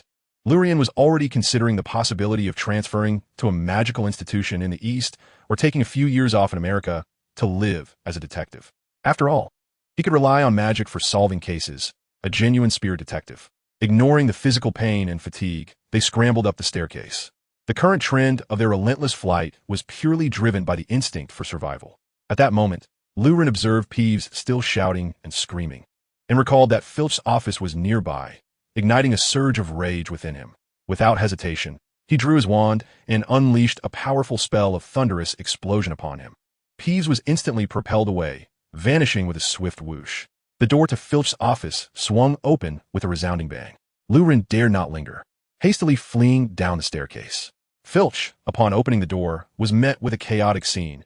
Emeralds strewn across the floor, a shattered hourglass, and a cracked ceiling. It felt as though his heart had been gripped tightly. Shaking his head, he endeavored to maintain his composure, discerning the source of the sound around him. It dawned on him that there were indeed students roaming about at night. Filch yearned to unleash a furious roar towards the heavens as he hurried upstairs. He vowed that upon capturing those students, he would bind their wrists and suspend them from the ceiling for at least 3 days. Filch recalled the chains left behind in his office, an invaluable gift from his predecessors, which he often oiled with care. He sensed that these chains would soon come in handy. It would be best for those youngsters to prolong their escape, for the longer they did, the worse their fate would be. Lu Ren and his companions sprinted onward, with Filch relentlessly pursuing them. The echo of his footsteps seemed to be right behind them, spurring them to extraordinary speed and endurance. In no time, they ascended from the first floor to the fourth. However, the staircase leading higher had vanished. As Ron prepared to turn right, Lu Ren swiftly grabbed him, for they had no recollection of the path. While Lu Ren's memory was vividly clear, the corridor to the right on the fourth floor was a dead end, home only to a ravenous, drooling, three-headed hound. Lu Ren had no desire to confront such a beast. Thus they veered left. Having deviated from the main thoroughfare, they quickly became lost. They could only meander in convoluted paths, buying time as they listened to Filch's footsteps drawing ever closer. Fortunately, the complex terrain provided them some respite, as he too was searching, delaying their discovery for a while longer. "My dear, take a whiff. They must be hiding in some corner." "They are right here." Filch paused, waiting a moment before his companion, Mrs. Norris, caught up with him. He was conversing with her, assigning a task only a creature of her kind would accept. "I shall bind their limbs, hanging them like smoked meat in my office." He suddenly raised his voice, exclaiming. Mrs. Norris twitched her nose, indicating that the air was thick with their scent, requiring time to discern their whereabouts. At that moment, the quartet felt akin to mice cornered by a cat, ensnared in despair. Ron and Harry leaned against the wall, gasping for breath, while Hermione had begun to weep, yet they dared not utter a sound. Lu Ren contemplated whether to incapacitate Filch at first sight. It seemed quite feasible. Yet, there's an old adage, heaven does not forsake those in dire straits. Hogwarts Castle is not a conventional fortress. It is a stronghold imbued with traces of magic throughout. Since Ravenclaw cast a mischievous and permanent enchantment upon the staircase, generations of young wizards have left their marks within the castle. Typically, only the most exceptional wizards could leave an imprint due to the castle's inherent magical resistance, making it exceedingly difficult for ordinary spells to leave traces. Most of these markings are mere pranks. Yet some brilliant individuals have inscribed what could only be described as masterpieces of permanent magic. Such is the case with the phenomenon that Lu Ren currently encounters. Before him lies what appears to be a dead end. However, the layout is peculiarly strange, as if an ordinary corridor has been abruptly severed by an unexpected wall. Undeterred, Lu Ren's survival instincts compel him to explore the wall. He suddenly discovers a graffiti of a trash bin in the lower left corner of the wall. A brick wall with a trash bin. Could it be? This evokes memories of the wall connecting the leaky cauldron to Diagon Alley. He hastily retrieves his wand, counts 3 bricks up and 2 bricks across. With a gentle tap of his wand on that particular brick, it begins to tremble, revealing a myriad of horizontal and vertical stripes that gradually coalesce into a chessboard before Lu Ren's eyes. A phrase materializes. Victory belongs to the one who connects 5 in a row. What a curious design for a game of Gamoku. Lu Ren dares not waste time. He quickly summons Ron and explains the rules of the game. Upon hearing of a potential escape, Ron's spirits soar, and he eagerly begins to play. In matters of chess, Ron has never failed to impress. He swiftly triumphs over his opponent, causing the wall to shimmer and become ethereal. At that moment, distant footsteps approach with increasing urgency. It is Filch. With no time to lose, Lu Ren pushes Ron, Hermione, and Harry through the wall in succession, then follows suit. As they penetrate the wall, ripples form before it returns to its normal state. Filch arrives to find nothing but emptiness, baffled, and continues his search in the vicinity. Much like the passage to Platform 9, Lu Ren suspects that these 2 mechanisms may have been crafted by the same individual. Feeling no discomfort, he finds himself in a dimly lit corridor, facing a locked door, while Hermione and the others are conspicuously absent. It seems to be a random teleportation. How intriguing. He nudges the door, only to discover it is locked. Behind him, a wave of hot breath and a foul stench reminiscent of dental plaque wafts toward him, prompting Lu Ren to offer an awkward yet polite smile. Chapter 41. Misfortune, Misfortune, Misfortune. Lu Ren enjoys pondering. What exactly is fate? He muses that if fate were a creature, it would surely be raised by a female dog. How did it come to this? Initially, he had evaded the corridor on the right side of the 4th floor and discovered a means of escape, two joyful occurrences coinciding. This duality of joy should have ushered in a time of dreamlike happiness. Yet, why has it devolved into this? The three-headed dog is a fascinating creature. It originates from an ancient Greek myth of Cerberus, the fearsome guardian of the entrance to the underworld, born of Typhon, the progenitor of all monsters, and Echidna, the serpent woman. The majestic creature, known as Cerberus, possesses a multitude of dragon heads, its form transitioning from a humanoid shape at the shoulders to a serpent-like body below the hips. Resembling a colossal python, numerous wings sprout from its being, with matted fur caked in dust. Echidna, a monster from Greek mythology, is depicted as half-woman, half-snake. Her upper body is that of a stunning woman, while her lower half is a serpentine tail. From these two mythological beings, a three-headed dog is born, an absurdity that is hard to overlook. Presently, within the confines of the room, lies such a wondrous creature, one that defies the imagination in its sheer size.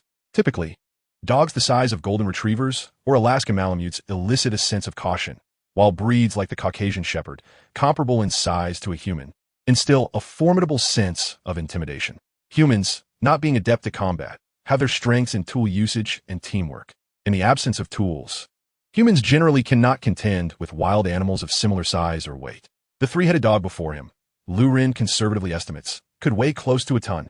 Standing before him, it resembles a small truck, and when it stands upright, its massive head nearly grazes the ceiling. Three colossal dog heads loom behind Lurin, and the central head begins to roar, as if declaring, "It is I.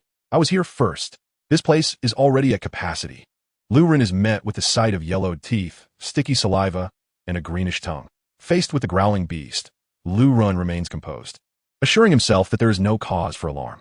He reaches out once more to push against the wooden door, which remains immovable. Indeed, the door is locked, yet he feels compelled to confirm this. Though Lurin possesses a plethora of spells, the unlocking charm eludes him, as he cannot grasp its underlying principles.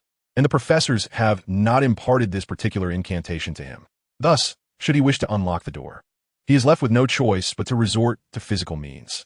However, a door that is not locked cannot contain a three-headed dog, and allowing such a ferocious beast to roam the campus poses considerable danger, both to itself and to others. Were it to encounter Ferki, the old bones of that individual would surely crumble, and should it cross paths with Snape, the creature would be destined to meet its end. The crux of the matter lies in Lurin's uncertainty regarding whom the beast may encounter. Should tragedy befall anyone as a result, he would be engulfed by guilt. No one at Hogwarts is deemed dispensable. Despite their flaws, they should not be subject to the brutal demise wrought by a rabid dog. Suddenly, Lurin finds himself splattered with saliva. Marketing accounts are nothing but deceivers, he exclaims, awakening the other two dog heads that have been slumbering. Each of the three heads of Cerberus possesses independent consciousness, capable of independent thought. Typically, only one head remains vigilant while the others rest. However, upon encountering Lurin, they all awaken. Unfortunate, unfortunate, unfortunate. Lurin laments. He realizes he is ensnared in a dire predicament and must resort to that one tactic. If that fails, he will have no option but to engage in combat with the three-headed beast. In mythological tales, the fearsome canine Cerberus can be lulled to sleep by enchanting melodies. And similarly, the three-headed dog, named Lu Wei before him, could be swayed. Quickly think of song to sing. Lurin's mind raced, and he blurted out a lyric. Summer, summer, quietly passes, leaving little secrets buried deep within, secrets that cannot be told. Gently, Lurin began to sing, swaying his body to the rhythm. He found the situation utterly absurd. A colossal, three-headed beast sharing the same space with a small boy, who was now singing. Would it truly work? Could a song genuinely soothe such a ferocious creature? Deep down, Lurin remained skeptical, gripping his wand tightly. If singing failed, he would target its eyes and then flee beneath the trapdoor. He had resolved on this course of action. He understood that the three-headed dog possessed formidable magical and physical resistance, and with his current magical prowess, a blasting curse would only inflict minor wounds unless directed at a critical point like its eyes. Even the formidable Severus Snape, known for his powerful spell, the Shadowless Strike, had sustained a grievous wound on his leg when confronting Lu Wei. Lurin pondered. He was certainly no match for Snape, and thus he had to brace himself for the possibility of demise here. At that moment, the three-headed dog began to awaken, discerning that the little fellow before it posed no immediate threat. Instead of attacking, they engaged in conversation. Woof. Hooray. It's a midnight snack. Woof. This treat seems inedible. Hagrid would be displeased. Ugh, sigh. Woof, woof, woof. What does ugh mean? Woof. Hagrid has decreed that intruders must be dealt with severely. And what is he singing? It sounds so irritating. It makes me not want to sleep at all. Oh, woo. All right, let me devour this noisy emergency snack. The cacophony of barking nearly shattered Lou Ren's eardrums. He could discern a complex array of emotions on the canine heads. The left head was playful. The right head was impatient, but the one in the middle, appearing quite serious, dictated the decisions. Observing their expressions, Lou Ren sensed they had reached a consensus. Alas! Misfortune! Misfortune! Misfortune! Chapter 42. The Mirror of Eris. Time was running out. Lou Ren had drawn his wand, but just before he uttered the spell, he caught a glimpse of faint moonlight, prompting an instantaneous alteration of his plan. Seagull, a small sun slowly ascended, and the sacred object in the shadows was suddenly exposed to blinding light, rendering it vulnerable to the gaze of any creature, even the three-headed dog. Could 6 eyes grant immunity? Certainly not. The three-headed dog was bound by the laws of physics. Lu Wei's 6 eyes were dazzled. In a hurry, Lu Ren directed a blasting curse towards the beam of moonlight, followed by the sound of shattering glass. Wonderful! Lu Ren was elated. His gamble had paid off. Indeed, there was a window. He dashed towards it. Hearing the footsteps, Lu Wei instinctively swatted in the direction of the sound. Lu Ren cast a repulsion spell upon the creature's paw. The forces at play were reciprocal. As the spell propelled Ro away, he too was sent flying. This outcome was anticipated by Lu Ren. The recent explosion surely shattered the window. In that location, if he could reach it, he would escape unscathed. Lu Ren's mind was racing with calculations. Indeed, he was flung out, and, as he sailed through the window, he could not help but burst into laughter. You've been tricked, you foolish dog. This is my escape route. In a contest of wits. You're no match for me. Lu Ren leapt from the window, plummeting towards the ground under the force of gravity. However, this too was part of his plan. Ujet Dimerwiosa, a magnificent levitation spell, allowed him to drift downwards like a feather. He had succeeded. Lu Ren had escaped. Grateful for his survival, he reflected on his fortunate discovery of the window at the last moment. Otherwise, he would have surely met his end. Who knew whether that trapdoor was locked? Even if it weren't, the timing of the professor's arrival remained uncertain. The semester had only just begun, and one could only speculate when Professor Sprout would come to set her traps. Even if the professors arrived early the next morning, he would still need to explain why he was found wandering the corridors of Ro at such an hour. Thus, leaping through the window seemed the most prudent course of action.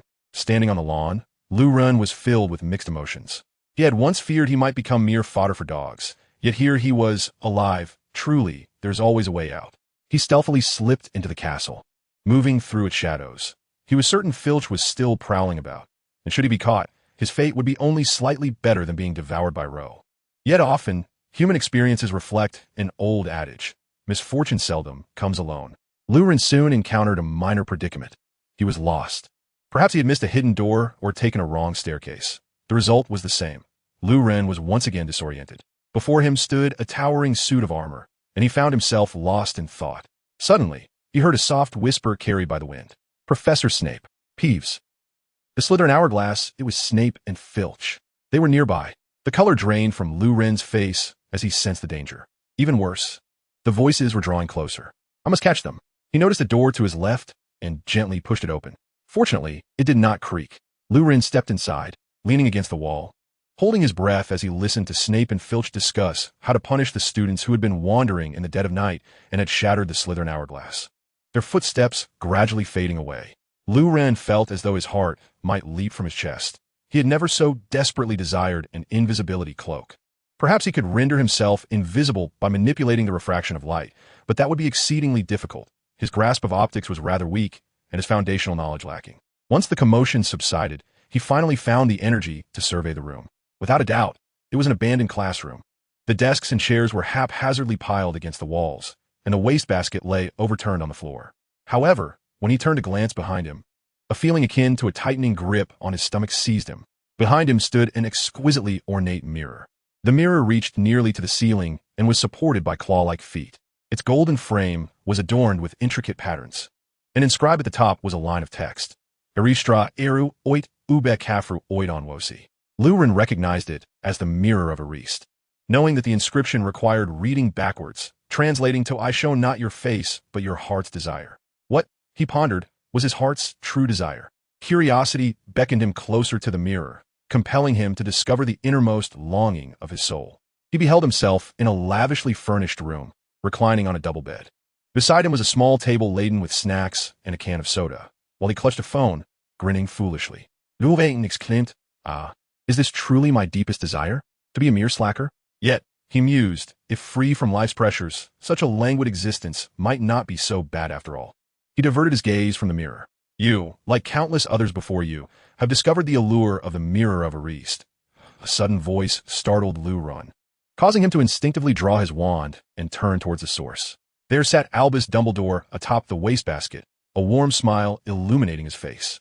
He was clad in a deep blue silk pajama set adorned with pale yellow stars, topped with a soft black nightcap, resembling a human incarnation of Van Gogh's Starry Night.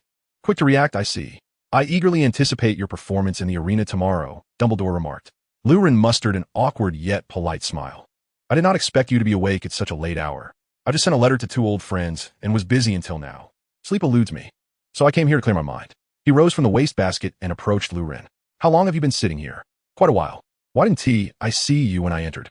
"That was the disillusionment charm. I did not require an invisibility cloak to become invisible." Dumbledore's face bore a gentle smile, his eyes radiating an innocent clarity akin to that of a child. "Ah, I assumed you were employing psychological invisibility," Luron said, wiping the cold sweat from his brow, as Dumbledore's actions conjured unsettling associations. If he were to admit to psychological invisibility rather than the disillusionment charm, it might indeed lead to PTSD. Just imagine undertaking any task with a kindly old man quietly observing from the corner of the room. "I did not expect you to have heard of such an intriguing term." Dumbledore's next words sent a shiver down Luron's spine. Chapter 43. The Philosopher's Stone. Rewritten. After vanquishing Grindelwald, I traversed the globe, encountering countless extraordinary individuals and phenomena. Dumbledore, with a gentle nod to Luron, began to reminisce about tales from his youth. "My social circle is vast, having visited places from the magical realms of the East to the enchanting lands of America, from the charming streets of France to the mystical Moon Mountain in Africa. By a fortunate twist of fate, I befriended a wizard who mastered the art of apparition, whose profound understanding of this magic left me in awe. Typically, one who can traverse continents through apparition is deemed a master, yet he transcended this notion, capable of reaching any corner of the earth. Accompanying him on his journeys, I experienced numerous adventures, and it was from him that I learned about psychological invisibility. However, this particular magic is exceedingly intricate, and I grasp only the faintest semblance of it. Should you wish to learn, I could impart some knowledge. This technique employs psychological blind spots, allowing one to conceal themselves in the shadows, rendering them virtually undetectable to the conscious mind, an alluring prospect indeed. Luron found this method of invisibility to be remarkably potent. Yet, it carries significant vulnerabilities. Even when concealed, one still interacts with their surroundings, merely diminishing their presence to the point of being overlooked. Should any interaction intensify, exposure is inevitable. Thus, mastering the disillusionment charm can achieve a similar effect, and if all else fails, one could borrow Harry's invisibility cloak. The mirror of Ariste reveals our innermost desires. Luron turned to Dumbledore, inquiring, "Professor, what do you see when you gaze into the mirror?" Dumbledore blinked, replying, "I see myself holding a thick pair of woolen socks." Luron peered into Dumbledore's eyes, selectively extracting a fragment of his own memory. Dumbledore's expression stiffened. This young lad was utterly oblivious to decorum. How had I not realized how insufferable he could be? Luron conceded, "All right, I believe you. Just promise me I won't find a matching pair of woolen socks in Grindelwald's bedroom." Before departing, he cast one last glance at the mirror of Ariste. "Oh, and I know this mirror conceals the Philosopher's Stone. Only those who wish to find it without the desire to exploit it can retrieve it from the mirror." Huh, I still yearn for the stone. Suddenly, Luron froze, witnessing his reflection rummaging beneath a pillow, retrieving a vivid red stone, and disinterested, tossing it towards himself. An utterly incomprehensible event unfolded. The Philosopher's Stone passed through the mirror, striking Luron squarely in the face, before it plopped onto the ground. Dumbledore exclaimed, "Luron." Luron stammered, "Professor, let me explain. I didn't mean to. I had no idea this would happen." Dumbledore pinched the bridge of his nose, feeling a wave of dizziness wash over him. Yet he quickly regained his composure. "You never cease to astonish me, Luron," he said with a wry smile. "Since you were able to extract it from the mirror, the Philosopher's Stone rightfully belongs to you. Keep it, but remember to maintain its secrecy." Dumbledore was, in truth, not excessively concerned about the whereabouts of the maddening Philosopher's Stone. Since Lu Ren had passed the test of the mirror and acquired it, he might as well have it. Lu Ren's mental fortitude was quite remarkable. He was capable of keeping secrets. Previously, he had been troubled by how to dispose of the stone after using it for fishing. But now he felt a sense of relief. Destroying the Philosopher's Stone was no trivial task. Professor, isn't it said that only those who seek to find it without the desire to exploit it can wield the stone? I intend to utilize it to transmute stone into gold. Lu Ren expressed his confusion. Do you truly wish to? Dumbledore chuckled softly. Deep down you do not. How could that be? Who would not desire such a thing? Lu Ren retorted. Yet, upon reflection, he realized it could indeed be quite troublesome. First and foremost, he had no idea how to transmute the stone into gold using the Philosopher's Stone. Furthermore, even if the transformation were successful, it would plunge him into a profound quandary. What is the underlying principle? What force could possibly convert calcium carbonate into gold atoms? This would inevitably lead to a cascade of questions. Is such a transformation permanent? Does it adhere to the law of conservation of energy? Would the gold eventually revert to stone? Even disregarding the principles, how would he dispose of the newly minted gold? How could he explain the sudden influx of wealth? What would he purchase with the money acquired from selling gold? A house, perhaps. And once he acquired a house, how would he manage it? Are there purchase restrictions in certain cities? If others discovered he possessed a Philosopher's Stone, how could he safeguard it? Lu Ren swiftly enumerated a plethora of complications that would arise from transmuting stone into gold, and suddenly he was no longer inclined to pursue that course of action. What bother? He lamented sincerely. Very well, Professor Dumbledore, you may be right. Lu Ren gestured dismissively at the professor, then tucked the Philosopher's Stone into his pocket, as if it were a baked sweet potato, and departed the room. I must take my leave. I have a duel in the arena tomorrow. Sweet dreams. Dumbledore smiled warmly. He then resumed his contemplative state before the mirror, lost in thought. At that moment, the door to the classroom swung open once more. Lu Ren peered in, wearing an awkward yet polite smile. Professor, might you escort me to the Gryffindor common room? I seem to have lost my way. Dumbledore replied, Grindelwald, are you truly not mistaken? Is it not a tad unreliable to place the future of the magical world upon his shoulders?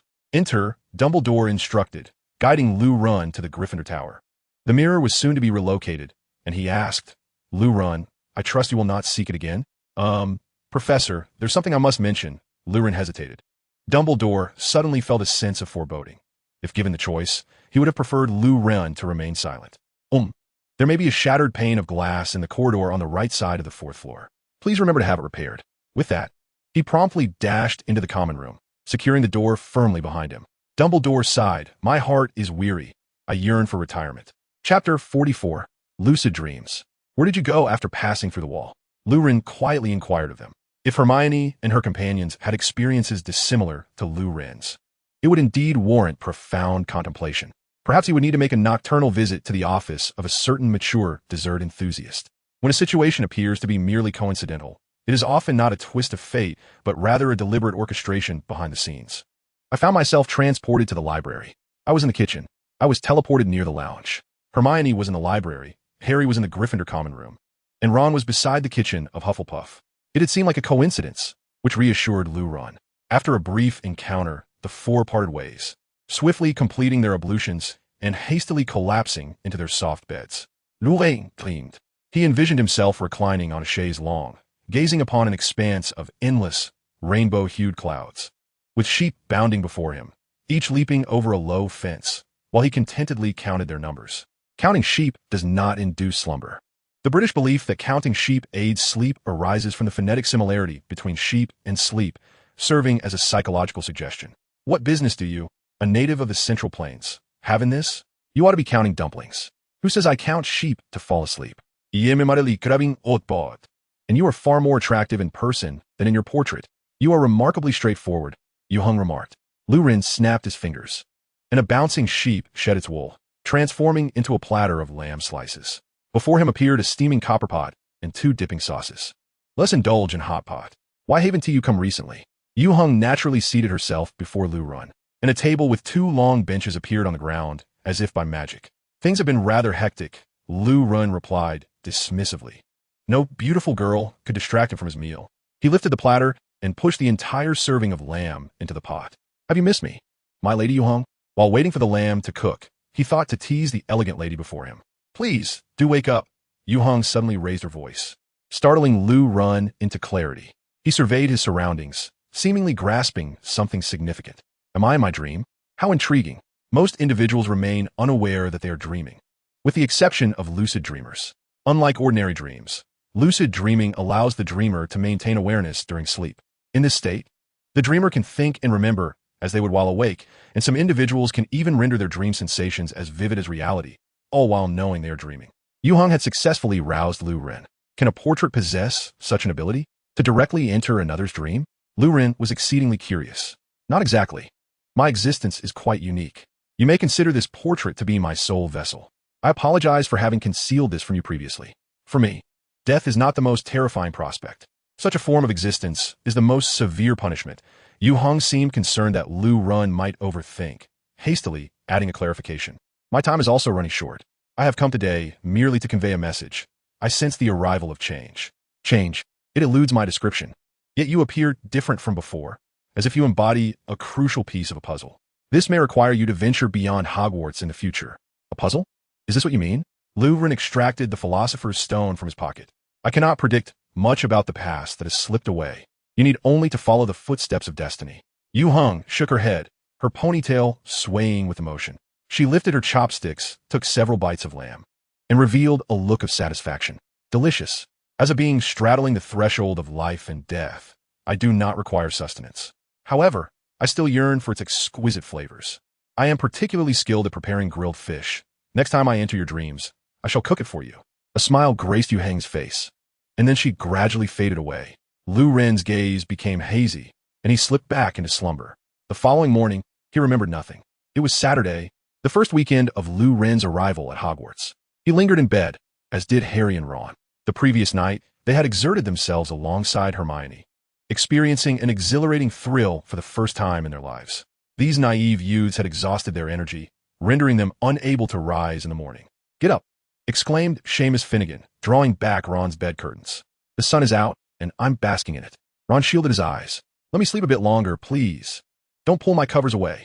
Dean Thomas similarly yanked back Harry's bed curtains, causing a lively ruckus.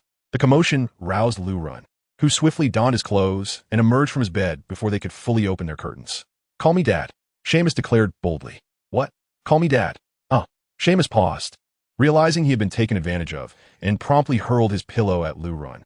Lu Ren retaliated, and soon the first-year Gryffindors were embroiled in playful chaos.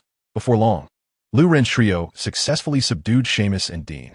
Amidst shouts of Dad and promises to bring food to their dorm mates on Sunday, the playful skirmish came to a close. Today, the arena is set to open. One wonders what awaits. Lu Ren, are you really going to challenge Marcus? Can you truly manage it? Ron mumbled through a mouthful of sausage.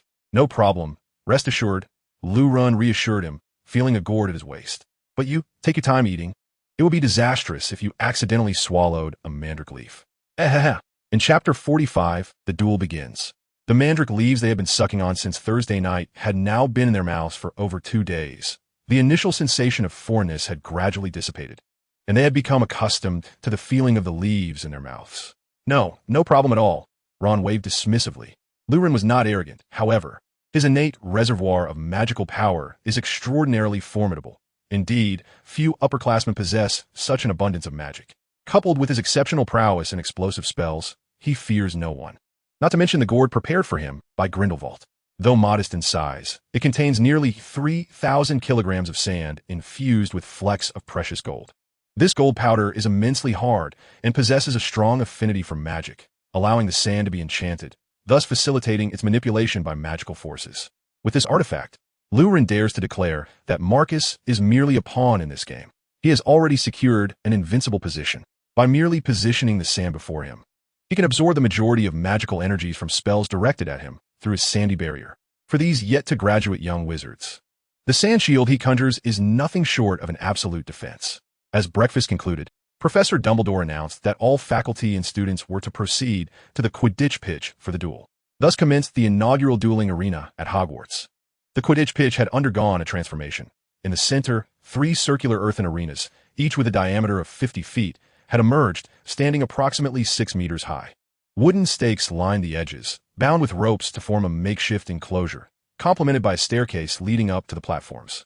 Professors Snape, Flitwick, and McGonagall awaited atop the stage as referees, each a skilled combatant capable of ensuring the utmost safety for the young wizards. The surrounding stands remained largely unchanged, though each now boasted a colossal blank scoreboard, and in front of every seat was a small button. The buttons were divided into two sections, one labeled equipment and the other non-equipment. A mere press would suffice for registration.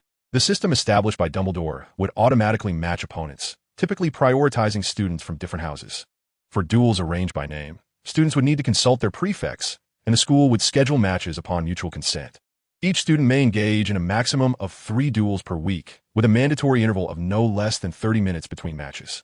The outcomes of the duels would be announced prior to the events, detailing any changes in point allocations. Duels are categorized into equipment battles and non-equipment battles, where contestants may select one magical item.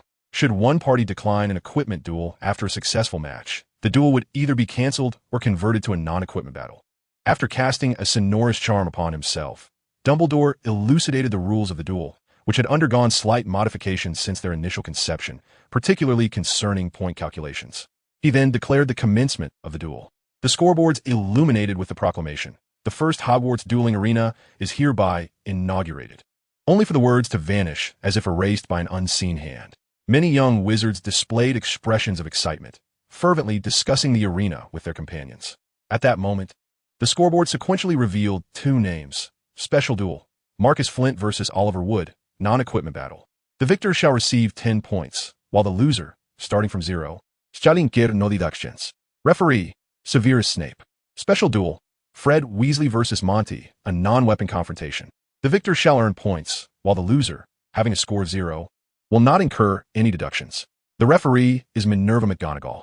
It is noteworthy that in special duels, the name of the challenger appears on the left, and that of the acceptor on the right. The young wizards buzzed with excitement, as 2 pairs were called for this unique duel. Amid their animated discussions, a third pair's names emerged. In an instant, the entire Quidditch pitch seemed to be muted, only to be filled with an uproar that was magnified several times over. The names of the third pair were Special Duel, Percy Weasley versus Gemma Farley. The stadium erupted in fervor. 3 pairs of duels, all between Gryffindor and Slytherin. Moreover, the third match featured the weaker party initiating the challenge. The long-standing rivalry between Gryffindor and Slytherin has long been a topic of much discourse amongst the Badgers and Eagles, a matter they could discuss for an entire day, with tales of lions and snakes serving as delightful accompaniment. "He has gone mad," Ron exclaimed, his face a picture of disbelief. He is even more unhinged than Lou Run.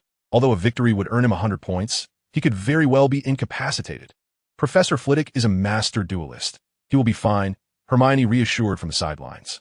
Moreover, Percy is not an impulsive individual. He would not act rashly. If he dared to initiate the duel, he must possess ample confidence. According to the rules, if Gemma Farley were to be defeated, she would lose 150 points, effectively rendering her competitive season null. Lou Run analyzed the situation. Winning for Gemma would only yield 10 points, which could offset one of her appearances, not a substantial loss. Surely, Percy must have his own strategy in mind. Goodness, Ron still couldn't fathom the reality of this situation.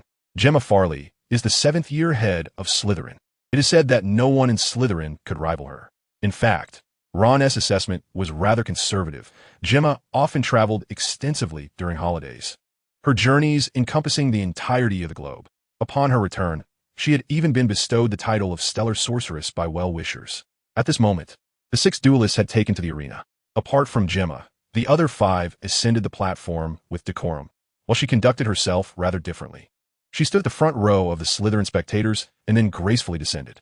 Like an elegant swan, she danced through the air, ultimately landing gently on the platform. With such a stunning display of levitation, she commanded the attention of all present. In an instant, the Slytherin stands erupted in thunderous applause, all cheering in jubilation. In stark contrast, the other 3 houses appeared as if their voices had been stifled. Before long, Gryffindor responded with a chorus of boos, while Hufflepuff and Ravenclaw, as neutral bystanders, offered a round of applause. With a command from Dumbledore, the duels among the 3 groups of wizards officially commenced. Chapter 46, Silver Dragon. To speak candidly, Gemma Farley is a rather striking witch. Her attire stood in stark contrast to the surrounding Hogwarts students, the only indication of her Slytherin affiliation being a hint of green lining the cuffs of her robes and a green gemstone ring adorning her left pinky. As she gracefully descended onto the dueling platform, her eyes remained closed, her expression adorned with a subtle smile, creating a juxtaposition against the tense atmosphere on the other two platforms. It was as if Percy's platform resembled a scene where a boy was confessing his feelings to a girl he admired. Typically, this which had maintained a low profile since her ascent to 7th year, largely absent from classes, and had subsequently requested a single dormitory, making her presence even rarer among her peers. Remarkably, the professors at the school seemed to tacitly approve of her prolonged absenteeism. This was Lu Ren's first encounter with the girl who seemed to be on the verge of becoming a legend. How beautiful! This heartfelt exclamation escaped him. At Hogwarts, young witches and wizards commenced their studies at the age of 11, graduating at 18, akin to a group of high school seniors in the Muggle world. Many girls who had just graduated were often unfamiliar with makeup. The magical realm mirrored this sentiment. Most young women appeared without adornment, relying solely on their natural beauty, embodying the essence of youth and invincibility. As a somewhat older youth, Lu Ren found that although his body had shrunk, his mind remained sharp. His aesthetic sensibilities had not diminished. To him, the girls of Hogwarts resembled daughters, particularly the younger students. While he felt a sense of fondness, romantic pursuits were best avoided. Courting someone significantly younger could inadvertently lead him to Azkaban for further education. Yet this girl was different, exuding an aura reminiscent of a young professional who had recently graduated from university and entered the workforce. Lu Ren was captivated by her presence. This sister is truly remarkable. Percy and Gemma did not rush to engage in combat. Gemma was playfully toying with a butterfly that danced around her fingertips, while Percy observed her intently. Gemma soon noticed Percy, exclaiming, "Oh, you must be the little brother of the Weasley family. Why aren't you attacking?" Percy grimaced. It had been ages since anyone had referred to him as little brother. "You don't seem quite prepared," she continued. "Oh, you really are as stiff as the rumors suggest. I was actually considering conceding for the sake of Bill and Charlie. Given that I learned much from those exceptional seniors during their time here, it would be quite unfair for me to duel with you at my level." With her eyes narrowed in a playful squint, Gemma chatted with Percy, seemingly indifferent to the outcome of the duel. However, Percy's ears flushed crimson, his body trembling with frustration, his hands and feet icy. Darkness clouded his vision as he yearned to shout, "Can this school truly be salvaged? When will I, Percy, ever stand tall and deliver a swift punch to the arrogant individual before him?" Yet he refrained. Instead, he mustered a stiff smile, replying, "No need. Just give it your all. I do not wish to defeat someone who holds back. Well, I apologize for my presumptuousness. However, the brothers of the two individuals would not resort to cunning tactics to secure victory. Yet I must clarify that when I allowed you to win, it was not merely a concession. It was akin to granting you the vastness of the ocean." Gemma opened her eyes, revealing a pair of large, sapphire-like orbs. This left others somewhat perplexed. Such exquisite eyes. Why were they always narrowed, concealing their beauty from the world? It seemed a tragic misfortune for such beauty to remain unseen. She appeared to adopt a more serious demeanor. "I declare, your reliance is upon my being, and my fate intertwines with yours. Here, I pledge, I shall become the embodiment of all that is good in this world and vanquish all that is evil. Arise, silver dragon, gilded moon." Percy did not wait idly for Gemma to complete her incantation. He unleashed a series of 5 or 6 offensive spells, all of which were thwarted by a transparent barrier of air that stood before Gemma. Although this type of incantation was a novel experience for Percy, it did not hinder his recognition of the power and mystery inherent in this magic. The spell Gemma conjured was entirely distinct from those taught by Hogwarts professors. It could even be said to be at odds with the contemporary magical world, reminiscent of the practices of ancient wizards. In the current magical realm, the norm is to cast spells through succinct incantations, amplifying one's magical energy with a wand. Highly skilled wizards pursue wandless and silent casting, while the apex of the wizarding hierarchy, Grindelwald, can summon spells with mere thought, rendering lengthy incantations almost unheard of and unseen. However, the lengthiness of a spell does not denote its weakness. On the contrary, some ancient spells featuring incantations have been known to possess immense power, though they have largely faded into obscurity. The drawback of such spells is that the caster becomes a target during the chanting. Yet, since Percy could not interrupt her spellcasting, there was little that could be done. Gemma completed her chant, astonishingly summoning a most rare form of magic. Within the entire Hogwarts, only Dumbledore was known to master summoning magic, his pet phoenix, Fawkes, being a testament to his abilities. Now, Gemma had joined the ranks of those who wielded summoning spells. Her summoned creature was a dragon. Unlike the 10 known fire dragons of the magical world, Hers was a silver dragon, a being that existed solely in legend. During her 6th-year summer travels, she encountered a young silver dragon and forged a pact, becoming a dragon mage. The silver dragon, Gilded Moon, was far more resplendent than any other dragon. Measuring 3 meters in length, each scale was perfectly proportioned, and its wings, nearly equal in width to its body, spread majestically to either side. Its head was raised high, adorned with a silver horn less than a foot in length. A series of silver fins extended from its neck to its tail. Surrounding its form was an aura of purple light, imbued with potent magical energy. Upon its arrival, it unleashed a breath attack directly at Percy. Chapter 47. Only those capable of surpassing their limits are true protagonists. The breath of the silver dragon shimmered in cerulean blue. Even from dozens of meters away, the spectators in the stands could feel the piercing chill emanating from the breath. A wave of astonishment swept through the crowd. Some upper-class wizards had confidently proclaimed before the contest, "What scenes have I not witnessed?" Now they have all changed their tune. This scene is indeed unprecedented for them. Who can withstand a dragon's breath at such close range? Many girls from Gryffindor screamed, for in their eyes, there was no chance of survival for Percy. Struck so closely by the dragon's breath, even Dumbledore and Professor Flitwick would not have time to rescue him. No, Ron emitted a thunderous cry, and Lurin noticed tears welling in his eyes. From a distance in the stands, Dumbledore wore a resigned smile. The young wizards now resembled little monsters. Meanwhile, Professor Flitwick discreetly stowed away his wand, having nearly intervened to halt the duel, were it not for the last moment. As the frost dissipated, Percy remained alive. He had just cast 3 successive shield charms to fend off the dragon's breath. "This is my companion, Lu Yu, the most formidable magic I command." Gemma snapped her fingers, and light flickered from Lu Yu's mouth. Percy hurriedly sprinted in an attempt to close the distance to Gemma, only to be effortlessly pushed back by her magic. No more futile duels. The outcome is clear.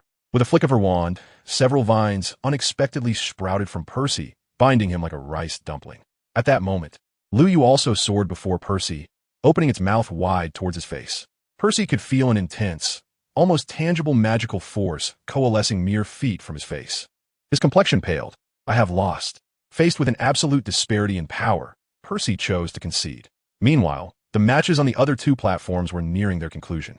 Fred and Montague's battle drew closer, and Fred, struck by inspiration, launched a stunning spell and swiftly advanced to close the gap, delivering a left hook to Montague's face. Montague managed to block the stunning spell, but was unable to evade Fred's physical strike, resulting in a knockout. The force was such that Fred's fist swelled from the impact. After the match, he had no time to celebrate and rushed to Madame Pomfrey for a remedy to reduce the swelling.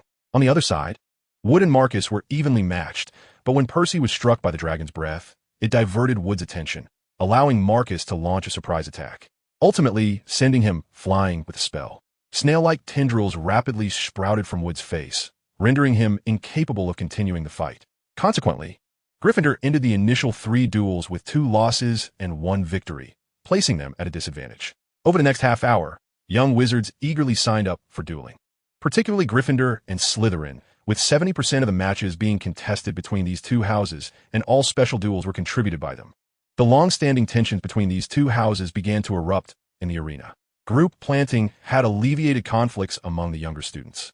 But the rifts among the older students could not be resolved by merely planting a few vegetables. Some found their disputes exacerbated by the experience, leading them to agree on dueling. However, as long as these tensions were released, it was a positive development. The names on the scoreboard changed rapidly. Despite the fierce competition between Slytherin and Gryffindor, it is the seeker Cedric Diggory of Hufflepuff's Quidditch team who currently holds the highest rank. He triumphed over a 5th-year Ravenclaw student, thereby earning a remarkable 30 points and ascending to the top of the leaderboard.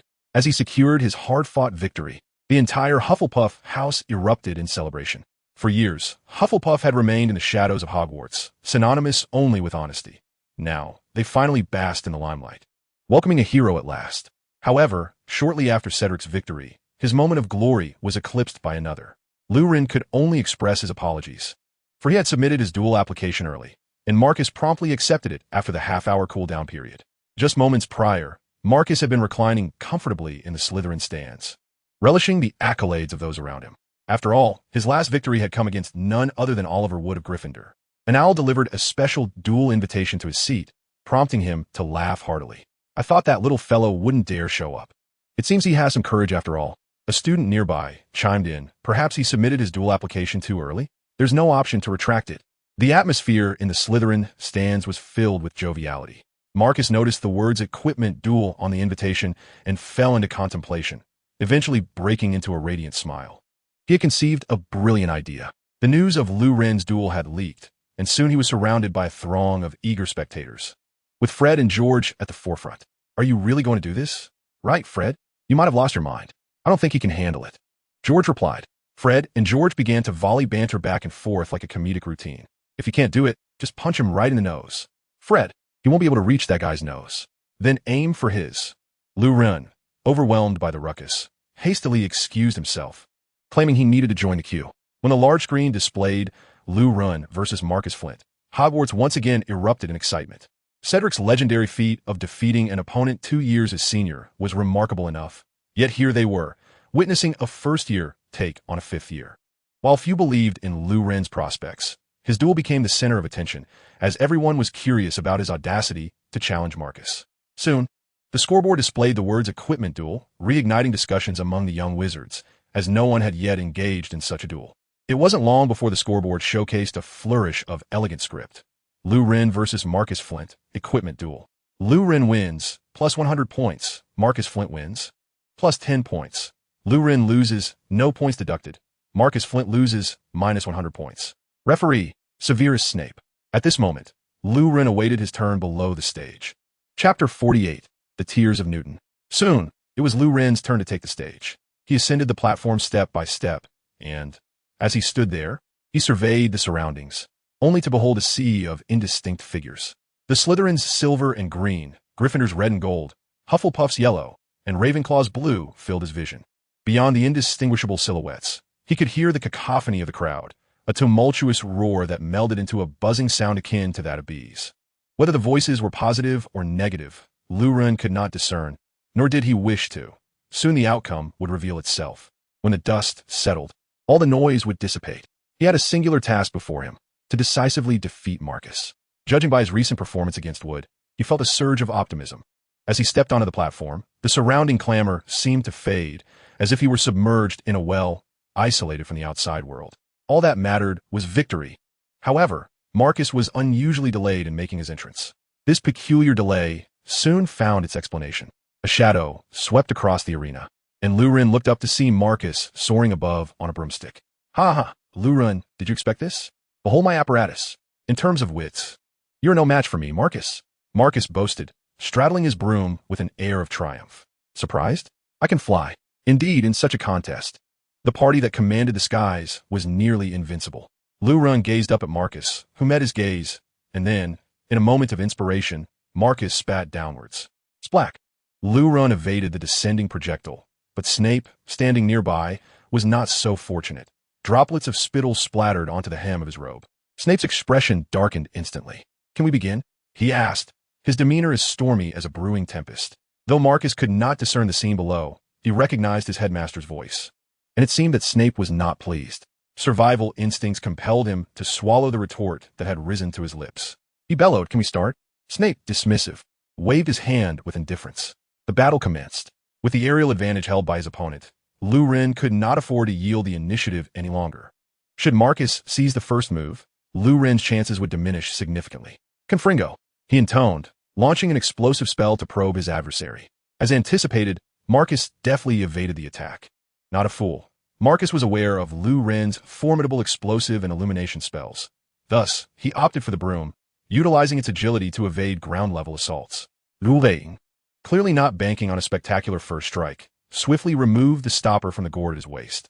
A stream of shimmering silver and blue sand cascaded from the gourd's mouth, forming two small discs upon the ground. Just then, Marcus suddenly accelerated, diving downward with intent.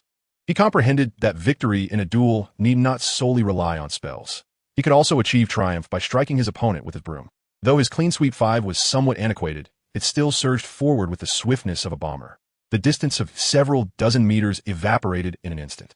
With a flick of his wand, he conjured a fire circle with a radius of 1 meter, engulfing him in fierce flames. Marcus swiftly maneuvered his broom to skim just above the flames. Yet, even with his timely evasion, the hem of his robe caught fire. He hurriedly drew his wand to extinguish the flames. Lu Ren promptly dissipated the fire. His body, encased in flames, felt the heat singeing his hair. Had he delayed a moment longer, he might have ignited completely. Seizing the opportunity, while Marcus battled the flames, Lu Ren unleashed another spell of frost, which condensed the moisture in the air into ice. Of course, his ability to cast this spell was facilitated by the humid Scottish morning air.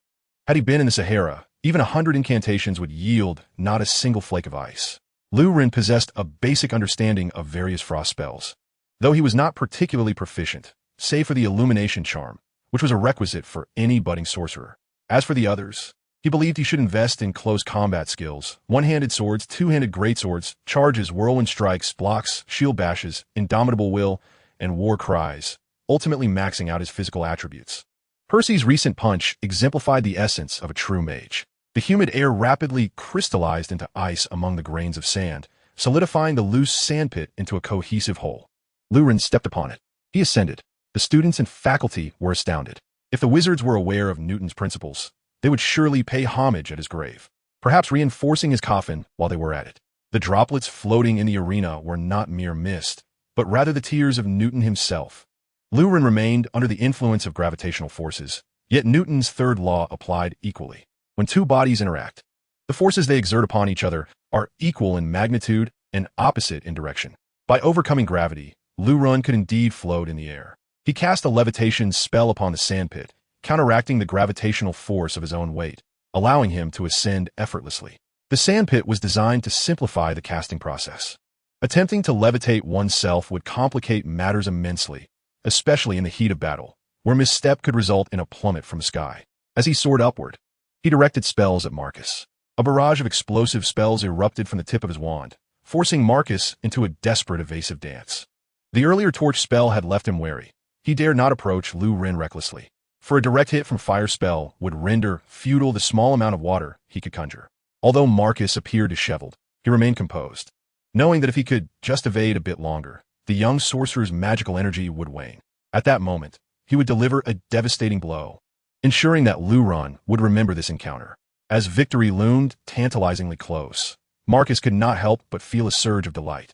This first-year wizard had exceeded his expectations in every way. He mused silently that without the enchanted broomstick, he would have surely faced defeat long ago. Fortunately, his exceptional flying skills allowed him to prolong the struggle. However, a sense of foreboding washed over him as Hermione in the audience discerned Lu Ren's precarious situation. Although Lu Ren had now completely subdued Marcus, his stamina was waning, akin to a blitzkrieg encountering an expansive defensive depth. Marcus now possessed an entire expanse of sky as his tactical advantage, and victory seemed assured. Chapter 49. Behold, this spell is long and slender.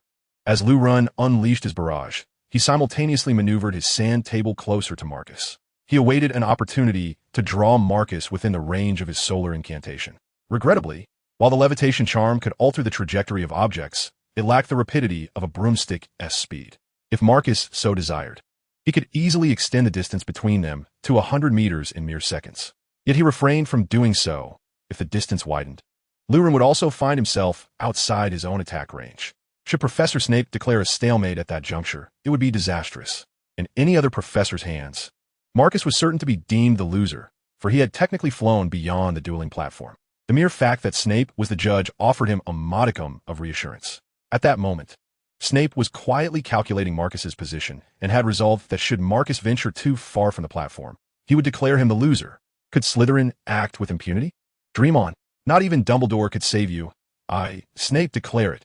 Finally, as Lu Ren's magical energy dwindled to half, an idea struck him. Typically, when casting the explosion spell, he would envelop his magical energy into a sphere and launch it forth, causing an explosion upon contact. This was reminiscent of the relationship between anti-aircraft guns and aircraft. A solitary anti-aircraft gun is woefully ineffective against a plane. It takes dozens, even hundreds of guns firing in unison to create a minefield of explosions in the aircraft's path, ensuring its peril when it approaches. Thus, defeating an aircraft relies on a net of firepower rather than singular shots. This raised a question. How could Lu Ren, alone, generate a network of fire? Achieving the effect of a machine gun as a solo performer was already extraordinary. Now, he needed to control the sand table while simultaneously suppressing Marcus's firepower. Otherwise, given Marcus's speed, Lu Ren would become an easy target. The feat he had already accomplished was impressive enough. Moreover, according to post-war statistics from the United States Navy, it takes over 800 standard shells to bring down a single aircraft. Notably, shells equipped with VT fuses require more than 300 rounds to achieve the same result. 800 explosions sped? Lu Ren would have been utterly drained. Even 300 casts would be a formidable challenge. Thus, attempting to shape the spell like a projectile seemed futile. Recognizing this, Lu Ren pondered, why must it be point-like? After all, it was merely a mass of magical energy to be enveloped and cast forth. Why can't one extend the length of magical power a bit? The incantations employed are not those of traditional wizards, despite the verbal proclamations. The words spoken merely bestow the ability for a surge of magical energy.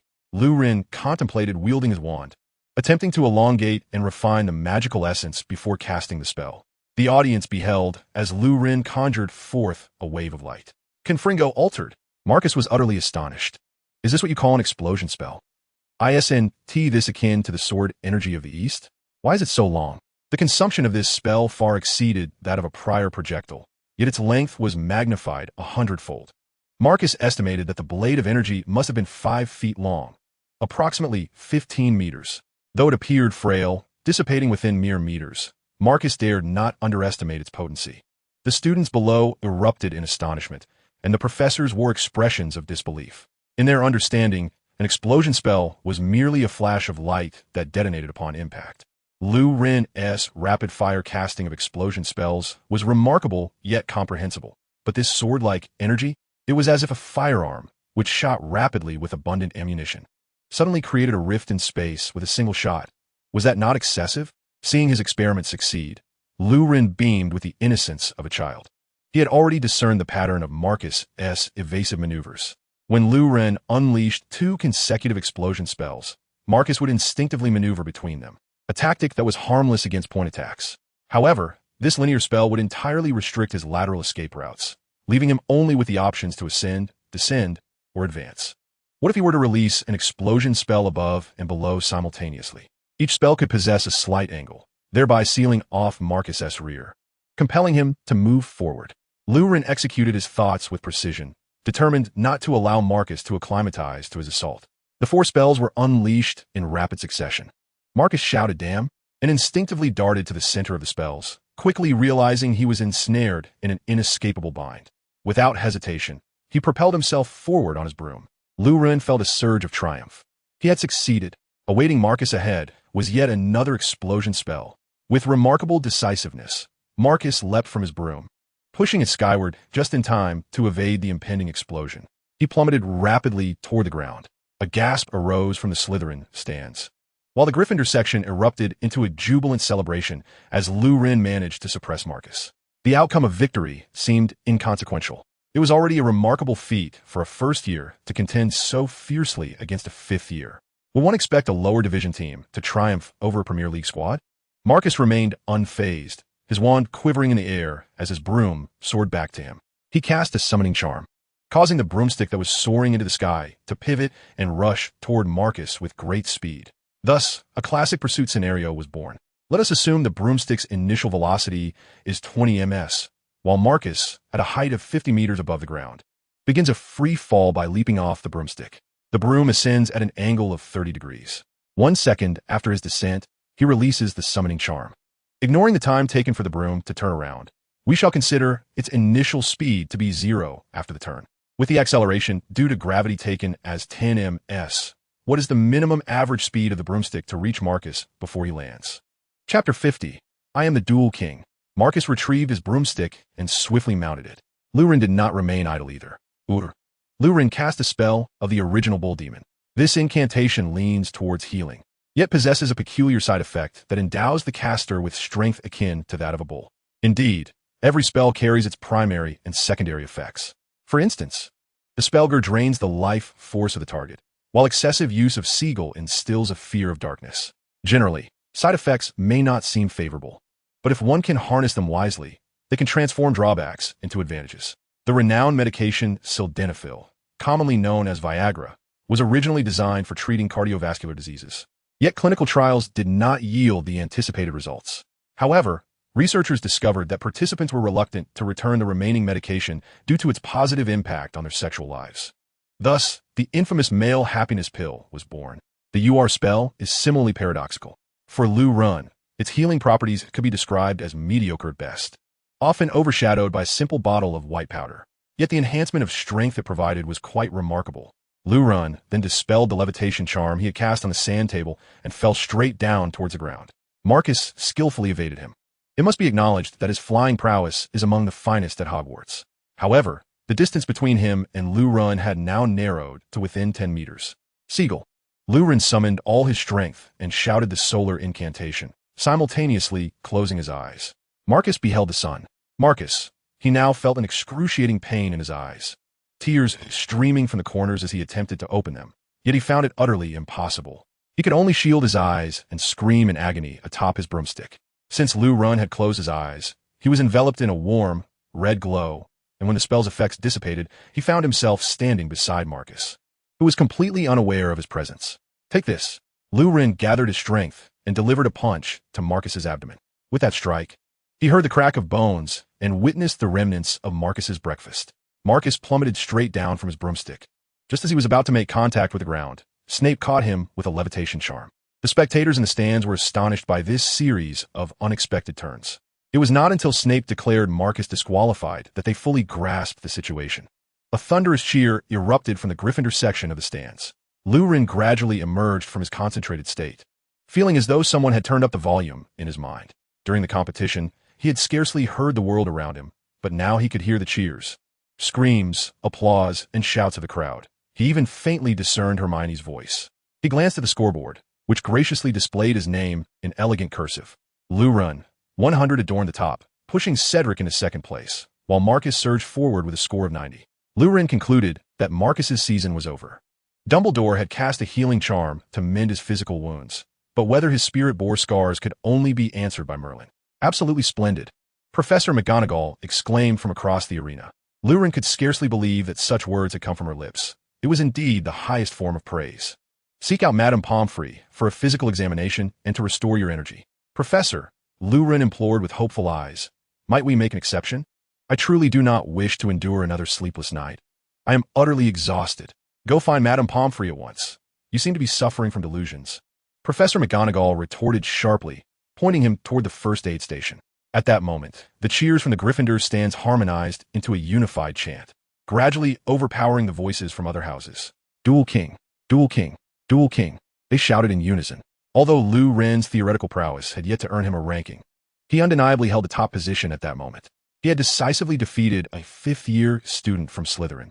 Was that not enough? If such an achievement did not earn him the title of Dual King, what fairness was left in the world? Many Gryffindor students asserted with conviction, Lu Run is our king. Evidently, this title did not sit well with some, as numerous Slytherin students began to boo, with one boldly proclaiming, Head girl Gemma is the true Dual King. Lu Run found Madame Pomfrey at the entrance of a tent by the arena, her face etched with concern. Dumbledore has truly lost his mind, she expressed with a note of exasperation. In just half an hour, more students have come to me than in an entire term of injuries. Are you all right? Do you feel unwell? She inquired, examining Lu Ren's body. Lucky boy. Do not overexert yourself next time. Upon discovering Lu Ren was unscathed, she promptly sent him on his way. Lu Ren exclaimed, Ooh, it's a bug. Don't come near me. The butterfly fluttered around for a moment, but failed to land on Lu Ren's finger, transforming with a soft thud into a piece of parchment. In graceful handwriting, it read, May we duel privately tonight? Professor Dumbledore can officiate. A duel with a powerful wizard would be highly beneficial for you. Gemma. After contemplating for a moment, Lu Ren borrowed a quill from Madame Pomfrey and inscribed a response on the back of the note. Another day. Chapter 51. Detention in the principal's office after class. As he ascended the platform, several figures rushed towards him. Hermione, closely followed by Harry and Ron. You were incredible, Hermione exclaimed, her voice slightly hoarse, her cheeks flushed with excitement. Her hands reddened from enthusiastic applause. Mate, you were so cool. What was that like? Some mysterious Eastern magic? Ron chimed in. It was martial arts. Undoubtedly central plains kung fu. Harry countered from the side. Fred, holding a flask filled with a dubious liquid, leaped onto his seat and shouted, We can't celebrate forever. The crowd responded, Oh. Fred continued, But we can celebrate for a little while. The crowd cheered, yeah. Fred declared, we can only celebrate for a few minutes. The crowd echoed, oh. Fred added, but tonight we'll party all night in the common room. The crowd cheered, yeah. Fred reminded them, there's a tournament tomorrow. The crowd responded, oh. Fred exclaimed, today let's finish strong. The crowd roared, yeah. Fred noted, Cedric scored 30 points. The crowd gasped, oh. Fred continued, but Lurin scored 100 points. The crowd erupted, yeah. Fred remarked, Slytherin dares not face Luron. The crowd responded, oh. Fred concluded, but we're still here. The crowd cheered, yeah. Fred, having roused the crowd, jumped down from his seat and downed the liquid in the flask in one gulp, joining the revelry. After a brief celebration, the Gryffindors calmed down with Professor McGonagall's assistance. In the ensuing competition, they engaged in fierce battles with Slytherin, and by the end of the afternoon tournament, neither house had any matches left. Even Harry, a first year, participated in several duels. Luron, too, effortlessly secured 2 victories, bringing his score to 140 points. Due to his high hidden score, the system matched him against students in their 3rd year or above. As the gathering concluded and everyone left with satisfaction, an owl swooped down, delivering a note to Lurin. It was a message from Professor McGonagall. Lurin, your detention begins tonight after dinner. Seek Professor Dumbledore in the principal's office. The password is Cocoa Bean. Miss Granger and Mr. Weasley's detention starts at 8 o'clock this evening. Find Mr. Filch in the trophy room. Gradually, smiles faded from their faces. Fred and George offered comforting words, assuring them that even without their presence, they would still have a great time. Ron's demeanor soured at once, while Lurin pondered the peculiar summons. Why did Dumbledore wish to see him? Soon evening arrived. After dinner, Lurin hurried to the principal's office, once again entering this familiar chamber. He knocked gently before pushing the door open and stepping inside. I have visited this place more frequently than I have attended the classroom. Lurin candidly expressed his frustrations to Dumbledore without a hint of pretense. Shouldn't you first inquire about my evening? Dumbledore replied with a smile. And isn't it customary for me to invite you to sit before you do so? Lurin scoffed. Observing Lurin's demeanor, akin to a cat caught in a blunder, sincerely acknowledging his misstep, yet prepared to err again, Dumbledore found himself at a loss. Please, take a seat. I have already seated myself, for the sake of formality. It is essential to engage in such pleasantries, you know? Us old-timers often struggle to converse without a bit of nicety. Lurin remarked, life has been quite colorful lately. I've already served a detention. Dumbledore's expression was not overly stern. It appeared he was still mostly jesting. What more could Lurin say? The reason for his detention was so shameful that he would rather bear the stigma of academic dishonesty than reveal the truth. I have discussed this with McGonagall. You will serve your detention with me this week. Lurin's well-informed mind began to race with thoughts, but he quickly halted them. Where have you hidden the Philosopher's Stone? Dumbledore inquired with curiosity, feeling it necessary to check on the status of the stone. I stuffed it into an old sock and tossed it into the corner of my cat bag, Lurin replied nonchalantly, as if he were merely dealing with a packet of magical instant noodles. Dumbledore responded, what were you thinking? Why would you wrap something like the Philosopher's Stone in your sock?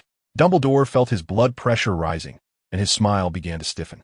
Because I felt too embarrassed to ask Hermione for her sock, Lurin shrugged innocently, his expression reminiscent of his beloved cat, Fat Tiger. Surely, I couldn't go to Hermione's dormitory to retrieve one. Dumbledore said, please hold on a moment. He took out his wand and pointed it at his heart. A brief flash of white light flickering. Let us continue our conversation. Lurin sensed he was on the brink of altering the timeline and hastily ceased his teasing. Ultimately, the root of the matter was perhaps his mischievous nature. Wrapping it in a stinky sock would, even if Voldemort eventually obtained it, serve to disgust him for quite some time. I'm not entirely sure how to use the Philosopher's Stone. Is it ingested?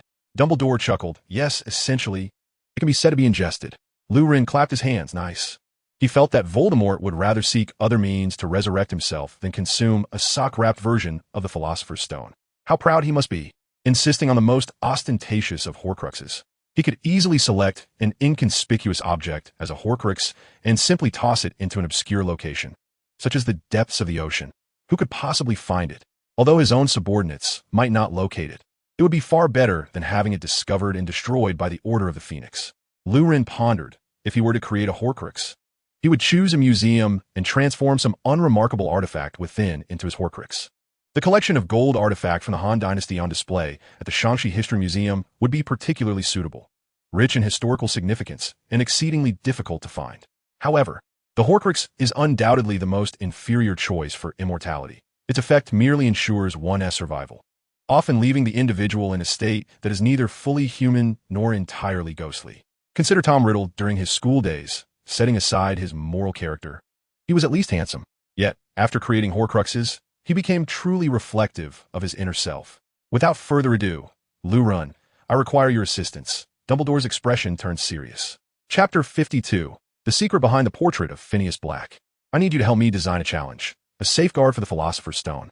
Lurun fell silent upon hearing this. How did it come to my head? Although he longed to voice his sarcasm, he found the idea rather intriguing, and a bold thought had already begun to form in his mind. Professor, can you create a seal that prevents entry or exit unless certain conditions are met? Certainly. And could you fix transfiguration and magic on cards? Yes. Rewritten exclaimed, incredible. Dumbledore's capabilities were truly astonishing. It seemed feasible to create a card game after all. Lurun asked, is this for real? I need to see it for myself. He had to verify whether Dumbledore could indeed accomplish these feats. Very well, Dumbledore replied readily. This magic is somewhat complex. I shall gather some materials. Please wait a moment. It will take approximately 15 minutes. With that, Dumbledore exited the office. Lurun suddenly felt a rush of excitement. Go, he declared, wearing a look of determination. He quickly rose and sought out the portrait of Phineas Black. At that moment, most of the headmasters were resting, and no one paid attention to Lurun's actions, or perhaps they simply pretended not to notice. Lurun leaned in, positioning his eyes close to the bottom of the portrait. His movements resembled those of a peeping Tom, albeit with considerably more charm. Oh, nice, he exclaimed, for he indeed perceived a vague shape. Could it be that I might acquire the deed to Hogwarts? Lurun felt a thrill of anticipation. He had no desire to possess it. Rather, he was curious about the appearance of the deed, and perhaps Dumbledore, as the headmaster, would have a greater need for it. It might even serve as bait for Voldemort. Lurun was so exhilarated that he failed to notice that most of the headmasters had already awakened. They regarded his position with peculiar expressions. Alas, this headmaster must find it uncomfortable to bear such a burden daily, one mused. I, Lurun, am a gentleman of golden spirit. It is my duty to assist others. With swift hands, Lurun gently lifted the portrait and extracted its contents. What is this? He exclaimed, bewildered. The object he retrieved bore no resemblance to a deed. Instead, he held a finely crafted brown glass vial. His current mood was akin to that of a child caught playing on a computer by their parent. Shifting his gaze away from the vial, he noticed the portraits in the headmaster's office all fixed their intense gazes upon him. In that moment, Lurun truly understood the phrase, the world is focused upon you. Surely, calamity would ensue. A bearded principal spoke up, his voice resonating like thunder. Only the noble bloodline of the Black family could suppress such a presence, Phineas Black arrogantly declared. Lurun was utterly bewildered. This bottle was indeed extraordinary. How could Dumbledore dare to keep such a perilous item in his office? Was he not concerned about it shattering if it were to fall? Lurun felt a sense of confusion. Why did it seem so familiar? Inside were small orbs, each adorned with a tiny sticker on the top surface, while the bottom was encased in something resembling a cup. Lurun mused, the more I look at it, the more it resembles a type of chocolate. Ignoring the principal's discourse, he brought the jar closer for inspection. This must be Ferrero, without a doubt, he exclaimed. The principal remarked, you've seen through it. I don't comprehend what you were saying. His gaze wandered, unwilling to meet Lurun's eyes directly. Lurun grasped the situation entirely. After confirming that the jar indeed contained Ferrero, he abruptly opened it, attempting to pour out the chocolates. To his astonishment, the chocolates cascaded out, forming a small mountain, yet the jar appeared still full. Goodness, is it truly advisable for a centenarian to consume so much chocolate? Well, a wizard who can wield magic might indulge a bit. I've never heard of a wizard succumbing to diabetes. Moreover, it was quite extravagant to enchant a jar of sweets. The Ministry of Magic maintains stringent regulations regarding the undetectable extension charm, requiring authorization for any item produced with this spell. Lurun's cat bag had received such permission. He harbored doubts about whether Dumbledore's chocolate jar was similarly sanctioned. After briefly introducing Dumbledore to the rules of Yu-Gi-Oh!, Lurun proudly placed his hands on his hips and declared, I shall name this challenge Yu-Gi-Oh!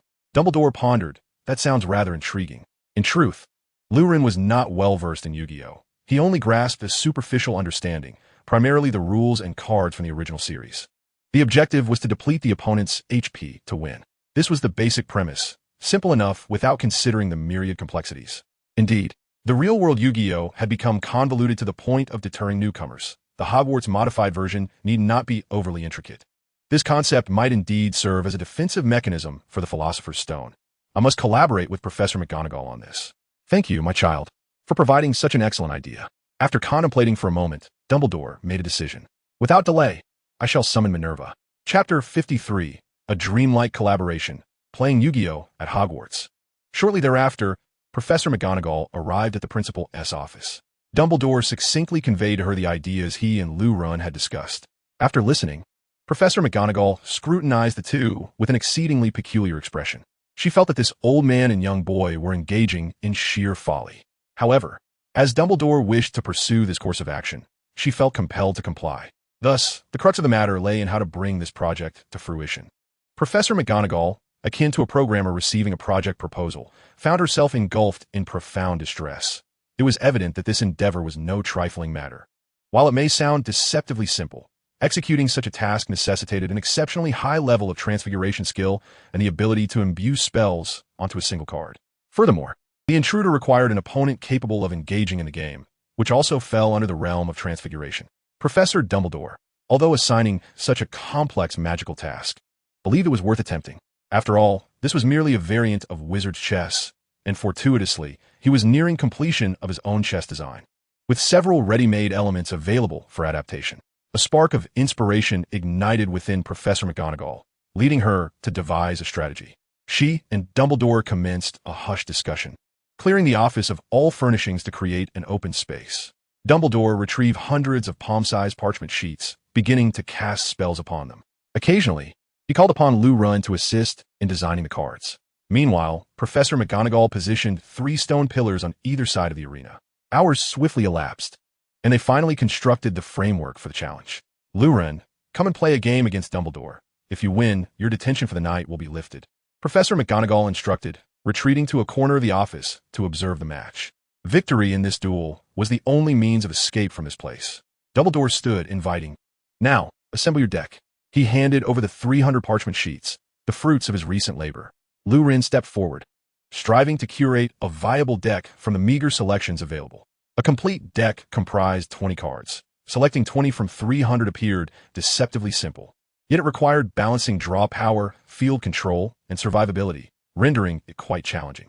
Once Lou Run had assembled his deck, he declared to Dumbledore, "All right, let us commence the game." With a flick of his wand, Dumbledore caused both decks to soar to opposite sides of the arena, shuffling their order. Behind each player, a scoreboard materialized, displaying the number 4,000. Lou Rin felt a surge of excitement. This marked his inaugural foray into Yu-Gi-Oh! In 11 years. A small coin was tossed into the air, revealing that Lou Run would take the first turn. Both he and Dumbledore drew 4 cards. My newly constructed deck is quite intriguing. Each opening hand feels like a roller coaster ride. Let's see what I've drawn. Rewritten exclaimed. What on earth? My 4 cards are utterly unusable, worthless, and nonsensical. This is an abysmal draw. Such luck can only be described as perfect in its futility. The only playable card was a diminutive monster that could merely pass without effect. Gradually, one of Lou Ran's stone pillars transformed into the shape of a gargoyle. Oh, so this is how the monsters are summoned? Lou Ren mused, somewhat impressed by Professor McGonagall's ingenuity. Dumbledore drew a card, his expression brightening. He subsequently played 2 cards in succession. Defensive magic card, Parasite.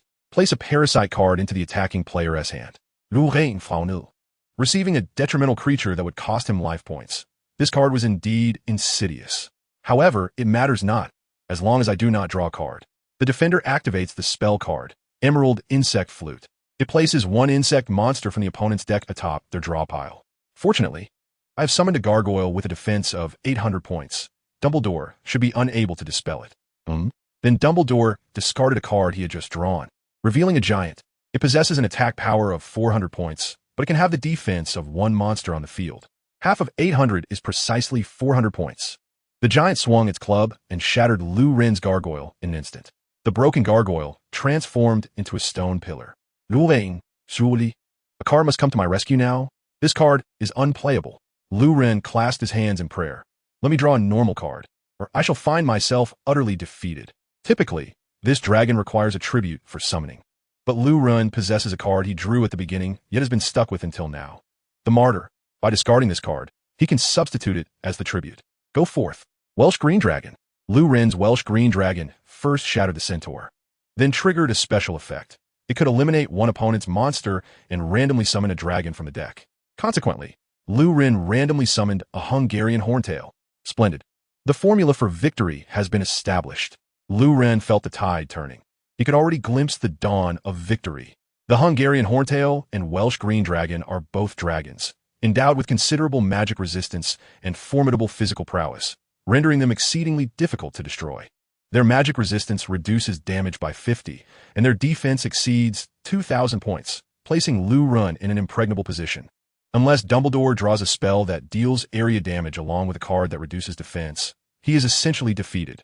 Witnessing Lu Ren's elation, Dumbledore also smiled with delight. Illuminate. The defense of all monsters on the field is reduced to 0. Earthquake. Inflicting 100 points of damage to all monsters. Lu Ren judge. I protest. Someone is printing cards on site. Why have I never seen these 2 cards while constructing my deck? However, Dumbledore was not inclined to allow Lu Ren to persist.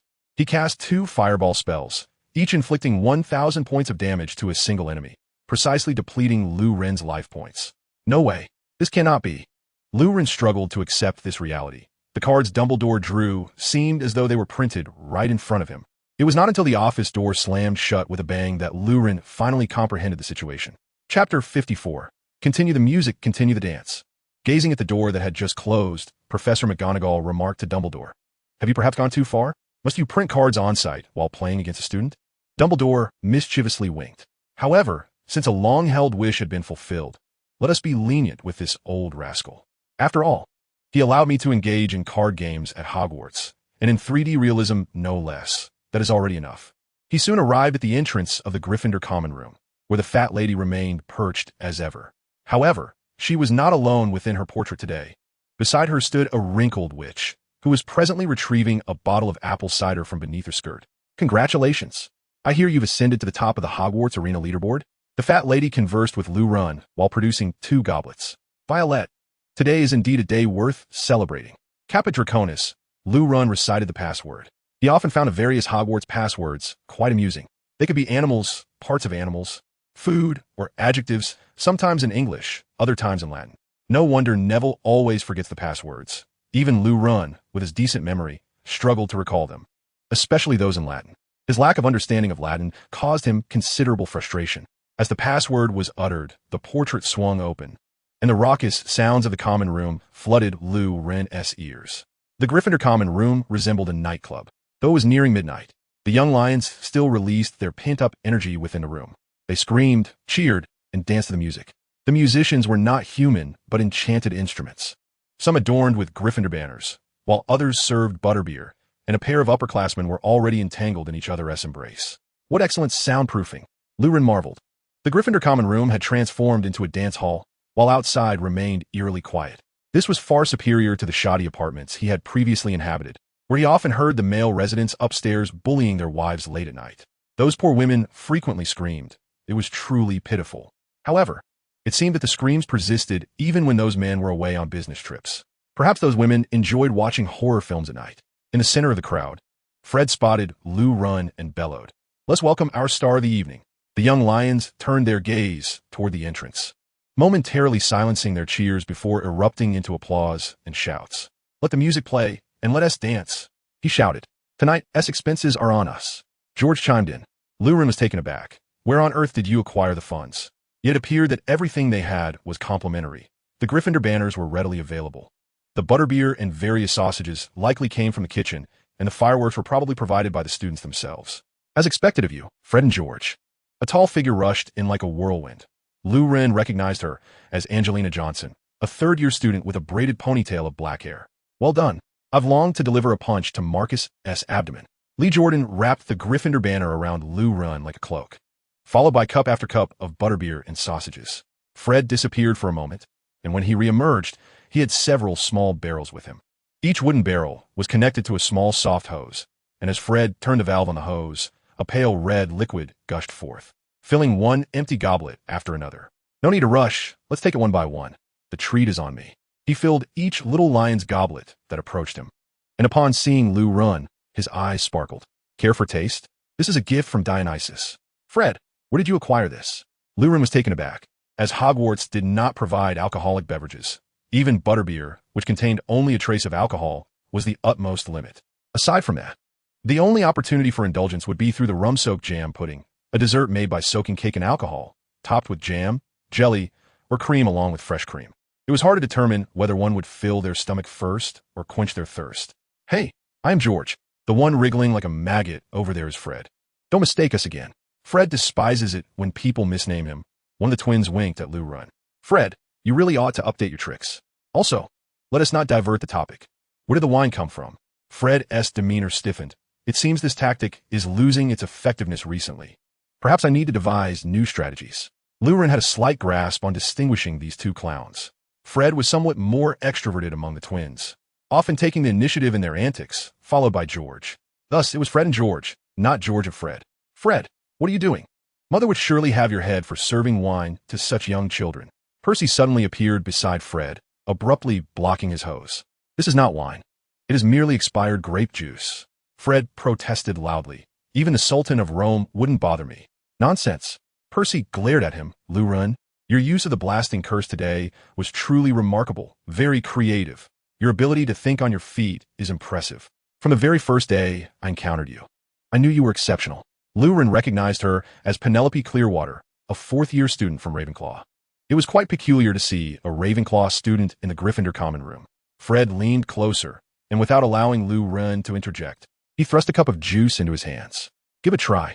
It's free for a limited time. Starting next week, there will be a charge. Lou Run downed it in one gulp, smacking his lips, finding the flavor quite agreeable, rich and delightful, devoid of any sourness, resembling syrup more than anything else, perfectly complementing the atmosphere of the day. He requested cup after cup, and everyone congratulated him.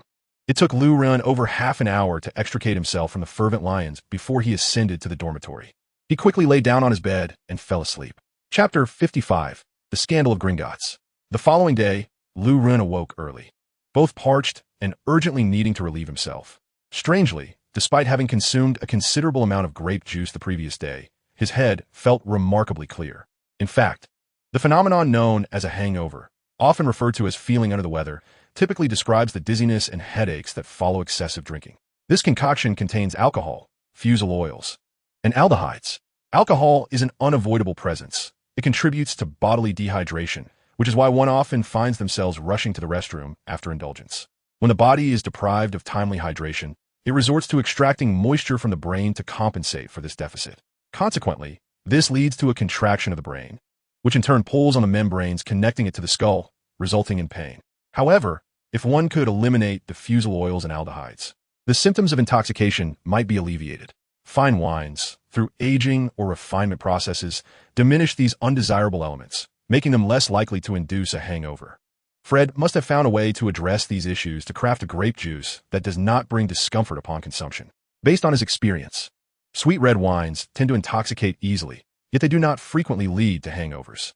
This could also be attributed to the quality of the winery, as establishments producing sweet wines are generally reputable. When he previously visited the wine cellar to procure beverages for the elders at home, he was often recommended sweet wines. In contrast, even moderately good dry red wines can lead to hangovers, while higher-end varieties have never caused such effects, primarily due to the lack of funds to indulge in them. Once he had resolved various matters, he proceeded to the auditorium. On his way, he passed by a classroom and fortuitously encountered Percy, who emerged with disheveled hair but appeared to be in good spirits. They engaged in conversation about yesterday's blasting spell. Percy seemed eager to master this incantation, although regrettably, Lou Run's understanding of magic diverged somewhat from his own. It would likely require additional effort for Percy to successfully execute such a slender explosive charm. After chatting for a while, he accompanied Lou Run to the auditorium for breakfast. Upon arrival, Lou Run and Percy parted ways. Lou Run found Hermione and Ron at the Gryffindor table, both looking rather haggard. My entire arm is stiff. Ron groaned upon seeing Lou Run. Filch made us polish that special contribution award a dozen times. Hermione complained from beside him. It turned out that Ron and Hermione had been summoned by Filch to the trophy room the previous evening, tasked with polishing the numerous trophies displayed there without the use of magic. They labored until 2 in the morning, which left Ron's spirit wounded, despite his consumption of 3 large plates of the bountiful breakfast Hogwarts offered. Each time Ron sat at the table, Lou Run found himself questioning why he had not been sorted in a Hufflepuff, as it seemed he was perpetually engaged in eating. Meanwhile, Hermione stifled yawns. prompting Lu Rin to discreetly offer her a cup of black coffee, a true boon for those who had stayed up late. Although it was Sunday, the owls were far from absent. Letters, newspapers, and packages fluttered into the hands of their recipients. As copies of the Daily Prophet were unfurled, the once boisterous Hogwarts gradually descended into silence. The Daily Prophet's front page bore a shocking headline: "Scandalous Revelation. Gringotts may be on the brink of bankruptcy." Beneath the title lay a striking image, or rather, a moving picture, of a grimacing goblin bellowing at the camera. Slander. Fake news. How was this possible? This is Gringotts, home of the goblins. How could they possibly be out of money? The young wizards erupted in uproar. To them, Gringotts represented the very nexus of all wealth in the world. The notion that such a place could be devoid of money was as ludicrous as a desert without sand. How could Gringotts possibly lack funds? Preposterous. Fabrication. Fudge bellowed in the conference room. This is false. This is a rumor from the Daily Prophet. We have a traitor among us. They always seek to undermine my vision, preventing British wizards from regaining their strength. The bankruptcy of Gringotts is a rumor propagated by Grindelwald, who wishes to bring about the downfall of the Ministry of Magic. At this moment, Lucius could no longer contain himself. Whether or not it was a rumor, decisive action was imperative. Lucius felt a pang of anxiety. If the Malfoy family were to lose their fortune, he shuddered at the thought of what might follow. The goblins have allowed us to inspect the vaults, Fudge muttered nearby. This is Grindelwald's conspiracy. We must trust in Gringotts. Dolores Umbridge, Fudge's loyal sycophant and the current head of the Department of Magical Law Enforcement, interjected, even if Gringotts is indeed facing a fiscal crisis. The ministry should assist the goblins in maintaining the facade for the sake of order. Enough. Umbridge's words ignited a fury within Lucius that was nearly uncontrollable. However, Barty Crouch, head of the Crouch family, erupted before him. Preposterous statements. You are not fit to be here. A stout witch with a square jaw, gray hair, and a monocle spoke up. She was Amelia Bones, the director of the Department of Magical Law Enforcement. Under the pressure from the two department heads, Umbridge had no choice but to leave the conference room in disgrace. I will not allow such a deranged individual to become the Deputy Minister of Magic. Lucius seized the opportunity to further undermine Umbridge, who was already despised by many. Is she insane? If the truth were concealed, who would compensate us pureblood families for our losses? Umbridge's earlier remarks had struck a nerve with Lucius.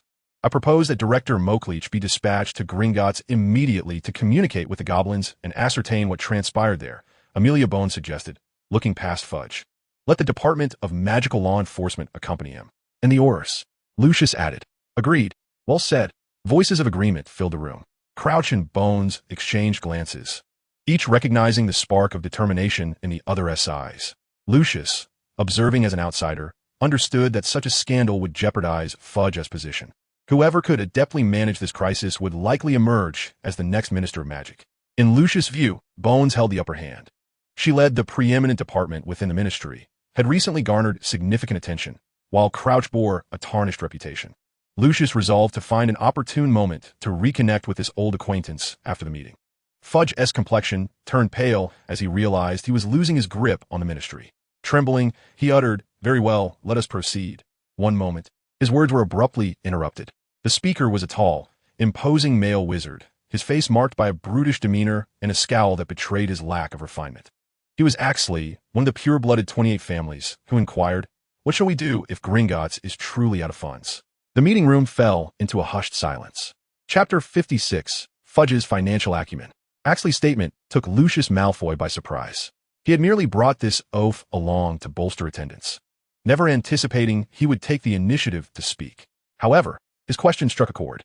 Lucius silently commended his companion. Perhaps the fool's errant thoughts had yielded a gem of insight, he mused. Then let us have Gringotts compensate our losses with shares. Fudge interjected suddenly, a spark of vitality returning to his countenance. The Wizarding Bank must remain under wizard control. The goblins should return to their servitude. This remark prompted Lucius to exclaim his appreciation for Fudge's expertise. It was evident that the minister was not to be underestimated. The notion that he would meekly relinquish his position as Minister of Magic was nothing short of delusional. A cornered rabbit will bite. And what of one hailing from a pure-blood lineage like Cornelius Fudge? If Lucius had known that this seemingly cowardly minister would confront Dumbledore head-on 3 years hence, his perception would have undoubtedly shifted. He was not merely weak. He was ensnared by greed and folly. Nonetheless, Fudge had indeed made a shrewd move. The Ministry of Magic was not merely a gathering of inept individuals. Rather, it had birthed many resolute and courageous figures. Take, for instance, the Minister of Magic in the 19th century, Audrey Gumble, a woman of remarkable fortitude who oversaw the construction of the Hogwarts Express. At that time, the wizarding community grappled with a persistent dilemma: how to ensure the safe passage of hundreds of students to Hogwarts each year without drawing the attention of Muggles. Previously, they had relied on portkeys and apparition, both of which were prone to exposure. To address this conundrum, Audrey proposed a bold and contentious solution. She was not a conservative, content to remain stagnant. Rather, she actively engaged with the evolving Muggle world, an attribute that would outshine many other ministers of magic. Inspired by Muggle technology, she resolved to utilize trains for transporting young witches and wizards between London and Hogwarts. To procure a train, the ministry embarked on a vast undertaking, casting 167 Obliviate spells and executing the largest concealment charm in British history, effectively stealing a train from the Muggles. Overnight, a train station materialized in Hogsmeade. Naturally, the Muggle railway employees, oblivious to the enchantment, spent the following year feeling as though they had lost something significant. Moreover, the ministry did not merely steal a train. They further modified the Hogwarts Express. Initially, this method faced vehement opposition from certain pure-blood families, who refused to accept a Muggle-built contraption as a means of wizard transportation. An avalanche of outraged letters flooded the ministry in those days, filled with cries of unsafe, unsanitary, and demeaning. However, she firmly declared that students would either take the train to school or not attend at all. The pure-blood families have retreated, and the dissenting voices have consequently faded into silence. The actions of this minister can indeed be deemed remarkable. She is genuinely courageous in her endeavors. If the wizards possessed a sufficient number of financial talents, then even in the face of formidable opposition, there would be a minister of magic willing to embrace self-sacrifice to accomplish this noble cause. Any group is never devoid of heroes. Who would doubt that Oda Lane Gambler lacks such audacity?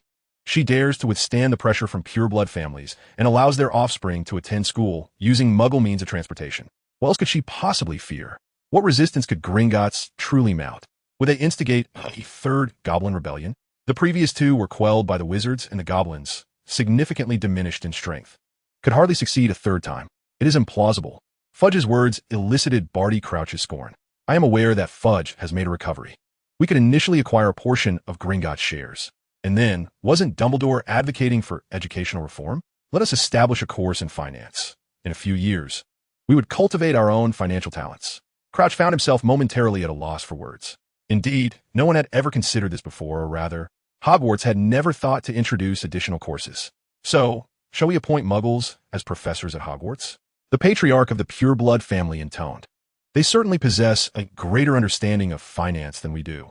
Fudge's eyes sparkled with enthusiasm. The accomplished shall be the teachers. There is nothing more to discuss. Fudge felt a profound sense of relief for having diligently read an anonymous letter received a few days prior. The letter conveyed a singular message, a desire for Hogwarts to offer a course in finance, expounding upon its significance. At that time, Fudge had dismissed it with disdain. Finance? What is finance? His creed was simple. One cannot err if one does not act. Caution and prudence were the principles of his survival. And it was upon these principles that he successfully served as Minister of Magic for a decade. Establishing a finance course? Nonsense. What if something went awry? What then? Yet today, he found himself cornered, compelled to devise the strategy in hopes of a turnaround. He succeeded. The individuals present were contemplating the feasibility of the proposal. In truth, anyone with a modicum of understanding in finance would recognize the inherent unreliability of this plan. First, one must comprehend, what is finance? Finance is a branch of economics that studies how companies, individuals, governments, and other institutions raise and invest funds.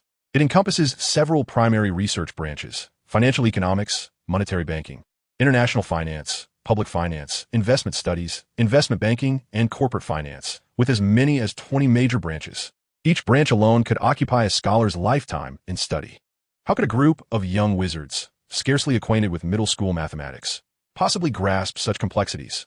Many university students struggle with a subject dubbed advanced mathematics. And how could those lacking mathematical prowess delve into finance? The notion of Hogwarts students studying finance is nothing more than Fudge's fanciful delusion. However, it is unfortunate that those present lack an understanding of finance. In their eyes, financial studies merely represent a Muggle instructor teaching young wizards how to dispense salaries, akin to selling snacks on the Hogwarts Express. Thus, Fudge's notion proved somewhat effective. Clearing his throat, Fudge declared, without further ado, "We shall dispatch a team to Gringotts to ascertain whether they have indeed embezzled our funds. Should they resist, the Aurors stand as the elite force of the Ministry of Magic. Any creature daring to oppose the Aurors no longer aligns with the interests of the wizarding community. We must strike decisively. Do you comprehend?" Chapter 57. No one can seize Gringotts before it surrenders. The financial acumen of the Ministry of Magic has reached an alarming level of incompetence.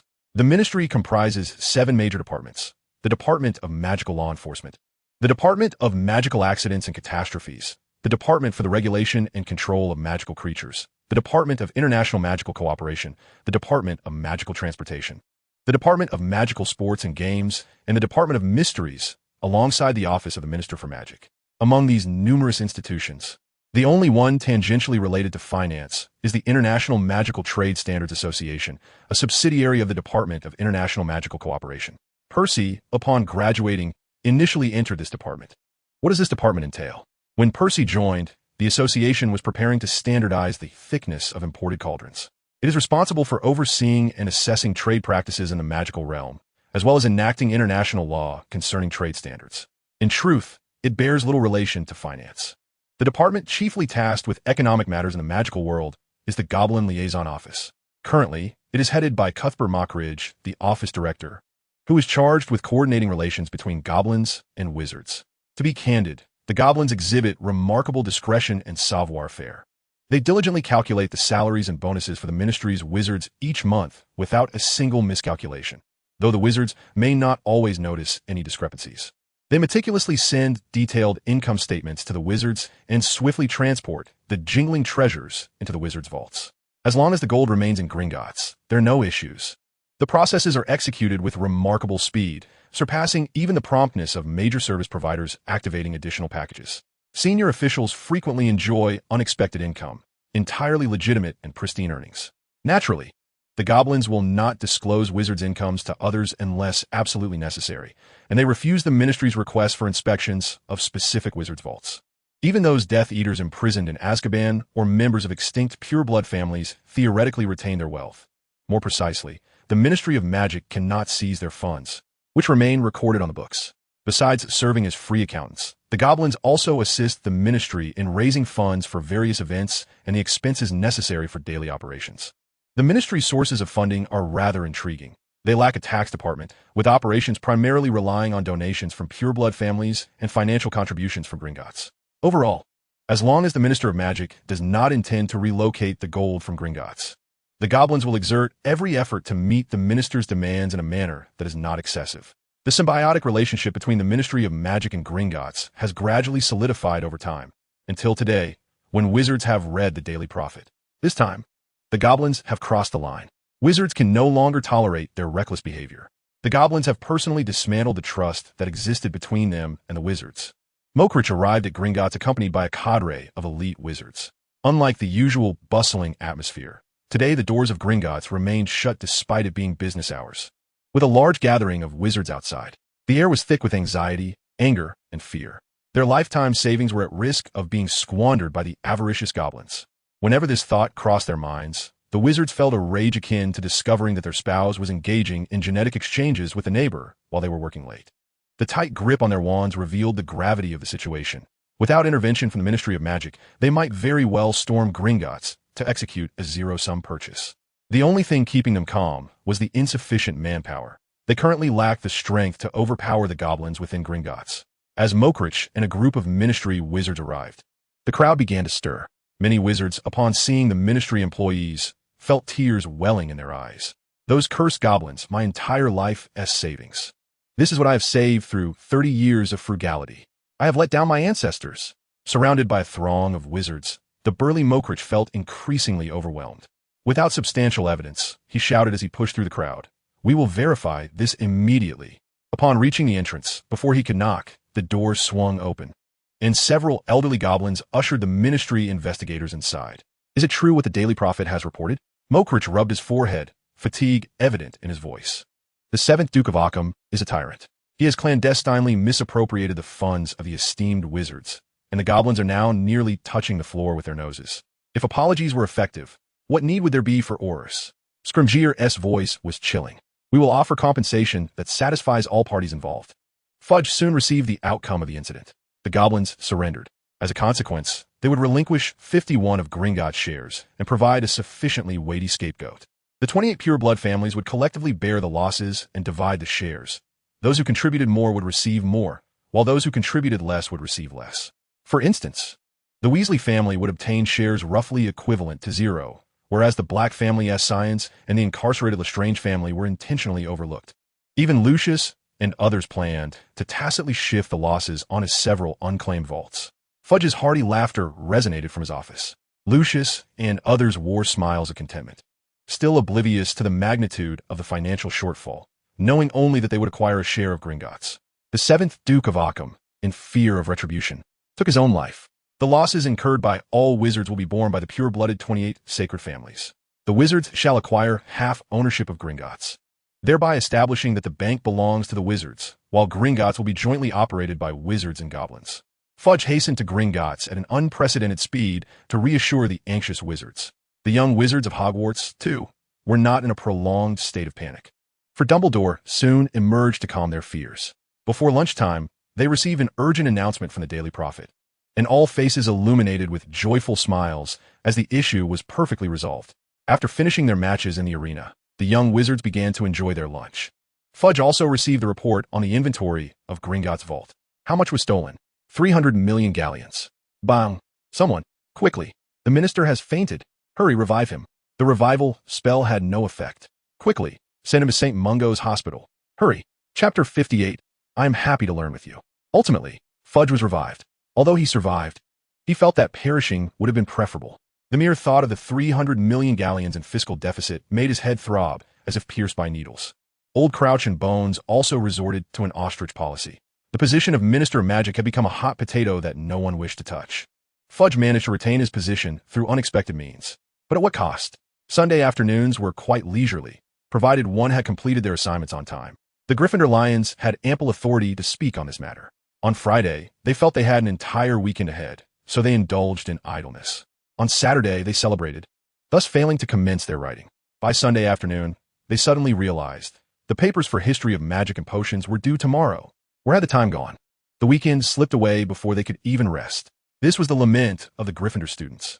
The common room was filled to capacity with young wizards fervently scribbling away. The Lions exchanged assignments and exerted the effort reminiscent of undergraduates striving to reduce the weight of their theses, articulating the same ideas with varied phrases.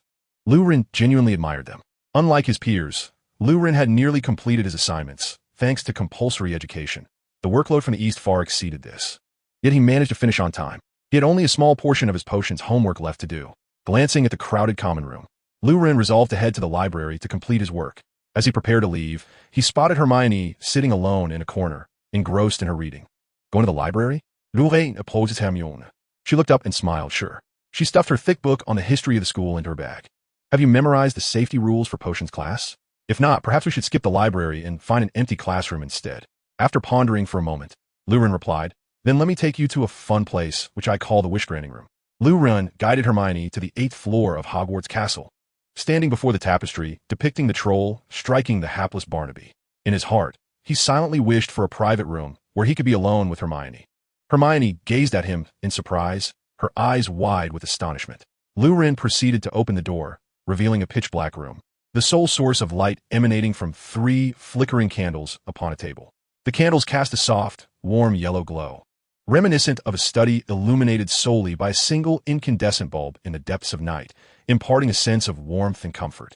In the dim light, Luwren could vaguely discern a small writing desk adorned with candles and a pair of armchairs suitable for 2. The remaining furnishings remained shrouded in shadows, obscured from view. Luwren thought to himself, this room feels off. Surely, there must be something amiss with the way I opened the door. Just as he contemplated closing it again, Hermione had already placed her hand against the doorframe. Wow, this room is strikingly similar to my study at home, she exclaimed, her face lighting up with delight upon seeing the interior. She stepped inside, seated herself at the desk, and retrieved her book. With no choice but to follow, Luwren joined her, sitting beside Hermione. In such an environment, it was indeed conducive to focused study, especially with a diligent scholar like Hermione engrossed in her reading. Lu Ren swiftly completed the homework assigned for potions class. What should one do before class? He began to inquire about the rules of potions. Have you finished your potions homework? Hermione closed her book. All right, she shrugged. It's not difficult. One must prepare for the class experiments, mastering the processes and principles while anticipating potential dangers and taking precautions. Next, it was Lu Ren's turn to quiz her. What should one consider when selecting potions? The two engaged in a lively exchange of questions and answers, quickly reviewing the guidelines and ensuring no mistakes had been made. After confirming their understanding, a silence fell over them, the candles burning steadily. After a while, Hermione turned to Lu Ren and said, "Thank you for studying with me. It makes me very happy." "I feel the same way." Another silence ensued. Although she often spent time with Ron and Harry, there was always a sense of distance between them. Hermione felt a bit downcast. Yet today, she had finally encountered someone willing to study alongside her. If you were truly unremarkable in appearance, I wonder if I would have made the same choice, she mused. Lu Ren chimed in, prompting a laugh from Hermione. Should I thank you for that compliment? No need for thanks, Lu Ren replied with a clap of his hands. Speaking of solitude, I have a story to share. Would you care to listen? Yes. Hermione curled her legs onto the chair, hugging her knees, turning to face Lu Ren with the demeanor of an eager student ready to absorb knowledge. Once upon a time, there was a high school student who encountered a bunny girl in the library. Lu Ren cleared his throat, commencing his tale. Wait, why would anyone dress as a bunny girl to go to the library? How could she even get past security? Don't interrupt. Lu Ren playfully pinched Hermione's cheek. Ouch, that hurts. Let go. Lu Ren released his grip, only for the high school student to discover that, aside from himself, everyone else regarded the bunny girl with indifference. Lu Ren's tone was soothing, as a fantastical tale gradually unfolded before Hermione's eyes. Eventually, Zhai Tai became aware of the peculiarity, disregarding the ongoing examination. He sprinted to the playground, summoning every ounce of strength to shout, I adore my I adore her, I adore her, I adore her. I wish to stroll hand in hand with my at Kilifang, and I long to see her once more in her bunny girl attire. I yearn to embrace her tightly, and I desire to kiss her. In summary, my utmost love is for you. Lu Ren paused at this juncture. And what happened next? Did Senior Mai appear? Hermione was eager to hear more. Yes, she did appear. And then? Then she slapped Zhai Tai. Oh, Chapter 59, Hermione's Joyful Haven. After teasing Hermione, Lu Ren's tale drew to a close. Hermione remarked, however, you have performed admirably thus far. Lu Ren smiled and departed the Wish Grantayer's abode alongside Hermione. At least it was better than the circumstances depicted in the original narrative, Lu Ren mused. Thus, an afternoon passed by in an unremarkable manner. Detention, the two exclaimed in unison, their eyes wide with surprise. Fortunately, it was not too late. Hermione's detention commenced at 8 in the evening, as she was to assist Ron in cataloging books at the library, while Lu Ren was summoned to Dumbledore's office. He could easily surmise the reason for Dumbledore's invitation. The old rascal had succumbed to his card-playing addiction. As expected, Dumbledore's purpose in calling Lu Ren was to engage in a game of cards. Playing cards was certainly preferable to cleaning, Lu Ren reassured himself internally. Thus, Lu Ren indulged Dumbledore in several rounds of the game. With nothing else to occupy his time, Lu Ren made his way to the library. It would be advantageous for Hermione to have an extra pair of hands. The Hogwarts Library was situated on the second floor of Hogwarts Castle and typically closed its doors at 8 in the evening, which coincided with the start of Hermione's detention. The library door was ajar, slightly open. Lu Ren gently rapped 3 times on the door before pushing it open and stepping inside. The library is now closed. A sharp voice resounded in Lu Ren's ears. He recognized it to be Madame Pants, the librarian of Hogwarts. Given the opportunity for extensive reading, the librarian's role was often one of hidden prowess. Yet Madame Pants appeared to be an exception. Her singular characteristic was an intense passion for books. She exhibited no remarkable magical talents, and many believed her to be as mute as Filch. Nonetheless, this portrayal resembled that of a legendary figure concealing their true abilities. She was a thin, elderly woman, resembling a malnourished vulture. Dear Professor Pants, I sincerely apologize for the intrusion. However, might I implore you to make an exception and allow me entry to assist my 2 friends? They have been assigned detention. Madame Pants's expression softened somewhat. The detention at Hogwarts serves a punitive purpose. Those who err must endure consequences, irrespective of their companions. Lu Ren noted that Madame Pants did not correct his choice of address, prompting him to think, why not call out a few more times? It wouldn't tea cost him a pound of flesh. Indeed, Professor, I too have been assigned detention, albeit under a different instructor than they. I completed my tasks rather swiftly. However, I could not abandon my friends to slumber in the dormitory. Lu Ren spoke with utmost sincerity. Of course, he deliberately overlooked the fact that the different professor referred to none other than Headmaster Dumbledore, conveniently forgetting the revelry he had indulged in the previous night while Ron was busy polishing trophies to the point of nausea, primarily due to being overwhelmed. Oh, young wizards like you are a rare breed. Go on in, but their tasks are not light. They must verify the number and location of certain tomes. Madame Pants allowed Lu Ren to enter. Upon stepping into the library, Lu Ren's first impression was one of vastness. The sea of books was immense. He was certain that 90% of the magical world's essence congregated within these walls. While it may not house the most profound tomes of magic, it undoubtedly contained all foundational knowledge of the wizarding realm. In years past, one could even find books instructing on the creation of Horcruxes. This place might be the most valuable in Hogwarts, or perhaps it was truly priceless. Naturally, Ron might not share this sentiment. When Lu Ren spotted Ron and Hermione, they were painstakingly dragging a scroll of parchment that could nearly touch the ground, meticulously checking the titles amidst the ocean of books. Guide to Medieval Sorcery, Sorcery Section, Medieval Division, Shelf B, Level 3. Ron recited the title and index from the parchment. Hermione adjusted the oil lamp closer to the bookshelf, unconcerned about the risk of fire. As the flame was magically contained, its temperature lower than that of a human body. Ron marked a check on the parchment, placing it quite high up. The pair heard footsteps and looked up to see Lu Ren. Hermione's face lit up with surprise. Ron, astonished, exclaimed Lu Ren. What brings you here? You're truly my brother. He lunged forward, enveloping Lu Ren in a hug, disregarding the quill in his hand, splattering black ink onto Lu Ren's newly acquired black robe, which he had worn for less than a week. If I were a girl, I would marry you. Ron blurted out. No need for marriage. I hear you have a sister. Hermione's ears perked up at this revelation. Ron pushed Lu Ren away, insisting, you should consider me instead. He then twisted his waist and threw a flirtatious glance. Lu Ren thought to himself, I hope that when you're in 4th year, you'll still be able to twist like that in a lady's gown at the Christmas ball. He rolled his eyes, feigning nausea, causing Ron to leap back. The air filled with a jovial spirit. The trio commenced their task of cataloging the books, indeed making a bit of progress. How did you know Ron has a sister? Hermione prodded Lu Ren playfully as Ron was momentarily distracted. It seems that we encountered each other at the train station, didn't we? Hermione discovered something extraordinary. How delightful. She poked Lu Ren once more, exclaiming, but we both went to the train station together. Lu Ren, overwhelmed by the continuous teasing, could scarcely articulate his thoughts.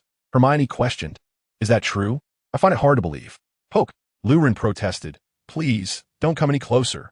In Chapter 60, titled The Exorcist Lu Ren, poor Lu Ren found himself at Hermione's mercy. Fortunately, Ron heard his name, and his timely arrival granted Lu Ren a chance to escape. To Ron, Hermione had transformed into a vaporous figure. No, your timing is impeccable, Lu Ren replied with utmost seriousness. About your sister, please refrain from discussing her. No. What do you mean by no? Ron's mind raced with alarm. Ah, Lu Ren, do you think your actions can evade the watchful eyes of the public? The Weasley family's perception is keen. There must be something amiss between you and Hermione. How can I be deceived, though I may be small in stature? My intellect rivals that of any renowned detective. You dare to inquire about my sister in Hermione's presence. Uncle can tolerate it, but Aunt cannot. Umph. If you seek a second wing, do not come looking for my sister, you scoundrel. Ron, let me explain. I want to listen. I want to listen. Lu Ren exclaimed. He turned to Hermione. Say something. Hermione, having regained her composure, diligently recounted the events that had transpired. Ron found himself in a quandary. Did I mention it before? I believe there was a discussion about my family situation on the train, with wisdom clouding his thoughts. Ron abandoned his musings. Never mind. Help me find the book titled You Do Not Realize the Powers You Possess, and how to utilize them once you understand it's not where it should be, and I've been searching endlessly. Lu Ren inquired, is this book a light novel? What is a light novel? Ron responded, bewildered. If you cannot discern the genre of this book, then it is indeed a light novel. Lu Ren remarks. Ron mused. As long as you prefix any sentence with the book title, it sounds like a light novel. Lu Ren had heard of this notion. In earlier years, online novels had succinct titles, such as Infinite Terror Jusien, but gradually, titles became increasingly verbose, particularly light novels. For instance, Lu Ren once encountered a novel titled Is a Common Attack That Deals Double Damage to All, the Kind of Mother You Desire.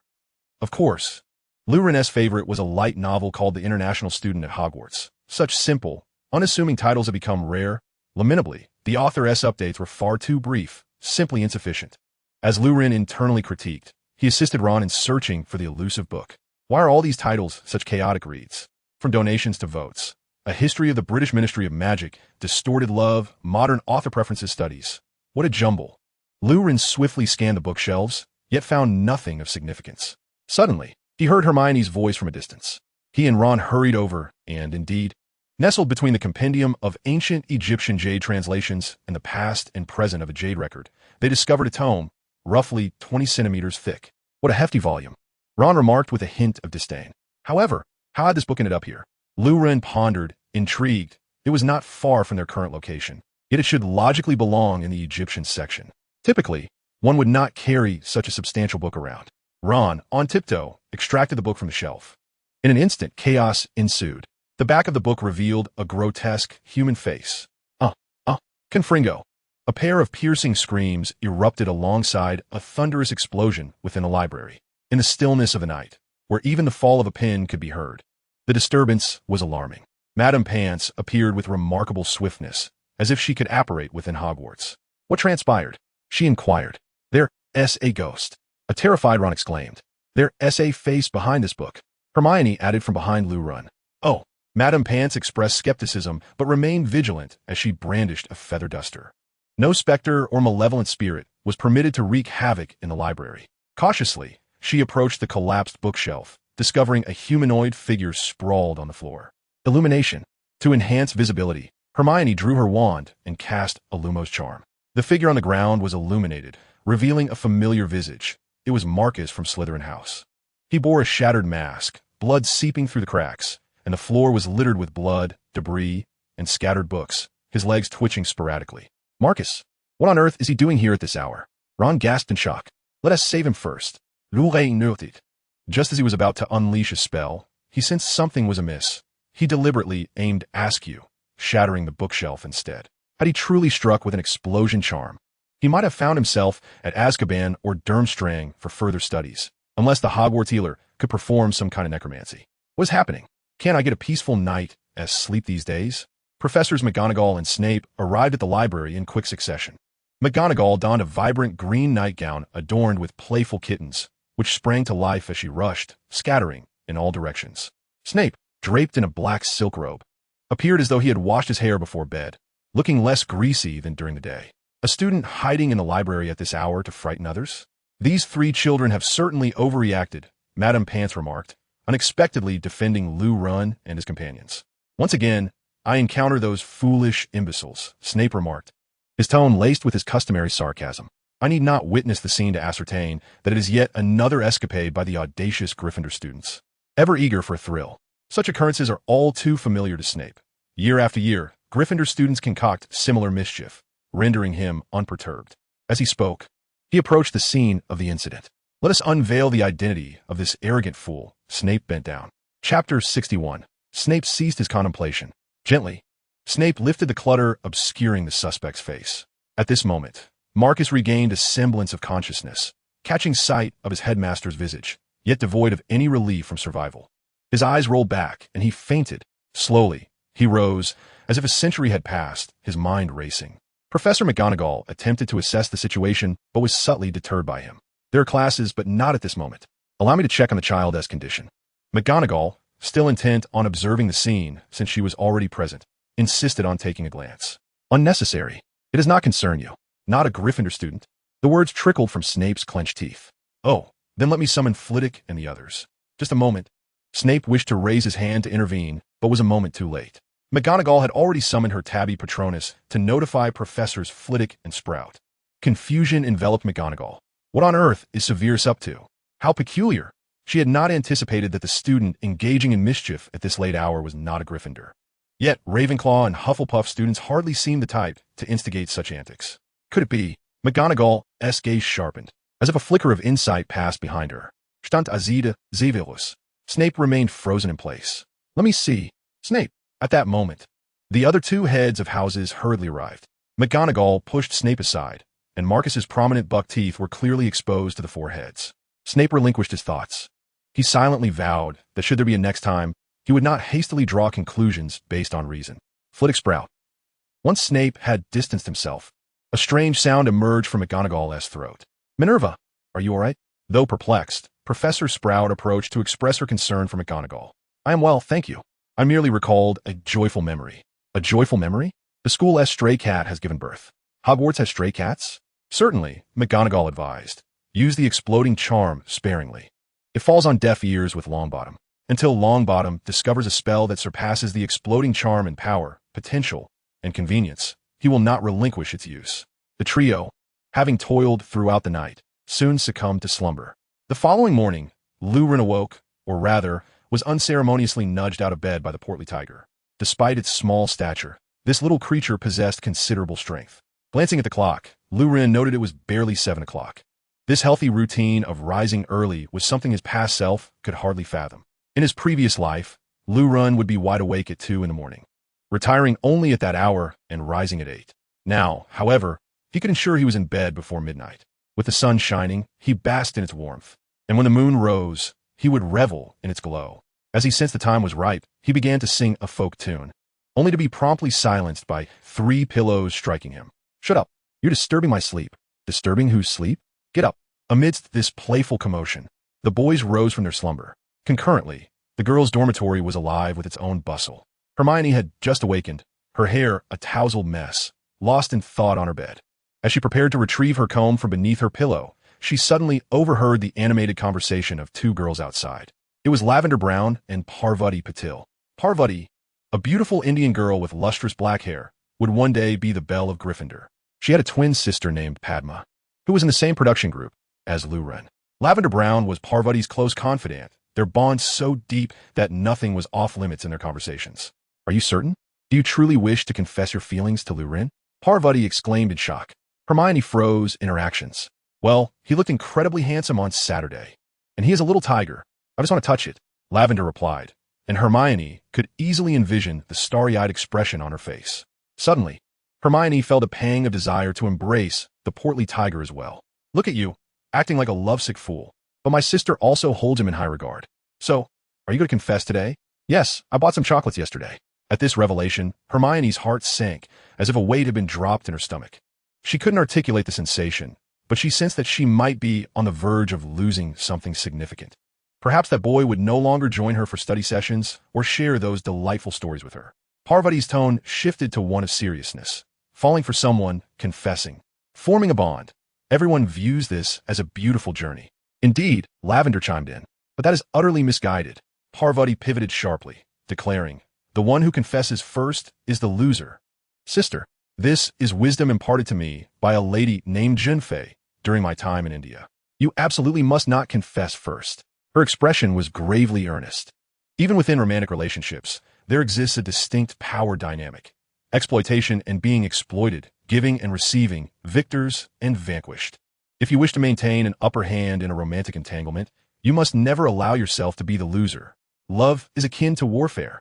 Parvati's fervor was palpable. Lavender responded with wide eyes, while Hermione appeared bewildered. "So, I can't take the initiative to confess?" "I strongly advise against it," Parvati replied earnestly. "Very well then. Today's objective shifts from confessing to ensuring Lurin confesses. This is our romantic battle." Lavender burst into laughter, whispering to Parvati to keep quiet since Hermione was still asleep. They stealthily exited the room together. Chapter 62. The Bathhouse, Bathroom, Shower Room, and Lavatory. The lavatories at Hogwarts, often referred to as washrooms, are enigmatic spaces. When Lurin first arrived at Hogwarts, he was quite intrigued by these washrooms, as previous works had never depicted them, save for the head boy's lavatory that the mischievous Muggleborn would occasionally spy upon. Each of the 4 houses boasts its own washroom, with separate facilities for boys and girls. However, should one seek mixed-gender bathing facilities, the probability exists solely within the realm of magic. The distinct styles of each house's washroom vary considerably. Upon entering the Gryffindor boys' washroom for the first time, Lurin was taken aback, not by opulence, but by its down-to-earth charm. Indeed, the Gryffindor washroom exemplifies a sense of groundedness. Lurin felt that the term washroom did not quite encapsulate its essence. Bathhouse seemed a more fitting descriptor. The bathhouse's floors are adorned with red and gold tiles, a hallmark of Gryffindor's aesthetic. While this unconventional decor may seem somewhat mismatched, one soon adapts to its peculiarities. Inside the bathhouse, Several long benches are accompanied by boxes for holding change of clothing, while adjacent wash basins are separated from the shower area by a mere thin partition, with numerous shower heads closely clustered together. Overall, the Gryffindor bathhouse bears a striking resemblance to university bathrooms, albeit much cleaner. During his moments of respite, Lurin inquired among his peers about the general appearance of the other houses' washrooms. Hufflepuff's was characterized by cozy ambience, warm lighting, greenery, and bathtubs created an atmosphere reminiscent of a quaint cabin in the woods. Notably, due to the layout of the bathroom, the little badgers of Hufflepuff and the little lions of Gryffindor had grown accustomed to open camaraderie, fostering a sense of familiarity between the students of these two houses. In contrast, Ravenclaw and Slytherin maintain a more refined aesthetic. Ravenclaw's washroom exhibits a Nordic minimalism with a strong emphasis on personal privacy.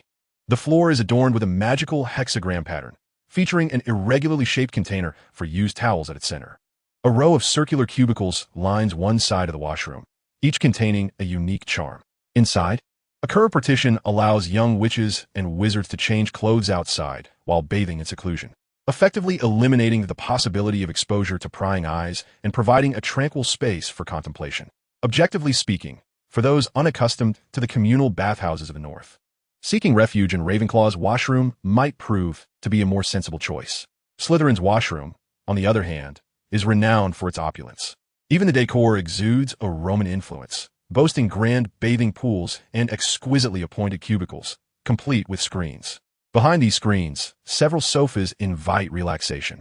The Slytherin snakes could gather here after their baths to discuss various matters.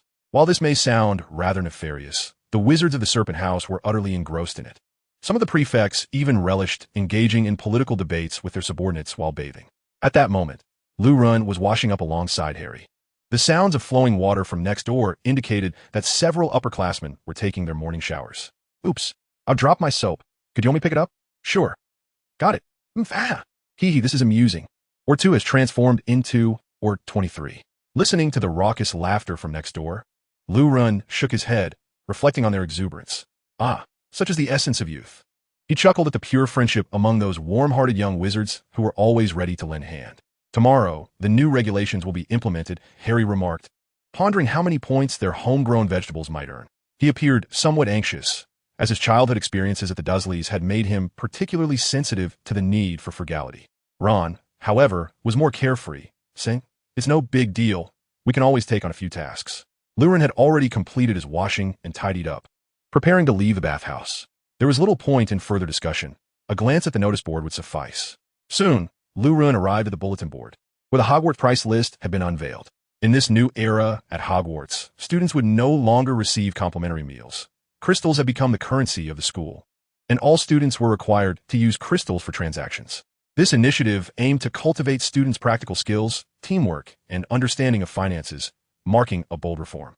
The rewards for arena points had been set at 300 crystals for first place. The prices for produce were as follows: potatoes at 1 crystal per kilogram, garlic at 4 crystals per kilogram, carrots at 3 crystals per kilogram, and tomatoes could fetch 5 crystals per kilogram.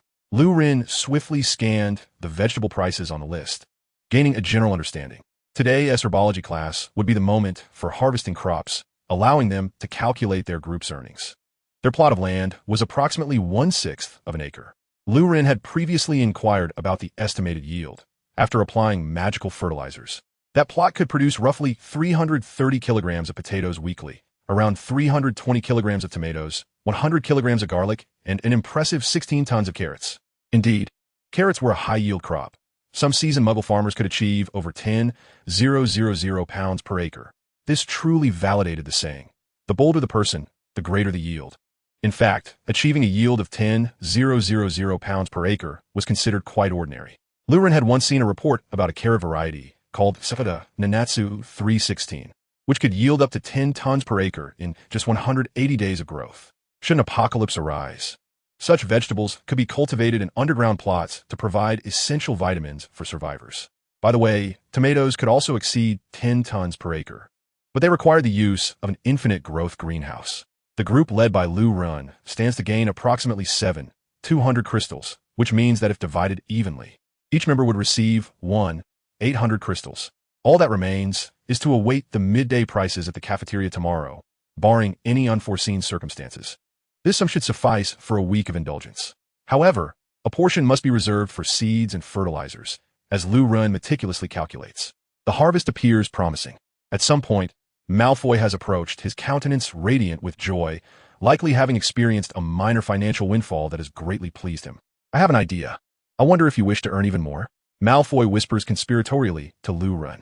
I glance at the vegetable prices and notice that garlic is being acquired at a premium by Hogwarts. Yet its yield is not particularly high. Perhaps we should consider this. Malfoy suggests, revealing a knowing expression. Malfoy, you truly are a remarkable talent. Lu Ren exclaims, astonished. One cannot help but admire the ingenuity of the Malfoy lineage, capable of devising a scheme to monopolize garlic prices for profit. Is the Hogwarts kitchen truly so naive? Surely, the students could procure garlic from outside, unless Malfoy has colluded with the house elves to realize his garlic fortune. We could plant more garlic, Malfoy exclaims with palpable excitement, eager to find ways to boost its yield. Very well. I must admit I misjudged you. Your method of earning money is refreshingly straightforward. Lu Ren replies. Indeed, this honest approach could yield profits, albeit with rather low efficiency. How much garlic can one cultivate on 100 square meters?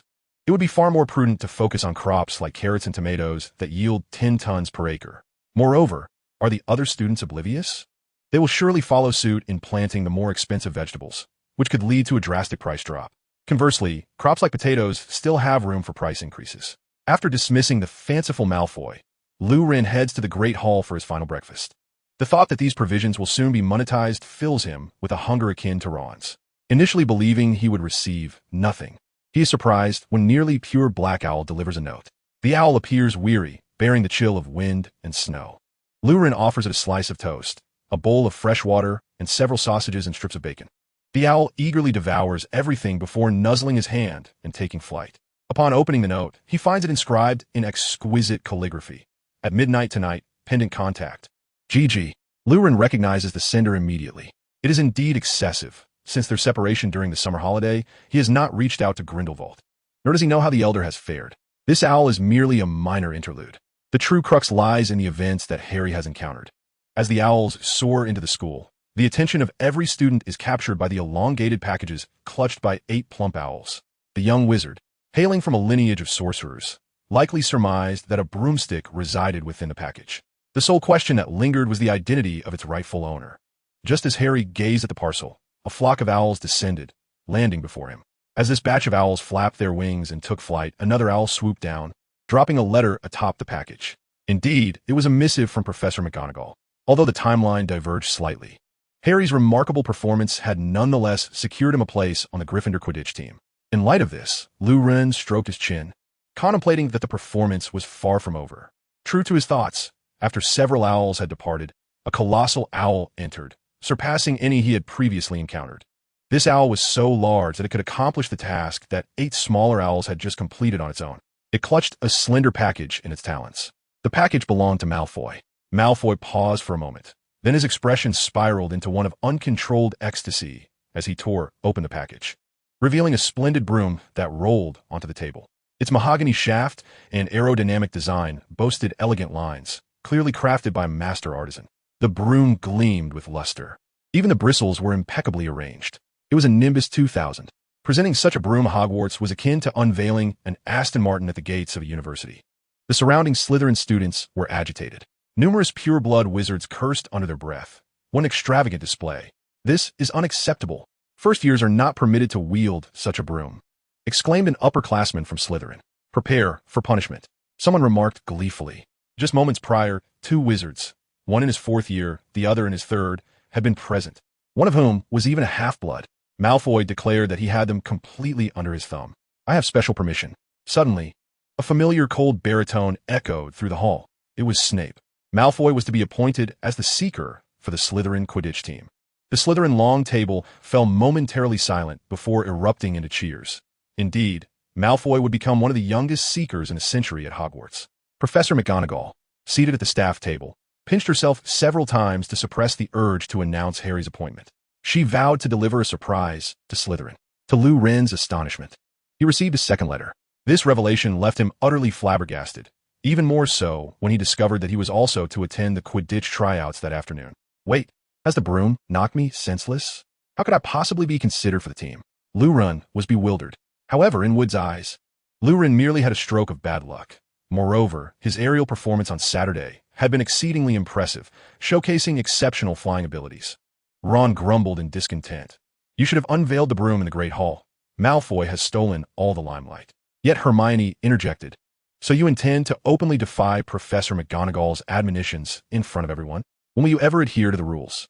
Perhaps never, Luren mused inwardly. Ron and Harry exchanged bewildered glances. Luren seemed to perceive the hint of affection level 1 hovering above Harry and Ron's heads. Hermione remained the same sharp-tongued girl who adhered to rules, though she gradually transformed into a figure reminiscent of Harry and Ron, even occasionally flouting school regulations. Shaking his head, Luren made his way to the herbology classroom. Chapter 64. The Professor's Garden.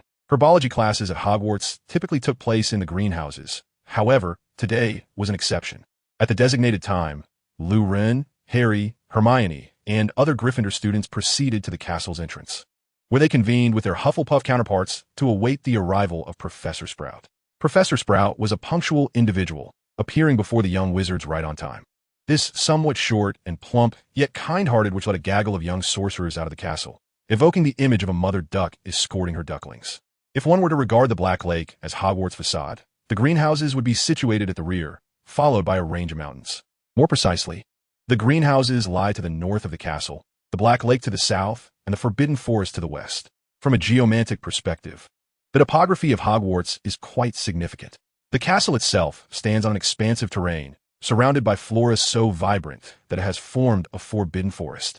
Facing water and backed by mountains, it could be deemed a land of prosperity, nurturing both wealth and individuals. Between the greenhouses and the castle lies the student's vegetable patch, which also serves as the professor's private domain. Even Hagrid covertly employed magic to provide a little assistance in growing his pumpkins. It is inconceivable that the esteemed professors would toil away in the fields without some form of enchantment. For instance, the phenomenon of off-season planting of various vegetables and fruits, with the astonishing ability for them to mature simultaneously, is a notion that would boggle the minds of muggles. The cultivation of vegetables is heavily influenced by weather conditions. Yet what does weather mean at Hogwarts? Luren had witnessed with his own eyes that Professor Flitwick had an entire plot dedicated to pineapples, numerous pineapples, flourishing in the Scottish Highlands. As he passed by the garden, Luren couldn't help but exclaim, "A sea of pineapples." These pineapples, even if each young wizard were to consume 18 kilograms daily, could last for several days. More importantly, these were not mere imitations of pineapples masquerading as inferior produce. They were large, succulent, and fragrant, so exquisite that even the most discerning Japanese palate would find no fault. As the young wizard strolled by, the pineapples suddenly burst into song, performing in a yodeling style. The little badgers and lions were taken aback. To be honest, such a scene would be more fitting for a nightmare. Professor Sprout, stifling her laughter, explained to the young wizards that this was Professor Flitwick's garden, where he had cast a few spells on the pineapples. In fact, they were also capable of tap dancing. He primarily cultivated fruits here. The pineapples were just the beginning, as there were several fruit trees behind, each capable of bearing multiple varieties of fruit. Indeed, Professor Flitwick's pineapples might genuinely be set free. Upon seeing Professor Flitwick's fruit trees, Luren could only exclaim in astonishment. He believed his imagination was quite expansive, yet he was utterly astounded by the extraordinary feats of Professor Flitwick. Luren thought that a tree bearing apples and peaches simultaneously was the pinnacle of wonder. But Flitwick's tree bore watermelons, strawberries, and clusters of grapes hung from its branches. Did he not fear being crushed by a falling watermelon during the harvest? Luren truly yearned for someone to share his astonishment with. Muggles may toil in the fields, but wizards, oh, we excel in such endeavors. Wizards are indeed remarkable. As a mere bystander, I must assert that, in comparison to its destructive capabilities, magic leans more towards applications in daily life and various enigmatic pursuits. The most potent singular destructive spell in the magical realm, the Avada Kedavra, has a rather mundane efficacy.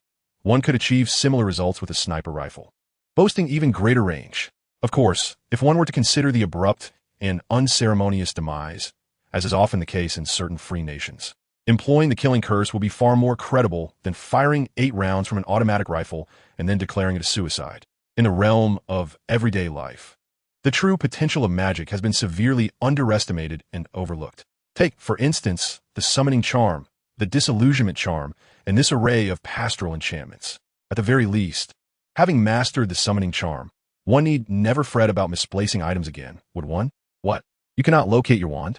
Then perhaps learn to perform wandless magic. Adjacent to Flitwick's orchard lies Professor Snape's vegetable garden, which, in stark contrast to Flitwick's whimsicality, appears rather conventional. The ground is adorned with various leafy greens, while potatoes grow beneath, presenting a rather typical vegetable plot, if not for the occasional serpentine head peeking from between the rows. Professors McGonagall and Sprout have integrated their gardens into one, creating a more scientifically structured garden that embodies the principles of vertical agriculture. Waterways meander through the fields, where fish occasionally leap, while the plots feature vegetables above and potatoes below, intertwined with grapevines supported by fruit trees. One can also spot chickens, ducks, and geese wandering amidst the fields, alongside several scarecrows. A Hufflepuff student, whom Lou Wren recalled as Megan Jones, approached the edge of the garden. He extended his hand, and in a moment of haste, a scarecrow lunged at him, causing him to stumble back and land unceremoniously. Naturally, in Professor McGonagall's fields, one could hardly expect the absence of guardian effigies. Behind the professor's gardens lies the patch cultivated by the young witches and wizards. The fields are arrayed in an orderly fashion. Some are overgrown with wild grass, while others boast sparse vegetable growth, and a few appear poised for a bountiful harvest, though most seem somewhat disheveled. Lou Wren's group's plot, at first glance, is quite pleasing to the eye. Rows of vegetable seedlings sprout upright from the earth, adorned with clusters of tomatoes. Near their roots, tufts of diamond-shaped, fuzzy leaves emerge, and if one were to dig a little deeper, they would uncover clusters of potatoes. Beneath the plants resembling cilantro, carrots grow in abundance. In addition to these, there were some elongated, flat leaves, which are the garlic shoots, with garlic bulbs nestled beneath them. The fields were thoroughly adorned in hues of red and green. The land belonging to Lou Wren's group was situated at the edge of the entire farm, not far from the Forbidden Forest. It was unclear whether it was intentional or accidental, but the professors merely erected a low fence around the area, neglecting to employ any spells to deter the beasts. Consequently, Lou Wren witnessed some alarming scenes at the borders of his plot. A row of seedlings had been ravaged by an unknown creature.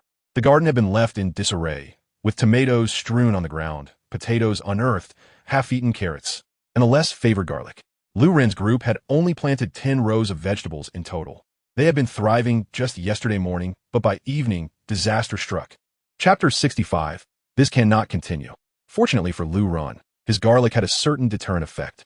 The pungent aroma of garlic served to ward off certain animals, and by sheer happenstance, he managed to mitigate his losses.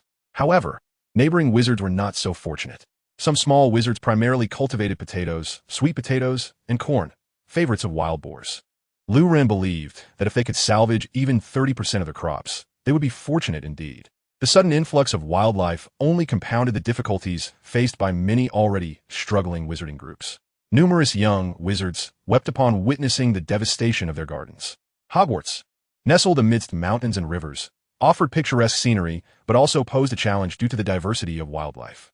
Even in the Muggle world, such a vast expanse of forest would harbor numerous wild animals.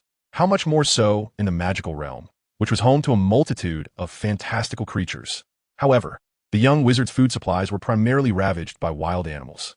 The magical beasts, on the other hand, were acutely aware of their boundaries. They rarely ventured beyond the Forbidden Forest, as outside lay the domain of wizards.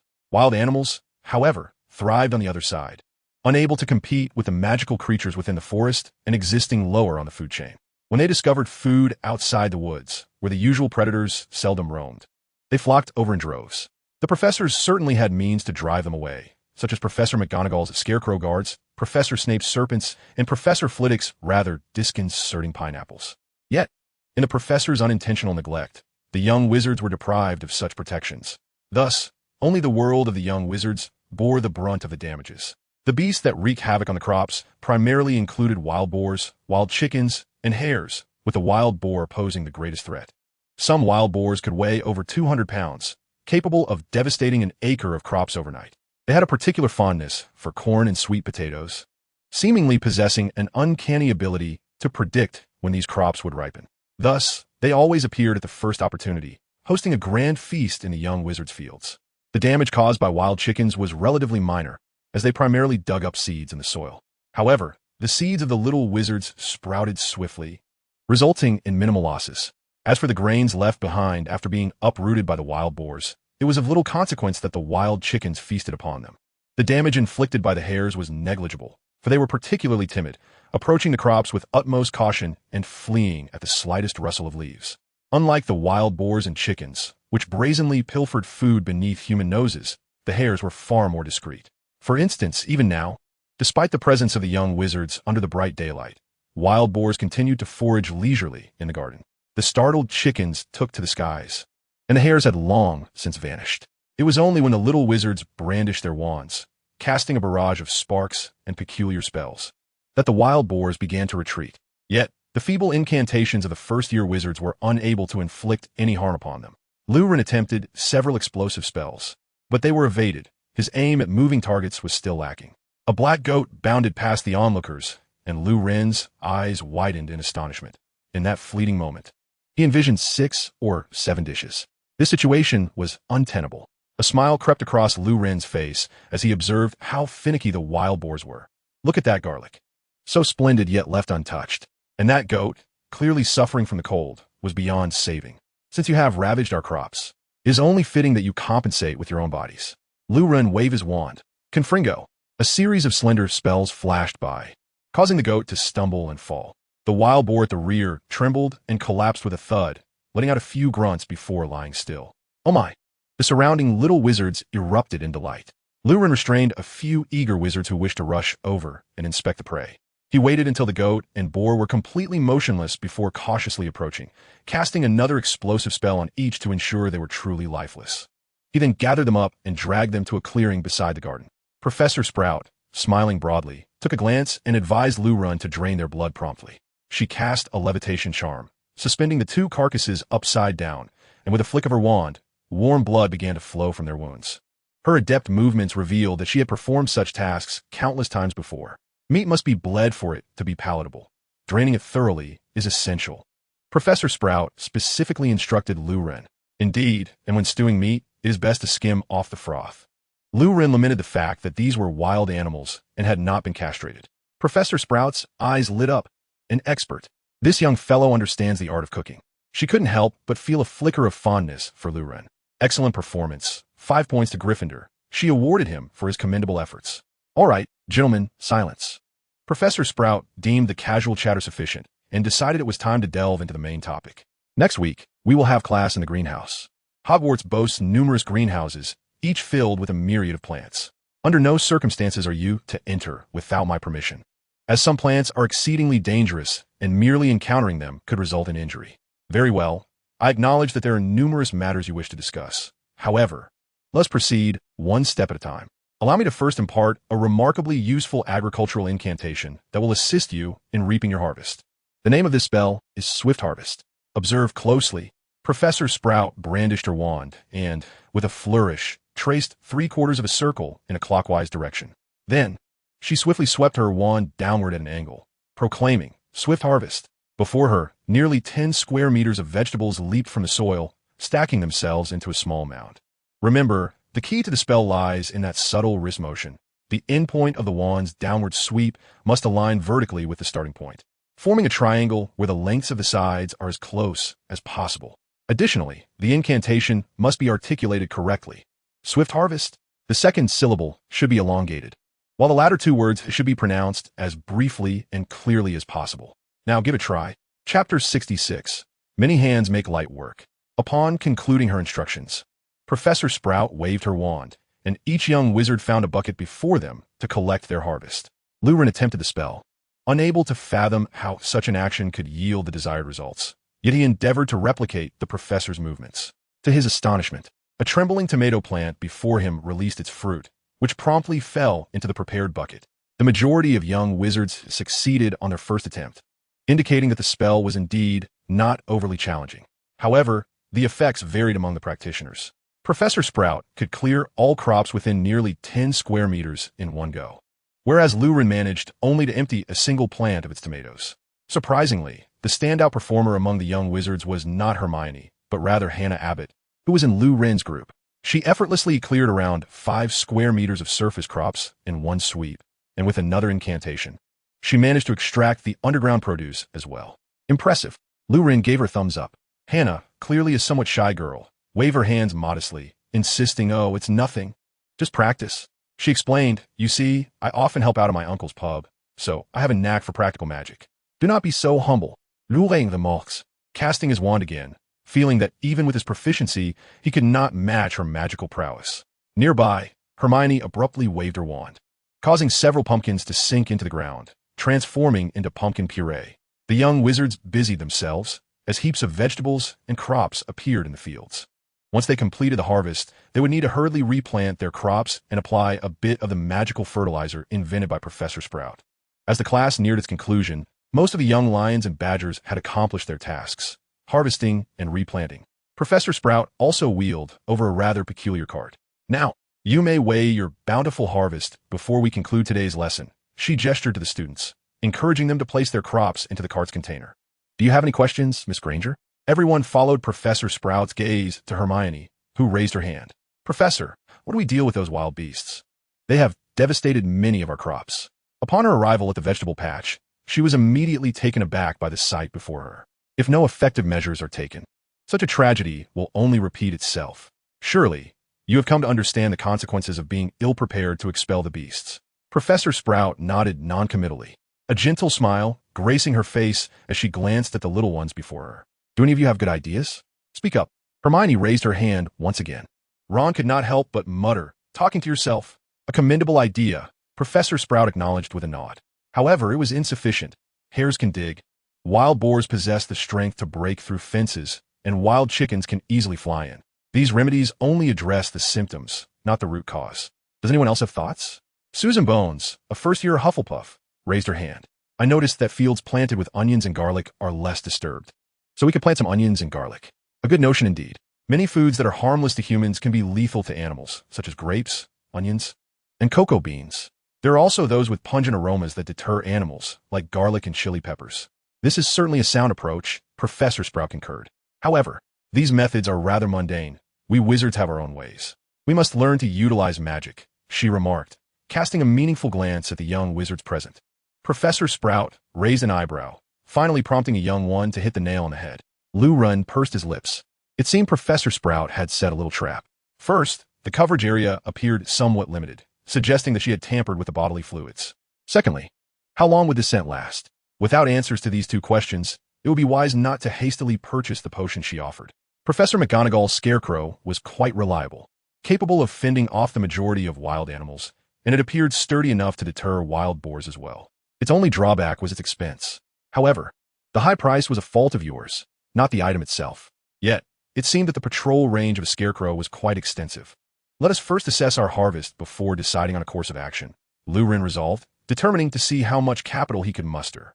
He gradually moved his crops into a box by type, and ultimately, he and Hannah amassed a total of 571 crystals. Their group's yield was conservatively estimated at around 7,000 crystals. There were 10 students in Gryffindor, forming 10 groups. Divided evenly, each group would only need to contribute 2,000 crystals to purchase a scarecrow. After the young wizards sold their crops, Lu Ren shared his plan with them, which was received positively. Although a few groups could not even gather 2,000 crystals, with some collective effort, they could still manage to buy one. Moreover, since the first-year fields were adjacent to one another, purchasing a scarecrow was indeed a viable solution. The young wizards decided to discuss this with their teammates at noon, and if there were no objections, they would finalize the plan. Chapter 67. The grand scheme of the Weasley brothers after class, Lu Ren and his companions did not disperse. Instead, they approached Professor Sprout to settle their outstanding debts for the seeds and multifunctional fertilizers. The initial supply had been complimentary, but the materials utilized in the recent lesson necessitated payment. The price of a single fertilizer was exorbitantly steep, costing 1,000 crystals. Some unfortunate groups found their funds depleted after paying for the fertilizers, with some even lacking sufficient harvest to cover the expense. However, for Lu Ren, such a sum was trivial. He effortlessly purchased a portion of fertilizer. As for the choice of crops, although the group had originally decided to stick with potatoes, witnessing the dismal state of the surrounding plants prompted Lu Ren to substitute onions instead. Consequently, the new crops for Lu Ren's group comprised onions, tomatoes, carrots, and garlic, with some astute students mimicking the selection. Each seed packet required 100 crystals bringing the total expenditure to 1,400 crystals when combined with the fertilizer. Fortunately, the quantity of fertilizer and seeds was adequate to fully cultivate their vegetable patch, sparing Malfoy and his cohort from needing to repurchase these items during class. Naturally, everyone endeavored to avoid seating themselves at the Gryffindor and Slytherin tables, favoring instead the neutral grounds of Hufflepuff and Ravenclaw. Before long, Hogwarts' vegetable garden resembled a desolate trading market, filled with despair. The remaining students, unable to contain their impatience, approached Professor Sprout, citing the urgency of the situation and petitioning for immediate harvesting, selling, and replanting of crops. Professor Sprout graciously acquiesced to their request, and soon the garden was abuzz with industrious activity, harvesting, selling, replanting, and fertilizing. Once the initial tasks were completed, the first-year wizards gathered spontaneously on the grassy expanse before the castle. It was evident that they must pool their resources to acquire a scarecrow. Otherwise, they would suffer similar losses in the future. Malfoy was the first to voice this sentiment. "We lack sufficient crystals," lamented Wayne Hopkins from Hufflepuff, his expression one of dismay. "Our field has been ravaged by wild boars, and after settling our debts for seeds and fertilizers, we scarcely have 500 crystals left, and we still need to use crystals for meals. We can lend you some," Lurin offered, suggesting they could defer payment for now. Moreover, the school provides some basic sustenance. You shan't starve. The prospect of subsisting on a week's worth of basic meals caused many young wizards to grimace. Clearly, the prospect of dining solely on salted meat and black bread was far from appealing. "Umph," Malfoy scoffed. "This is for your own good. Our group has already accrued over 7,000 crystals. After our purchases, we still have 5,000 remaining. If necessary, we can approach Professor McGonagall for an installment plan, providing a 5,000 crystal deposit. You may fend for yourselves." The young wizards recognized the validity of Malfoy's words, albeit delivered with his characteristic sharpness. Ernie Macmillan stepped forward to express his support for Malfoy's proposal, stating that their group could contribute 1,700 crystals. With a leader emerging, the first-year students swiftly reached a consensus. They devised a plan to gather 20,000 crystals and approach Professor McGonagall to purchase a scarecrow. Upon observing the scarecrow patrolling the fields, the little wizards felt a wave of reassurance. As for how to manage life without reaching triple digits in crystals this week, that concern would have to wait until tomorrow. The troubles of tomorrow should not overshadow the joys of today. The upcoming week promised to be a challenging one. After the meeting, Malfoy let out a bitter chuckle. He had thought his week was secure, only to find himself needing to outsmart the wild boars. However, that was not a certainty. Lurin gazed at the Hogwarts castle, a mysterious smile gracing his lips. The two creatures he had hunted were safely stored in the cold cellar of the school kitchen. Tomorrow, he would collect a portion of food and treat everyone. Lurin mused that there was no need to purchase meat. Surely, there was an abundance of meat roaming in the Forbidden Forest. Fred and George, along with a barrel, entered the castle and vanished around a corner. Lurin followed, and, as he rounded the corner, a leg suddenly extended before him, and without a second thought, he stepped on it. "Umph." Fred grunted. Lurin pretended as if nothing had occurred and initiated a conversation, inquiring, "What are you up to?" George retorted, "Do you know why Muriel has lived so long?" Lurin replied, "Because she minded her own business." Fred and George exclaimed in unison, "How come you answered so quickly?" Fred clicked his tongue, feeling that Lurin was particularly adept at countering their banter. "Ah, you may jest, but I see through your tricks. I played similar games in my youth," Lurin silently scoffed. "So?" Lurin's gaze shifted to the plum barrel. "Is the grape juice from Saturday delightful?" Fred pulled a face and said, "George and I have stumbled upon a splendid opportunity, a lucrative venture. Success lies before you. As long as you're not afraid of Filch, then you can give it a try. If you wish, you could even join us." Fred and George, like a comedic duo, swiftly explained the business opportunity they had discovered. After listening, Lurin was impressed. "Truly, you are the renowned twins of Weasley's Wizard Wheezes. Your keen business acumen is astonishing." They were concocting alcoholic beverages. No, rather, they were brewing various fruit juices and grain juices. Hogwarts maintained strict control over alcohol, and one seldom encountered it in daily life. Apart from low-alcohol beverages like butterbeer and desserts, such as jam pudding soaked in liquor. While this was manageable most of the time, the current situation allowed for personal cultivation, and Fred and George had planted crops suitable for brewing. Last week, they had tested the waters and found this beverage quite popular. Moreover, it did not violate school rules, as there was no regulation against students brewing their own drinks. In Lurin's eyes, what they produced bore little distinction from regular beverages. The alcohol content of their concoctions paled in comparison to those available outside. Rather than being classified as wine, it resembled a drink akin to pineapple beer. Their strongest red wine did not even reach an alcohol content of 8, while the International Organization of Vine and Wine mandates that wine must not fall below 85. Thus, what they created could not even be recognized as wine on an international scale. Chapter 68, The Mirror World. Upon closer reflection, this is no mere toy merchant. It is unmistakably an arms dealer masquerading as one. The inventory includes listening devices, smoke bombs, bulletproof vests, stun grenades, and low-powered explosives such as the Wesley Wooshboom fireworks. A comprehensive arsenal indeed. Astonishingly, their offerings even encompass a series dedicated to the enchanting witch. Among the potions in this series is a love elixir, which, when consumed, engenders an infatuation in the drinker towards the purchaser of said potion. Goodness, rewritten exclaimed. Daring to sell such a potion right in Diagon Alley. Given that Harry Potter and the Half-Blood Prince was published in 2005, one wonders how it would be received today. Wouldn't they be publicly condemned? However, this series of potions is exclusively available to witches, so young boys must take care to protect themselves. Their business also extends to alcoholic beverages, which is decidedly nefarious. Do you too aspire to become rogue stars? Lurin felt a surge of admiration. Take me to witness your brewing process. His curiosity piqued. He yearned to see where these concoctions were being crafted. Fred and George exchanged a glance and reached a consensus. Follow me, Fred beckoned, leading the way to their clandestine lair. After a winding journey, the trio arrived at the 5th floor of the castle. In the corridor, they encountered a mirror, nestled inconspicuously in the corner, easily overlooked by students. Fred brought Lurin before the mirror.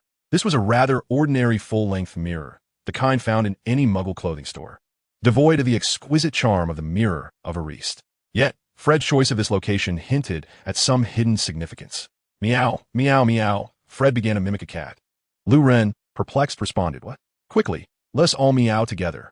George produced a dried fish from his pocket, waving it enticingly while urging Lurin to join in the feline mimicry. Although bewildered, Lurin obliged.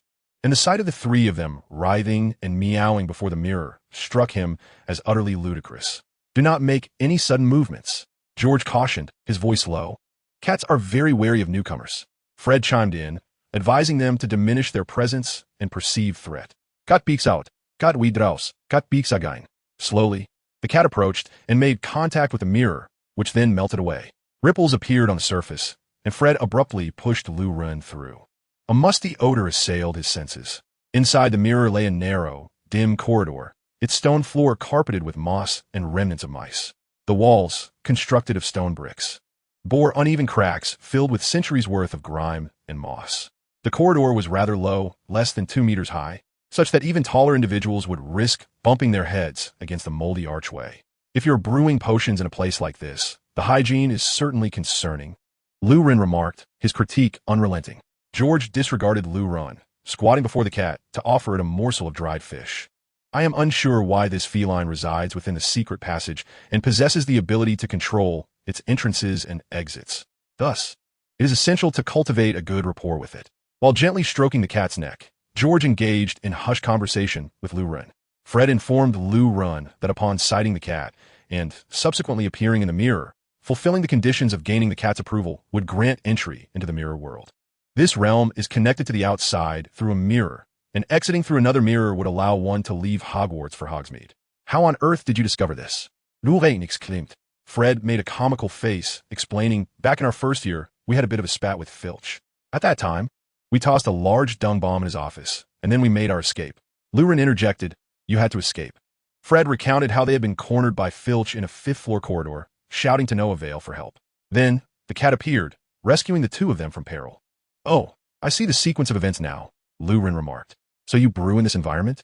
How is that even possible? Fred clarified, we do not brew. We produce fermented barley and grape juice. Let us not misinterpret. He made a silly face and continued down the passage. Suddenly, he reached out with both hands and vanished. When Lurin arrived at his position, he discovered Fred nestled in a hole above the archway, gripping a ladder and laboriously crawling. Lurin followed him upwards. After climbing approximately 10 meters, the surroundings brightened, unveiling a room the size of a classroom, with a mirror on the ceiling reflecting the azure sky. Thanks to the natural light, this space appeared significantly brighter, and the air felt fresher than in the corridor. although the floor could not be described as spotless. It was sufficiently tidy. It seemed that Fred and George must have a regular cleaning routine for this place. In one corner of the room were 2 hammocks, a barrel of water, and a collection of salted meats and sausages, in addition to 6 or 7 wooden barrels. Where does this lead?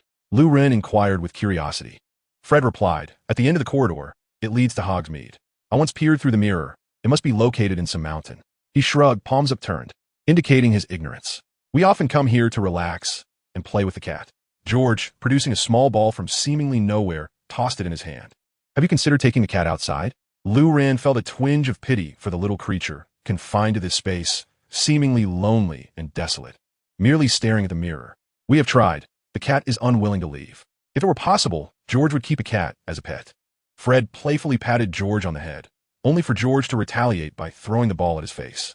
Chapter 69. Rice Wine. All right, enough chit-chat. Let's get to the point. We have classes this afternoon, Fred asserted, signaling that it was time to discuss serious matters. We shall embark on the creation of fermented barley juice and grape juice. Recently, we have successfully replicated a wondrous beverage from the East, which has become my personal favorite. As he spoke, Fred approached the smallest wooden cask, lifting the lid of one, allowing a delicate aroma to waft forth. Prior to brewing, I had consulted books in a library that mentioned this ancient libation originating from the East. To my surprise, my attempt at brewing turned out remarkably delightful. He retrieved a familiar vessel from the cask, scooping a ladle of the drink. Upon closer inspection, I realized that the container was half a gourd. Fred beamed with pride, declaring that he had researched it, and according to the text, this drink is known as Baijiu, crafted by the ancient inhabitants of the Central Plains. Renowned for its exquisite taste, traditionally consumed with half a dried gourd, referred to as a ladle. Would you care to try? He inquired. It is noteworthy that this Baijiu is distinct from the modern variants available in the market. Fred's Baijiu is, in fact, an ancient village brew or sweet rice wine, primarily derived from the fermentation of rice, millet, and corn.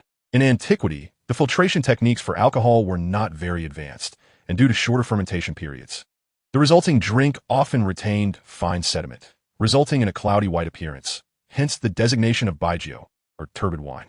The phrase "a cup of turbid wine travels 10,000 miles" refers to such beverages, which encapsulate the essence of history.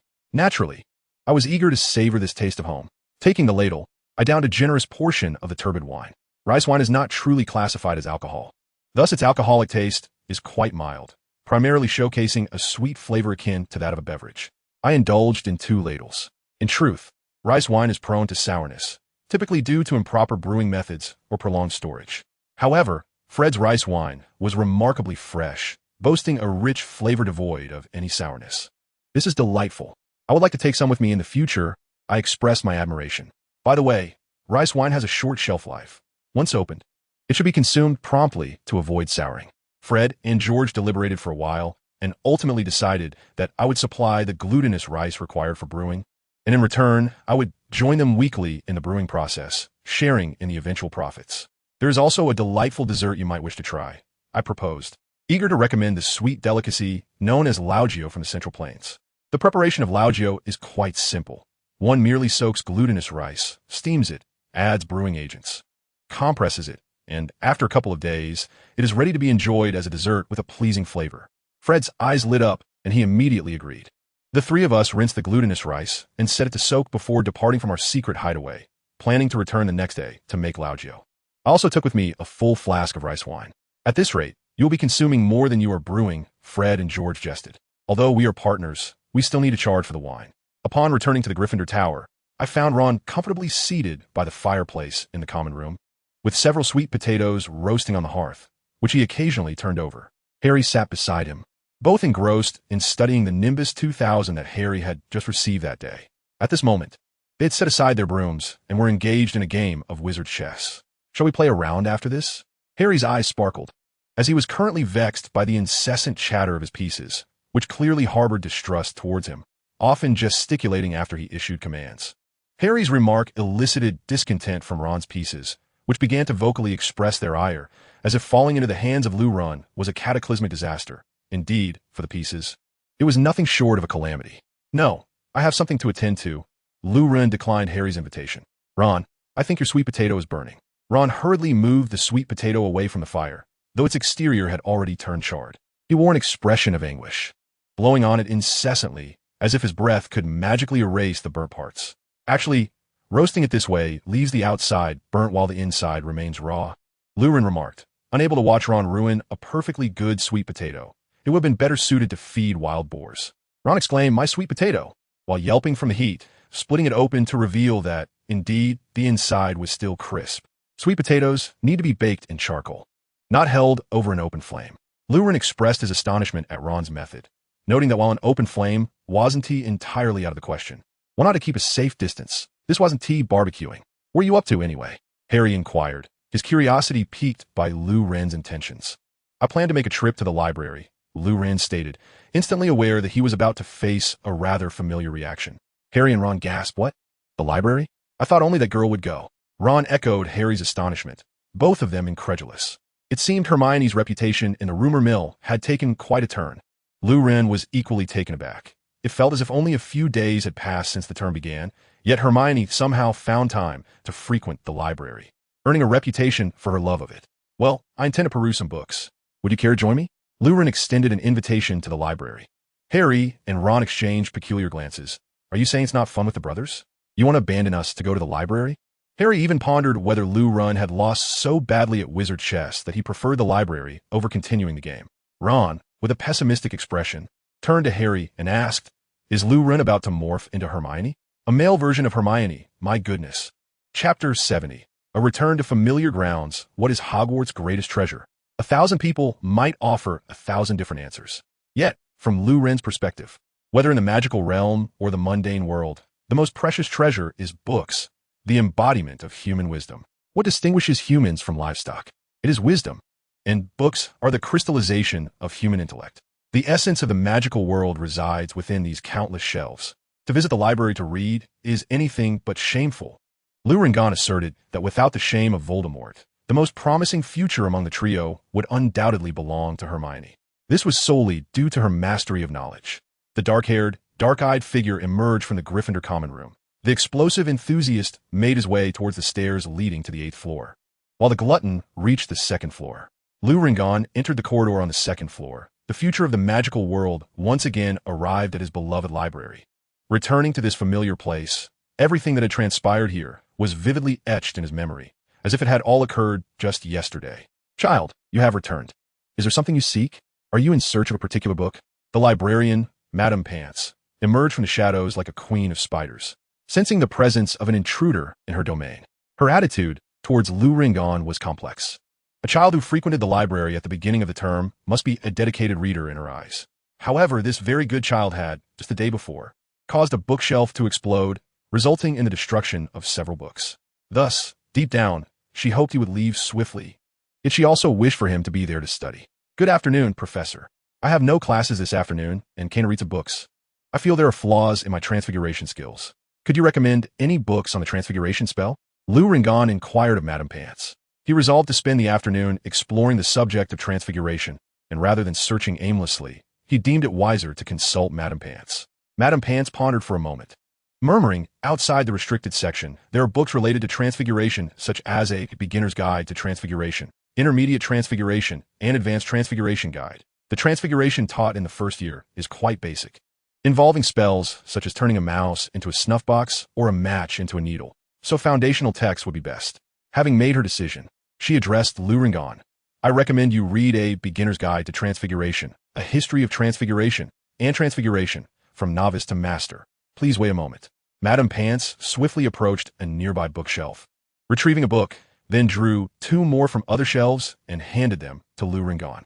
She added, "If you encounter any issues, call for me. Do not act recklessly. Understood?" "Understood." Lurin paused, feeling he had stumbled upon something significant. "Professor, I have a class on history of magic tonight, but as you know, Professor Bin's condition makes it difficult to absorb any information during lectures. I was hoping to have a little extra help after class. Do not call me Professor. Simply refer to me as Madam. There are no shortcuts to learning history of magic. Other books are not as suitable as history of magic. It is entirely normal to find Professor Bin's classes difficult to follow. I personally recommend reviewing the book after class. You are just looking at the restricted section, unless you can obtain authorization from the professors. You are not permitted to view or borrow any related books." After recommending the texts, Madame Pants turned to leave, her figure fading into the shadows. Lu Ringan furrowed his brow, deep in thought. He had previously underestimated the librarian. This lady must possess a considerable understanding of the entire collection at Hogwarts. And given her lack of other engagements, it stands to reason that she has read numerous books. Her reading volume must be quite formidable. In the magical realm, the adage knowledge is power holds true. Some spells, if one knows the counter curse, can be easily unraveled. Without that knowledge, one might as well resign oneself to fate. If Madame Pants has perused all the forbidden tomes, she would essentially be a living compendium of magical knowledge. Lurin instinctively believed that Madame Pants was not quite so exaggeratedly knowledgeable, yet her reservoir of knowledge should rival that of professors such as Snape and McGonagall. Positions like that of the defense against the dark arts instructor are so absurd that even recent graduates or charlatans skilled only in the forgetfulness charm can manage to occupy them, albeit for various reasons. Finding a secluded corner, Lu Ren settled into a comfortable position and began to leisurely peruse the book he had just acquired. The tome appeared somewhat aged, with the pages exuding the distinctive scent of old books. However, the book was not made of parchment, but rather of ordinary imitation parchment. Indeed, even at Hogwarts, only ancient books were crafted from genuine parchment, which is generally inaccessible. Typically, young wizards read and utilize books that mimic the appearance of parchment with white paper. If genuine parchment were used, few wizards present could afford such an expense. It is worth noting that a single sheet of parchment suitable for writing spans roughly 100 by 80 centimeters. In medieval European manuscripts often required hundreds of sheep to achieve a successful production rate of 100. For instance, the Sevilla Bible, comprising 750 pages, each measuring 48 by 33 centimeters, necessitates at least 375 sheep. Similarly, the Sinai Bible requires 360 sheep. Is this reasonable? Can an average person afford such an expense? Even using rabbit skin as a substitute would still be costly. A single parchment Bible could be exchanged for an entire vineyard. After the introduction of paper-making techniques in the 13th century, the use of parchment diminished. Thus, by the late 15th century, parchment Bibles became scarce. Yet Europeans and Americans continued to prefer writing significant documents on parchment. Even in the 21st century, genuine parchment can still be purchased, with an A4 size sheet costing around 160 yuan. The magical realm utilized parchment for a bit longer, but by the 1990s, Hogwarts predominantly employed imitation parchment. Consider this. A student might reasonably use 4 rolls of parchment each week, amounting to 18 weeks per semester across 7 years, which totals a consumption of 1,008 sheep. If you were a Muggle-born wizard, could you afford such an expense? Merely purchasing parchment would cost 160,000 yuan. However, spending 160,000 yuan for 7 years of study in the UK does not seem exorbitant. Moreover, there are opportunities for profit. Generally, a book in a magical world does not exceed 10 galleons, which, according to Gringotts exchange rate, is approximately 50 pounds. Learning a vanishing spell to erase the text. One could dismantle the book to sell the paper, easily fetching around 10,000 yuan for each volume. Thus, it is improbable that the magical community is genuinely utilizing genuine parchment for paper. Lu Run, caressing the pages of the book, found himself drifting into reverie. Chapter 71. Professor Binns and the History of Magic. Knowledge is humanity's most precious treasure, yet Lu Ren seems to be a pauper in this regard. A Beginner's Guide to Transfiguration is by no means a challenging tome. After all, the young wizards at Hogwarts are not seasoned scholars like Lu Ren, who has endured the rigors of secondary education. Their capacity for comprehension is limited, and many of them may not even grasp the concepts of calculus, having been subjected to a joyful education in the non-magical world. For such children, diving into complex subjects right away is evidently inappropriate. The sentences in the guide are relatively brief and easily understood, lacking the esoteric vocabulary found in the subsequent 2 volumes. Lu Ren's primary concern, however, is the inconvenience of attempting to practice transfiguration in the library. Should he inadvertently cause a disturbance, he might find himself permanently ostracized by Madame Pants. Thus, Lu Ren resolved to read through the book first. However, trouble soon ensued. Spell, Lacus. Lacus, very well, turn the page. What was discussed on the previous page? Coolus. No, it's Lacus. Flip the page, what was it again? Lacus. What was the other part? Coolus. Ah, no, Lacus. Close your eyes and recite it 10 times. All right, I remember now. The spell is called Kaleso. Huh. Jin and Madame Adingmai gave it a thumbs up. But if he cannot practice, how is this any different from memorizing English vocabulary? Lu Ren was engulfed in a fit of frustration. Transfiguration is inherently difficult to grasp, and the inability to practice rendered him utterly despondent. Perhaps this is the essence of life, the life of a wizard. Lu Ren slumped in the armchair, murmuring to himself that skimming through the material was unwise. The state he had just experienced was primarily due to a lack of concentration. He pinched his face with considerable force, nearly swelling it in the process. Yet, at such a cost, he succeeded in honing his focus, gradually starting from the beginning of the text. Once he calmed his mind, the chaotic letters and peculiar words began to appear more palatable. The pages turned slowly, and Lu Ren became immersed in the world of magic. It was only when Madame Pance's feather duster abruptly appeared before his eyes that he realized it was already evening. More specifically, past dinner time and nearing 8 o'clock. This was nothing short of astonishing for Lu Ren. He had truly read to the point of forgetting to eat. After a busy day at the library, he had arrived there shortly after 2 in the afternoon, and now he had sat for nearly 6 hours. He hurriedly returned the book to Madame Pance, expressed his gratitude, and rushed off to the history of magic classroom. Fortunately, the classroom was also on the second floor, allowing him to arrive just in time. Professor Binns was already lecturing when Lu Ren entered. "Apologies for my tardiness," Lu Ren said as he jogged to the classroom door, offering his apologies to the professor. The first thought that sprang to Lu Ren's mind was the term run in reference to Japanese dramas. Nonetheless, his running motion bore a slight resemblance to that of a certain woman in a GIF. Lu Ren visualized the scene in his mind, and to his surprise, it did evoke a similar feeling. However, when he attempted to superimpose Hashimoto Kanna's face onto Hermione's figure, he found his composure shattered. It wasn't that it looked unattractive. Rather, he feared he might burst into laughter in such a setting. However, the smile at the corners of his mouth was already unmistakable, since ancient times. True masters have ruined animations, and only Gintama has the power to ruin the real.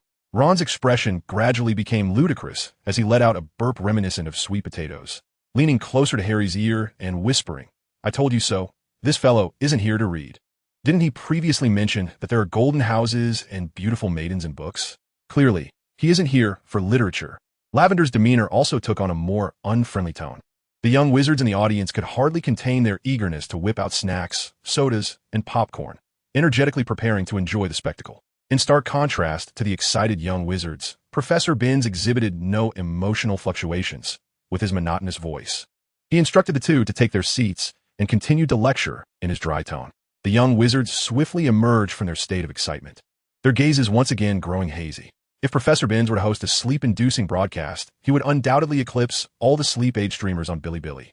His soft and lackluster delivery could hardly compete with the potency of magic.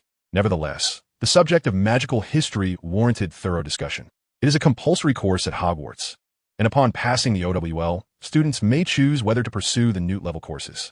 However, Lu Ren harbored deep skepticism about whether anyone would genuinely opt to further their studies in it.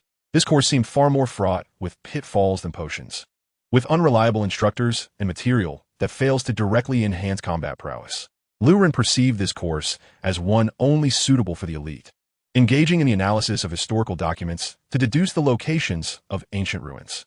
Thus, its trajectory seemed to lean towards archaeology. However, in the magical realm, one must possess considerable skill to venture into ruins without becoming a part of them. This course holds little utility for the vast majority of young wizards. Coupled with Professor Binns' unique teaching style, the primary method of learning magical history for the students is self-study, perusing textbooks, completing or borrowing assignments, and reviewing notes from top scholars. As the saying goes, one can either succeed or fail based on the same circumstances. Although the user experience of a magical history class at Hogwarts is exceedingly poor, it remains universally acknowledged as the foremost magical history course in the contemporary magical world. The thought alone is exhilarating. Historical records are inherently biased and often reflect personal inclinations. Sometimes discrepancies arise between different sources. For instance, 1,000 years hence, research based on BBC might yield vastly different conclusions compared to studies grounded in Observer Network. All of this shrouds history in a veil of mystery, and Professor Binns serves as the specter capable of dispersing that fog. Nothing is more invigorating than experiencing history firsthand. Yet, Lu Ren still harbored a sliver of doubt. How does Professor Binns ensure the authenticity of the materials he has gathered? Chapter 73, Midnight Conversations. Today's lesson concludes here. After assigning homework, Professor Binns delivered a closing remark, signaling the end of the class. He gathered his teaching materials and silently drifted through the blackboard, departing the classroom. All the young wizards awoke, as if from a dream, shaking off their stupor. They stretched their stiff limbs and departed the classroom in the company of familiar peers. Lu Ren was no exception. His respect for Professor Binns did not conflict with his tendency to doze off in class. As he yawned, he walked out of the classroom alongside Ron. "Come clean. What were you doing in the library today?" Ron wrapped his arm around Lu Ren's neck, wearing a mischievous grin. Lu Ren, utterly perplexed, thought, what else could one do in a library? Read, of course. Ron remarked, "This guy is stubborn." A low rumble echoed. What was that sound? Lu Ren suddenly realized he hadn't had dinner yet. He gazed intently at Ron. "Ron, you must have hidden some food, right? If there is anyone in Gryffindor who could be found with food, it would definitely be Ron." Ron asked, "Admit it. Were you really in a library studying all by yourself?" To which he exclaimed, "A scholar right beside me." Lu Ren was astonished. "Are you Doryman? How do you have so much food?" It was astonishing that Ron's guardian spirit was not a hamster. This was no magic. The group settled by the fireplace. Lu Ren, without further ado, skewered a sausage with a fork and placed it over the flames. He used a levitation spell to gently warm the pies above the hearth. While waiting for the sausages to cook, Lu Ren slowly bit into an apple and casually pulled out his History of Magic book. "Let us play a game of wizard's chess," Ron declared, retrieving his prized possession, an heirloom set of wizard chess. "Honestly, you really need to improve your chess skills. Your moves are utterly atrocious." His loud exclamation nearly caused Lu Ren to choke. After laboriously swallowing the apple lodged in his throat, Lu Ren complained, "What on earth are you doing?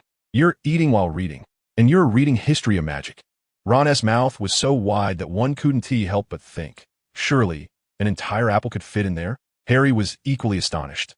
This guy has some uniquely peculiar tastes. Lu Ren sighed. "I'm merely curious about the history of the magical realm. And this book is genuinely quite captivating." However, he still closed the book. "I used to find those who carried a book everywhere quite bothersome. Yet here I am, having become one of them.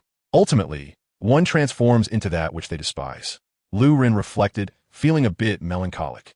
Even in the magical world, why was he still so studious?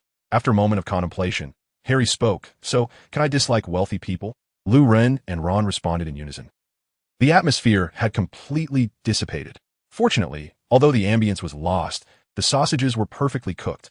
After devouring 3 pies and 5 sausages in one go, Lu Ren finally settled into a comfortable position in the armchair. Time passed amidst their playful banter, and soon, the lively common room was left with only Lu Ren. He pretended to read the History of Magic until midnight arrived. He removed the necklace gifted to him by Grindelwald from around his neck, turned the small stick representing the Elder Wand 3 times, and then it fell. It dropped. Lu Ren was dumbfounded. Was this thing of such poor quality?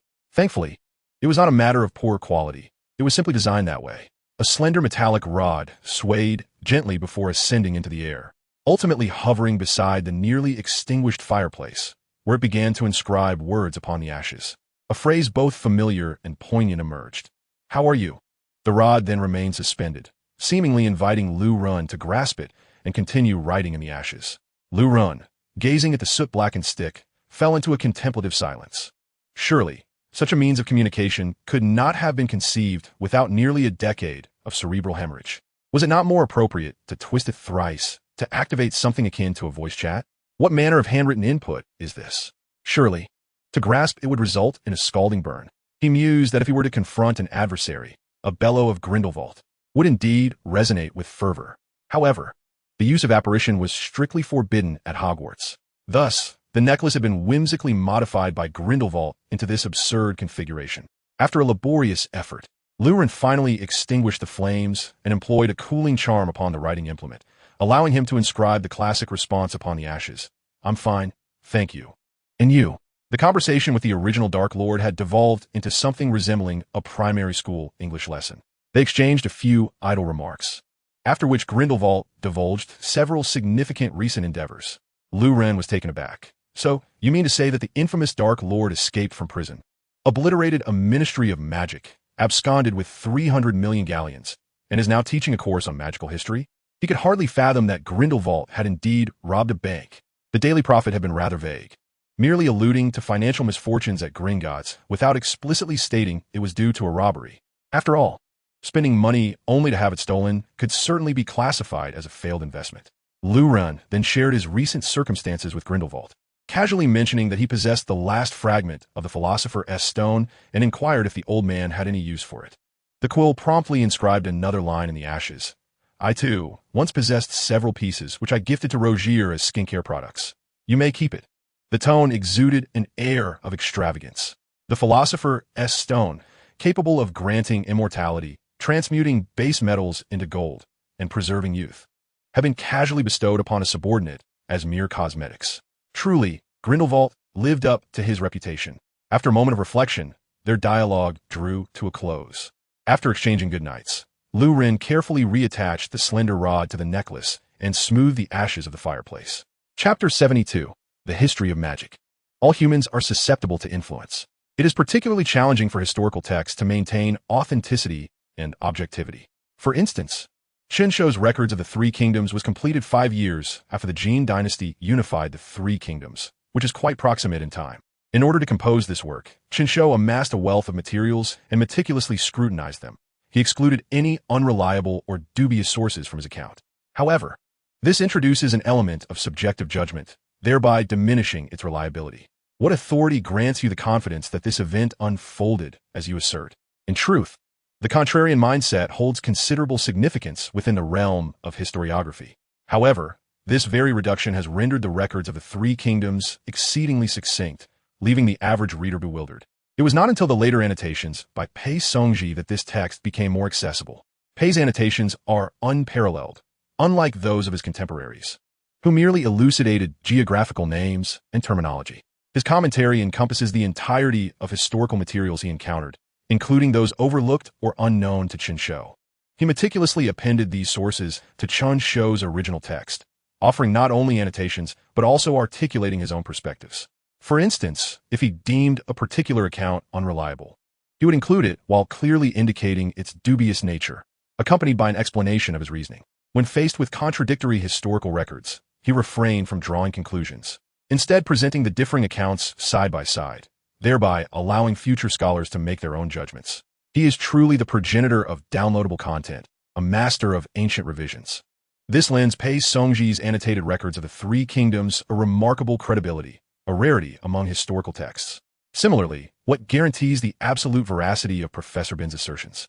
Merely having experienced that era does not suffice. First-hand experience does not equate to possessing the truth. Consequently, Lu Ren raised his hand, seeking to ascertain the sources of Professor Bin's information. Today, Professor Bin spoke of the demon Emmerich, a short-lived yet formidable sorcerer who once wielded the Elder Wand. He continued to narrate what ought to have been a fervent tale in his characteristic breathy, drawn-out manner, his voice slow yet resolute, making it challenging for listeners to maintain their focus, quickly succumbing to drowsiness. At that moment, Lu Ren's hand shot up like firecrackers echoing in the dead of night, capturing the attention of all the young wizards. Harry adjusted his glasses, which had nearly slipped off his nose, while Ron's previously vacant gaze began to sparkle with life. Hermione set down her pen, tidying her scattered notes to prevent them from sliding beneath the table. The young sorcerers gradually emerged from their drowsy stupor. Professor Binns, startled, had only a faint awareness of the living students, often finding himself taken aback by those who dared to pose questions. After a brief moment of astonishment, he regained his composure and continued in his dry voice. Is there something you wish to inquire about? Professor, may I ask if these historical sources are credible? Lu Ren inquired directly, without pleasantries. A rare flicker of emotion crossed Professor Bin's face, almost resembling a smile. As a historian, he recognized the immense value of the question posed by the young wizard. He was acutely aware that few students in the audience were truly engaged in his lecture, and that most assignments were merely perfunctory. Yet, he remained indifferent. The extensive span of his life had granted him perspective on many matters. He harbored no concern over the continuity of historical knowledge within the magical community, knowing that wizards with the potential to become historians, like Lu Ren, emerged every few years. Who was the last one? It seemed to have been Bashida. My course is History of Magic, wherein I delve into facts rather than myths and legends. Facts demand reliability. I shall gather significant news from the magical realms across the globe, engaging in discourse with fellow wizards. I will scrutinize the reliability of these sources, comparing them with historical records. Professor Bin spoke in a slightly more buoyant tone, calmly and monotonously elucidating the origins of his historical knowledge. He displayed no trace of irritation, even when his lecture was interrupted. Do you have any further questions? None. Thank you, Professor.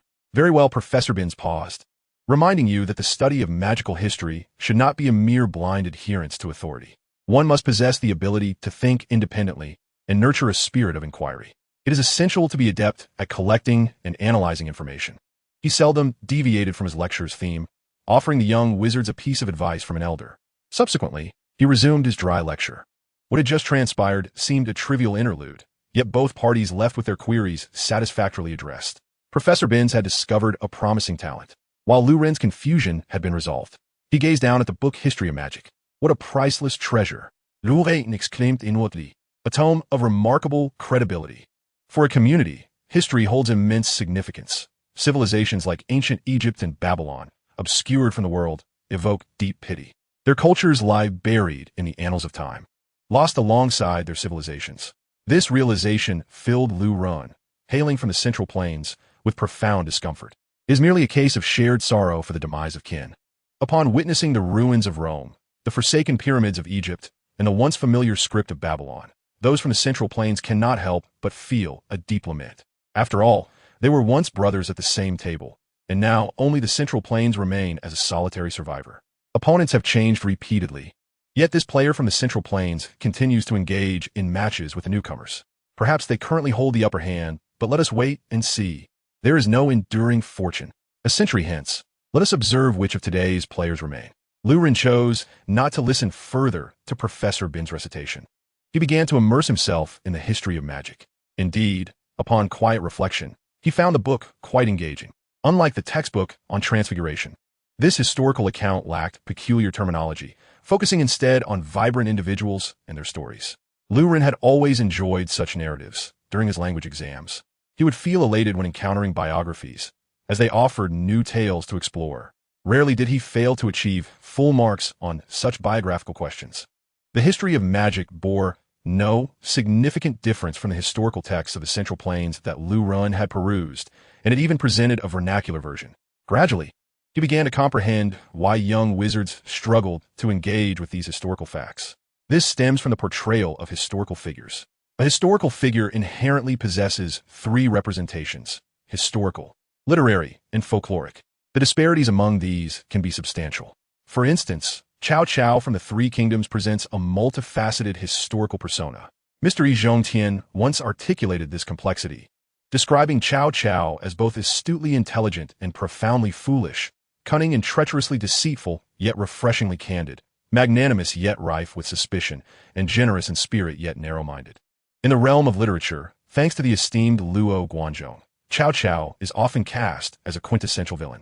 Luo Guanzhong could be regarded as the progenitor of fanfiction, as his work Romance of the Three Kingdoms has garnered far greater acclaim than the original historical accounts. Aspiring authors of fanfiction ought to pay homage to this venerable predecessor before embarking on their own literary journeys.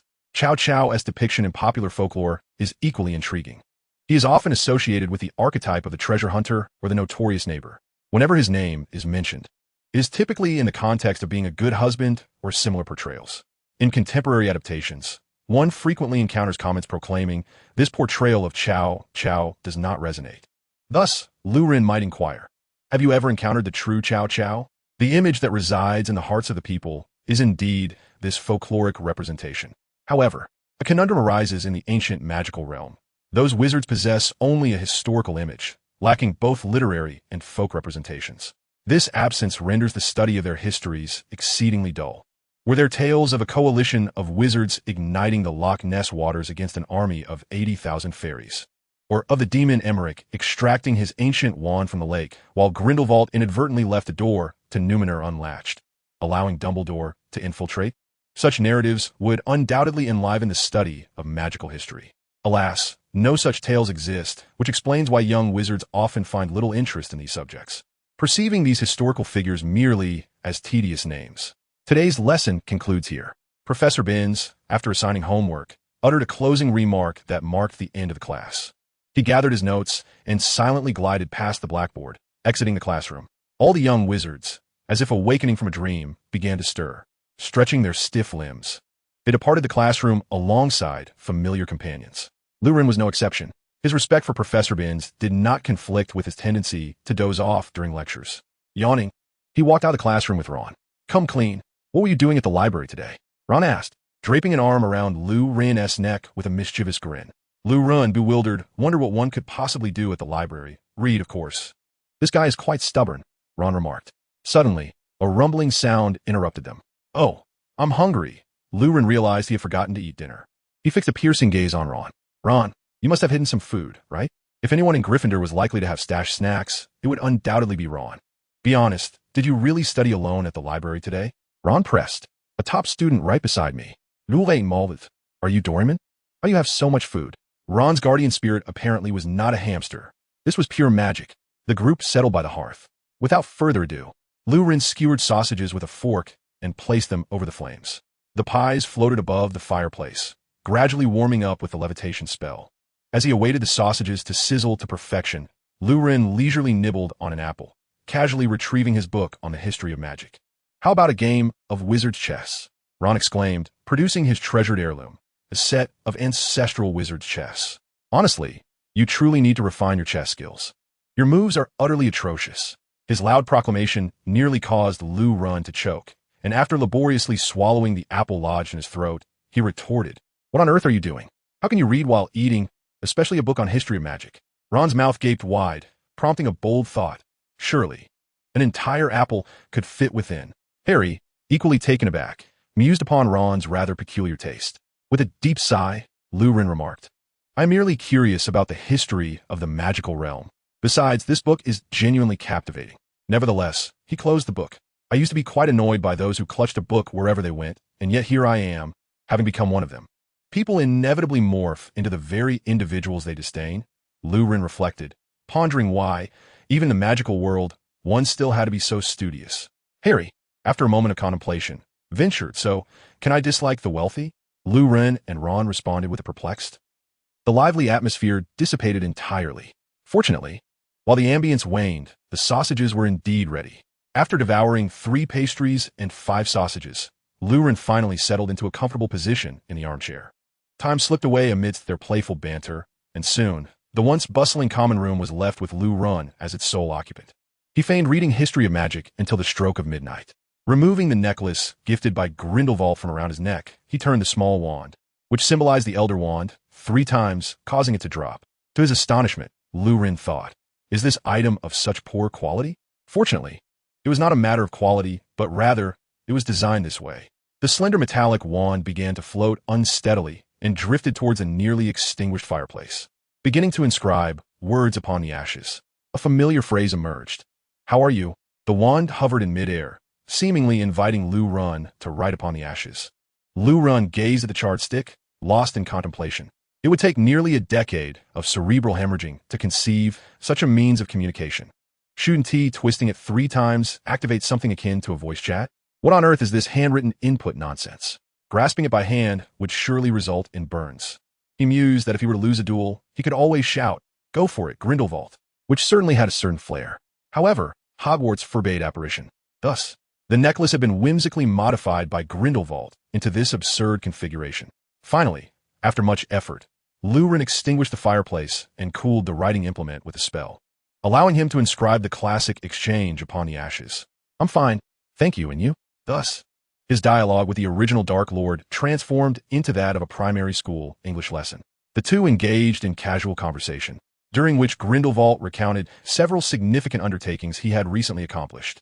Lu Rin was taken aback. "So you mean to say that the infamous Dark Lord escaped from prison, annihilated a ministry of magic, seized 300 million galleons, and is now teaching the history of magic?" To his astonishment, he learned that Grindelwald had indeed robbed a bank.